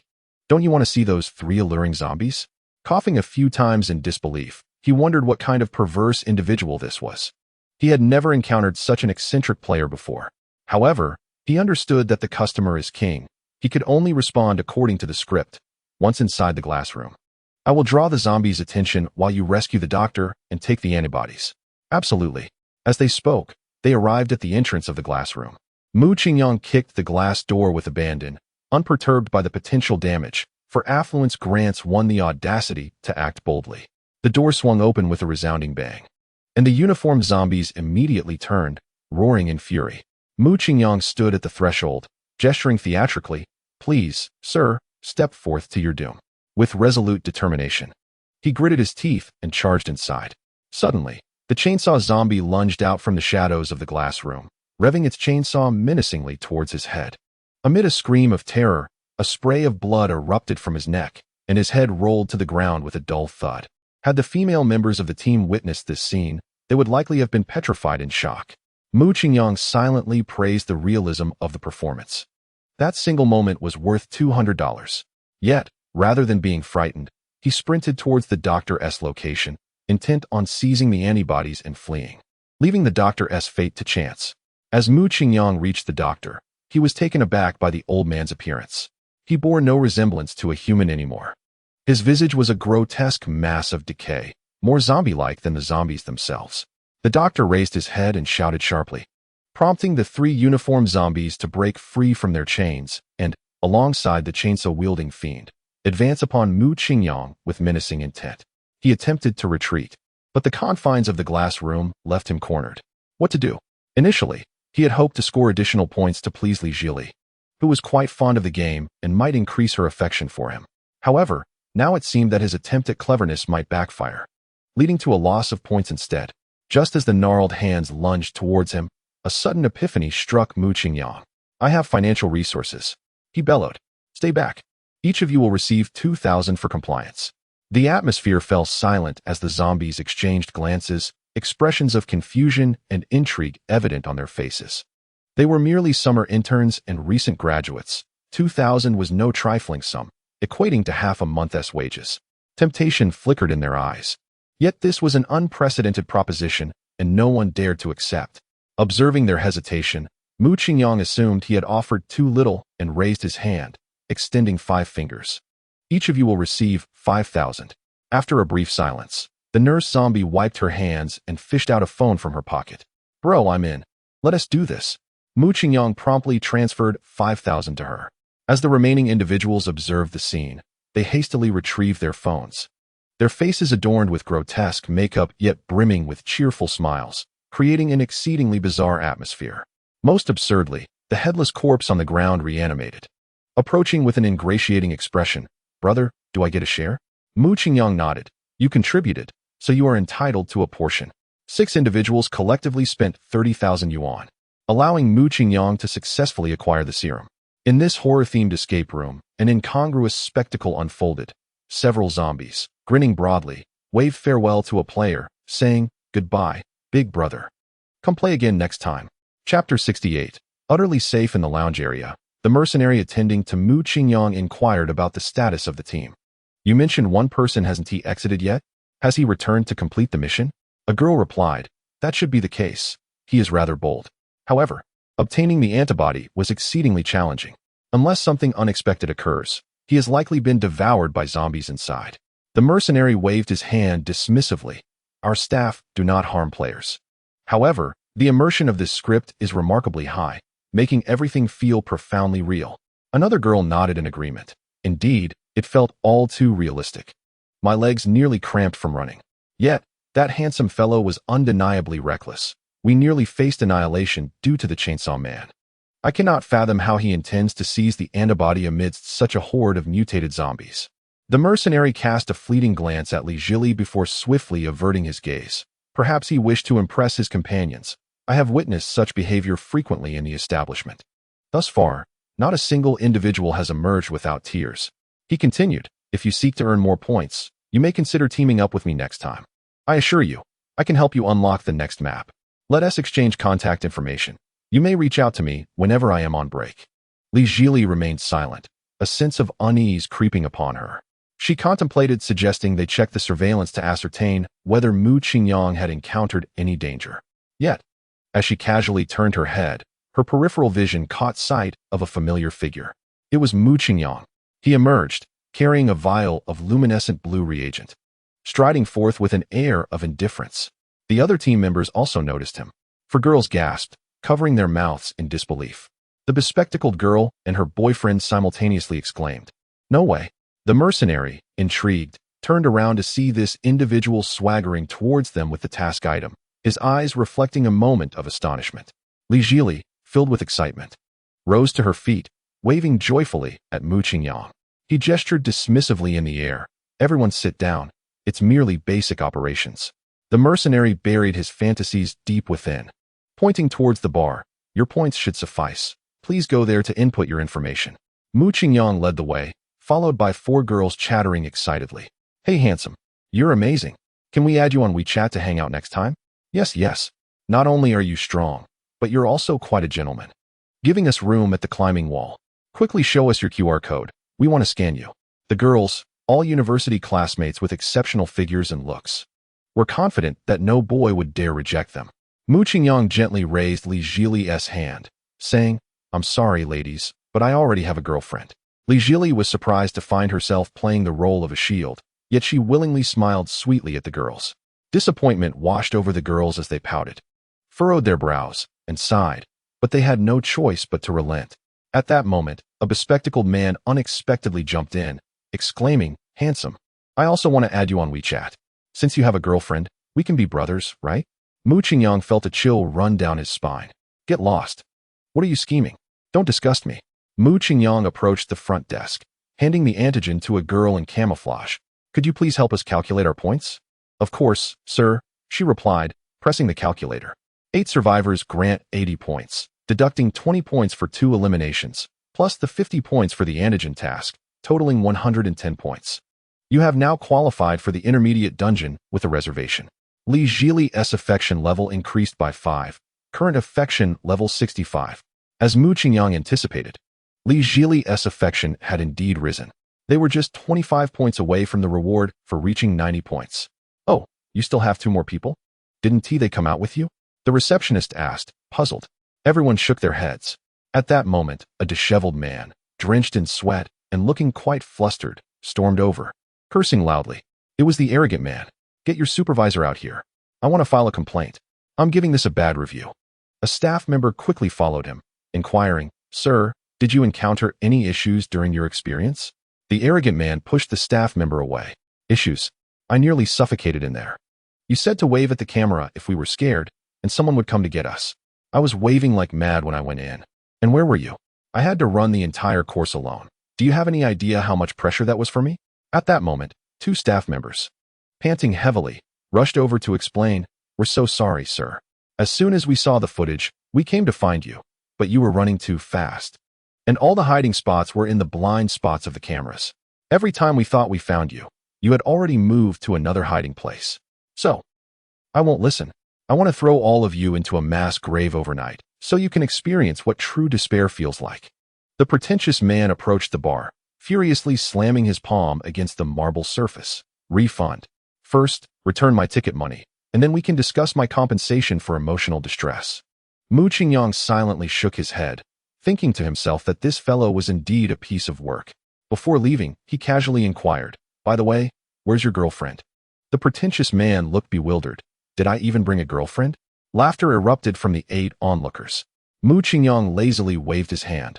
"All right then. Perhaps we'll meet again by fate." With that, he took Li Jilin and departed. Inside the Ferrari, Li Jilin blinked her large, watery eyes and sincerely said, "Brother Mu, this escape room was both thrilling and exhilarating. I had a great time. Thank you for helping me secure the reservation and for accompanying me." Mu Qingyang turned his head and smiled. "It was nothing. Your happiness is my happiness. Should you desire more adventures, do let me know. I shall certainly fulfill your wishes. Not tonight, though. I have a class reunion to attend, and I'll be heading back to Tianfu City early tomorrow morning." Mu Qingyang glanced at the time on the dashboard. "It's only a little past 4. When does your reunion start? Why not come to my place for a shower first? We worked up quite a sweat in the escape room." Li Jilin shook her head in refusal. "No need. I can just get a hotel. Are you afraid I might do something to you? The security at my place consists of retired veterans, and there are cameras everywhere. Even if I were reckless, I wouldn't dare act out," she replied, still hesitant. Without waiting for her response, Mu Qingyang pressed the accelerator and drove straight to Xinhanglan. "My home is devoid of hidden cameras, and I assure you, I have no intentions beyond hospitality. Just relax and come with me," he urged. As the red supercar rolled into the parking space of Villa Number 1, the Cullinan was absent. Wang Yi had left early to accompany Professor Wang Lan on a visit to a professor in Shenzhen and wouldn't return until tomorrow. Otherwise, even if Mu Qingyang had 10 times the courage, he wouldn't dare bring Li Jilin home openly. Li Jilin had long known of Mu Qingyang's affluence. Yet upon seeing the opulence of the villa, she was still taken aback. Compared to her modest 2-bedroom apartment, this was akin to a castle. After disembarking, she stood frozen in place, hesitant to move, while Mu Qingyang took her hand gently and ushered her inside. Li Jilin had never set foot in such a luxurious place before. She yearned to explore, yet felt too timid to gaze around freely, appearing quite uneasy. Mu Qingyang softly squeezed her palm. "There's no need to be so anxious. In a few days, I'll gift you a suite just like this. Right in Tianfu City." "Ah," Li Jilin was taken aback, wondering if such words could possibly come from a normal person. "Who gives away castles upon first meeting?" She stammered. No, I can't accept something so extravagant."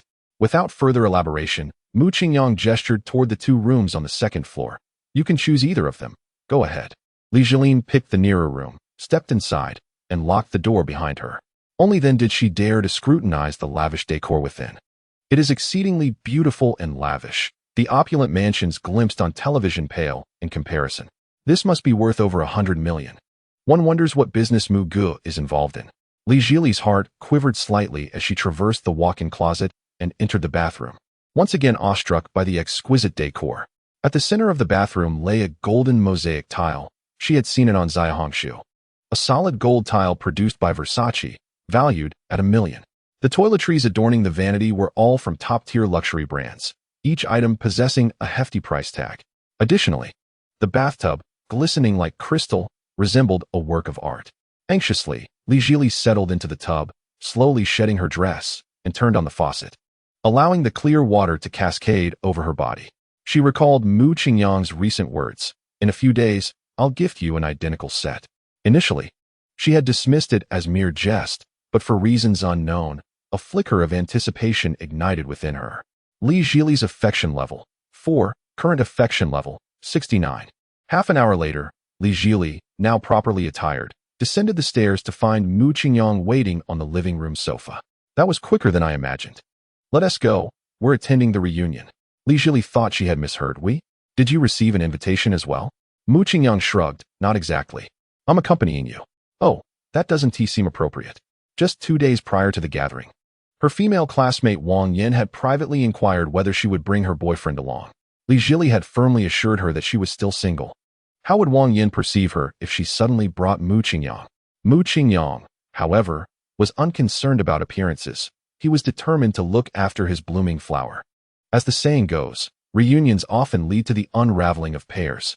He was well aware that the purpose of such gatherings, predominantly organized by male classmates who had made a name for themselves in society, was often to explore potential romantic opportunities with former crushes. "Just tell them we are friends. I insist on tagging along for the meal. Don't worry about me feeling awkward. My skin is quite thick. Li Jili found it difficult to refuse others, especially when it was a request from someone as considerate as Mu Go, so she nodded reluctantly. All right then. At the renowned Shuiyun restaurant in Jiangnan City, the largest private dining room was already populated with numerous attendees. They were all classmates from the 2022 cohort of East China Normal University. Among them, a gentleman sporting an Audemars Piguet Royal Oak watch valued at over 300,000 stood out. He was animatedly conversing with a group of classmates. It's going well. I managed to earn $1 million or $2 million each year, which is a modest degree of financial freedom. A slightly balding male classmate eagerly chimed in, Changgo, I truly envy you. At such a young age, you're already making a 7-figure income. Unlike me, stuck with a meager salary of a few thousand each month. With my future all too predictable. Does your company need more employees? I'd like to join you. Hichong chuckled lightly. Of course, we're all classmates. I'll certainly help if I can. Let me check with the Human Resources Department when I have a moment to see if there's a position available for you. Chun Jian immediately wore a sycophantic grin. Then I must thank you in advance, Brother Chong. Tonight, drink freely. If you can't keep up, it's on me. At that moment, a girl with exquisite makeup and a pleasing appearance giggled softly. Hichong, I never realized you were such a hidden gem back in school. I remember you used to have a crush on me. Do you have a girlfriend now? Hichong scrutinized her for a moment, his expression a bland smile. Not at the moment, but Zhang Nini, times have changed. If we are to discuss this now, you must take the initiative. Zhang Nini was undeterred. All right. How should I take the initiative? Hichong flicked his tongue across his lips. At the very least, you must let me savor the flavor first, no? Get lost. Zhang Nini shot him a sultry glance. The room erupted in laughter, and it seemed that the bonds among everyone grew closer in the midst of it. Hichong was about to make another suggestive remark when his peripheral vision caught a refined gentleman seated on the adjacent couch glancing at his watch. Instinctively, he looked at his own watch and realized it was already 6:30 p.m., the appointed time, but the most crucial person had yet to arrive. He quickly called out to a girl across the table, whose looks were comparable to Zhang Nini's, Wang Yin. Could you check how long it will be until your friend Li Jili arrives? At these words, the room fell silent, and the expressions of the male classmates shifted dramatically. The names seemed to possess a certain enchantment. Wang Yin pouted, she'll be here soon. She's already downstairs. Hichong promptly began arranging the seating. A few well-connected male classmates and several attractive female classmates were seated at the first table, while the rest were relegated to the second table. At that moment, the refined gentleman rose and walked over to Hichong, who immediately vacated his seat to accommodate him. The second table was just filled to capacity. The first table had one remaining spot, conveniently located between the refined gentleman and Wang Yin, clearly reserved for Li Jili. Only Hichong understood the irony of it all. What a coincidence! This was all meticulously orchestrated by Song Huaqing, who was executing his plans with precision. The other students were unaware of who Song Huaqing was, having spent 4 years in university as a solitary figure, but he knew all too well. His current success was largely due to his flattery of Song Huaqing. He was none other than the distinguished heir of Song Pharmaceutical in Jiangnan City, having already taken over part of the family business. Truly a remarkable individual. Furthermore, to decisively impress Li Jili, Song Huaqing had invited several prominent industrial figures from Jiangnan City to a banquet in the adjacent room, making this gathering exceptionally significant. These classmates, including him, merely bask in the glory of Li Jili. Chapter 70. I am her friend, and I will likely become her boyfriend. Once everyone was seated, Song Huaqing did not pick up his chopsticks. Hichong noticed this detail and stood up, exclaiming, Everyone, let us not rush to eat. Shall we wait for the esteemed Lida to arrive? To sweeten the wait, he added, rest assured, this meal is on me. The private room erupted with enthusiastic applause, as everyone was eager to partake in a complimentary meal, especially since the average expenditure at Shuyunjian approached 1,000. Even if they had to wait a few minutes, no one would decline such an offer. Moreover, all the male classmates were willing to wait for the school beauty to dine with them. A few female classmates exchanged glances of disdain, but chose to remain silent. The classmates, seizing the opportunity, began reminiscing about their past campus life, creating a lively atmosphere. 2 minutes later, the door to the private room was gently pushed open. A charming figure dressed in a black and gray checkered short skirt, complemented by a fitted deep blue blazer, stood gracefully at the entrance. Instantly, the room fell silent, as everyone instinctively hushed, reminiscent of the moment when their homeroom teacher unexpectedly appeared at the back door. They were all too familiar with this figure. Each had fantasized about her countless times, and many had harbored deep infatuations, with a few even resorting to furtive stalking. They had thought their respective worlds would never intersect again, yet this reunion brought them together. Such a stunning beauty as Li De was a sight to behold, and with the meal being complimentary, it felt like a tremendous windfall. The attention-seeking He Chong, upon seeing Li Jili, fell silent, losing his confidence to boast and resorting to scratching his head nervously. The expressions of the female classmates were a complex mix of envy and admiration. Only Song Huaqing, who had remained silent, wore a genuine smile. He straightened his back and stood up, his smile sincere. Li Jili, you've arrived. Li Jili intended to wave in greeting, but Mu Qingyang, who entered behind her, nudged her forward. Why are you standing there in a daze? Find a seat. Song Huaqing's fair complexion turned a deep shade of crimson as he shot a fierce glare at He Chong. He Chong, nearly frightened out of his wits, quickly turned his gaze toward Wang Yan. Wang Yan, flustered, stood up and asked, Jili, didn't you say you weren't dating anyone? Who is this handsome guy? I am her friend, and I am likely to become her boyfriend, Mu Qingyang asserted, as he took the seat reserved for Li Jili. Li Jili offered an awkward smile. Yes, he is indeed my good friend. Song Huaqing's expression softened slightly, but he did not extend much warmth toward Mu Qingyang. I must remind you that this gathering is for our classmates from East China Normal University. Your presence here seems inappropriate. Upon observing this individual, Mu Qingyang instinctively sensed his ill intentions. Nonchalantly, he plucked a cherry from the table and popped it into his mouth. I am concerned about her being out alone. What if you all ply her with alcohol? He Qiang immediately interjected. We are merely classmates. What harm is there in sharing a drink? Furthermore, you are just an ordinary friend. Your concern seems excessive. This gathering is not open to outsiders. Please take your leave. Mu Qingyang disregarded him and turned to Li Jili. Shall we depart? Li Jili's expression reflected hesitation. Although she had lost touch with her classmates post-graduation, leaving now would be rather inconsiderate. Nevertheless, Mu Dage held significant importance in her heart, if a choice had to be made. Foregoing this meal would not be a great loss.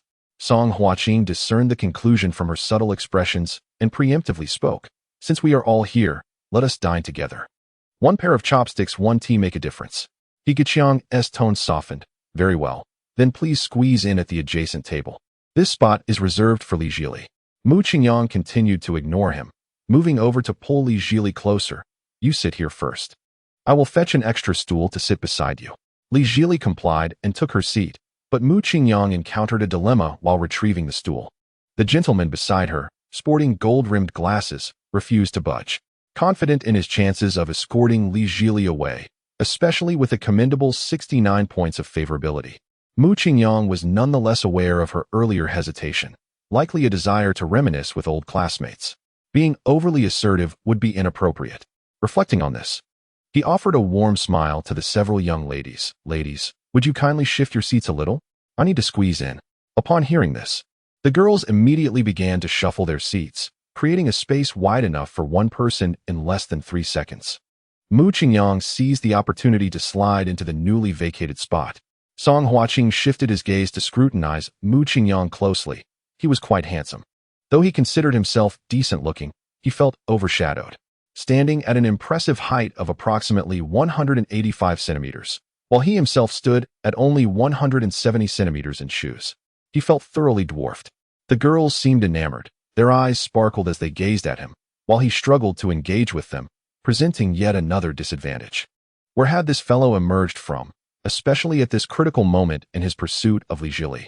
Although he felt inferior in terms of physical attributes, he wondered if superficial qualities held any value in a society that revered wealth. He was determined to expose the harsh realities of life. Song Huaqing subtly tilted his head to the left, casting a knowing glance at He Qiang. He Qiang, adept at deciphering the thoughts of his superiors, quickly grasped Song Huaqing's intent. With his wine glass in hand, he rose. Since everyone is gathered, let us raise a toast to our future prosperity. The classmates promptly drained their glasses in unison.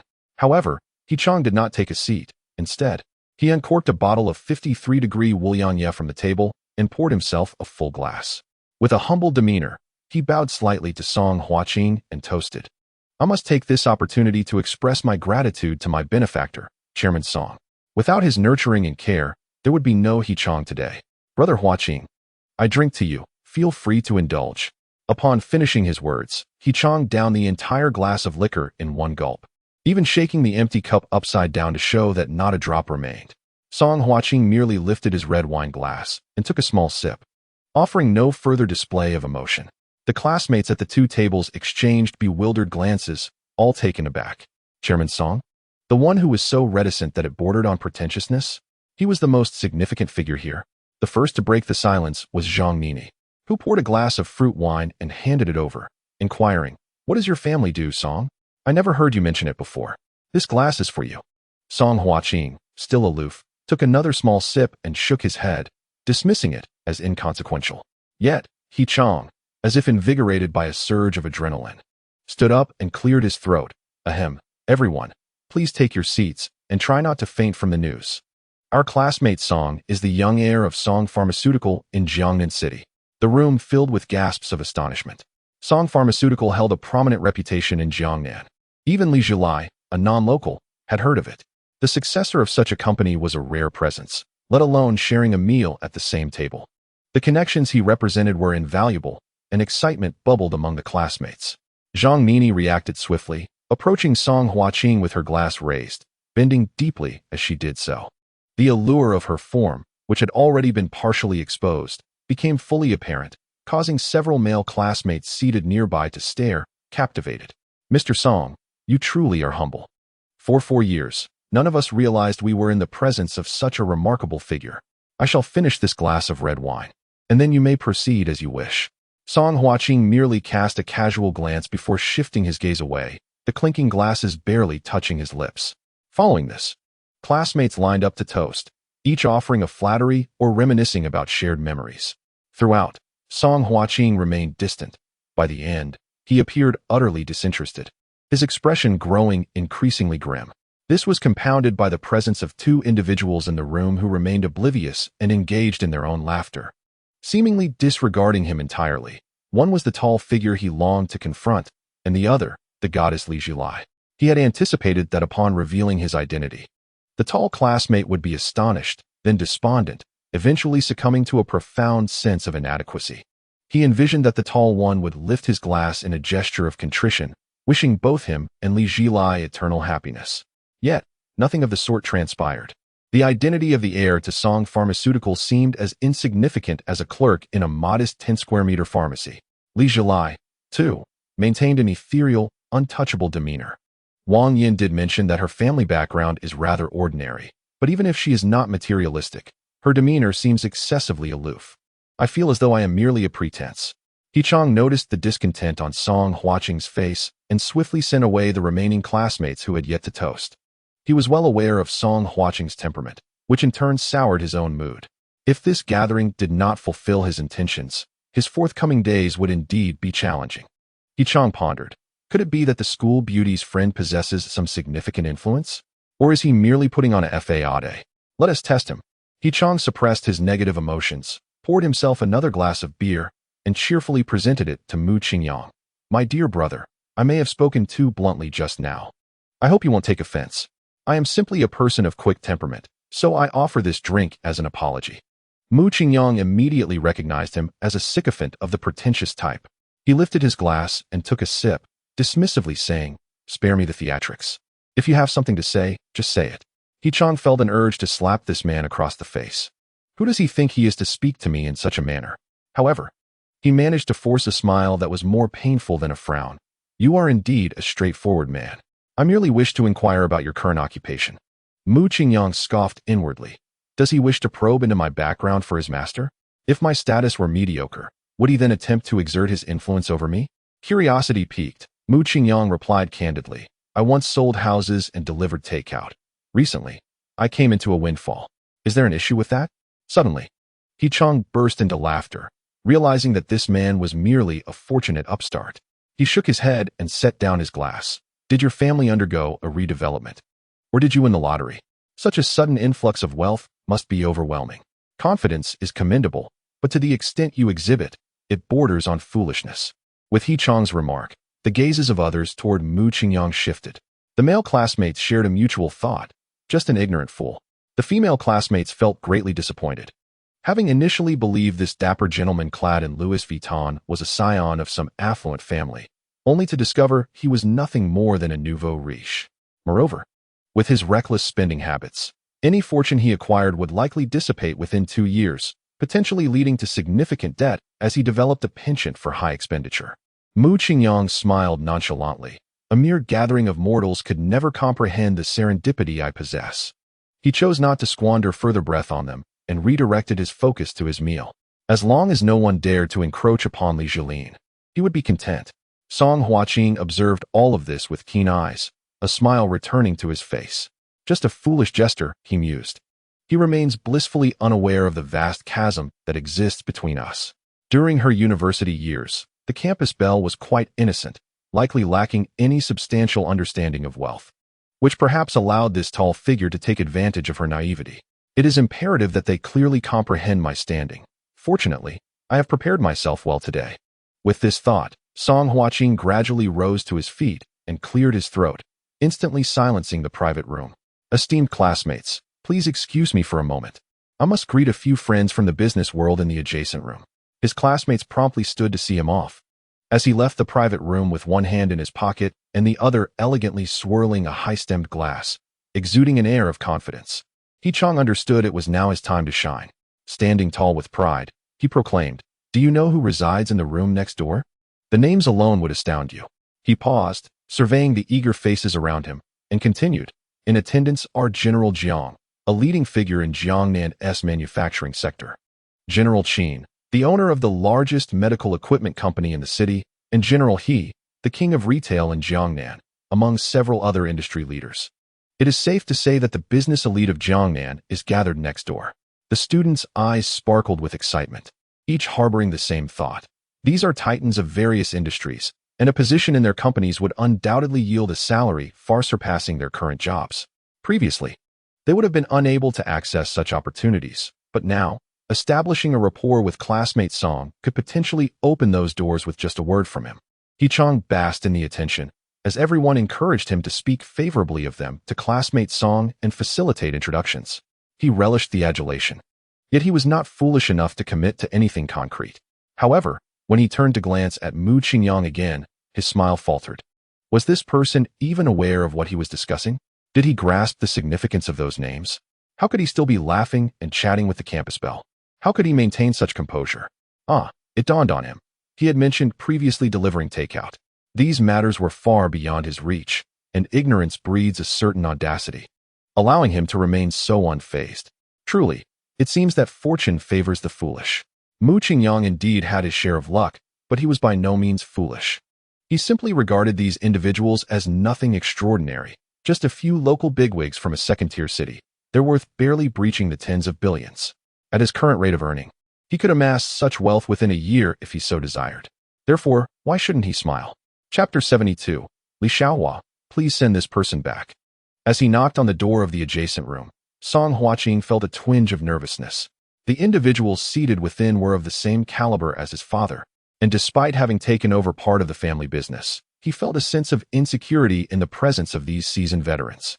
The door was opened by a dedicated attendant, and Song Huaqing forced a radiant smile. "Distinguished uncles, my apologies for the delay.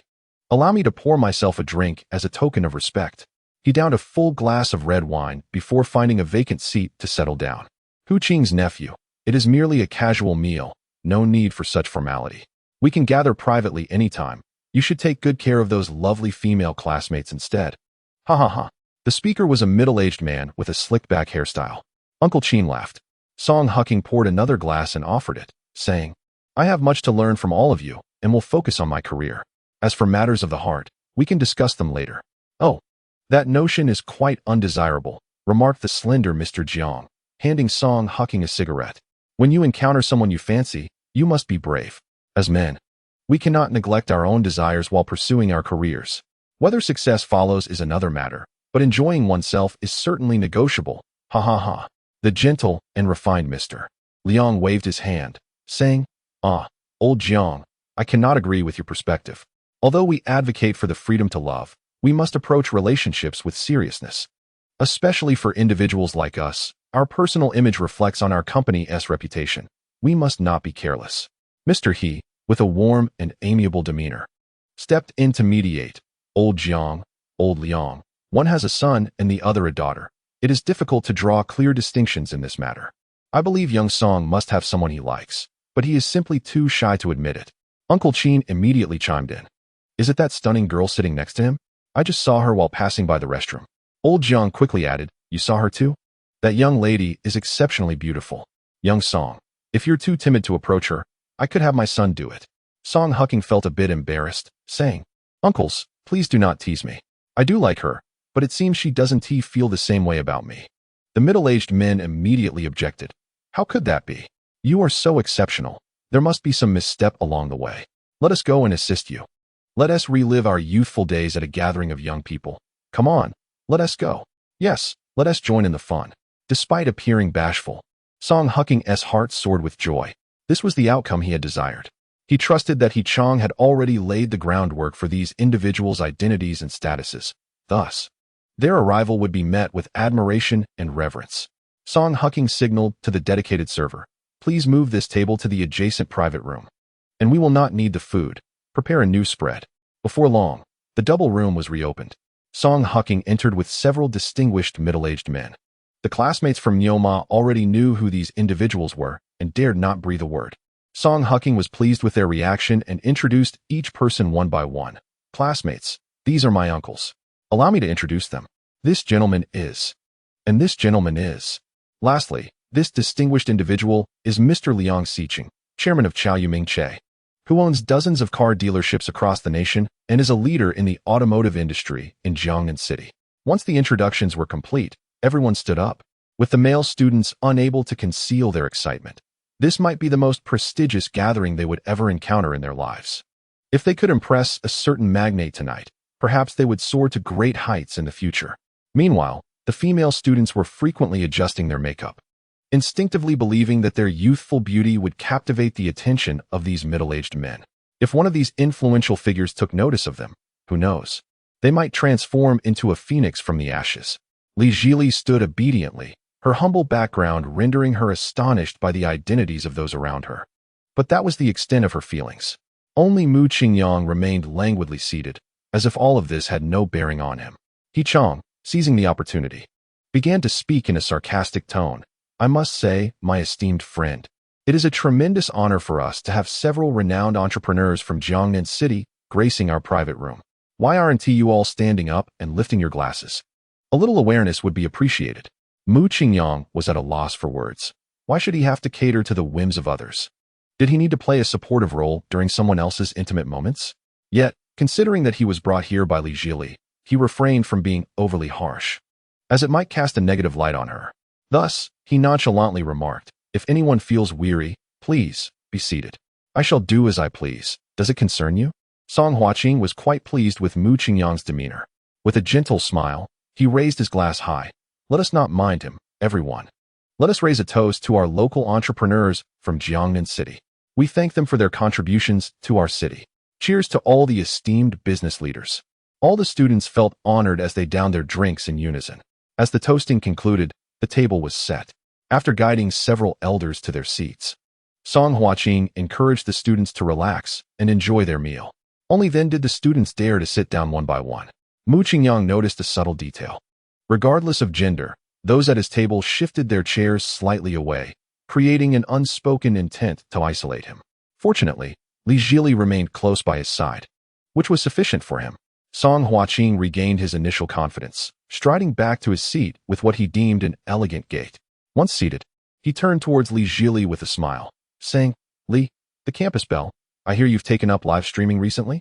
The current perception of that industry isn't too favorable. Have you considered a career change? Li Jili offered an awkward smile. I've tried other jobs in the past, but none truly suited me. I find live streaming quite enjoyable and have gradually grown accustomed to it now. Song Huaqing maintained his cheerful demeanor. The branch I manage is currently seeking a secretary for the general manager, offering an annual salary of 1 million. I believe you would be a perfect fit. Are you interested? Just as Li Jili was about to decline, Mu Qingyang interjected decisively. Let us skip the secretary position. Zhili is not suited for a role that involves serving others. Zhang Nini promptly volunteered. Mr. Song, I am capable. I have previously worked as a secretary and possess strong professional abilities, both during and after office hours. She seized the opportunity to disparage Mu Qingyang to garner favor, stating, I wonder, this seemingly handsome gentleman, did Mr. Song even inquire before you spoke? Your lack of decorum is truly astounding. The other classmates chimed in.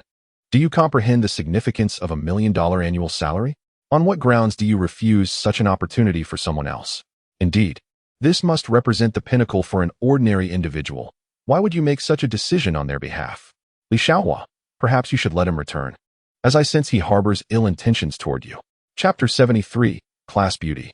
I can also present you with gifts. Song Qinghua was quite pleased with the reaction from the classmates. His intention was to incite Li Zhilin's disdain for the tall individual. Incorporating the class beauty into the company was merely the beginning. Once this initial step was successful, subsequent endeavors would unfold effortlessly. He believed no one could refuse $1 million salary, and even an inexperienced class beauty should grasp the weight of such remuneration. Li Zhilin grew anxious as she witnessed the multitude attacking Mu Qingyang. Just as she was about to intervene, the owner of the car dealership, Mr. Liang, approached with a wineglass in hand. Assuming Mr. Liang had come to speak with him, Song Qinghua immediately rose, prompting others to follow suit. Meanwhile, Mu Qingyang continued to eat nonchalantly, unaware that this refined middle-aged man's first greeting was directed at him. Mr. Mu, what a surprise to encounter you here. I am Liang Xiqing, allowing me to toast to you. Everyone present was taken aback. How did this man know Mr. Liang? Why was Mr. Liang treating him with such courtesy and even toasting him? Was he perhaps feigning modesty? Mu Qingyang felt puzzled as well, yet the visitor was polite and humble, making it worthwhile to engage. He stood to raise his glass. Mr. Liang, do we know each other?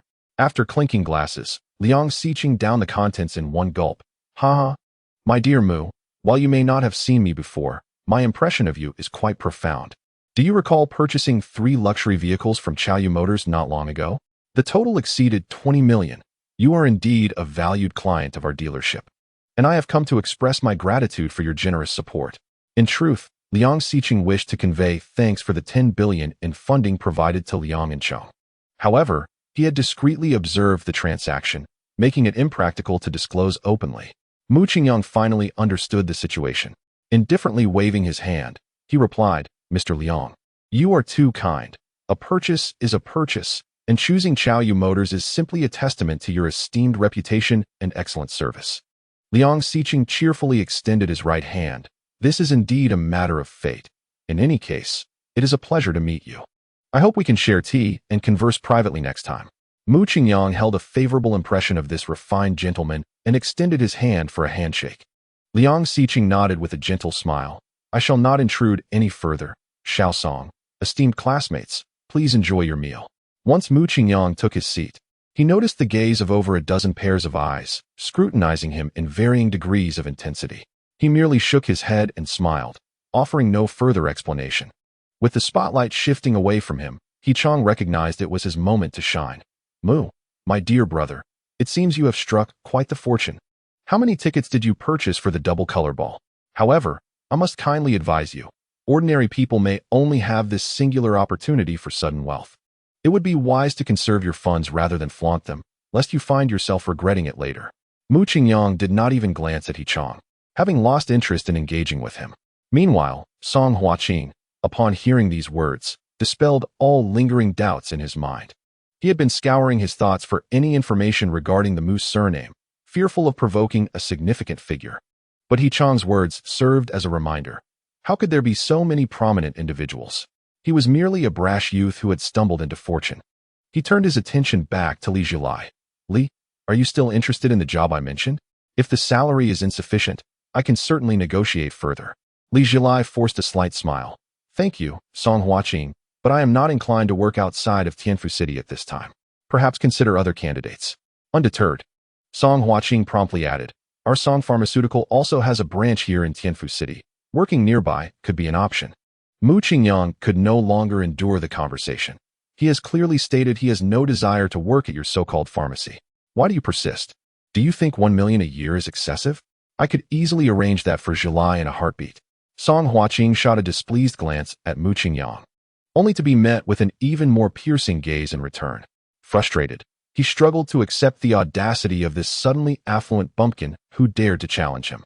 Such a simpleton, had he not won the lottery, would only be fit to carry his shoes. Taking a deep breath, Song Huaqing forced himself to regain composure.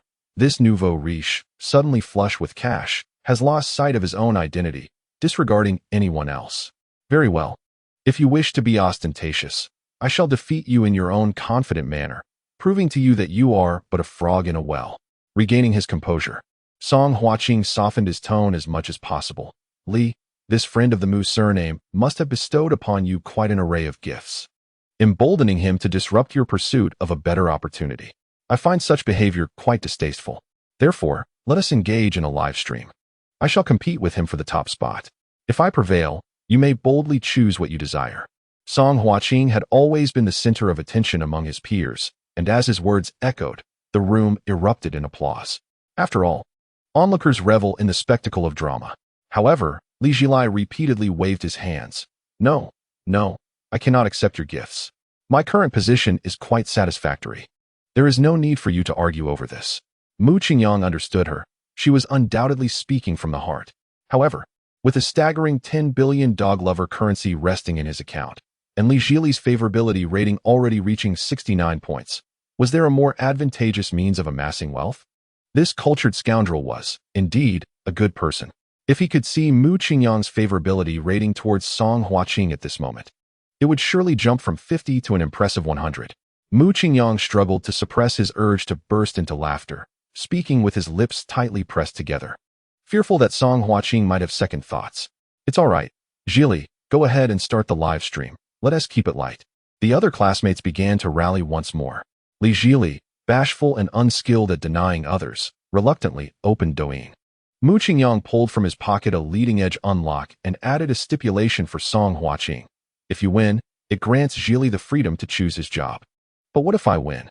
Song Huaqing didn't even entertain the notion of losing. With over 100 million sitting in the account of the branch he managed, he mused on how much would be left if the Mu family struck a monumental fortune, buying cars and houses and flaunting wealth. Thus, he confidently replied, if you can win, you may do as you please. At that moment, Li Jili had already initiated the live stream, and classmates were eagerly inquiring about her Douyin handle. She sent Ligan noodles in the class group chat. Within just over a minute, more than 30 viewers flooded into the newly open live stream. Following closely, a familiar level 69 account adorned with special effects entered the stream, soon accompanied by a level 62 account named Young Master Song. A contest for the top spot was about to commence, one that promised to be extraordinary. Chapter 74, Ligan Noodle Streamer. You Haven Tea parachuted in to accompany the big brother, have you? Li Jili propped her phone against the food tray, pouting her lips as she leaned back in her seat, preparing for a silent live stream. Typically, she found it challenging to relax during company broadcasts, and with so many classmates present, calling out to Mu Qingyang and Song Huaqing as big brother would utterly mortify her. The live stream screen illuminated with various gift effects, and several classmates lightly tapped to show their support, yet Li Jili remained silent. Having watched live streams for several years and having led many female streamers astray, it was no wonder his level was so high. With practiced ease, he sent forth a carnival gift, as the full-screen effect enveloped the live stream. Many classmates sighed in awe. Usually, we witnessed the wealthy showering gifts online. Who would have thought we'd witness it in person today? I wonder how many diamonds this top spot battle will yield. Around 10 million would suffice, wouldn't it? Who is this student Song? A mere flick of his finger could turn that Mu into a pig's head. He will soon realize how foolish he was just moments ago.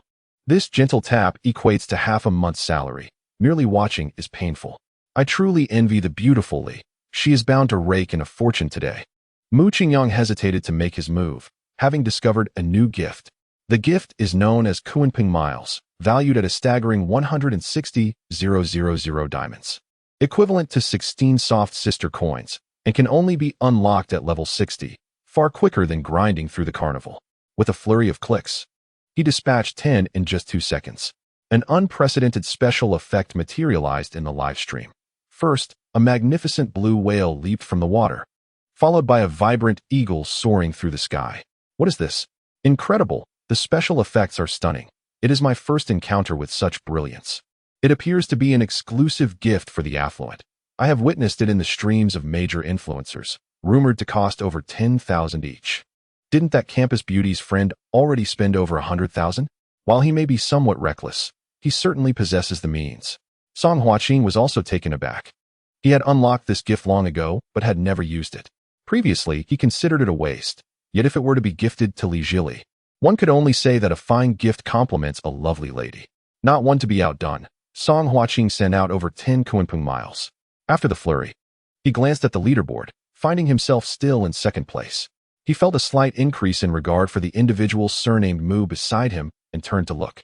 There stood the tall figure, fingers dancing across the screen, as if the gifts sent were worth not 16,000, but merely 0.16. If Mu Qingyang could fathom Song Huaqing's thoughts, he would surely commend him. You are the first to guess that I have a recharge ratio of 1 to 100,000. Indeed, you possess keen insight. The onlookers were momentarily bewildered. A few quick-witted individuals clicked into the leaderboard to check real-time contributions. How could it be that the top contender, Chongqing, had already dispatched over 20 million diamonds? How could such a feat be accomplished in such a short span? Even throwing money around cannot match this pace. The second place, young Master Song, lagged by more than double. After all, he was the young heir of Song Pharmaceutical, yet here he was, outmatched by an ordinary passerby. Within mere minutes, the campus beauty had amassed a fortune of over 1 million. I must confess, I am envious. In Li Jili's livestream, the whale and eagle effects remained constant, and although she understood the true value of this gift, her worries outweighed her joy.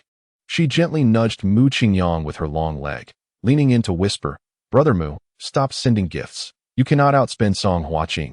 His family is quite wealthy. Even if you lose, I will not work at his company, so please, cease." Mu Qingyang turned and blew a gentle breath towards her lashes, assuring, "Fear not, my dear. In the realm of live streaming, no one can outspend your brother Mu, not even Principal Wang." Li Jili blinked rapidly, but chose not to reply further. Yet a subtle concern lingered in her heart. Song Huaqing now felt quite unsettled. He found it difficult to gauge the individual surnamed Mu. How much had he truly spent? At this rate, within half an hour, he could easily exceed 1 billion. By that time, even he would have no choice but to surrender. He-chan always knows how to seize the moment to demonstrate his worth. Sensing Song Huaqing's apprehension, he leaned close and offered his counsel. "Song, this fellow is merely posturing. Do not allow yourself to be intimidated. From my analysis, his funds are nearly depleted. If we can hold out for just a few more minutes, victory is assured." Though Song Huaqing was affluent, he was also exceedingly cautious. Observing Mu Qingyang's demeanor, he feared that he might be engaged in money laundering or had made a quick fortune in the cryptocurrency realm. Certainly, a lottery winner would not exhibit such arrogance. He initially contemplated pausing to assess the situation, but He-chan's words infused him with confidence. What harm would there be in spending a little more? The greater the expenditure, the more favorable the impression he would leave on the school belle. Perhaps he could win her heart in one fell swoop. Moreover, Mu's brash and audacious character might indeed be an act.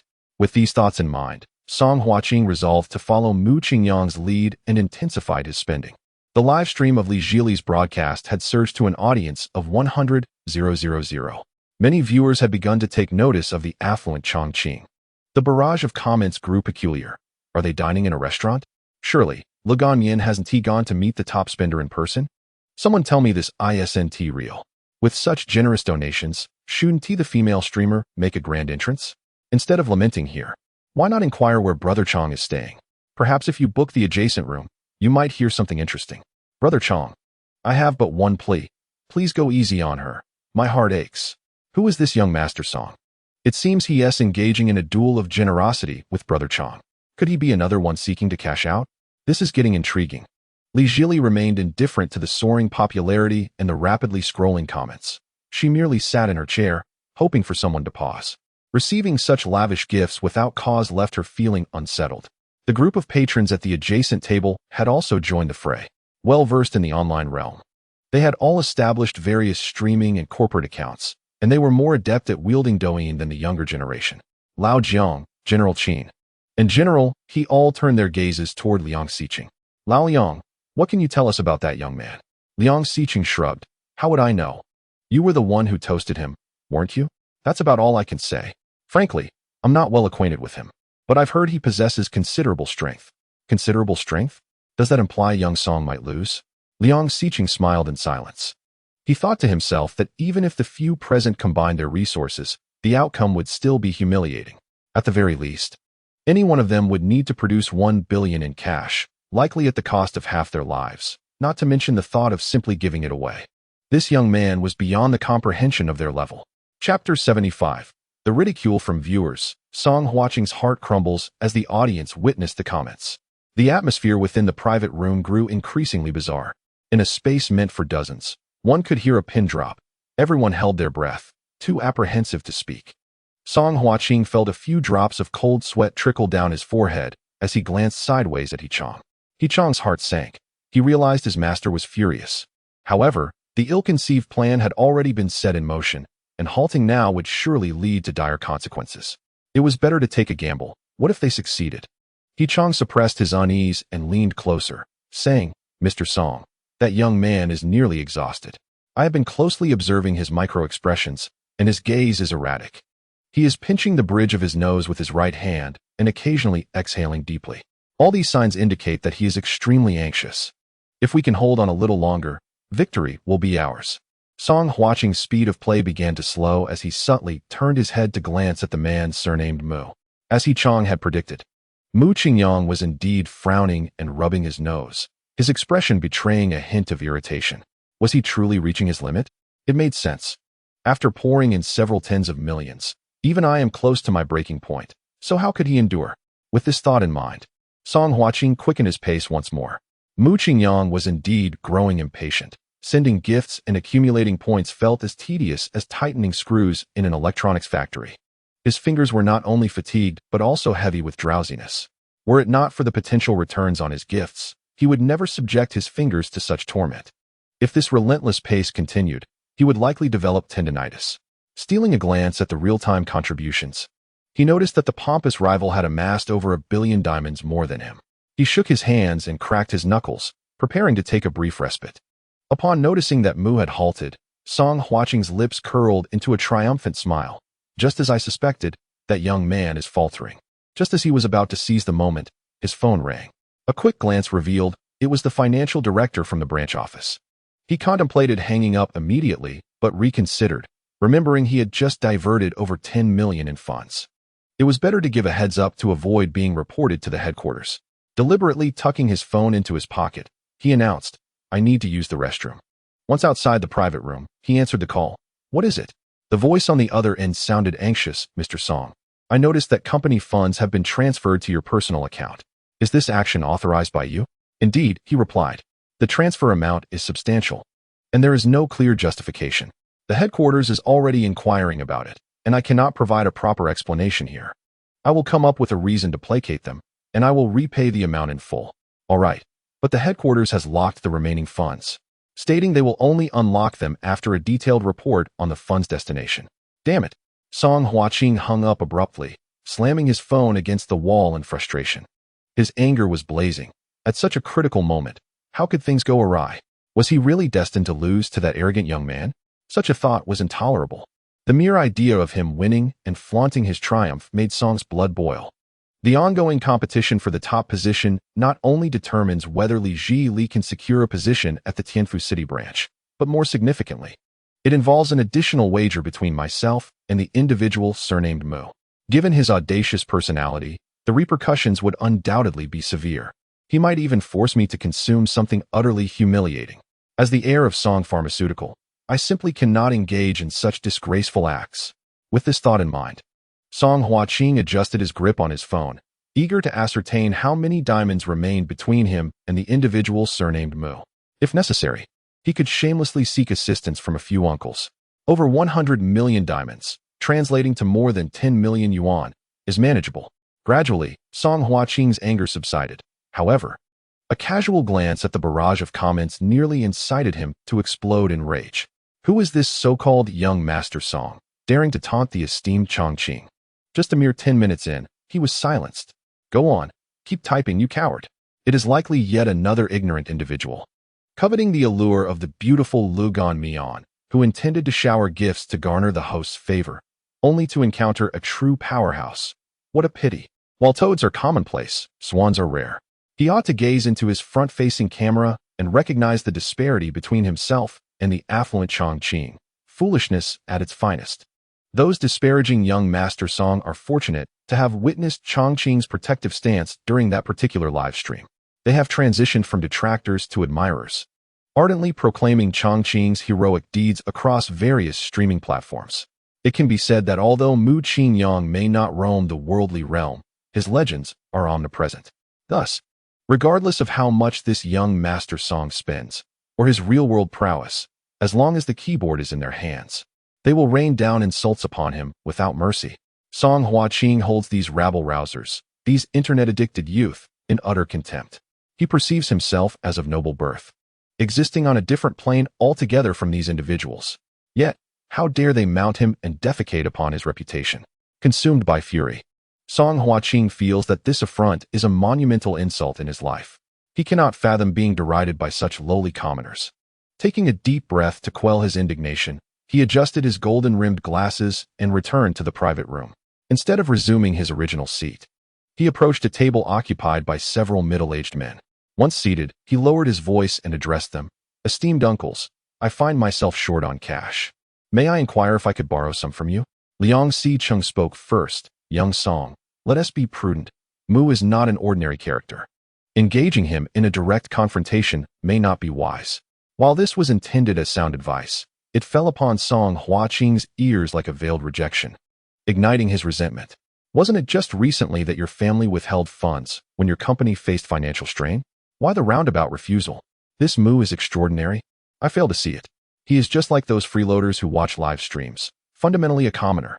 Merely having stumbled upon some fortune does not elevate him to my level. Watch me take him down today," Liang declared. "Today, I am determined to settle scores with that Mu fellow. If you find it too challenging, then so be it. I won't force you." After speaking, Song Huaqing turned to the others. "Uncle Qin, Uncle Jiang, Uncle He, could each of you lend me 10 million? I promise to return 11 million within a month." 10 million is no trifling sum, but considering the fact that it is the young master of the Song family borrowing, the old foxes felt at ease. If he defaulted, the Song Pharmaceutical Company was still there as a safety net. Moreover, an interest of 1 million a month is an exceptionally lucrative deal. This venture is certainly worthwhile. With the identity of the young heir of Song Pharmaceutical as collateral, Song Huaqing effortlessly secured 30 million. Striding back to his seat with a sense of triumph, he vowed to make the Mu fellow regret it. Chapter 76. Song Eyeglasses. How shall I punish you? Li Jili's WeChat was inundated with messages from her boss, by Shuang. Inquiring about the situation, she refrained from opening the chat, feeling somewhat helpless as she gazed at Mu Qingyang. Mu Qingyang, with gifts in his left hand and patting her smooth, fair thigh with his right, reassured her, "Just sit back and relax. If you're truly anxious, we can always return the eyeglasses. The ones I gifted you are more than adequate." Upon hearing this, Li Jili felt a wave of relief wash over her. Indeed, if necessary, she could simply return Song's money. There was no need to feel guilt-ridden about choosing to work at his company. As for Brother Mu, he had treated her so well. Surely he must have some feelings for her. In truth, she harbored feelings for him as well. If they could be together in the future, there would be no need for concern. Song Huaqing was seething with rage as he observed Mu Qingyang's hand on Li Jili's lovely leg. However, as the school bell remained silent, he opted not to say much either. He simply made a mental note of this transgression against his wife and attributed the blame to the Mu fellow. Mu Qingyang's phone screen once again displayed a recharge notification, leaving him slightly astonished. The son of the pharmacy owner possessed considerable prowess. He had already spent tens of millions. Yet he found himself not lagging too far behind. In comparison to the likes of Zhao Mengnan and the bar trio he had encountered when first acquiring the system, this competition was significantly more formidable. However, he decided that this was where he would draw the line. Shifting from his previous nonchalance, Mu Qingyang laid his phone flat on the table, his fingers flying across the gifting page. The enormous number of diamonds began to dwindle at an astonishing rate. As the live broadcast displayed the ever-increasing figures of the K-unpaying wanli being sent out, the students in the private room stood in stunned silence, exchanging bewildered glances, each reflecting the shock they felt. The several executives were equally perplexed. turning their gazes simultaneously towards Liang Xiqing. Liang merely sipped his tea lightly, maintaining his smile and silence. Zhang Nini was now wishing she could disappear, having intentionally insulted the handsome Mu earlier to curry favor with Song Huaqing. As someone who frequently live-streamed, she understood better than anyone the implications of the infinite combo K Unpeng Wanli. Such a top-tier tycoon, even a mere fraction of his excess could lead to her demise. This gentleman surnamed Mu is far more approachable than Song Huaqing. Had it not been for her own blindness, she surely would have shared in the bounty. Zhang Nini lamented that she had missed out on a fortune. He Chang's calves trembled, and the cold sweat trickling down his forehead disheveled his hairstyle. While he lacked many skills, his talent for discerning character was unparalleled. In his school days, he recognized that Song Huaqing was a concealed heir. Thus he ingratiated himself early on, and through that connection, he achieved an annual income in the millions right after graduation. He had assumed that this talent would propel his career to new heights. Yet today, he found himself in a dire predicament. It was likely that by dawn, he would be held accountable by Song Huaqing. The 30 million he borrowed from Song Huaqing had been depleted, yet he still lingered in second place on the leaderboard. His hope dwindled as he glanced at the real-time contributions. The gap had widened to over 300 million diamonds. Rather than narrowing, it had only grown larger. His confidence shattered. He set his phone down and slumped dejectedly in his chair. Mu Qingyang, noticing his dismay, paused.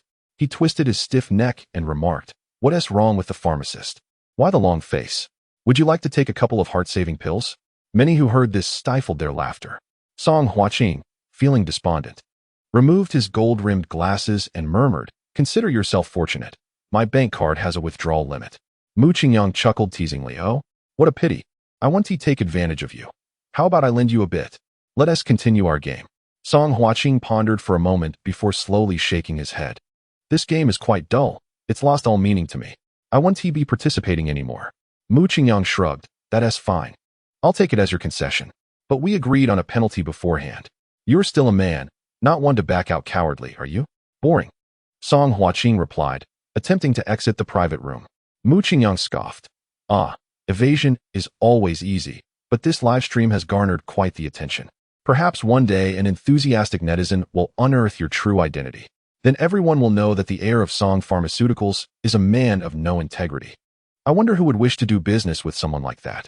Upon hearing this, Song Huaqing halted, his face paling as he turned back. "What do you want?"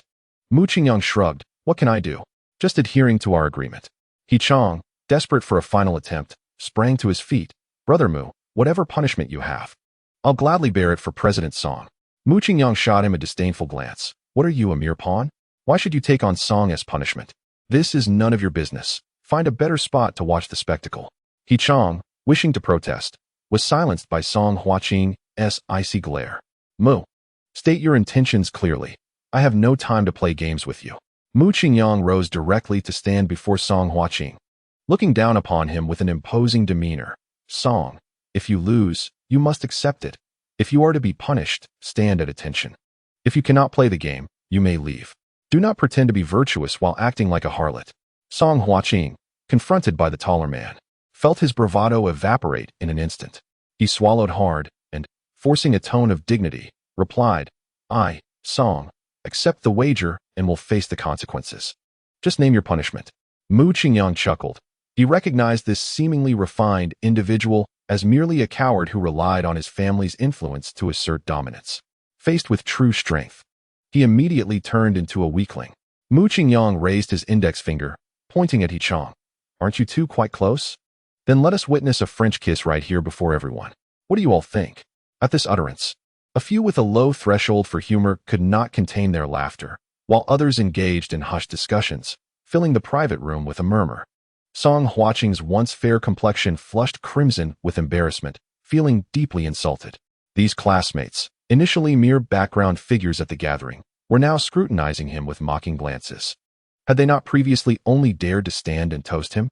Fuming, yet lacking the courage to confront Mu Qingyang, Song Huaqing could only turn away with a cold huff, allowing silence to replace any further response.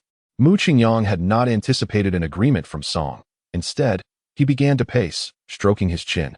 If a kiss was off the table, then how might he administer a fitting punishment? With each step Mu Qingyang took, Song Huaqing felt a tightening in his chest. The sensation of being at the mercy of others was unbearable, and he longed to storm out. Just as he neared his breaking point, Mu Qingyang exclaimed, "Ah, I've thought of a splendid idea. Today is your class reunion, yet the atmosphere seems lacking. Why not showcase a talent for everyone? Perhaps something from your driving test?" Song Huaqing's expression flickered with uncertainty. After a few moments of contemplation, he coldly retorted, "Humph. As a cultured individual, I could never engage in such attention-seeking antics. It is simply out of the question." Mu Qingyang spread his arms, surveying the room. "Do you all think my request is unreasonable? Is there a simpler punishment than this? Song, if you wish to weasel out, just say so instead of making excuses." The classmates began to murmur. A kiss might be slightly embarrassing. But what is wrong with a simple dance to lighten the mood? It's hardly attention-seeking. Mu is rather magnanimous, while Song seems unable to accept defeat. "I agree. Perhaps he is trying to save face after failing to impress, hence his stubbornness. A real man must learn to rise and fall gracefully. With such a feeble demeanor, how will he ever inherit the expansive family business? I worry for the future of Song Pharmaceuticals. Did you not notice how pretentious he was from the start? The way he looks at others is akin to gazing at livestock. Had it not been for the camaraderie of our classmates, I would have severed ties with him long ago."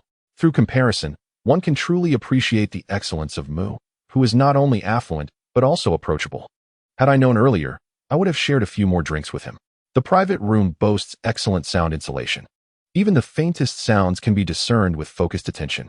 At this moment, Song Huaqing was particularly sensitive, straining to hear how his peers perceived him. Upon receiving their candid evaluations, his jaw clenched tightly, and his breathing quickened. Eventually, he could no longer contain himself and shouted, "I can't dance. Let us choose something I can do." Mu Qingyang shook his phone. "There are numerous tutorials online. Just follow along. I have no expectations of your dancing prowess." Song Huaqing again opted for silence as a response, rendering the room eerily quiet. At this juncture, a few senior executives at another table rose to defuse the tension. The rotund Hezong remarked, "Mu, let us keep the punishment light. We're all classmates, no need to make things awkward." The slick-haired Qinzong added, "Indeed. We all navigate Jiangnan City. Let's leave some leeway for each other." Mu Qingyang, however, showed no deference to the executives, clapping his hands as he declared, "Your words are quite charming, but if I were to lose to Song, he might very well annihilate me. Pray tell, would you all stand up for me then?" The executives were momentarily at a loss for words, unable to gauge Mu Qingyang's true weight in the situation, and awkwardly retreated to their seats. In that moment, Mu Qingyang resembled a dragon king, rendering the business elite of Jiangnan City speechless. Yet, he was not merely posturing. He possessed the prowess to back it up. If one were to wield immense wealth and still cower, they might as well retreat to delivering takeout. He was acutely aware that money equates to a man's status. If he could slam that 10 billion in cash on the table, those executives would be scurrying over to call him Brother Mu. This is the harsh reality. This is his source of confidence. Li Jili, sensing the atmosphere growing increasingly oppressive, realized that if this continued, it might end poorly. This conflict arose due to her, and perhaps only she could resolve it. Bracing herself, she stood and approached Mu Qingyang, gently shaking his arm. "Brother Mu, let it go. Just let him leave." Mu Qingyang's serious demeanor instantly transformed into a warm smile. "All right, I shall heed your words." He then gestured toward Song Huaqing, "Get lost. But before you go, remember this. I can let you off this time, or even twice, but I am not one to be trifled with. Stay away from Li Jili. And if you dare entertain ulterior motives again, I will ensure your downfall." Song Huaqing's face turned a shade akin to that of a liver, glaring at Mu Qingyang with a sinister expression. Did he think Mu would indulge him? As Mu raised his hand in a feigned strike, Song Huaqing immediately crouched down, shielding his head, eliciting laughter from the private room. Once again, he found himself utterly defeated in this exchange. "Initially, I intended to salvage some dignity before departing, but unexpectedly, I ended up losing face even more." Mu Qingyang was a person unlike anyone he had ever encountered. The usual tactics were completely ineffective against him. Song Huaqing realized that lingering any longer would only lead to further embarrassment, so he had no choice but to leave with his tail between his legs. Upon noticing He Chang still feigning composure in his seat, Mu Qingyang sneered. "Ha! The master has already departed, and you still do not hurry to pursue? Do you wish to remain here to gather intelligence?" Reluctantly, He Chang stood up, his face a picture of despair, and walked away. Only then did Mu Qingyang pull Li Jili back to her seat and proclaim loudly, "Classmates, enjoy your meal. I shall have the kitchen prepare more exquisite seafood shortly. Indulge to your heart's content. Tonight's expenses will be on Miss Li." With this announcement, the classmates relaxed significantly, no longer whispering but instead engaging in hearty conversation, feasting on meat and drinking freely. Now, it truly resembled a gathering. Soon after, a few executives from another table rose to take their leave. "Enjoy your meal and drinks. Dear classmates, we old folks shall not intrude on your merriment. May your friendships endure. Farewell." Liang Xiqing made a point to add, "Brother Mu, do come to Chao Yuming Che for tea sometime. I shall always welcome your visit." Mu Qingyang took it lightly, waving his hand dismissively. "Sure thing, Boss Liang. Until we meet again." Little did he know that merely a few days later, a WeChat message from Liang Yicheng would lead to another meeting with Liang Xiqing. Once the prominent figures departed, the atmosphere in the private room grew even more exuberant. The group shed their inhibitions, engaging in games, drinking, and boasting, reveling in the merriment. It was not until past 11 that Li Jili, her cheeks flushed, leaned against Mu Qingyang's shoulder, her eyes hazy, and said, "Brother Mu, I'm drunk. Let us go." Upon gazing at her luscious lips and rosy cheeks, a fire ignited within Mu Qingyang. He supported Li Jili, waving to his classmates, "Continue enjoying yourselves. I'll settle the bill first." Ignoring the tide of their pleas, he resolutely led Li Jili out of the private room. Inside the Ferrari, Li Jili lay languidly against the seat, searching for her phone as she asked, "Brother Mu, how much was the meal?" Mu Qingyang, having used the funds from the dog-licking gold, felt as though he had spent nothing at all. Resting his head on one hand while steering with the other, he replied, half amused and half exasperated, "Why are you being so polite with me? Are you planning to transfer the money back?" No sooner had he spoken than a series of notifications from the system appeared. Li Jili's favorability increased by 10, current favorability at 79. Li Jili's favorability surpassed 70. All extravagant expenditures on this goddess will soon be refunded. What was happening? Did settling the bill increase favorability by 10 points? Mu Qingyang, somewhat bewildered, turned his head to see Li Jili staring at her phone in shock. Her mouth slightly agape, she stuttered, "Brother Mu, did you just spend over 800 million diamonds on me tonight?" Mu Qingyang nonchalantly waved his hand, saying, "If it weren't for the minimal amount of each gift, I could easily spend 8 billion. Rest assured, accept this money. Did I not promise to buy you a villa? Use this to pay a deposit." At that moment, Li Jili's happiness was beyond words. He had initially thought Mu Qingyang was merely speaking casually, but he was taken aback by the swift action that followed. The thought of bringing his mother to reside in a castle-like home for a blissful retirement, and envisioning the smile on her face, made Li Jili's joy erupt like a volcano, uncontrollable and overwhelming. Li Jili's favorability 5, current favorability 84. Chapter 78. Can strategy rewards upgrade to divine skills? Mu Qingyang's heart raced. 84 points of favorability, just 6 points shy of unlocking the king-level combat skill. With this skill, no one would dare to act tough under heaven's expanse. Even encountering a fierce beast in the wild would embolden him to slap it twice. Li Jili was genuinely thrilled. His favorability had been soaring without pause. If something indescribable were to happen tonight, would it propel him to 90 points? Mu Qingyang skillfully drifted his supercar into the garage, his throat dry as he opened the passenger door for Li Jili. Upon exiting the car, Li Jili clung to him like an octopus, incessantly murmuring words of gratitude, happiness, and joy. Under normal circumstances, with a lone man and woman together in a room, Mu Qingyang would ensure to complete his objectives first. Yet, now that the prospect of a reward was within reach, he found himself filled with apprehension. Was it taking advantage of her that she was so intoxicated? What if she regretted it upon waking? After all, it was a precious first experience. If she did not willingly engage in intimacy with him, her favorability would surely plummet. Mu Qingyang decided to tread carefully and began to test the waters. "Jili, there are 2 bedrooms upstairs. Which one do you wish to sleep in?" Li Jili lazily replied, "Whichever." "And what about me?" Li Jili pouted, "Also whichever." The next morning, Mu Qingyang was awakened by the system's notification sound. Li Jili's favorability 6, current favorability 90. Congratulations, host. The target goddess's favorability has surpassed 90 points, unlocking the king-level combat skill. Just as the notification faded, Mu Qingyang felt a warm surge envelop him, followed by a flood of memories rushing into his mind. Instinctively, he closed his eyes, striving to absorb the immense information. When his eyelids finally lifted, he experienced an inexplicable sensation, as if he had witnessed an eternity in a single glance. He clearly understood that only a fleeting moment had passed.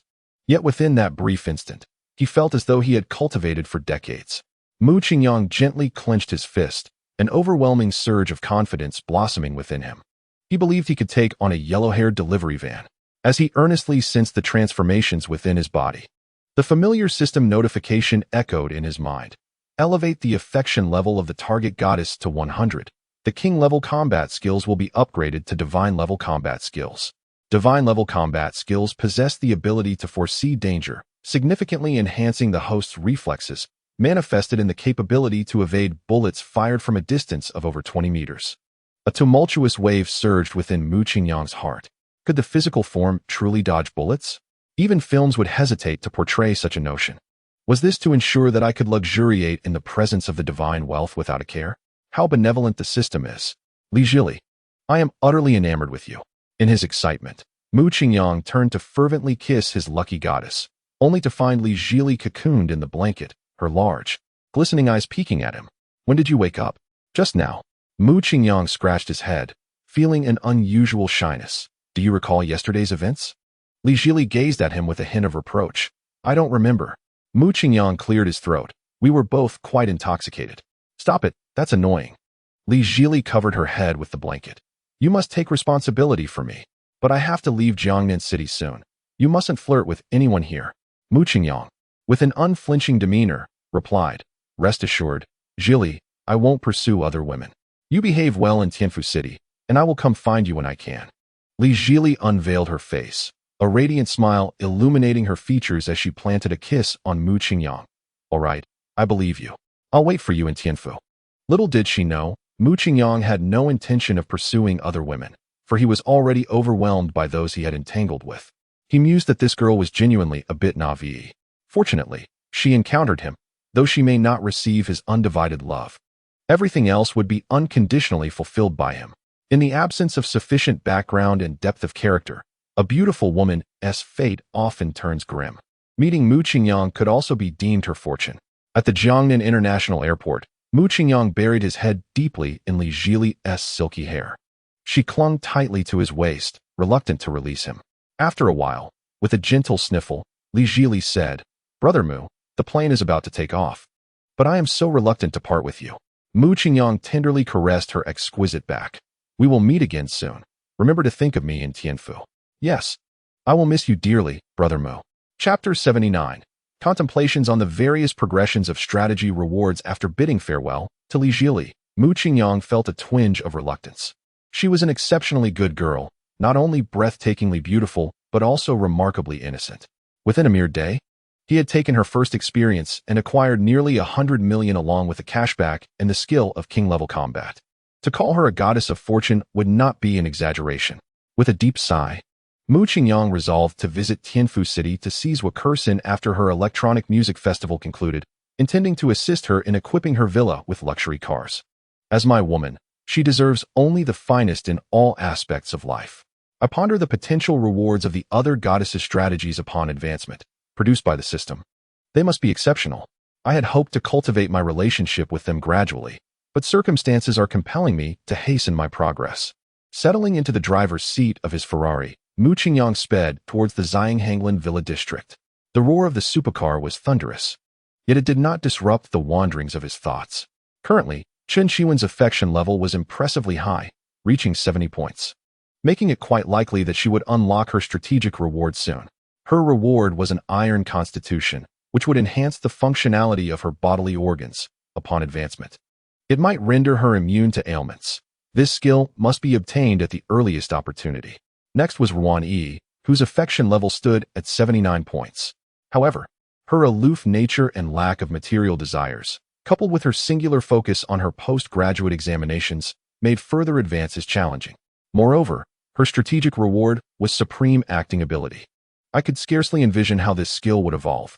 As for Liang Enchong, her affection level was currently 30 points, and her reward was top-tier athletic prowess. If this skill were to upgrade, it would likely lead to a comprehensive enhancement of her physical abilities, perhaps I would become superhuman. This capability was essential to acquire. Lastly, there was the social media influencer's Wakursin, whose reward was exceptional singing talent. Like acting, I could not foresee any remarkable developments upon its advancement. So I would leave it to fate. Before long, Mu Qingyang returned to the villa. The Cullinan was parked in the garage, and Ruan Yi had returned. Feeling somewhat guilty, he pushed open the door, only to see Ruan Yi carrying a pile of bedding towards the laundry room. Mu Qingyang's heart sank. The traces he and Li Zhili had left behind would undoubtedly be discovered by her. What to do? I need assistance. This is urgent. Yet any explanation seemed futile at that moment. Mustering his courage, he greeted her. When did you return? You needn't wash those yourself. I can arrange for a few cleaning ladies through the property management. Ruan Yi responded calmly and indifferently as if nothing had happened. It's fine. The laundry room's equipment is quite powerful. Just toss them in. It requires no effort. There's no need for extra help. I am not accustomed to being around strangers. Mu Qingyang nodded repeatedly. All right, this villa is yours. You have the final say. By the way, I have some matters to attend to and must step out again. Please prepare something for yourself for lunch. Oh, have you exhausted your funds? I'll transfer another 100 million to you. With that, Mu Qingyang closed the door once more. Returning to his car, he lit a cigarette. Exhaling a thick cloud of smoke in frustration, he shook his head, feeling defeated. My psychological resilience is still lacking. I faltered at the very first encounter. She scolded me a couple of times, and while I could quip back lightly, what truly unsettled me was her knowing everything yet choosing silence, much like the dignified empress in a palace intrigue. Moments later, Mu Qingyang swiftly adjusted his mindset. How could a proud sea king like myself dwell in uncertainty? What if Ruan Yi harbored no objections to my myriad admirers? Yes, it must be so. Otherwise, why would her fondness for me remain unshaken? With that thought, Mu Qingyang extricated himself from his inner turmoil and dialed Chen Qiwen's number. After several rings, the call connected, and Chen Qiwen's cheerful voice resonated through the receiver. Brother Mu, what a pleasant surprise. Did you miss me? Mu Qingyang chuckled. Indeed. I find myself restless every night thinking of you. So, has my esteemed father-in-law permitted you to step out? Chen Qiwen's tone turned melancholic. Not yet. He insists on introducing me to some bureaucratic suitor, claiming we have a rendezvous tonight. My refusals seem futile. It's utterly exasperating. Mu Qingyang shook his head with a wry smile. Am I truly so unremarkable in his eyes? After all, I am an ambitious young man earning a fortune of 100 million a month. How can I not capture his attention? Chen Qiwen lamented. My father simply disdains the business world, deeming it unstable and fraught with risks. But fret not, Brother Mu. I am resolute in my decision to forego this dinner tonight. I shall contest my father to the end. An epiphany struck Mu Qingyang. First, agree to the meeting. But with a stipulation. What stipulation? Just say you'll have lunch with me first. Oh, are you so eager to meet my father? I think it might be wiser to wait. He isn't very fond of you at the moment. Mu Qingyang smiled. No worries. I possess a unique capability. Chen Qiwen, intrigued, asked, Oh, what capability? The power of wealth. After much persuasion, Mu Qingyang convinced Chen Qiwen to present the condition to her father. His confidence was not blind. He firmly believed that money only manifests its true power when transformed into tangible assets. Otherwise, it remains a mere string of dull digits. Since acquiring the system, Mu Qingyang had developed a profound understanding of this truth. During his days as a delivery man, he often mused, is it merely a luxury car? It has 4 wheels. Just like any other, capable of driving beautifully. Is it just a grand mansion? Each night, one sleeps within its confines, and a larger space does not confer immortality. Yet, upon genuinely possessing such luxuries, he could only shake his head and murmur, how shallow I was. This feeling is exhilarating. It is human nature to desire. If one feels none, it is only a matter of not having been provoked. Chen Qiwen's father had grown accustomed to a mundane existence. He would soon learn a valuable lesson. In a modest 3-bedroom apartment, a graceful woman had already prepared a sumptuous breakfast spread. Chen Qiwen emerged from her bedroom, clad in whimsical cartoon pajamas. Even with her sleep-laden eyes and unadorned face, her beauty could effortlessly eclipse 99 of her peers who had meticulously prepared themselves. At the dining table, her parents and younger brother were enjoying their meal. She casually spooned a few bites of congee before summoning her courage to speak. Dad, I'm willing to meet the blind date you arranged for me tonight, but I have one condition. Mister. Chen shot a glance at his daughter. What condition could you possibly propose? Do you think I would ever harm you?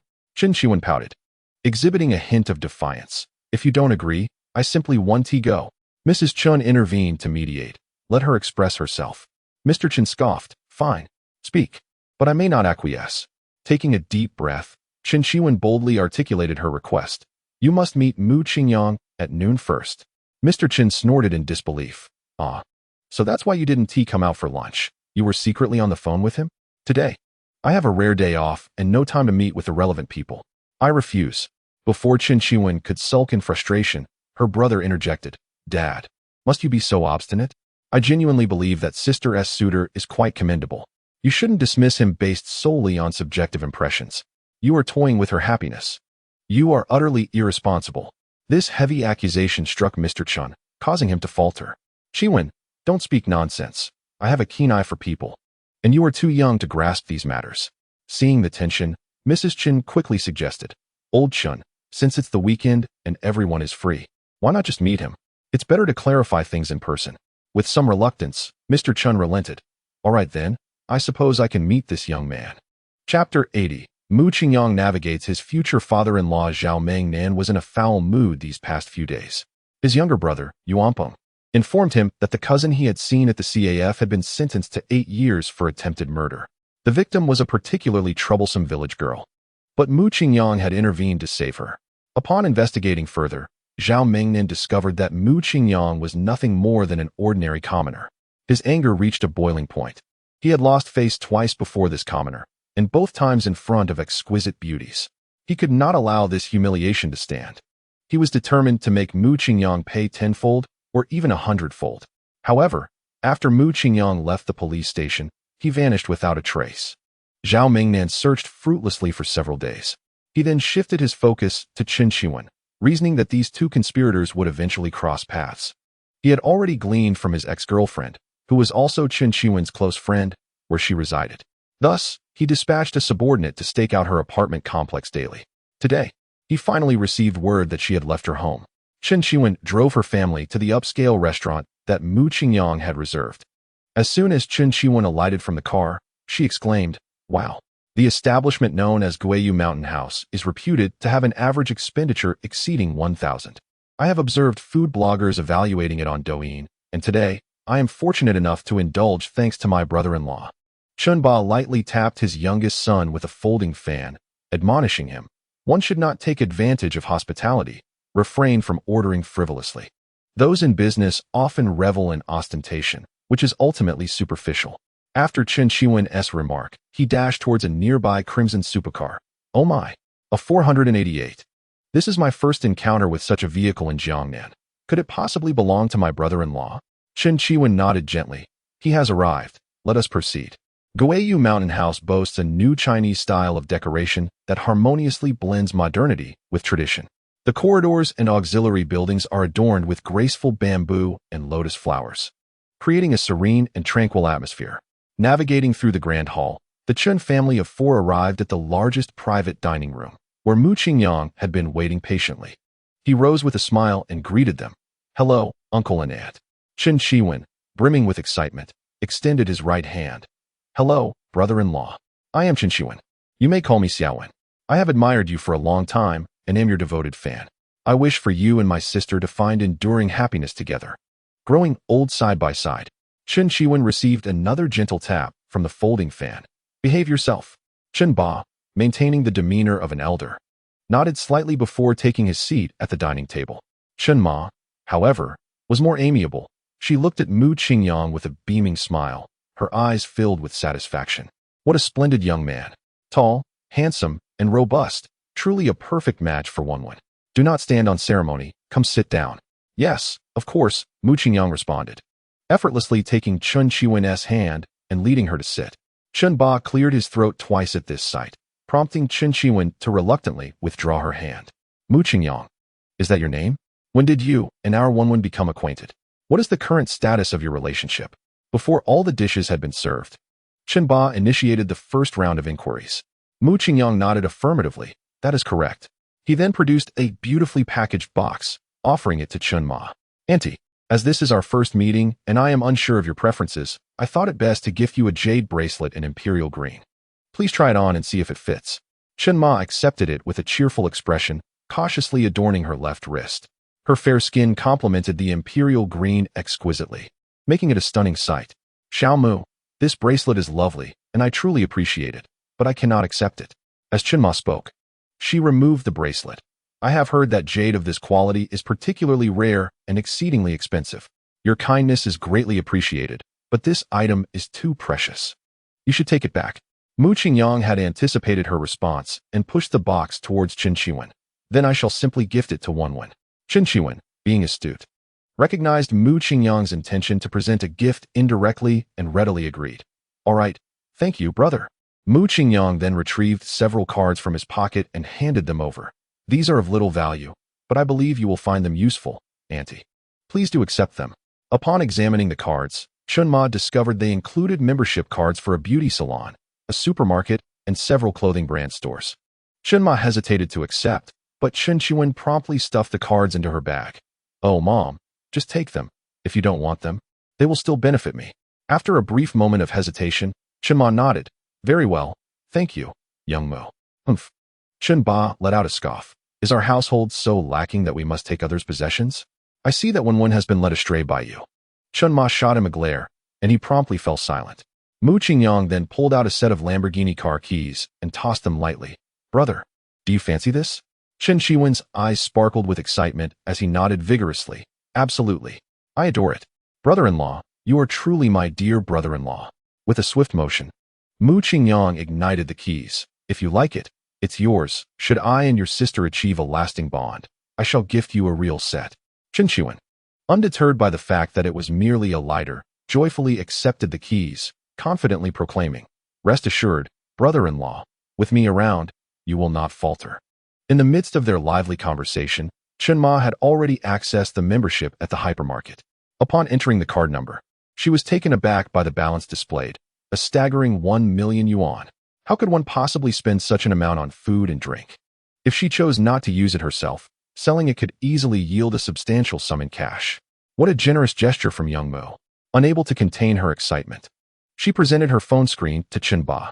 After glancing at it, Chen Ba coughed violently and then gulped down his tea. He was astonished by Mu Qingyang's generosity. Who gives away shopping cards like this? This was 100,000. It would take me 10 years of hard work to earn that. And he simply gifts it away? What if he and Wenwen don't work out? Does he have money to spare? However, after the initial shock, Chen Ba felt a twinge of discontent. What was young Mu thinking? Everyone else received a token gift. Why was he left out? Did he harbor some grievance against me? Mu Qingyang observed all of this keenly. He knew the moment had come, tilting his head towards Uncle Chun.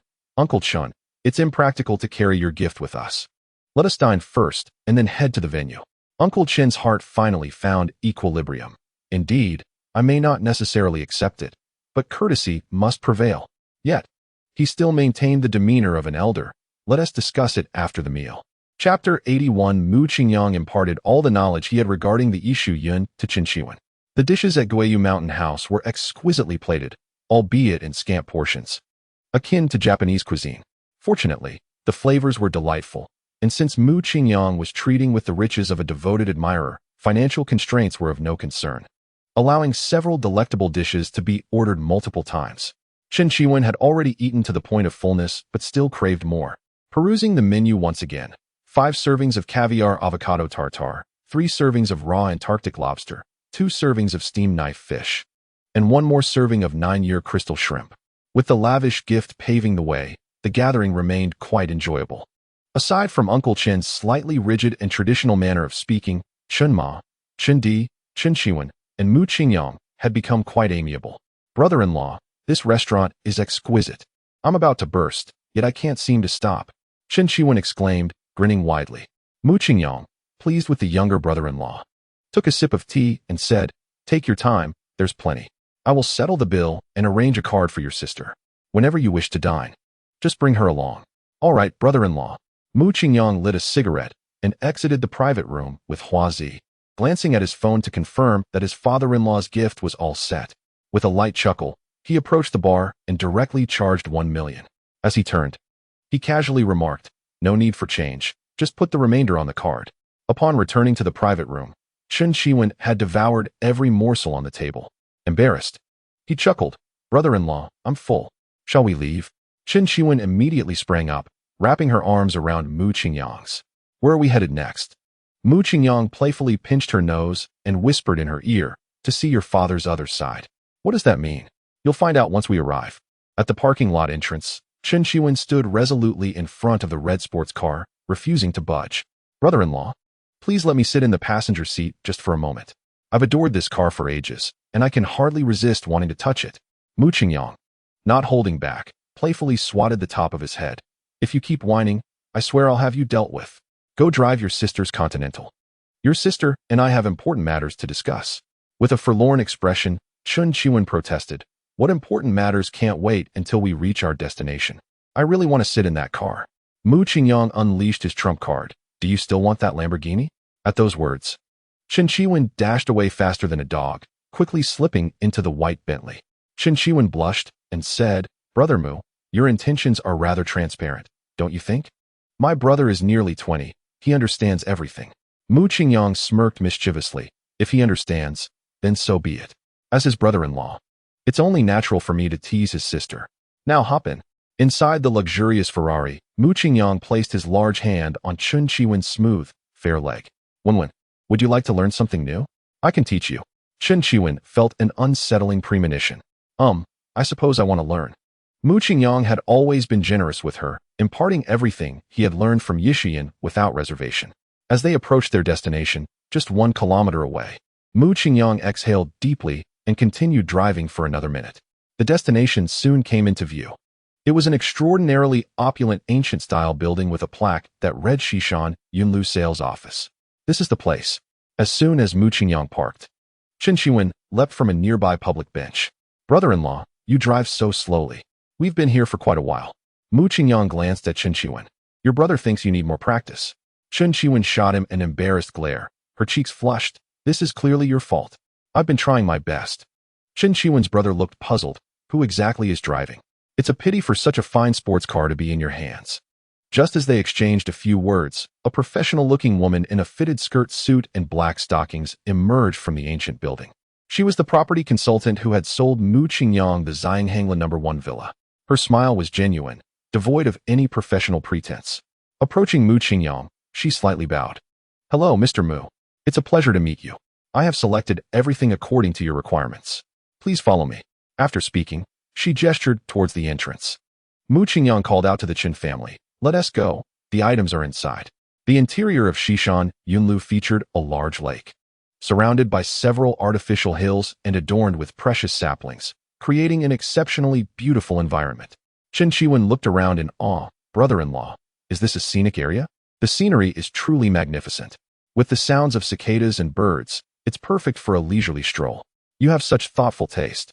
Mu Qingyang was taken aback by her unexpected flattery, but chose not to counter her.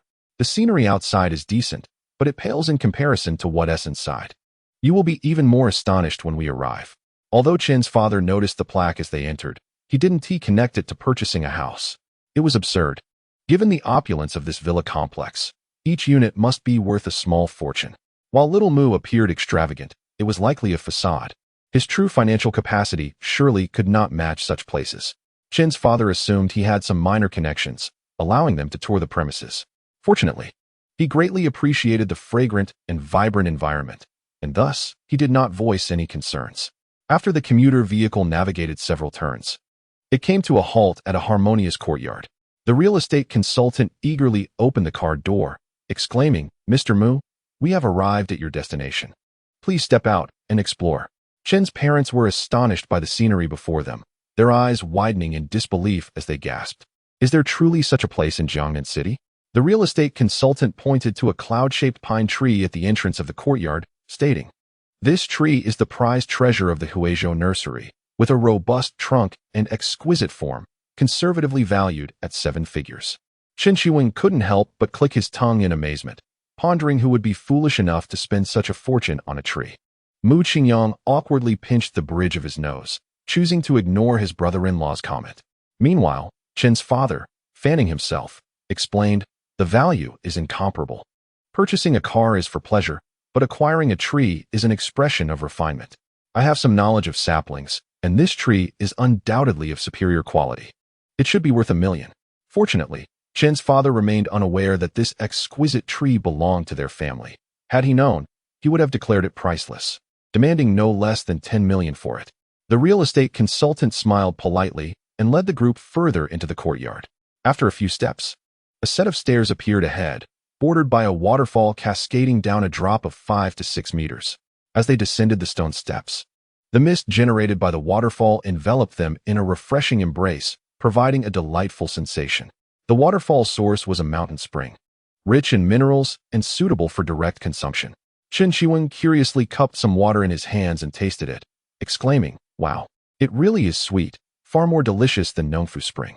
Chen's father nodded in approval, observing, "The waterfall creates a small stream, with vibrant green moss and occasional glimpses of fish swimming among the stones. The landscaping appears to be a masterpiece of nature, crafted by a skilled designer."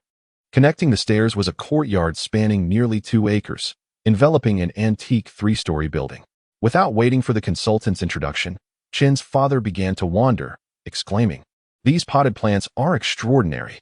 There are true cypress, ancient plum trees, and fragrant osmanthus, such rare specimens. The only plant I have ever cultivated is this golden ball tree, but its quality pales in comparison to these." "Dad, are you referring to those small plants on our balcony? They look quite different," Chen Qiwing inquired, tilting her head in curiosity. Clearing his throat, Chen's father felt a bit embarrassed, saying, "The golden ball tree bears fruit every October, making it highly ornamental, which is why I planted a few. However, ours are of inferior quality. It's not that I lack the ability to care for them." The real estate consultant quickly shifted the topic to ease the tension, saying, "Please follow me. The view of the rockery and fish pond ahead is also exceptionally beautiful." After walking a few dozen steps, they arrived at a pavilion surrounded by artificial hills crafted from Taihu stones. These hills formed a circle, within which lay a tranquil pool of pale blue water. The water was remarkably clear, revealing the delicate yellow and red pollen drifting at the bottom, while dozens of plump koi fish, resembling miniature pigs, leisurely foraged for food. The salesperson pointed to the variously colored fish, declaring, "These are all imported koi from Japan, each worth several $100,000. Chen Qiwen's eyes widened in disbelief. "What on earth makes them so expensive? How much do they weigh?" Chen Dad chuckled. "It's not just the fish. Even the black pines scattered around the artificial hills are top tier, worth millions. Whose opulent residence is this, reminiscent of a royal garden? Why does it appear uninhabited?" The real estate consultant replied, somewhat astonished. This villa was originally reserved for the developer's personal use, but shortly after its renovation, the project faced financial issues, leading to its purchase by Mr. Mu. "Didn't Mr. Mu say he was going to gift it? Wasn't it supposed to be for a few people?" "Gift it?" Chen Dad stuttered. "Gift it to whom?" "To a lady named Chen Qiwen. The property has already been transferred to her name." "Ah!" Chen Dad, Chen Mom, and the Chen siblings exclaimed in unison. Chen Qiwen nearly buckled at the knees, almost kneeling before Mu Qingyang, brother-in-law. "Is this true? Slap me twice if this is a dream." Chen Mom pinched Chen Dad's acupoint. "Old Chen, what's wrong with you? Wake up and don't scare me." Mu Qingyang pulled out a cigarette, lit it, and casually found a stone to sit on. "Didn't I say I would be gifting Uncle Chen something? How about allowing you to live in this house for the rest of your life?" Chen Dad immediately snapped back to reality, losing the calm demeanor he had during the tour, frantically rubbing his hands and swallowing hard. All right, little Mu, it's not about material things. I genuinely appreciate the beauty of flora and fauna." Exhaling a puff of smoke, Mu Qingyang stood up. "So, what do you think about my relationship with Wenwen?" Chen Qiwen immediately jumped in with a grin. "Brother-in-law, anyone who dares interfere with you must first step over my dead body." Chen Dad could no longer maintain his authoritative facade. He smiled broadly. "Qiwen may not always behave, but he is right. Young people should be free to love. I was a bit too controlling in the past." Hearing this, Chen Qiwen nearly burst into tears, burying her head in Mu Qingyang's chest, sobbing, "Brother Mu, this gift is too extravagant. Thank you for doing so much for me. I love you dearly." Chen Qiwen's affection level, 10, current affection level, 80. Mu Qingyang gently patted her back. "As a woman of the Mu family, you deserve a life of happiness." After comforting Chen Qiwen, Mu Qingyang turned to his brother-in-law. "Xiaowen, you have quite the charm. Who taught you such skills?" Chen Chuan scratched his head and said, "Brother-in-law, this is my first time doing this. Perhaps it is simply talent." Mu Qingyang chuckled, replying, "Your sister possesses quite a talent as well, and I must say, I admire it greatly." He continued, "Seeing you so adept, brother-in-law, I shall buy you a 911. I will transfer the funds to your sister, and when she has the time, she can take you for a ride." "Thank you, brother-in-law. You are my idol. I am willing to follow you for eternity." The stocking saleswoman watched enviously. She longed to inquire if Mr. Mu was in need of women, but a glance at his companion made her instantly lose confidence. The comparison with others was truly disheartening. Selling a mansion worth over 200 million and earning a substantial commission should have been satisfying, yet in contrast to the recipient of the gifted house, it felt utterly insignificant. However, she quickly gathered her spirits and pointed toward the back garden of the villa, stating, "Please, everyone, continue following me. We have only explored half of the yard." Chapter 83. You are absolutely right. My mind is indeed clouded. Ascending a few steps along the left side of the front garden led them to the back garden of the villa. The back garden sloped dramatically, its vast expanse resembling a small hill. The property consultant gestured towards the ubiquitous layers of stone and yellow wax stone, explaining, "During the renovation of this villa, over 2,000 tons of stone were used, transported overnight by hundreds of trucks from the quarry, resulting in an environment that feels remarkably close to nature." Chen Ba grew increasingly satisfied, fanning himself vigorously. He had never dreamed he would inhabit such a luxurious villa in his lifetime. Such a residence was likely beyond the reach of even company executives. The more he observed Mu Qingyang, the more agreeable he found him. It was all Wenwen's fault for not clarifying earlier, which had led to his misunderstanding of Xiao Mu for so long. Chen Ma, indifferent to these matters, pointed at a gigantic tree and inquired, "Oh, is this a longan tree? Will it bear fruit?" The property consultant smiled slightly, saying, "This is a 10-year-old Julian longan tree. The finest variety, capable of producing hundreds of pounds of large, sweet fruit annually. Your family will likely never finish it." He then pointed to another tree. "That one is a jaboticaba, with fruits worth hundreds per pound, exceedingly rare. On the hillside, there are also cherry trees, peach trees, and sunshine rose grapes among various fruit-bearing trees, ensuring you enjoy fresh, organic fruits in every season. Of course, the ample space in the back garden allows for vegetable cultivation as well." At this moment, Chen Ma's excitement mirrored that of Chun Ba upon discovering that the villa was a gift for their daughter. However, she had not yet reached the point of needing Chun Ba to pinch her to bring her back to reality, though her voice trembled with exhilaration. "This is fantastic. I have long desired a place to cultivate fruits and vegetables. This exceeds my wildest dreams by tenfold. I absolutely adore it." Chen Chuan, filled with happiness, grasped Chen Ma's hand. "Mom, this must have been carefully selected by Brother Mu. He must have put in a great deal of thought to earn your approval. So you must treat him well in the future." All right, Chen Ma replied, her smile radiant. "In truth, I have always supported you both. Even without these gifts, I would treat him kindly, as a son-in-law is akin to a son." Mu Qingyang felt a tinge of embarrassment as he pinched the bridge of his nose. While he had indeed invested some effort, it was merely limited to a phone call where he stated to find the best option, with no budget cap. Nevertheless, this was inconsequential. As long as Qin Chiwen was happy, all his efforts were worthwhile. After all, the sum of over 200 million in extravagant spending converted to mere cash of a little over 2,000, yet it garnered a full 10 points in goodwill. This transaction was undoubtedly a win-win. However, after a brief moment, Chen Ma's expression turned troubled. "With such a large yard, how can I manage it alone? Even if I devoted all my time to it, it would be insufficient." The property consultant smiled politely. "You need not worry. This villa comes with a gardener. They will handle all these matters." Chen Ma's smile faltered somewhat upon hearing this. Mu Qingyang, understanding her thoughts, added, "You need not worry about finances. I will transfer the funds to 1-1. Chen Ma beamed with delight. "That's wonderful, little Mu. This house is quite spacious. You should move in and live with us." Chen Chiwen looked at him with eager anticipation. "Brother-in-law, come on. I want to play with you." Prior to this moment, Chen Dad was staunchly against cohabitation before marriage, but now he feigned selective deafness, engrossed in admiring the flowers and trees, tacitly approving of the arrangement. Chen Chiwen smiled shyly, her gaze toward him laced with affection. Yet, Mu Qingyang slowly shook his head. Firstly, he was accustomed to solitude and would find it uncomfortable to suddenly live with elders.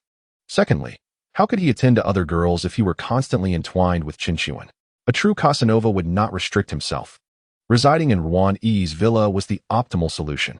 It allowed him the freedom to frolic and engage in intimate affairs at will, which was indeed delightful. He resorted to a gentle fib. I've been quite busy lately, traveling across the country. Occasionally staying a day is fine, but I cannot reside there permanently. Chen Chiwen smiled tenderly at him. It's all right, brother Mu. Focus on your career. If you miss me, come here to find me. Mu Qingyang patted her head. All right. Once the charming saleswoman finished conversing with the homeowners, she introduced, this is the backyard fish pond, filled with spring water, suitable for raising some edible fish.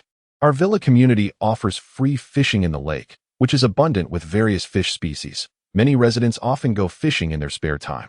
That sounds excellent, truly excellent. The smile at the corner of Chun Dad's mouth was nearly impossible to suppress. I enjoy fishing whenever I have some free time. It is truly delightful to have such resources within the community.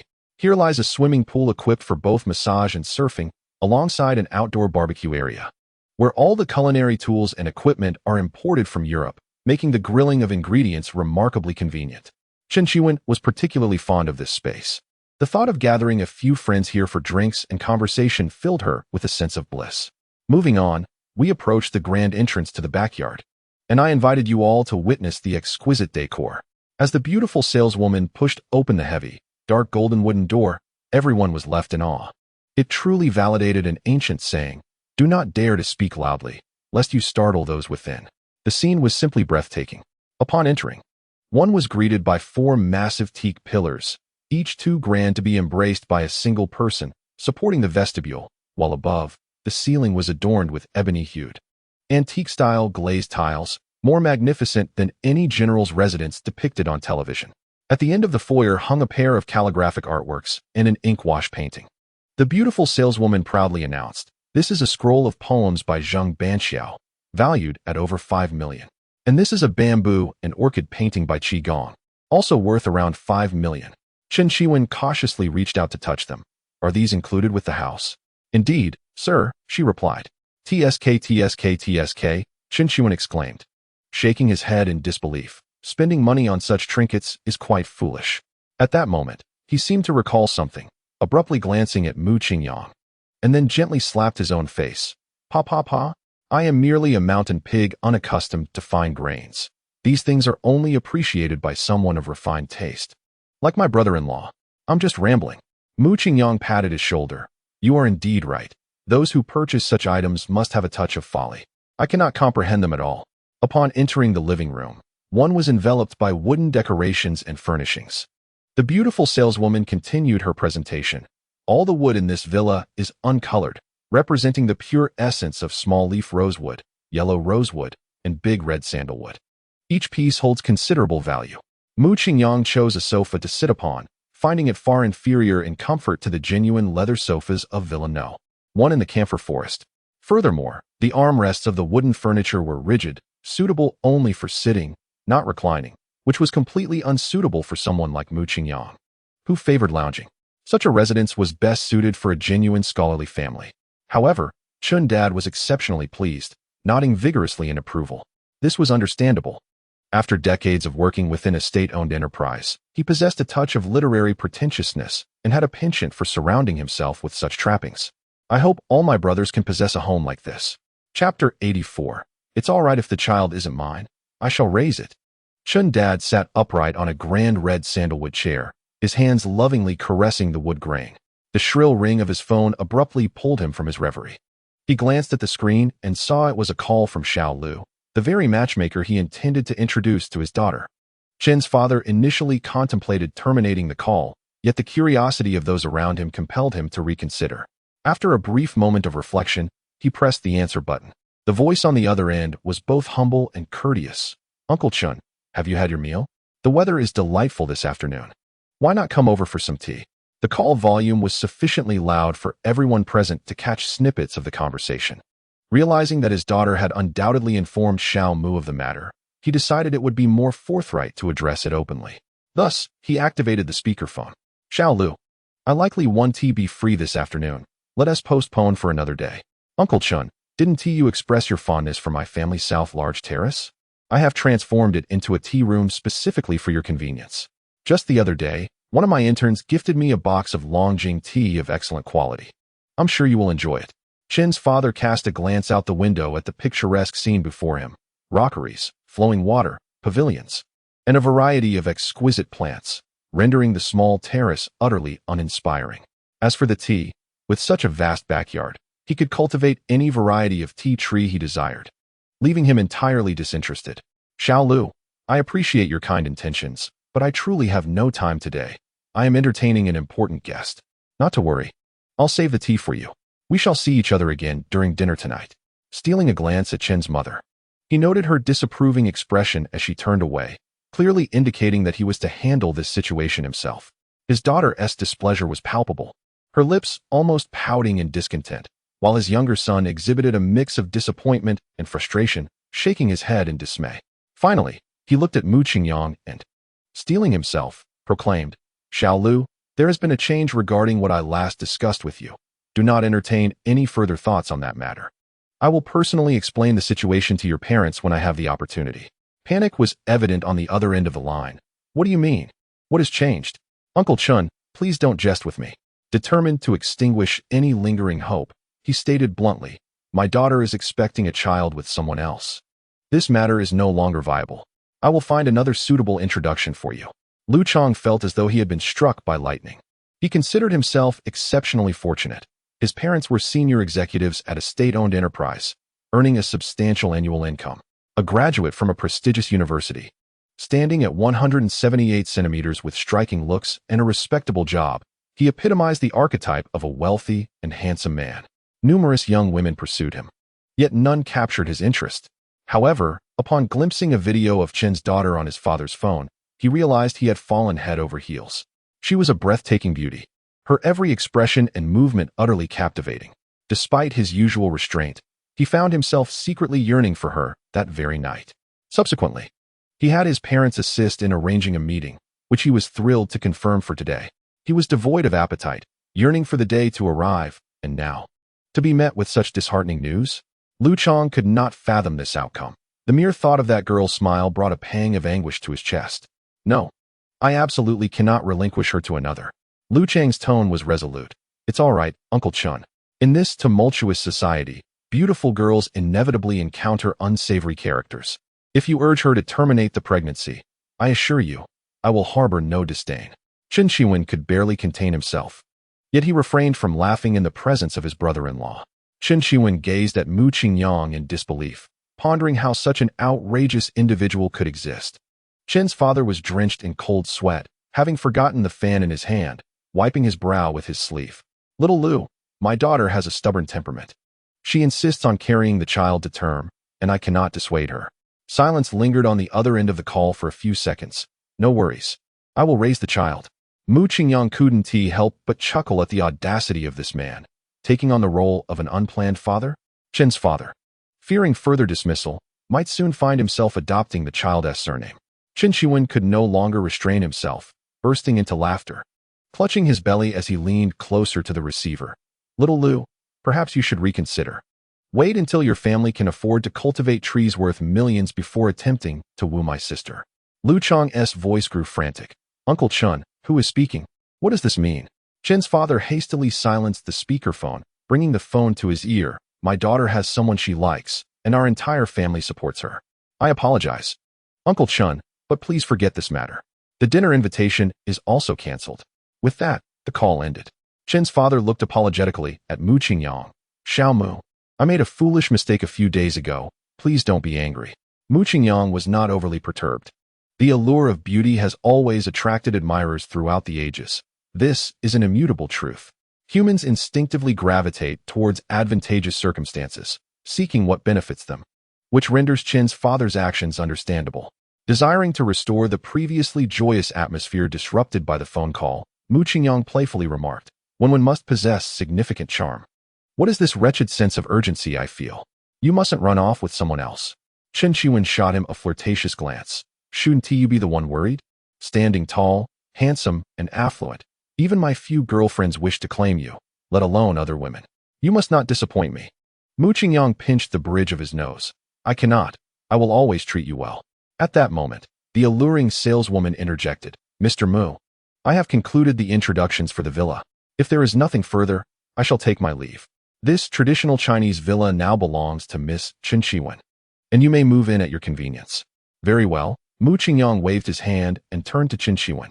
Are you planning to move in today? Everything is ready here. You just need to purchase some daily necessities. Chen Shiwen nodded gently. This place is spacious enough for you to stay. I want to take advantage of the afternoon to replenish the missing items. Mu Qingyang found this agreeable and concurred. Indeed, Xiaowen had quite a feast at noon. Let him move some things to work off the meal. By the way, the property fees and gardener's wages here are rather high. I'll transfer some money to you for the time being. Just let me know when you need more. And what will you be doing this afternoon, Brother Mu? She inquired. I have a few billion-dollar projects to discuss. Once I'm done, I'll reach out to you, he replied. Chapter 85. Does your family's Mu brother still require a warm bed made? Mu Qingyang decided to return to the Xianghanglan villa to catch up on sleep. Having indulged in alcohol the previous night and engaged in a late-night battle with Li Zhili, he had also expended some energy in the car just moments ago. Even with his robust physique, he found himself somewhat weary at this moment. Upon pushing open the door, he found Ruan Yi peacefully seated in the living room. Engrossed in a book, Mu Qingyang shamelessly settled beside her. What did you have for lunch? Ruan Yi casually turned a page. I saw it had some greens. Would you like some? I can heat it up for you. Mu Qingyang waved his hand dismissively. I've already eaten. I was merely expressing concern for you. Don't you find it lonely being home alone? You could invite friends over. Ruan Yi smiled lightly. I find comfort in solitude. But I certainly do not mind spending time with you. Mu Qingyang stifled a yawn. Well, just do as you please. I'm a bit tired, and we'll head upstairs for a while. Do you need me to keep you company? Ruan Yi asked, her expression serious, devoid of jest or provocation. Mu Qingyang was taken aback. He had anticipated that, even if Ruan Yi was not upset about the bedsheet incident, she would at least feel a twinge of sadness for a few days. Is this an act of virtue in response to grievance? A flicker of guilt stirred within him, only to be ruthlessly extinguished.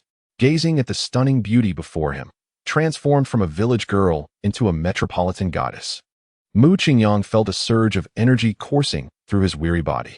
He swiftly lifted Ruan Yi into his arms and strode into the room. On the soft bed, Mu Qingyang's gaze devoured the sight of the beautiful woman lying obediently. Ruan Yi's cheeks flushed, exuding an air of surrender.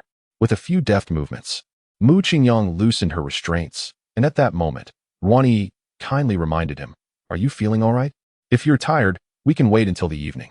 Mu Qingyang paused. He indeed sensed that his body was somewhat depleted, and if he could afford a moment to recuperate, it would be ideal. After all, Ruan Yi had fully embraced the idea of their intimacy, so there was no need to rush. With wealth, time, and a woman by his side, he resolved to take care of his health. The notion of indulging excessively could be postponed until he acquired enhanced vitality. With this thought in mind, Mu Qingyang nestled into the sheets. He enveloped Ruan Yi's soft form in his embrace, resting his head against her neck, where her delicate scent mingled with that of her shampoo, creating a delightful aroma. Mu Qingyang wore a gentle smile, his expression one of tranquility, and soon succumbed to a deep slumber. Meanwhile, Chen Shiwen had completed her shopping for daily necessities. She reclined on the bed adorned with pink sheets, sending a selfie to Mu Qingyang. I finally finished setting everything up. Do you like the room I've arranged, Brother Mu? After a considerable pause without a reply, Chen Shiwen assumed he was preoccupied and decided not to disturb him. Instead, she sent a message in the group chat of the Four Blossoms. Today, this girl is exceptionally happy and has decided to treat you all to some fun. CC, have you basked in the affection of your brother Mu again? Look at how pleased you are. Huang Fei, good things are meant to be shared, 1. Didn't you mention that Mu Qingyang is incredibly impressive? Let us try him out someday. Tong Tong, does this mean your father has agreed to your relationship? Congratulations, sister, on marrying into wealth. Let's celebrate. 1. It's a long story that can't be summed up in a few words. I'll elaborate once we arrive. At the entrance of the Shishan Yinlu sales office, a black Volkswagen was parked, and upon seeing Chen Shiwen emerge, a person inside made a phone call. Young Master Zhao, the stunning beauty has come out. Should we continue to follow? The voice on the other end belonged to Zhao Mengnan. Keep tailing her. Has that commoner named Mu shown his face? No. He drove into the Xianghanglan villa area, where security is tight, and we cannot enter. Let us not worry about him for now. Let us focus on collecting some interest from Chun Shiwen today. Without that bothersome fellow, who could possibly hinder me? In the Royal One Business Suite, the four girls sang a cheerful tune. Today is a special day. As the song concluded, Huang Fei raised her glass. Cheers to the most beautiful among us, who has successfully entered the arms of the affluent young Master Mu and moved into a grand villa. Cheers. Chen Shiwen smiled sweetly, downing most of her glass of red wine.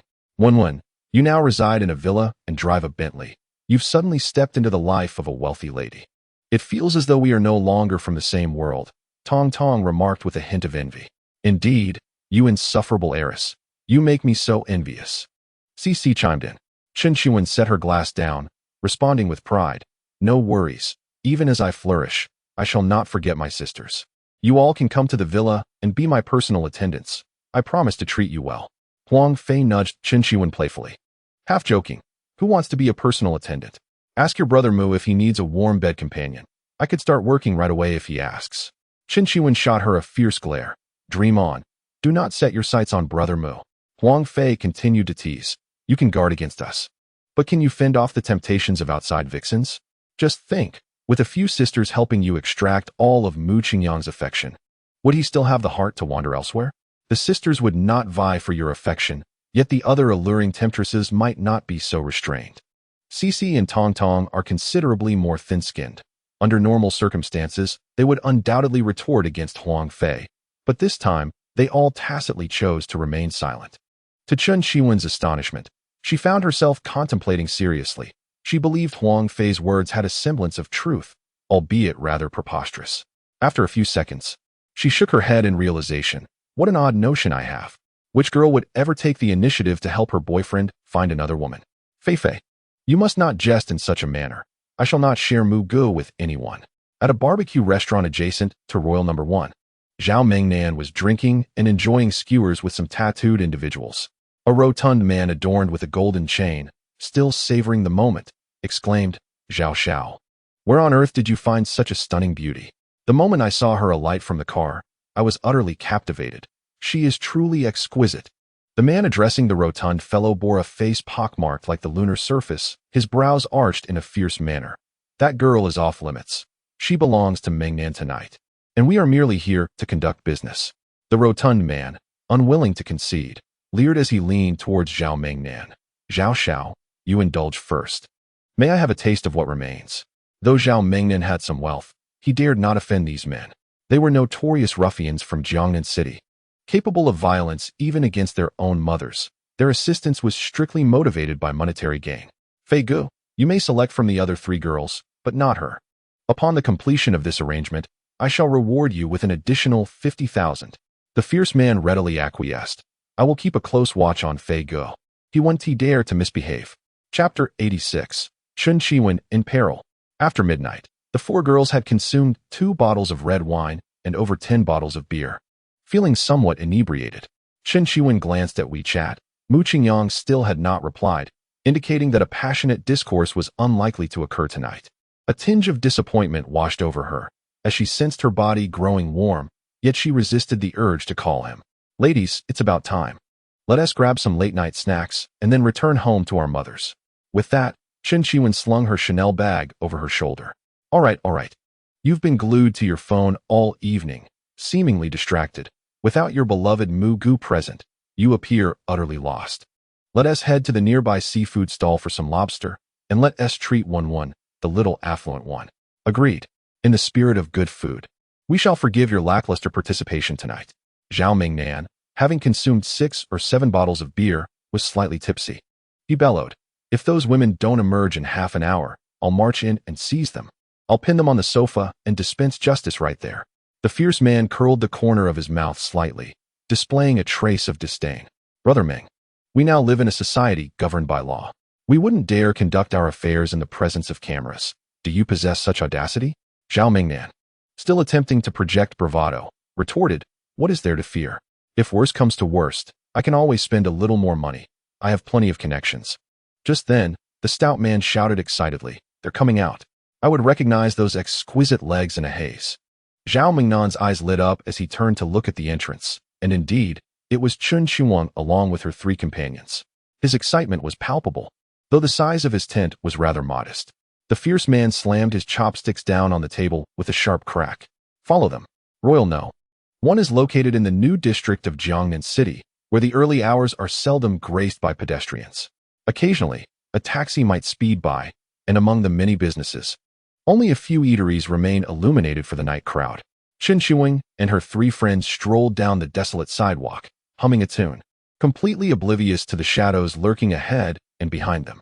As they traversed a dimly lit stretch devoid of streetlights, the shadows converged from various angles, and the girls quickly sensed something amiss, on the verge of calling for help. However, the glinting knives in the shadows silenced their cries. "Who are you? What do you want?" Huang Fei asked, retreating with a tremor in her voice. Cici and Tong Tong were trembling all over, having never encountered such a scene, leaving them frozen in fear. Chen Shiwing was equally terrified, aware that these individuals harbored malicious intent. She discreetly pulled out her phone, pressed a couple of buttons, and hurriedly stashed it back into her bag. "Now, you will do as I say." The fierce man pressed his long knife against Huang Fei's neck. "First, under no circumstances should you make a sound, or my knife may act on its own accord. Second, do you see that vacant storefront ahead? Go inside." The girls dared not breathe too heavily. The menacing figures bore tattoos and fierce expressions, unmistakably members of the underworld, fully capable of inflicting harm. With no other option, the 4 of them reluctantly moved forward. The vacant storefront, facing the street, was spacious and still in its raw state, evidently unsold or leased. A foul odor of mildew mingled with the stench of urine, creating an unbearable atmosphere. Dimly illuminated by the yellow streetlight, they could barely make out several dry clumps of excrement. There were no surveillance cameras, nor would anyone be likely to enter or exit. Should they be harassed or assaulted here, they would undoubtedly vanish without a trace by the next day. Even if by chance someone were to find them, no evidence would be available. The more Chen Shiwing pondered, the more her panic escalated. She feared that if these men dared to wield knives in public, they might commit even more heinous acts. She had already felt somewhat unworthy of Mu Gu, and if these vile individuals were to tarnish her, she would be left feeling utterly degraded. Summoning her courage, she spoke, "Please let us go. I can give you money." The corpulent man leered as he took 2 steps forward, extending his greasy hand while speaking. "My dear, I never anticipated that not only are you beautiful, but also a wealthy lady. It is truly unfortunate that we are meeting under such circumstances. If only it were a different time and place, I would be exceedingly polite and gentle." Chen Shiwen hastily retreated, but the man pressed closer. Just as she found herself cornered, about to be sullied by his filthy hands, a fierce-looking man intervened, blocking the rotund figure. "Fatty, we are here to assist the boss, and she is our primary target. Get your act together." The overweight man wore a disgruntled expression. "Brother Hu, I'm just having a little fun. Surely that's not against the rules?" The fierce man shot him a knowing glance, subtly gesturing with his thumb behind him. Turning around, the rotund man spotted a short, thin figure approaching briskly. It was Zhao Mingnan. He spat disdainfully on the ground, muttering curses, and begrudgingly withdrew his hand. In an instant, Chen Shiwen grasped the situation and furiously pointed at Zhao Mingnan. "Are they all under your command? Do you realize that what you're doing is criminal?" Zhao Mingnan, emboldened by a recent drink, spread his hands and shook his head nonchalantly. "I know, but what of it? Do you think I'm easily intimidated? That fellow Mu has humiliated me time and again. Today, I intend to reclaim my dignity through you. What do you intend to do?" Chen Shiwen's voice lowered, sensing the unstable demeanor of Zhao Mingnan, fearful that further provocation might escalate matters. "What do you think?" Zhao Mingnan laughed maniacally. "Of course, I'm going to have my way with you." He then turned to the fierce man. "Brother Hu, shall we knock her out and take her away, or drag her to a hotel? I'm finding it hard to contain myself." The fierce man regarded him as if he were a fool. "Brother Mingnan, our job is merely to escort her to a secluded spot and provide you with what you want. You think we would risk ourselves for a mere 100,000 yuan?" Zhao Mingnan, now completely exhilarated, held up both hands in a gesture of 10, declaring pompously, "Let us add another 100,000. Find me and one in a comfortable place." Chen Shiwen was utterly alarmed, struggling to suppress her fear as she spoke calmly. "Zhao Mingnan, what you are proposing is a serious crime, punishable by heavy penalties. I advise you against this. I will absolutely report you once I escape." Zhao Mingnan laughed heartily, as though he had anticipated her response, pulling a vial from his pocket. "Do you know what this is?" Drink this, and even a stone-hearted woman will have no choice but to comply. It also has a more potent effect. It can erase the memories of the past few hours. Quite fitting for you, wouldn't you agree? Having seen reports about such substances, Chen Qiwen was horrified to find herself in this situation. She fought to maintain her composure, addressing the fierce man. How much is Zhao Mengnan paying you? I will offer 10 times that. As long as you let us go, I will immediately transfer the funds and will definitely not call the police. Fearing that the ruffian leader might not believe her, Chen Qiwen added, I can swear by my closest family members. I only wish to leave and do not seek trouble. The fierce man, with a look of regret, replied, This condition is truly tempting, yet one must adhere to the rules. If I accept your money, how will I maintain my standing in this world? My dear, you must resign yourself to fate. After taking this potion, aside from heightened desires, you will know nothing else. Just endure, and it shall pass. After speaking, the fierce man turned to Zhao Mengnan. Brother Mengnan, let us not talk about additional payments. Hurry and make her drink it. If we exceed the time, I shall charge extra. Chapter 87. Despair and Hope. Chen Qiwen wept bitterly. Zhao Mengnan, feeling emboldened, knew that this bravado stemmed from the presence of these societal figures. Since brother who was unwilling to accept more money, they could only endure in this damp, stifling, and foul-smelling place. However, the mere thought of having the exquisite Chen Qiwen beneath him made the harsh conditions seem trivial. Zhao Mengnan may not have been particularly clever, but he was not foolish. He recognized that conducting affairs in front of these men could lead to future threats and extortion. Thus, he feigned camaraderie, saying, Brother who? Brother Piao, you have worked hard tonight. Since there are 4 here, why don't we share? Fei Piao had long been seething with pent-up frustration. He seized the most provocatively dressed Huang Fei, his greedy hands eagerly reaching for her neckline. Although Huang Fei was bold, she could not bear such indignity. To be ravaged by this grotesque figure was worse than death. She clutched her collar tightly, struggling desperately, her voice rising in uncontrollable screams. The overweight man quickly covered her mouth, brandishing a knife at her throat. Scream again, and I swear I will kill you. Huang Fei was on the verge of tears, her eyes brimming as she dared only to whimper softly. The man leaned down and bit her cheek, then looked at the fierce man. Brother who? Give me a bottle of the potion. The fierce man pondered for a moment before pulling a bottle from his pocket. All right, since we must incapacitate all 4 of them, let us have some fun as well. You two, go outside and guard the door. Do not let anyone in. Red Hair, we shall each choose one. Red Hair, filled with gratitude, replied, Thank you, Brother Hu.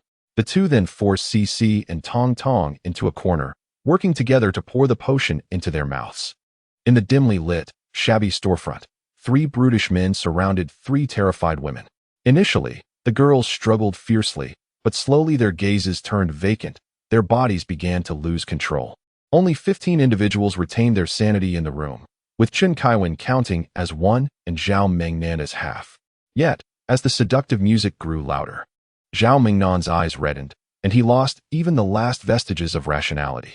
From the moment he laid eyes on Chen Qiwen, he was irresistibly captivated by the pure yet alluring beauty of this girl, whose charm was almost scandalous. He constantly fantasized about the possibility of something transpiring between them. At that moment, he felt as though his dreams were materializing, his heart brimming with unparalleled satisfaction. Zhao Mengnan rubbed his hands together, grinning lewdly as he approached Chen Qiwen. Even the journey towards her sent his dopamine levels soaring. He could hardly fathom what paradise awaited him next. Chen Qiwen glanced at her nearby friends, who were already languishing in the arms of several scoundrels. She then turned her gaze towards Zhao Mengnan, whose face was overtaken by a primal savagery. Devoid of any semblance of humanity, disillusioned, she resolved to escape, even at the risk of injury. As Zhao Mengnan closed in, he spread his arms wide and lunged towards her. In a moment of quick thinking, Chen Qiwen crouched down, causing Zhao Mengnan to crash to the ground.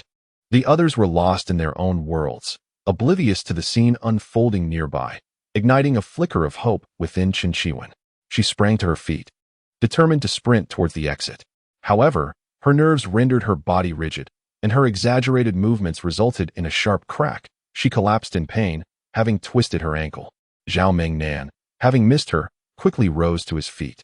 The numbing effects of alcohol dulled his senses, and he felt only a slight stickiness on his hands. Instinctively, he brought his hand to his nose. What the hell? It was dried feces. without the time for a thorough cleanup. He hastily wiped his hands and staggered after Chen Qiwen.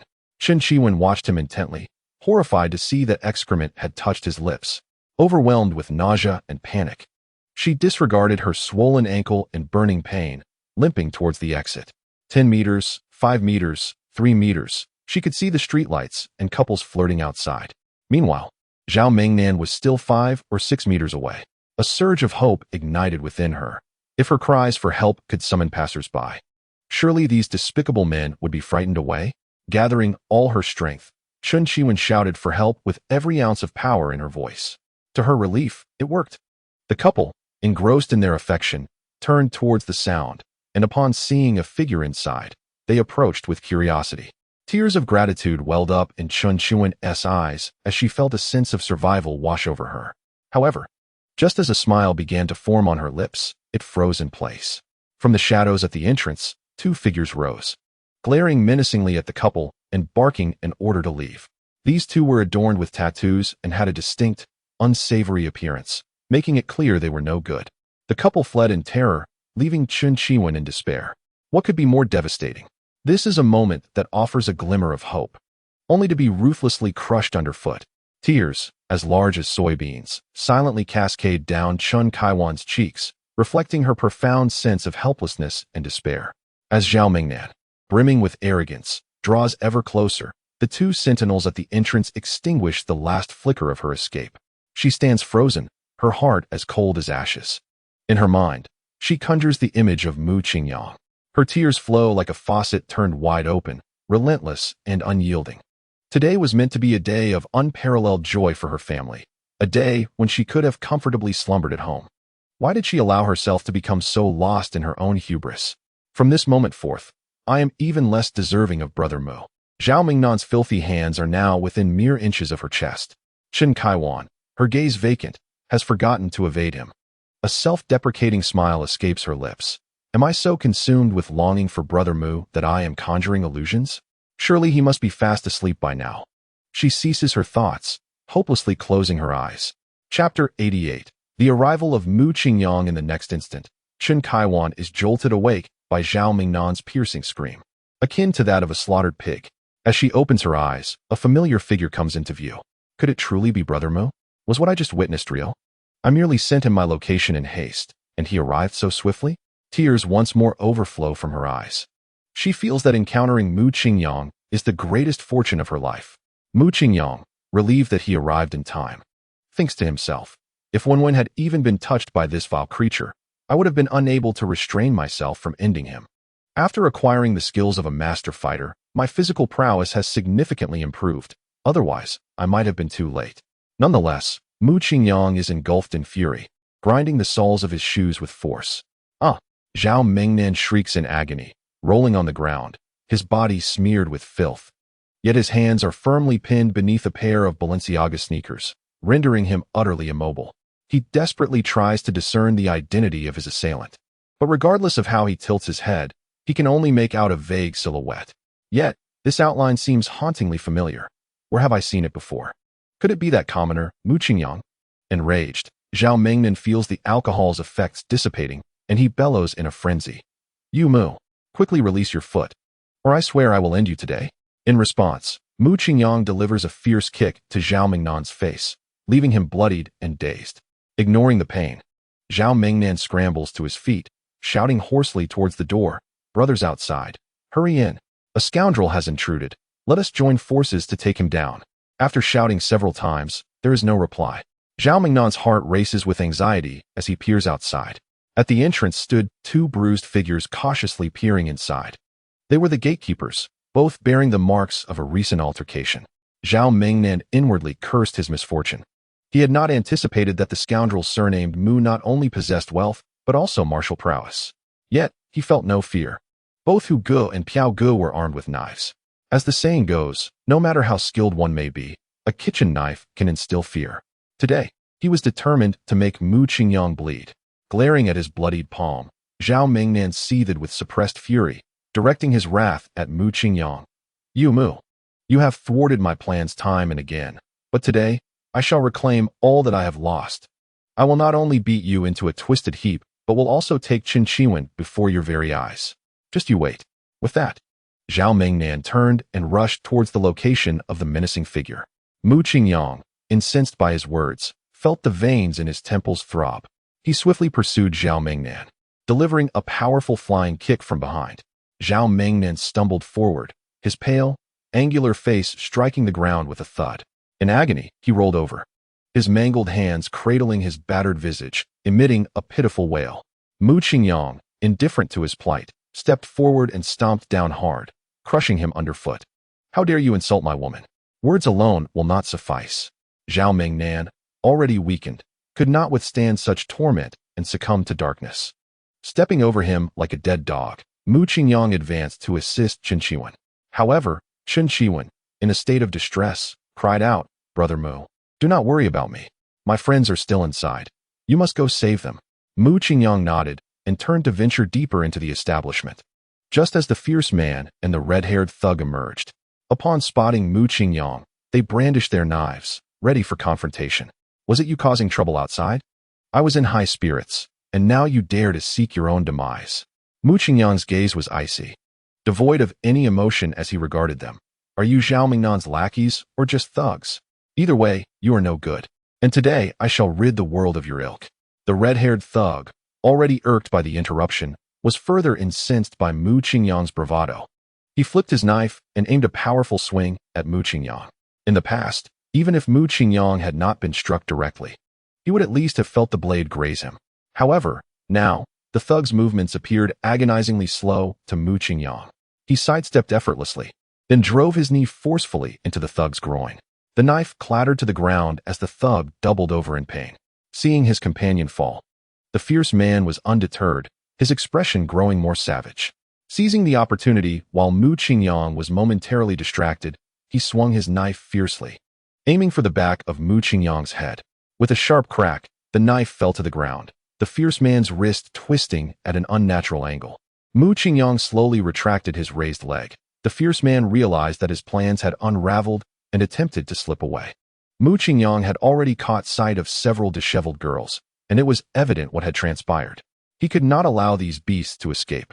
As per his usual approach, he delivered a fierce kick to the groin of the aggressive man, rendering him unconscious immediately. At that moment, the stout fellow nearby finally realized something was amiss. Reluctantly, he released Huang Fei, brandished a knife, and charged at Mu Qingyang. However, aside from his bulk, he possessed no real skill. Mu Qingyang executed a swift high kick, toppling the hefty man to the ground, then delivered 2 vigorous kicks while he lay there. This particular rotund individual had the greatest addiction, and upon hearing the cries of pain, his accomplices rushed out to investigate, yet he remained unfazed. It was uncertain whether Huang Fei had managed to escape. After dealing with these foul individuals, Mu Qingyang approached the girls. Their disoriented expressions indicated they had been drugged. He assisted each one to her feet, ensuring they were properly clothed before finally reaching Qin Shiwen's side. "Have the police been notified?" "Yes, they have. The authorities mentioned receiving a similar report just minutes ago and are on their way." Mu Qingyang helped her to sit on the steps outside. Just as he retrieved a cigarette, a large van came to an abrupt stop at the roadside. The doors swung open, revealing 8 or 9 young ruffians with colorful hairstyles. Although they appeared youthful, they exuded an unmistakable air of delinquency. The 2 guards previously stationed at the entrance emerged from hiding, gritting their teeth as they pointed at Mu Qingyang. "That's the brat who attacked us. Brothers, let's take him down together." The spirited youths brandished baseball bats, steel pipes, and other weapons as they charged forward. Simultaneously, a piercing siren echoed nearby. Just as Mu Qingyang prepared to confront them, the ruffians scattered like frightened birds. Having arrived, how could they leave so easily? An extraordinary scene unfolded in the open area outside the store. A bare-handed young man relentlessly pursued nearly 10 armed delinquents, swiftly bringing several of them to the ground. When the van arrived, it was packed to the brim, yet it departed nearly empty, with the occupants so flustered they barely had time to close the doors. As the police car parked where the large van had fled, 2 officers emerged. The older officer was in formal uniform, while the younger wore auxiliary police attire. Upon stepping out, the veteran officer recognized several familiar faces. He produced a pair of silver handcuffs from his waist, pairing the culprits together, and instructed the auxiliary officer to cuff a few more before stating, Last time at the Queen's Bar, you managed to escape from me. Who would have thought I would catch you here today? This is what we call the law's net, vast yet unyielding. Confess honestly, who were you fighting with? A blond youth with a split brow angrily pointed at Mu Qingyang. There was no one else. It was this brat who assaulted us. We merely got out to catch some fresh air, and before we knew it, he attacked us without a word. Officer, we are innocent. Mu Qingyang was about to explain the situation when several onlookers began to interject on his behalf. Officer, this group intended to assault the young man.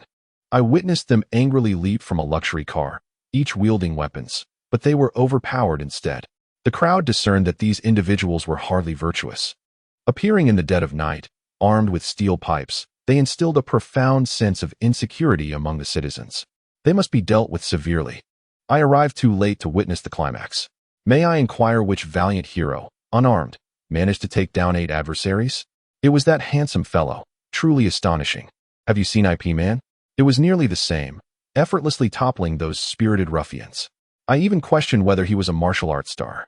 The seasoned officer waved his hand dismissively. No need for further elaboration. The outcome is evident. These individuals assaulted this young man, who acted in justifiable self-defense. Most of them have criminal records, and the department will impose stringent penalties. Who called the police? I need to take a report. A couple stepped forward from the crowd. The man raising his hand. Officer, it was us. What transpired? As we passed by, we heard cries for help. We intended to investigate, but were frightened away by those 2 guards, so we reported it. Is that correct? The officer demanded, directing his gaze at the young man sprawled on the ground. Chen Chiwen, limping, managed to stand. Yes, officer, it was I who cried for help. She gestured towards the unfinished shop. Inside, a heinous drugging incident occurred. Several assailants have been subdued by my boyfriend, and there are 3 young women inside who have been drugged. The officer called out to his assistant. Let us bring out the suspects and the victims. Chen Chiwen quickly interjected. No need for the victims. I have already called for an ambulance. They are unmarried, and it would be inappropriate for them to be photographed. The officer nodded, retrieving a powerful flashlight from the vehicle before entering to apprehend the suspects. At that moment, Chen Chiwen's anxious heart finally found solace as she leaned gently against Mu Qingyang's chest, her eyes wide with curiosity. Brother Mu, how did you arrive so swiftly? I thought I was hallucinating. Had you not come, I cannot imagine what might have transpired. Mu Qingyang's gaze was profound. Perhaps it was an instinctive connection. I had drifted into slumber, yet felt an unsettling disturbance. I glanced at my phone to check the time and found your location message. My heart skipped a beat. You never messaged me this late, and that location was unfamiliar. It was clear you were in trouble. I grabbed my car keys and rushed over.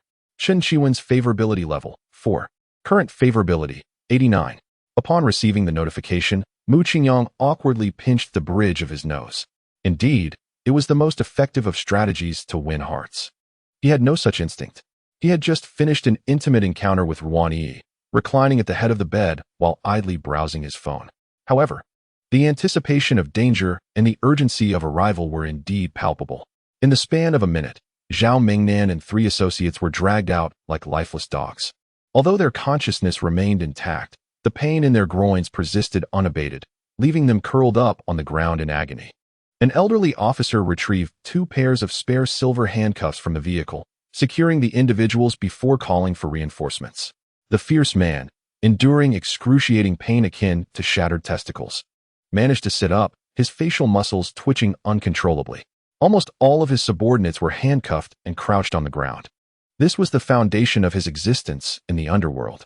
Now, they had all been apprehended. This drove him to a state of utmost fury. With his head thrown back, he gathered his strength and violently collided with Zhao Mingnan's skull. Zhao Mingnan felt as though his head would split open, engulfed in a dizzying whirl. Hong Mao and Fipio, infuriated, followed suit, striking at his abdomen and chest respectively. Unable to contain himself any longer, Zhao Mingnan expelled a torrent of vomit, a mixture of yellow and white, splattering over several associates. The fierce man, seething with rage, coughed up a thick phlegm and forcefully spat it at Zhao Mingnan's face, his molars grinding audibly. Zhao Mingnan, how dare you deceive me? Didn't you claim these individuals were merely ordinary citizens without connections? What is this then? I have fought countless brutal battles, mastering street fighting techniques, yet I was vanquished in an instant. Is this how you report to your father? I will make you pay dearly once I am free. Cough. Spit. Phoebe's phlegm, thick and yellow, clung to Zhao Mingnan's brow. You miserable cur, a worthless piece of trash. What possessed you to target this woman? Why did you seek us out? Upon my release, I will have your carcass chopped into 8 pieces, then devoured with mustard. Hong Mao let out a sinister laugh. Ha ha ha. I will have my way with his mother right before his eyes. And I won't spare his cousin or aunt either. I will indulge in every female member of his family. Zhao Mingnan, smeared with filth and reeking, felt the thick phlegm sliding down his face, perilously close to his lips. He dared not speak, yet he felt compelled to explain, lest these men truly end his life. Hu Gu, Biao Gu, he attempted to utter, but as he opened his mouth, a foul, salty substance slipped inside, prompting a violent bout of retching. Yellow-green bile mixed with digestive fluids drenched him entirely. The stench of excrement, already present, intensified, causing onlookers to recoil, pinching their noses. At that moment, reinforcements arrived in police vehicles, and several officers disembarked. They proceeded to search the premises once more, emerging with several half-meter-long machetes. Bystanders whispered among themselves. Could it be that these thugs were armed? Who exactly is this young man? He appears unscathed, as if untouched by injury. Impressive. Without a scratch. One was rescued from the hands of a knife-wielding assailant. Is this a film set? Where are the cameras? 3 police vehicles, all packed to the brim. Left only Zhao Mingnan at the scene. The officers were reluctant to let him dirty the interiors, thus he was ushered to the back of a police pickup truck. Zhao Mingnan sat there, lost and dejected, his gaze hollow and bewildered, as if he were pondering something profound. Before long, an ambulance arrived, and Mu Qingyang assisted in transporting Huang Fei and the others to the hospital. Chapter 90. The Hong Kong Trip with Liang and Chong. It was only today that Mu Qingyang realized that with sufficient funds, one could even secure a suite in a hospital. Chen Chiwen reclined on the sofa, her left hand adorned with an amphora, while fluid dripped from above. She gently caressed Mu Qingyang's knuckles with her right hand, her tone laced with trepidation. The doctor stated that no other individual's DNA was found in Fei Fei and the others, suggesting those ruffians had not yet had the chance to violate them. Thankfully, you arrived in time, otherwise, they would undoubtedly carry the scars of this ordeal for the rest of their lives, and I would bear the weight of guilt for it forever. Mu Qingyang, well versed in the male anatomy, harbored a bold hypothesis, uncertain whether to voice it. Yet, since the doctor had already concluded, perhaps he was overthinking the matter. When the trauma they endured was more psychological than physical. A good night's sleep and a couple of days will suffice for recovery. However, your ankle is severely sprained. If not tended to properly, you may be bedridden for 10 days to half a month. Do take care of yourself. Chen Qiwen tilted her head against Mu Qingyang's chest. I understand, Brother Mu. After receiving this imported anti-inflammatory medication, the burning sensation in my foot has significantly diminished. I feel I could be discharged in no more than 3 days. Mu Qingyang gently stroked her silky hair. I too hope for your swift recovery. The vibrant Chen Chiwen is the most beautiful version of you. Chen Chiwen looked up gently. Brother Mu, are you tired? Do you have matters to attend to tomorrow? Perhaps you should return home for some rest and visit me when you have the time. It's nothing. Your well-being is of utmost importance now. I'll stay here with you, Mu Qingyang said, tenderly caressing her delicate lips. Chen Chiwen smirked mischievously. Once this bag of anti-inflammatory fluid is finished, we shall retire to bed. I shall reward you tonight. Although Mu Qingyang felt tempted, he shook his head in refusal. You need to recover properly. Our movements can be quite vigorous. What if you sprain your ankle again? Chen Chiwen pouted her lips, hesitating momentarily before teasingly saying, how about I help you again? Just like during the day? I believe my experience has grown, and I can certainly do better than last time. Unable to resist her persistence, Mu Qingyang acquiesced. The following day, Mu Qingyang was awakened by a knock at the door. Upon opening it, he found Chen Chiwen's brother and parents. Despite receiving a message of safety from her the previous night, they remained deeply concerned and had arrived early. Wenwen, are you feeling better? This is your mother's homemade bone soup, rich in calcium. Have a little, it will aid in your recovery. Chen Chiwen slowly lifted her leg and cautiously stepped down from the bed, expressing her delight. I feel so much better. I can bear a little weight now. It seems I won't need more than 3 days to be discharged. Mu Qingyang, who was neither skilled nor particularly inclined to engage with elders, took a seat on the sofa and busied himself with his phone. ever since he discovered that the rewards for completing quests could enhance his abilities. He had been deliberately searching for women scoring above 90 on social media platforms. In his eyes, the value of any skill post-upgrade far surpasses monetary gain. Take martial arts as an example. Even if he were to receive no refunds from now on, becoming a martial arts superstar could still yield substantial financial rewards. Furthermore, these skills could enhance his survival capabilities or elevate his personal charm. It could be said to be entirely beneficial with no drawbacks. Knowing what to prioritize, Mu Qingyang was quite clear-minded. However, after searching for a while, he found that women scoring 80 were remarkably scarce, and those above 90 were utterly absent. He decided to close Douyin and scrolled through WeChat moments instead. Li Zhili posted a flight photo yesterday at 10:36 a.m., showing only an oval window against a backdrop of blue and white skies, accompanied by the caption, "I cherish the present and yearn for the future. With you, I am at peace with the status quo. Without you, the future is promising." Mu Qingyang promptly liked the post.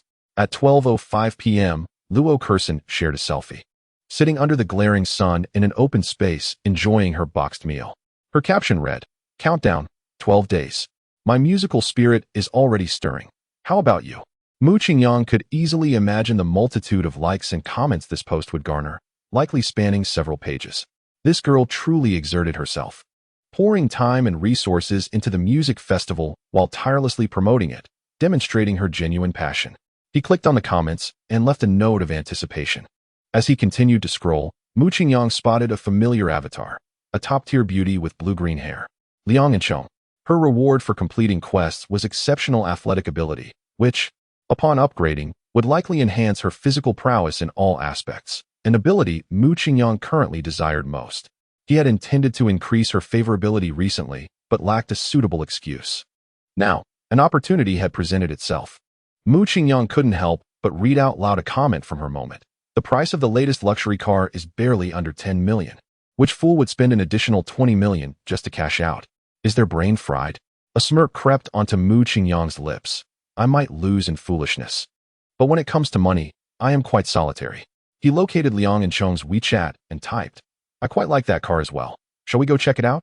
Liang Enchong replied instantly, "Rich brother, even if you're wealthy, there's no need to spend it this way."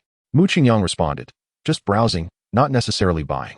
Liang Enchong replied, "The car is in Port City, which isn't far. I'd also like to see the real thing, so let us go." Mu Qingyang, "When are we leaving?" Liang Enchong, "My pass has expired. I need to renew it, and it certainly won't be done today. Let's aim for tomorrow."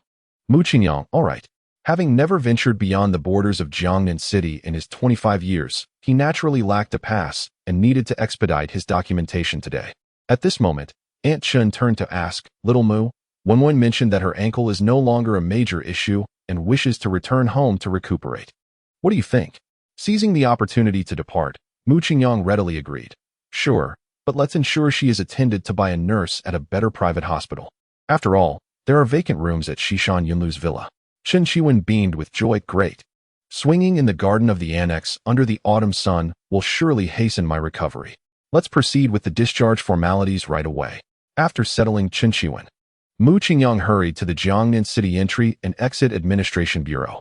Inquiring revealed that the fastest processing time for the pass would take a week. With no other options, he resorted to financial means. Mu Qingyang found an expert in this field on Douyin, and for the sum of 20,000, he obtained an electronic version of the pass by evening. The sunset cast a beautiful glow, painting the horizon in shades of orange and red. Standing naked by the poolside of Villa No. 1 in the camphor forest, Mu Qingyang's mind involuntarily conjured the exquisite visage of Liang Enchong, reminiscent of an anime heroine. Chapter 91. Is the first kiss still on? Or should I offer you another billion? The following day, the alarm clock blared, yet Mu Qingyang lingered in bed. Ruani's body felt soft, cool, and incredibly smooth, and he was reluctant to let go. "Brother Mu, if you have matters to attend to, please go ahead. I can accompany you at any time."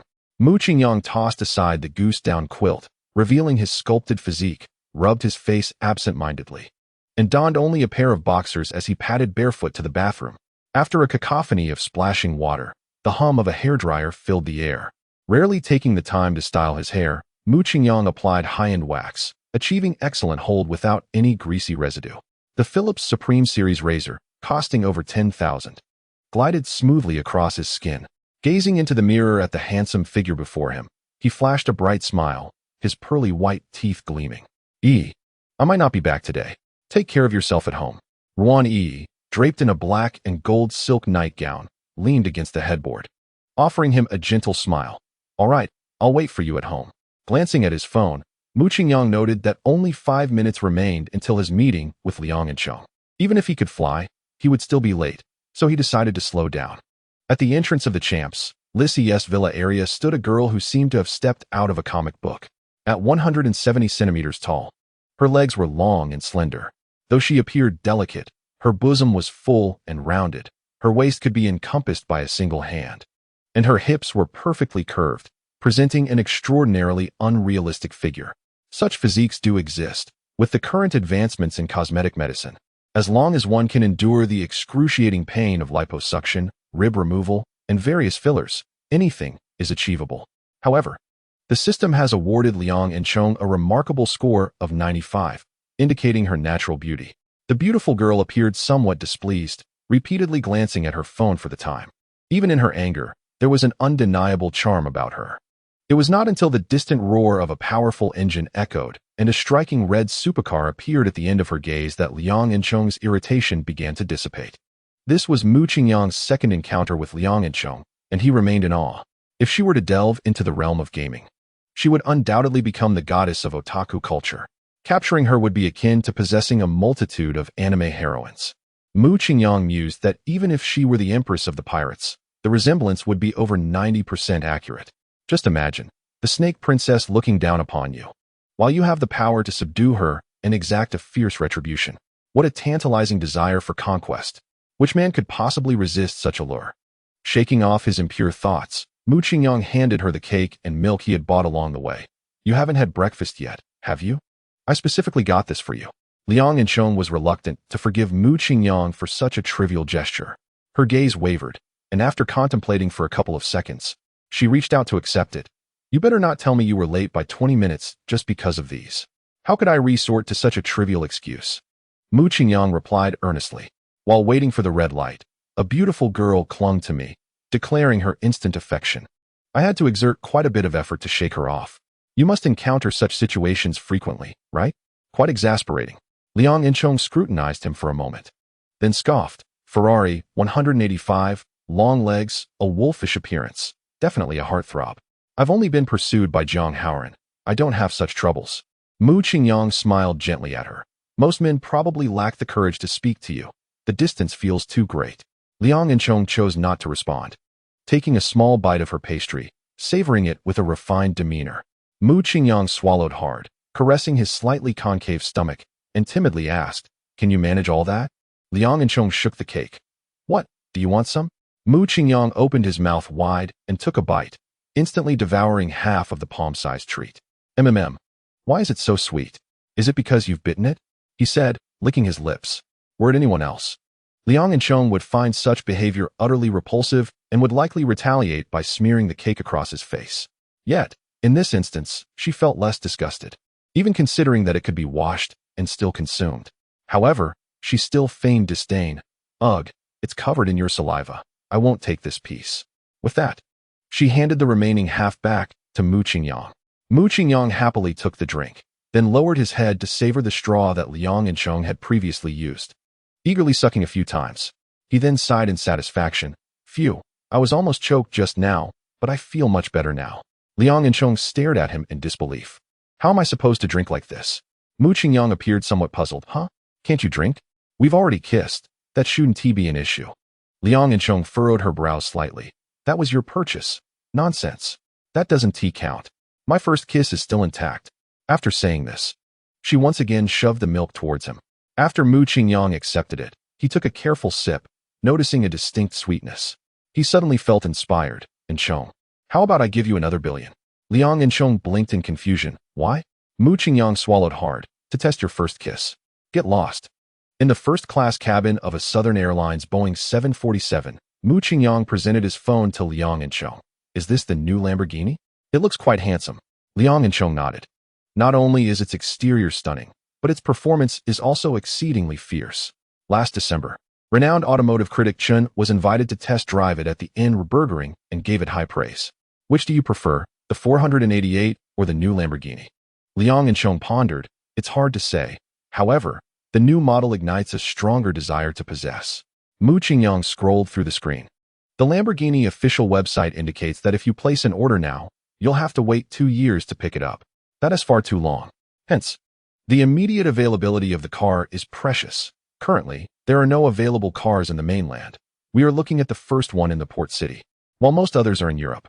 Mu Qingyang tucked his phone away and lounged lazily in the leather seat. If you like it, just buy it. Aren't you wealthy? Don't tell me you've spent it all so quickly.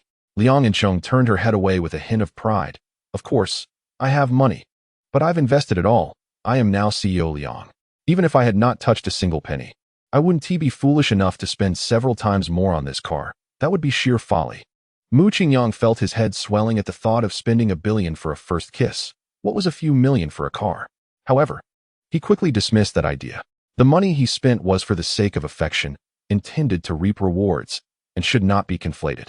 Yet, the news that Liang and Chong had run out of money was rather delightful. When the time came, handing her the keys with a flourish would undoubtedly elevate his favorability. Chapter 92. The affectionate one with 30 million fans. The port city is a renowned metropolis in Huagua, celebrated worldwide. Though Mu Qingyang had never visited, he had seen countless images online. Upon setting foot in this vibrant locale, the bustling and sophisticated city he had envisioned perfectly matched the reality before him. Compared to Jiangnan City, this place was livelier and more upscale, yet it lacked the most vital essence of home. Nevertheless, it was indeed an enjoyable experience. We now find ourselves on the bustling commercial street of Tsim Sha Tsui, and beyond this crosswalk lies our destination. Liang Inchong pointed ahead with her slender finger. Mu Qingyang followed her gaze and could distinctly see the black and gold emblem of the stealthy bull prominently displayed on the floor-to-ceiling glass. As the green light illuminated, Mu Qingyang extended his right hand, and Liang Inchong, glancing at him, proudly lifted her chin and walked ahead. Unfazed by any embarrassment, Mu Qingyang quickly caught up, playfully bantering with her. The Lamborghini showroom was abuzz with excitement today, attracting a multitude of affluent heirs and automotive reviewers, all eager to catch a glimpse of the new model. A softly featured man occupied the reception area, his hair impeccably styled, his complexion fair and smooth, adorned on his left wrist with a Richard Mille watch. A well-dressed salesman respectfully approached, presenting a cup of coffee, which he gently placed before the man while bowing slightly, saying, "Mr. Yang, we sincerely thank you for consigning the first unit in the country to our dealership. Many interested clients and automotive media are here, eagerly waiting to see it in person. May we unveil the car?" The man slowly rose, glanced at his watch, and then directed his gaze toward the office before responding with a sigh. "Very well. I have too many cars to manage, and given my rapport with your manager, I agreed to sell this one. Let us reveal its true form." Upon hearing this, the salesman stood tall and swiftly made his way to the showroom, announcing loudly, "Esteemed clients and media bloggers, I have just received the owner's consent to unveil the cover." A wave of excitement erupted in the room, with nearly everyone raising their phones and various professional equipment to capture the moment.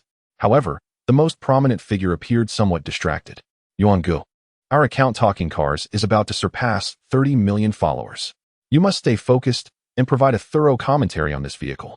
We are debuting the live video in the country, and it will surely attract a significant influx of followers." The tall, sturdy, bespectacled Xie Yuan, looking somewhat naive, did not heed his assistant's words. He scanned the surroundings but failed to spot the familiar silhouette from his memories. Thus, he took out his phone and dialed a number. "Hello, Miss Liang. Did you perhaps misremember the time? The unveiling is imminent, yet I do not see you." A melodious and clear voice echoed from the entrance. "There is a bit of traffic. I just arrived." Xie Yuan turned to see Liang and Chong, and his face instantly blossomed into a radiant smile, brighter than a chrysanthemum. He jogged over, his body jiggling slightly as he stopped. "Miss Liang, hurry. The dealer has reserved an excellent spot for me. Let me take you there." However, Liang and Chong did not follow immediately, but instead turned back to see Mu Qingyang entering with 2 bottles of water. "And Chong, here you go." Xie Yuan's silly grin froze upon his round face as he timidly pointed at Mu Qingyang and asked, "Who is this?" Liang Inchong twisted open a bottle of mineral water and took a sip, replying, "He is a friend, accompanying me to join the festivities." Xie Yuan let out a sigh of relief. Oh, I see. Well, you both should come with me. The new model of the bull was prominently displayed in the center of the exhibition hall, surrounded by a barrier, with a throng of people forming layers upon layers around it. If it were not for Mu Qingyang's robust physique and martial arts prowess, it would have been quite a challenge to safely escort Liang and Cheng through the crowd. Brother Yuan, where have you been? The machinery is nearly being crushed. Hurry and shoot a couple of opening lines. The assistant was visibly anxious, pulling Xie Yuan toward the front while attempting to push through the gathering crowd to create a bit more space. The weather was already sweltering, and the air conditioning struggled to cope with the crowd, exacerbated by the cramped conditions, which led to frayed tempers all around. A bald man holding a phone for a live broadcast began to vent his frustration. What is so great about having a lot of fans? The car dealer has already reserved the best spot for you. Why are you still pushing in here? The surrounding crowd echoed his sentiments. Exactly. You already take up a lot of space. Why bring more people in? The more famous you are, the more uncouth you become. Didn't the zoo say that cars are only for 3 people? Why are there 4 standing here? Out, out, out. Xie Yuan had initially thought that only Liang and Cheng would attend. Hence he had only requested 3 spots from the dealer. Had he known she was bringing a friend, he could have easily requested a few more. However, the crowd was now irate, and no one was inclined to listen to his explanations. This industry operates on such principles. The larger your presence, the more of the pie you claim, and consequently, the more contempt you attract. When there are no conflicting interests, everyone is polite. But when an opportunity to gain followers arises, who still cares about your identity? Xie Yuan had intended to showcase his stature before Liang and Cheng. Yet he found himself in a position akin to that of a rat scurrying in the streets, feeling somewhat humiliated. Miss Liang, pay them no mind, just stand here. Even if the boss arrives, they wouldn't dare ask you to leave. The assistant, now frantic, suggested, Brother Yuan, perhaps you should let them wait outside for a while. A noisy backdrop won't make for a good video. Moreover, many are live streaming, and your recent momentum is already substantial. If things go awry, it could adversely affect your account. Liang and Cheng found herself securely enveloped in Mu Qingyang's embrace, not out of resistance, but rather due to a sense of awkwardness. She then echoed the assistant's sentiment. Why don't my friend and I step outside for a moment? With 1 extra person, it's understandable that there might be objections, and it could reflect poorly on you. Xie Yuan swiftly countered, no need. I'll have the assistant wait outside. The assistant was left dumbfounded. What are you saying? If I go out, who will capture your footage?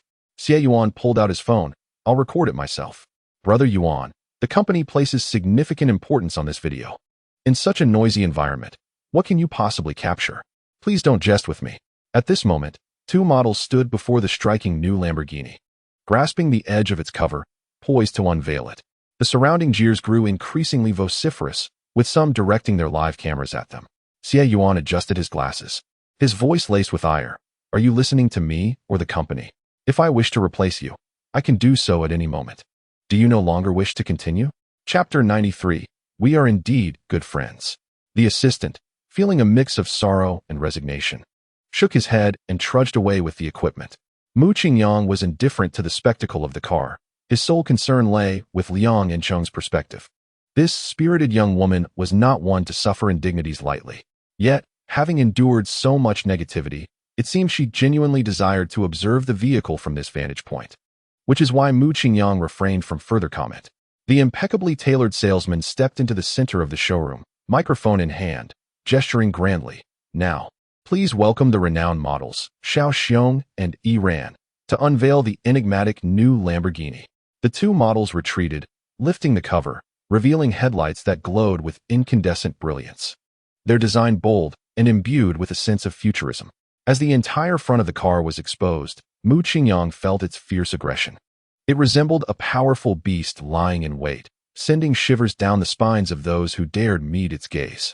When the full magnificence of the vehicle came into view, gasps filled the air, and Liang and Cheng's voice rang with excitement. The lava orange paint is truly stunning. Its appearance is far more avant-garde than the previous model. Coupled with its formidable power, it's equally splendid for both city cruising and track racing, an exceptional automobile. Mu Qingyang remained silent, yet joy surged within him. The more Liang and Cheng admired the car, the greater the surprise upon its delivery would be. He could almost foresee the surge in her affection. The salesman, with fervor, continued his presentation. Lamborghini is equipped with a 6.5-liter V12 engine and 3 electric motors, delivering a combined power of 1,015 horsepower. It accelerates from 0 to 100 in just 2.5 seconds. Upon concluding the introduction, Xie Yuan was the first invited to experience the interior of the vehicle. Instantly, confidence surged within him as he sought to reclaim the dignity he had just lost, smiling at Liang and Chong. "Miss Liang, shall we go together?" Without a moment's hesitation, Liang and Chong nodded in agreement. "Sure." Xie Yuan felt elated, his heart racing audibly. He recalled their first encounter at a car dealership in Jiangnan City, where he was invited to shoot an advertisement for the dealer and unexpectedly laid eyes on her. In that moment, he truly understood what his middle school Chinese teacher meant by astonishing beauty. Before leaving, he boldly added her on WeChat, and perhaps buoyed by her status as a social media influencer. She did not decline. He had attempted to arrange meetings with her several times afterward, but received no responses. However, with this opportunity to shoot the first domestic vehicle, he ventured once more to invite her, and to his astonishment, she agreed. Xie Yuan pondered quietly. With only 2 seats in the car, does being alone with her in this confined space constitute a date? I must make a commendable impression to secure a favorable place in her heart. Xie Yuan eagerly opened the scissor door for Liang and Chong, having already prepared what he intended to say. However, to his surprise, Liang and Chong declined, expressing a desire to first inspect the rear of the vehicle with her friend. Xie Yuan managed to force a smile and, in an effort to alleviate the awkwardness, slipped into the car himself. Yet, he remained undeterred, resolutely deciding to wait inside the vehicle. How long could one observe the exterior? As long as he lingered, she would eventually come to explore the interior. Mu Qingyang was quite satisfied after surveying the car. Particularly impressive was the massive carbon fiber rear diffuser and the exhaust outlet resembling that of a fighter jet's turbofan engine, exceedingly stylish. Li Zhili didn't own a car yet, so perhaps he could buy her one, ensuring a fair distribution of resources. "Wealthy brother, are you intrigued?" Liang and Chong's delicate fingers lightly traced the slender taillight. Mu Qingyang instinctively rested his hand on the exhaust pipe. "I believe no man could resist such a magnificent toy." Liang and Chong playfully winked. "So, will you be placing an order for one at this establishment?" Mu Qingyang nodded. "That is precisely my intention. Once the vehicle arrives, may I borrow it for a couple of laps on the track?" Liang and Chong's eyes sparkled with hope. "Of course. We are, after all, good friends with a bond." After finishing his words, Mu Qingyang chuckled mischievously. Liang and Chong shot him an exaggerated eye roll. "If you bring that up again, we shall sever ties." "Sever ties? What a peculiar notion." "Oh, please don't leave." Xie Yuan half-heartedly recorded a video, shoving his phone into his pocket. His thoughts were far from the task at hand, as his gaze remained fixed on the graceful figure in the rearview mirror. She was finally approaching. Xie Yuan's heart raced unexpectedly, and he quickly adjusted his collar, trying to animate his facial muscles to appear amicable. Liang and Chong gently opened the driver's side door, intending to sit inside and experience it for herself, only to find Xie Yuan still inside. He leaned forward, grinning. "Miss Liang, I have a good grasp of the car's features. Allow me to explain them to you." Liang and Chong paused, her body slightly bent. She forced a polite smile. "No need. I can take a look myself." "That is fine," Xie Yuan thought, not dwelling on it too much. "Please, go ahead and experience it." Liang and Chong found herself in a predicament. She was unwilling to engage in such close proximity with a stranger, especially since Xie Yuan was not her type, which made her feel even more uncomfortable. Directly declining might hurt his pride, considering they were at least acquaintances, and he was the one who had shared news about the visit to the dealership. Just then, Mu Qingyang opened the passenger door. He remained oblivious to the situation and inquired directly. "Fat brother, have you finished your experience? It's my turn to try." Even if a knife were pressed against Xie Yuan's neck, he would remain in the car. How could he possibly relinquish this once-in-a-lifetime opportunity to be near the goddess? He would rather die than let it slip away to someone else. "Apologies, but I am not yet ready. Please wait a moment." Xie Yuan did not even glance back. Liang and Chong found it somewhat difficult to voice his thoughts, yet he mustered the courage to speak. "Why don't you allow us to try first?" These few simple words struck Xie Yuan like a thunderclap, rendering him utterly motionless. He was so absorbed in his turmoil that he remained unaware of the salty sweat trickling into the corners of his eyes, his spirit seemingly lost in that instant. Liang and Chong cast a glance at Mu Qingyang and gently pressed the scissors door. "Never mind. We shall return later." Only then did Xie Yuan awaken from his stupor. He removed his glasses and rubbed his eyes vigorously, unsure whether he was wiping away sweat or tears. "That Miss Liang, you go ahead. I just need to find my assistant for something." With that, he dejectedly slipped out of the car. Whether it was the low seating of the Lamborghini or the slippery tiles of the shop, Xie Yuan lost his balance and fell to the ground. There was no objective reason for his tumble. Only Xie Yuan understood that he was simply in a daze. Chapter 94. Liang and Chong. "We chat? I can't add you." Mu Qingyang, well-versed in the art of unrequited affection, could only utter, "The chubby one is still too inexperienced. Where are we now? Can't he withstand a little setback?" Without profound heartache, how can one attain enlightenment? Yet, he also found solace in this. In this vast world, there are sycophants everywhere. He had seen a car from the zoo that boasted nearly 30 million followers, a leader in automotive media. Yet, wasn't it still dismissed as a mere dog by the goddess? The end of a sycophant is the Sea King, my friend. Mu Qingyang paid him no heed. He circled around to the driver's seat and patted Liang and Chong on the shoulder. "You take the front passenger seat." Liang and Chong obediently nodded and made his way around to the front. Xie Yuan's battered heart was on the verge of shattering.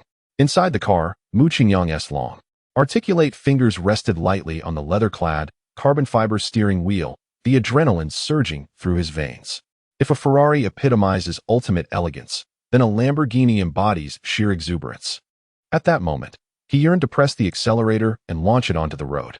Liang and Chong was more astonished. The interior of this new generation of the Bull has undergone tremendous changes. The mechanical buttons on the center console have been replaced by a sleek LCD screen, and even the passenger side features a small screen, enhancing the sense of technology. When Mu Qingyang was online previously, he had a fondness for the old Bull's dashboard reminiscent of an aircraft cockpit. Yet, upon entering the new model, he found this interior equally impressive. Moreover, the most striking start button had been retained. Mu Qingyang gently lifted the red cover resembling Iron Man's mask, his index finger resting on the exposed black button. A slight resistance was felt, and the raging roar of the Bull followed. Mu Qingyang's spirit surged. His right foot, almost involuntarily, pressed down on the accelerator, unhesitatingly flooring it. The roar of the exhaust resonated loudly within the enclosed exhibition hall, startling the two car models, who instinctively covered their ears. Mu Qingyang beamed with satisfaction and turned to the beautiful girl beside him. "And Chong, would you care to give it a try?" "No, thank you." Liang and Chong replied, shaking her head. "You're going to buy it anyway. You can take it to the racetrack and enjoy it at your leisure." "Very well," Mu Qingyang conceded. Opening the car door, "Let us proceed to place an order for one." After exiting the vehicle, he inquired about the sale of the current model. The salesperson informed him that the owner was dining, and an open bidding would commence in half an hour. The minimum increment was set at 20 million, and anything less would not be entertained. The highest bid would secure the vehicle. In the selection room, which usually saw only a handful of clients each month, today it was bustling with activity. Many, captivated by the car's exterior, rushed to place their orders. The entrance of Mu Qingyang and Liang and Chong drew considerable attention, particularly from a young man who was selecting options, his eyes widening in astonishment. "Li Xiao, have you made your decision? Will you be opting for this kit?" The salesperson waved a pen in front of the young man, who snapped back to reality. Yes, I want it all. The carbon fiber front splitter is 360,000, and the rear splitter is 380,000. Would you like to include these? Yes. And the wheels? The factory ones come without an additional charge, but the star-shaped wheels are an extra 320,000. Why are you rambling so much? I want them all. Do you not understand? The salesperson managed a wry smile. Li Xiao, you mentioned wanting to keep the total under 8 million. Do I care about that little amount?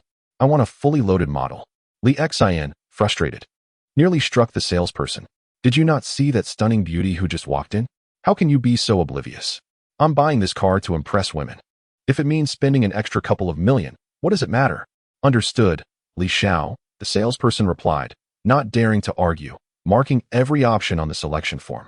Li Xiao, with your selections, the final price will be approaching 12 million. Li Xian's leg began to shake more rapidly. His father had cautioned him about a strict budget of 8 million, with not a single cent more. He knew that the excess funds could conveniently offset his family's tax obligations. Finding an additional 3 million might be manageable with some theatrical pleading at home, but it would make for a challenging future. Stealing a glance at Liang and Chong, He quickly resolved to proceed. Only 12 million? Charge it. The salesperson retrieved the machine. Li Xiao, the deposit is 1 million, but there will be a wait for production. The estimated delivery is in the winter of 26. If you pay in full, you can move ahead of the deposit customers and receive the vehicle sooner. Li Xian, with just over 1 million to his name, had no means to pay in full. His gaze wandered as he fidgeted with his nose. I do have the funds, but my family has too many cars already, so there's no rush. I'll just pay a deposit for now. He then dramatically produced a card and slammed it onto the table. Charge it directly. A receipt slowly began to emerge. Li Xian tore it into shreds and tossed it into the nearby trash bin.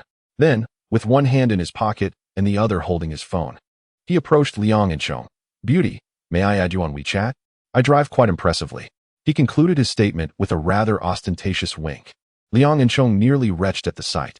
Born into an affluent family, her acquaintances were all of considerable wealth.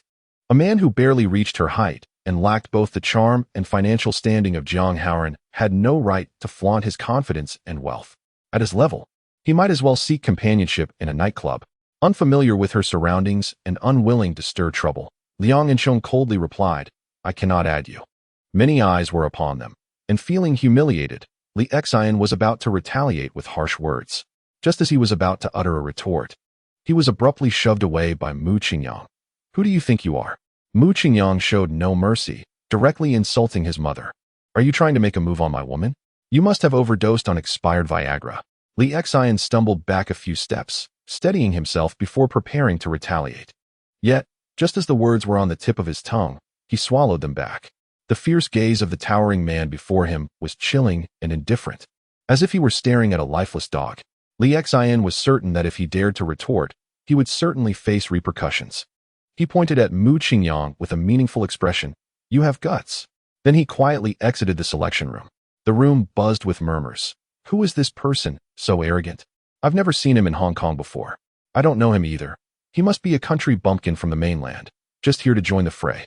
Although Li Xian was momentarily taken aback, he was still a part of the circle. This newcomer was making quite a splash. Was he a mighty dragon crossing the river?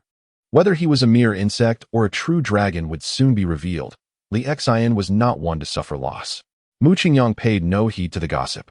Regardless of his stature, no one had the right to openly flirt with his woman. That was the rule. He strode to the selection table, pulled out a black card from his pocket, and placed it on the table, sliding it toward the salesperson. Complete the selection form, check everything, and full payment. Liang and Chong's favorability. 5. Current favorability. 35. Chapter 95. Su Meier, the Enchantress. Overall attractiveness. 97. The salesperson stared blankly at the bank card, hesitant to pick it up. He glanced up at Mu Qingyang, who exuded an undeniable charm and an air of calm sophistication, dressed in high-end fashion. This did not seem like a jest. Quietly, the salesperson retrieved a selection form, checked all possible categories, and began frantically inputting numbers into the calculator. Sir, according to your selections, the total comes to 13.68 million. Mu Qingyang nonchalantly raised his hand. Charge it. The thermal printer slowly produced the receipt, and the atmosphere shifted. This person can actually swipe over 10 million in cash. Who is he? In Hong Kong, hidden talents abound. This handsome man was clearly no ordinary individual, utterly eclipsing that so-called young Master Li. Oh my, his cold and indifferent demeanor is so captivating. I find myself utterly enamored. I feel the same. Let us join forces and showcase the allure of a beauty pageant contestant. However, he is accompanied by a female companion. What of it? Which man could possibly resist the charm of two stunning women? Just as Mu Qingyang was about to rise and seek out Liang and Chong, two tall and elegant girls stood on either side of him. Hey there. Would you like to exchange contact information? You're here for some fun, right? We're locals and know many fascinating spots in the city. We could be your guides. Both girls exuded a mature allure, their dignified beauty enhanced by the unique flavor of their Cantonese Mandarin. Mu Qingyang felt a flutter of attraction and instinctively assessed their profiles.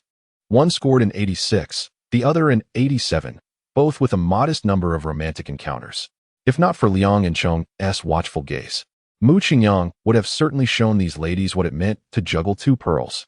Apologies, lovely ladies, but I am married, and my wife would undoubtedly disapprove, he remarked, gesturing towards Liang and Chong.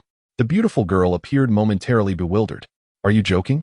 If so, then it's best to keep such a wonderful girl from falling into his clutches. She promptly adopted a frosty expression and turned to leave. Mu Qingyang, understanding her intent, quickly followed. Ansheng, thank you. Had it not been for you, I surely would have erred. I hope you will always be by my side to guide me. Liang and Sheng did not engage further. I'm off to the exhibition hall to see which unfortunate souls will bid on the nation's first vehicle. With that, she walked away, her heart tinged with a hint of disappointment. She had anticipated that after the payment, Mu Qingyang would invite her to sign the purchase contract, gifting her the car. Alas, it seemed she had been mistaken. Perhaps he was merely there to view the vehicle. Was her imagination running too wild? Mu Qingyang, oblivious to the girl's sentiments, assumed he had inadvertently angered her with his good fortune and hastily pursued her. The exhibition hall was now bustling with activity, more vibrant than the most popular booths at a grand auto show. Two stunning female models posed in front of the new Lamborghini, continuously shifting their stances amidst a flurry of flashing cameras. Just as Mu Qingyang located Liang and Chong, a salesperson emerged from the rear of the car, microphone in hand. Esteemed clients and media influencers, thank you for your patience. We are honored to welcome Mr. Yang from Huijiang Industries, the first owner of this vehicle. A wave of murmurs swept through the crowd. Huijiang Industries? A company valued at nearly 100 billion? Isn't the chairman Mr. Yang Jian? Who is this individual? Anyone with the surname Yang must be related to the Yang family. After all, the company belongs to them. It matters not who takes the helm. The common folk could never acquire the nation's first vehicle. Only such large enterprises possess the connections and channels necessary. Perhaps purchasing this car could forge ties with Huijiang Industries. Indeed, the outrageous markup concealed additional layers of intrigue. Amidst the cacophony, a slender figure with a pale complexion and strikingly handsome features emerged slowly from the rear corridor. The newcomer, though not particularly tall or robust, exuded an undeniable aura of authority. The atmosphere shifted abruptly, with the clamor fading into hushed whispers. Mu Qingyang turned to Liang and Chong and inquired, "Do you recognize him?" The beautiful girl shook her head. At that moment, Xie Yuan, who had approached unobserved, interjected. "He is the second son of old Mr. Yang Jian. It is said he is not well regarded within the family, though the reasons remain a mystery. How can one be overlooked, yet still lead a conglomerate?" Mu Qingyang pondered, somewhat astonished by the dynamics of aristocratic families. Those who are favored typically join the board, share in the equity, and manage the family trust. At the end of the day, they are merely employees. Liang and Chong remarked coolly, "That is still quite impressive, nonetheless." Xie Yuan chuckled awkwardly. Indeed, considering it is a billion-dollar conglomerate. While he may lack favor in his family, he holds considerable weight in the outside world. Mr. Yang, impeccably dressed and with not a strand of hair out of place, cleared his throat and took the microphone from the sales representative. "I am delighted to meet you all. To be frank, I have little interest in sports cars. My purchase of this vehicle was merely a whim. Therefore, I have decided to relinquish it to someone who truly appreciates automobiles." His voice was notably hoarse, reminiscent of a character from a gangster film. Mu Qingyang observed a peculiar detail. As he spoke, his gaze frequently drifted towards the office on his right. What could possibly captivate the attention of the president of a billion-dollar group so intensely? Before he could contemplate further, someone in the audience made an offer. "Mr. Yang, I am enamored with this car and hold you in high esteem. From what I understand, the market price of this vehicle is 10 million. I am willing to bid 30 million for it." Gasps of disbelief reverberated throughout the crowd, followed by a buzz of conversations. Liang and Chong raised an eyebrow. There really are many fools. This vehicle is not limited edition. Even if it is the first of its kind in the country, the markup should not exceed 5 million. Can the hollow reputation of Huijiang Industries truly command 15 million? I cannot comprehend it. Xie Yuan concurred. At Mr. Yang's level, he only considers the utility of individuals. Those hoping to leverage a mere car purchase for connections are likely wasting their efforts, having scraped by at the bottom for several years. Mu Qingyang held a differing perspective. This world is rife with opportunists. There will always be those who defy convention, and occasionally, a few will seize the moment and amass wealth overnight. In gambling, until the cards are revealed, no one can predict the outcome. Xie Yuan scoffed. "You look like a mere pretty boy, regurgitating hearsay and brazenly critiquing transactions worth millions. Miss Liang must have been enchanted by your flowery words, which is why she is indifferent to me. I am determined to help her see through this charade." Liang Encheng was acutely aware that Mu Qingyang's abilities were unlikely to be inferior to those of the individual on stage, and he began to succumb to self-doubt. Could it be that my thoughts are misguided? Is this vehicle truly of such immense value? While Mu Qingyang had merely uttered those words in passing, he had long since forgotten them amidst the speculations of others. Yet, the persistent glances cast by Mr. Yang towards the right piqued Mu Qingyang's curiosity. He shifted a couple of steps to the side for a better view, and his heart skipped a beat. Through the slightly ajar wooden door, he beheld half of a face that could bring nations to ruin. It was as if a siren had emerged from the shadows, exuding an enchanting allure to the very core of her being. Mu Qingyang examined her details. Name, Su Meyer. Age, 24. Overall attractiveness, 97.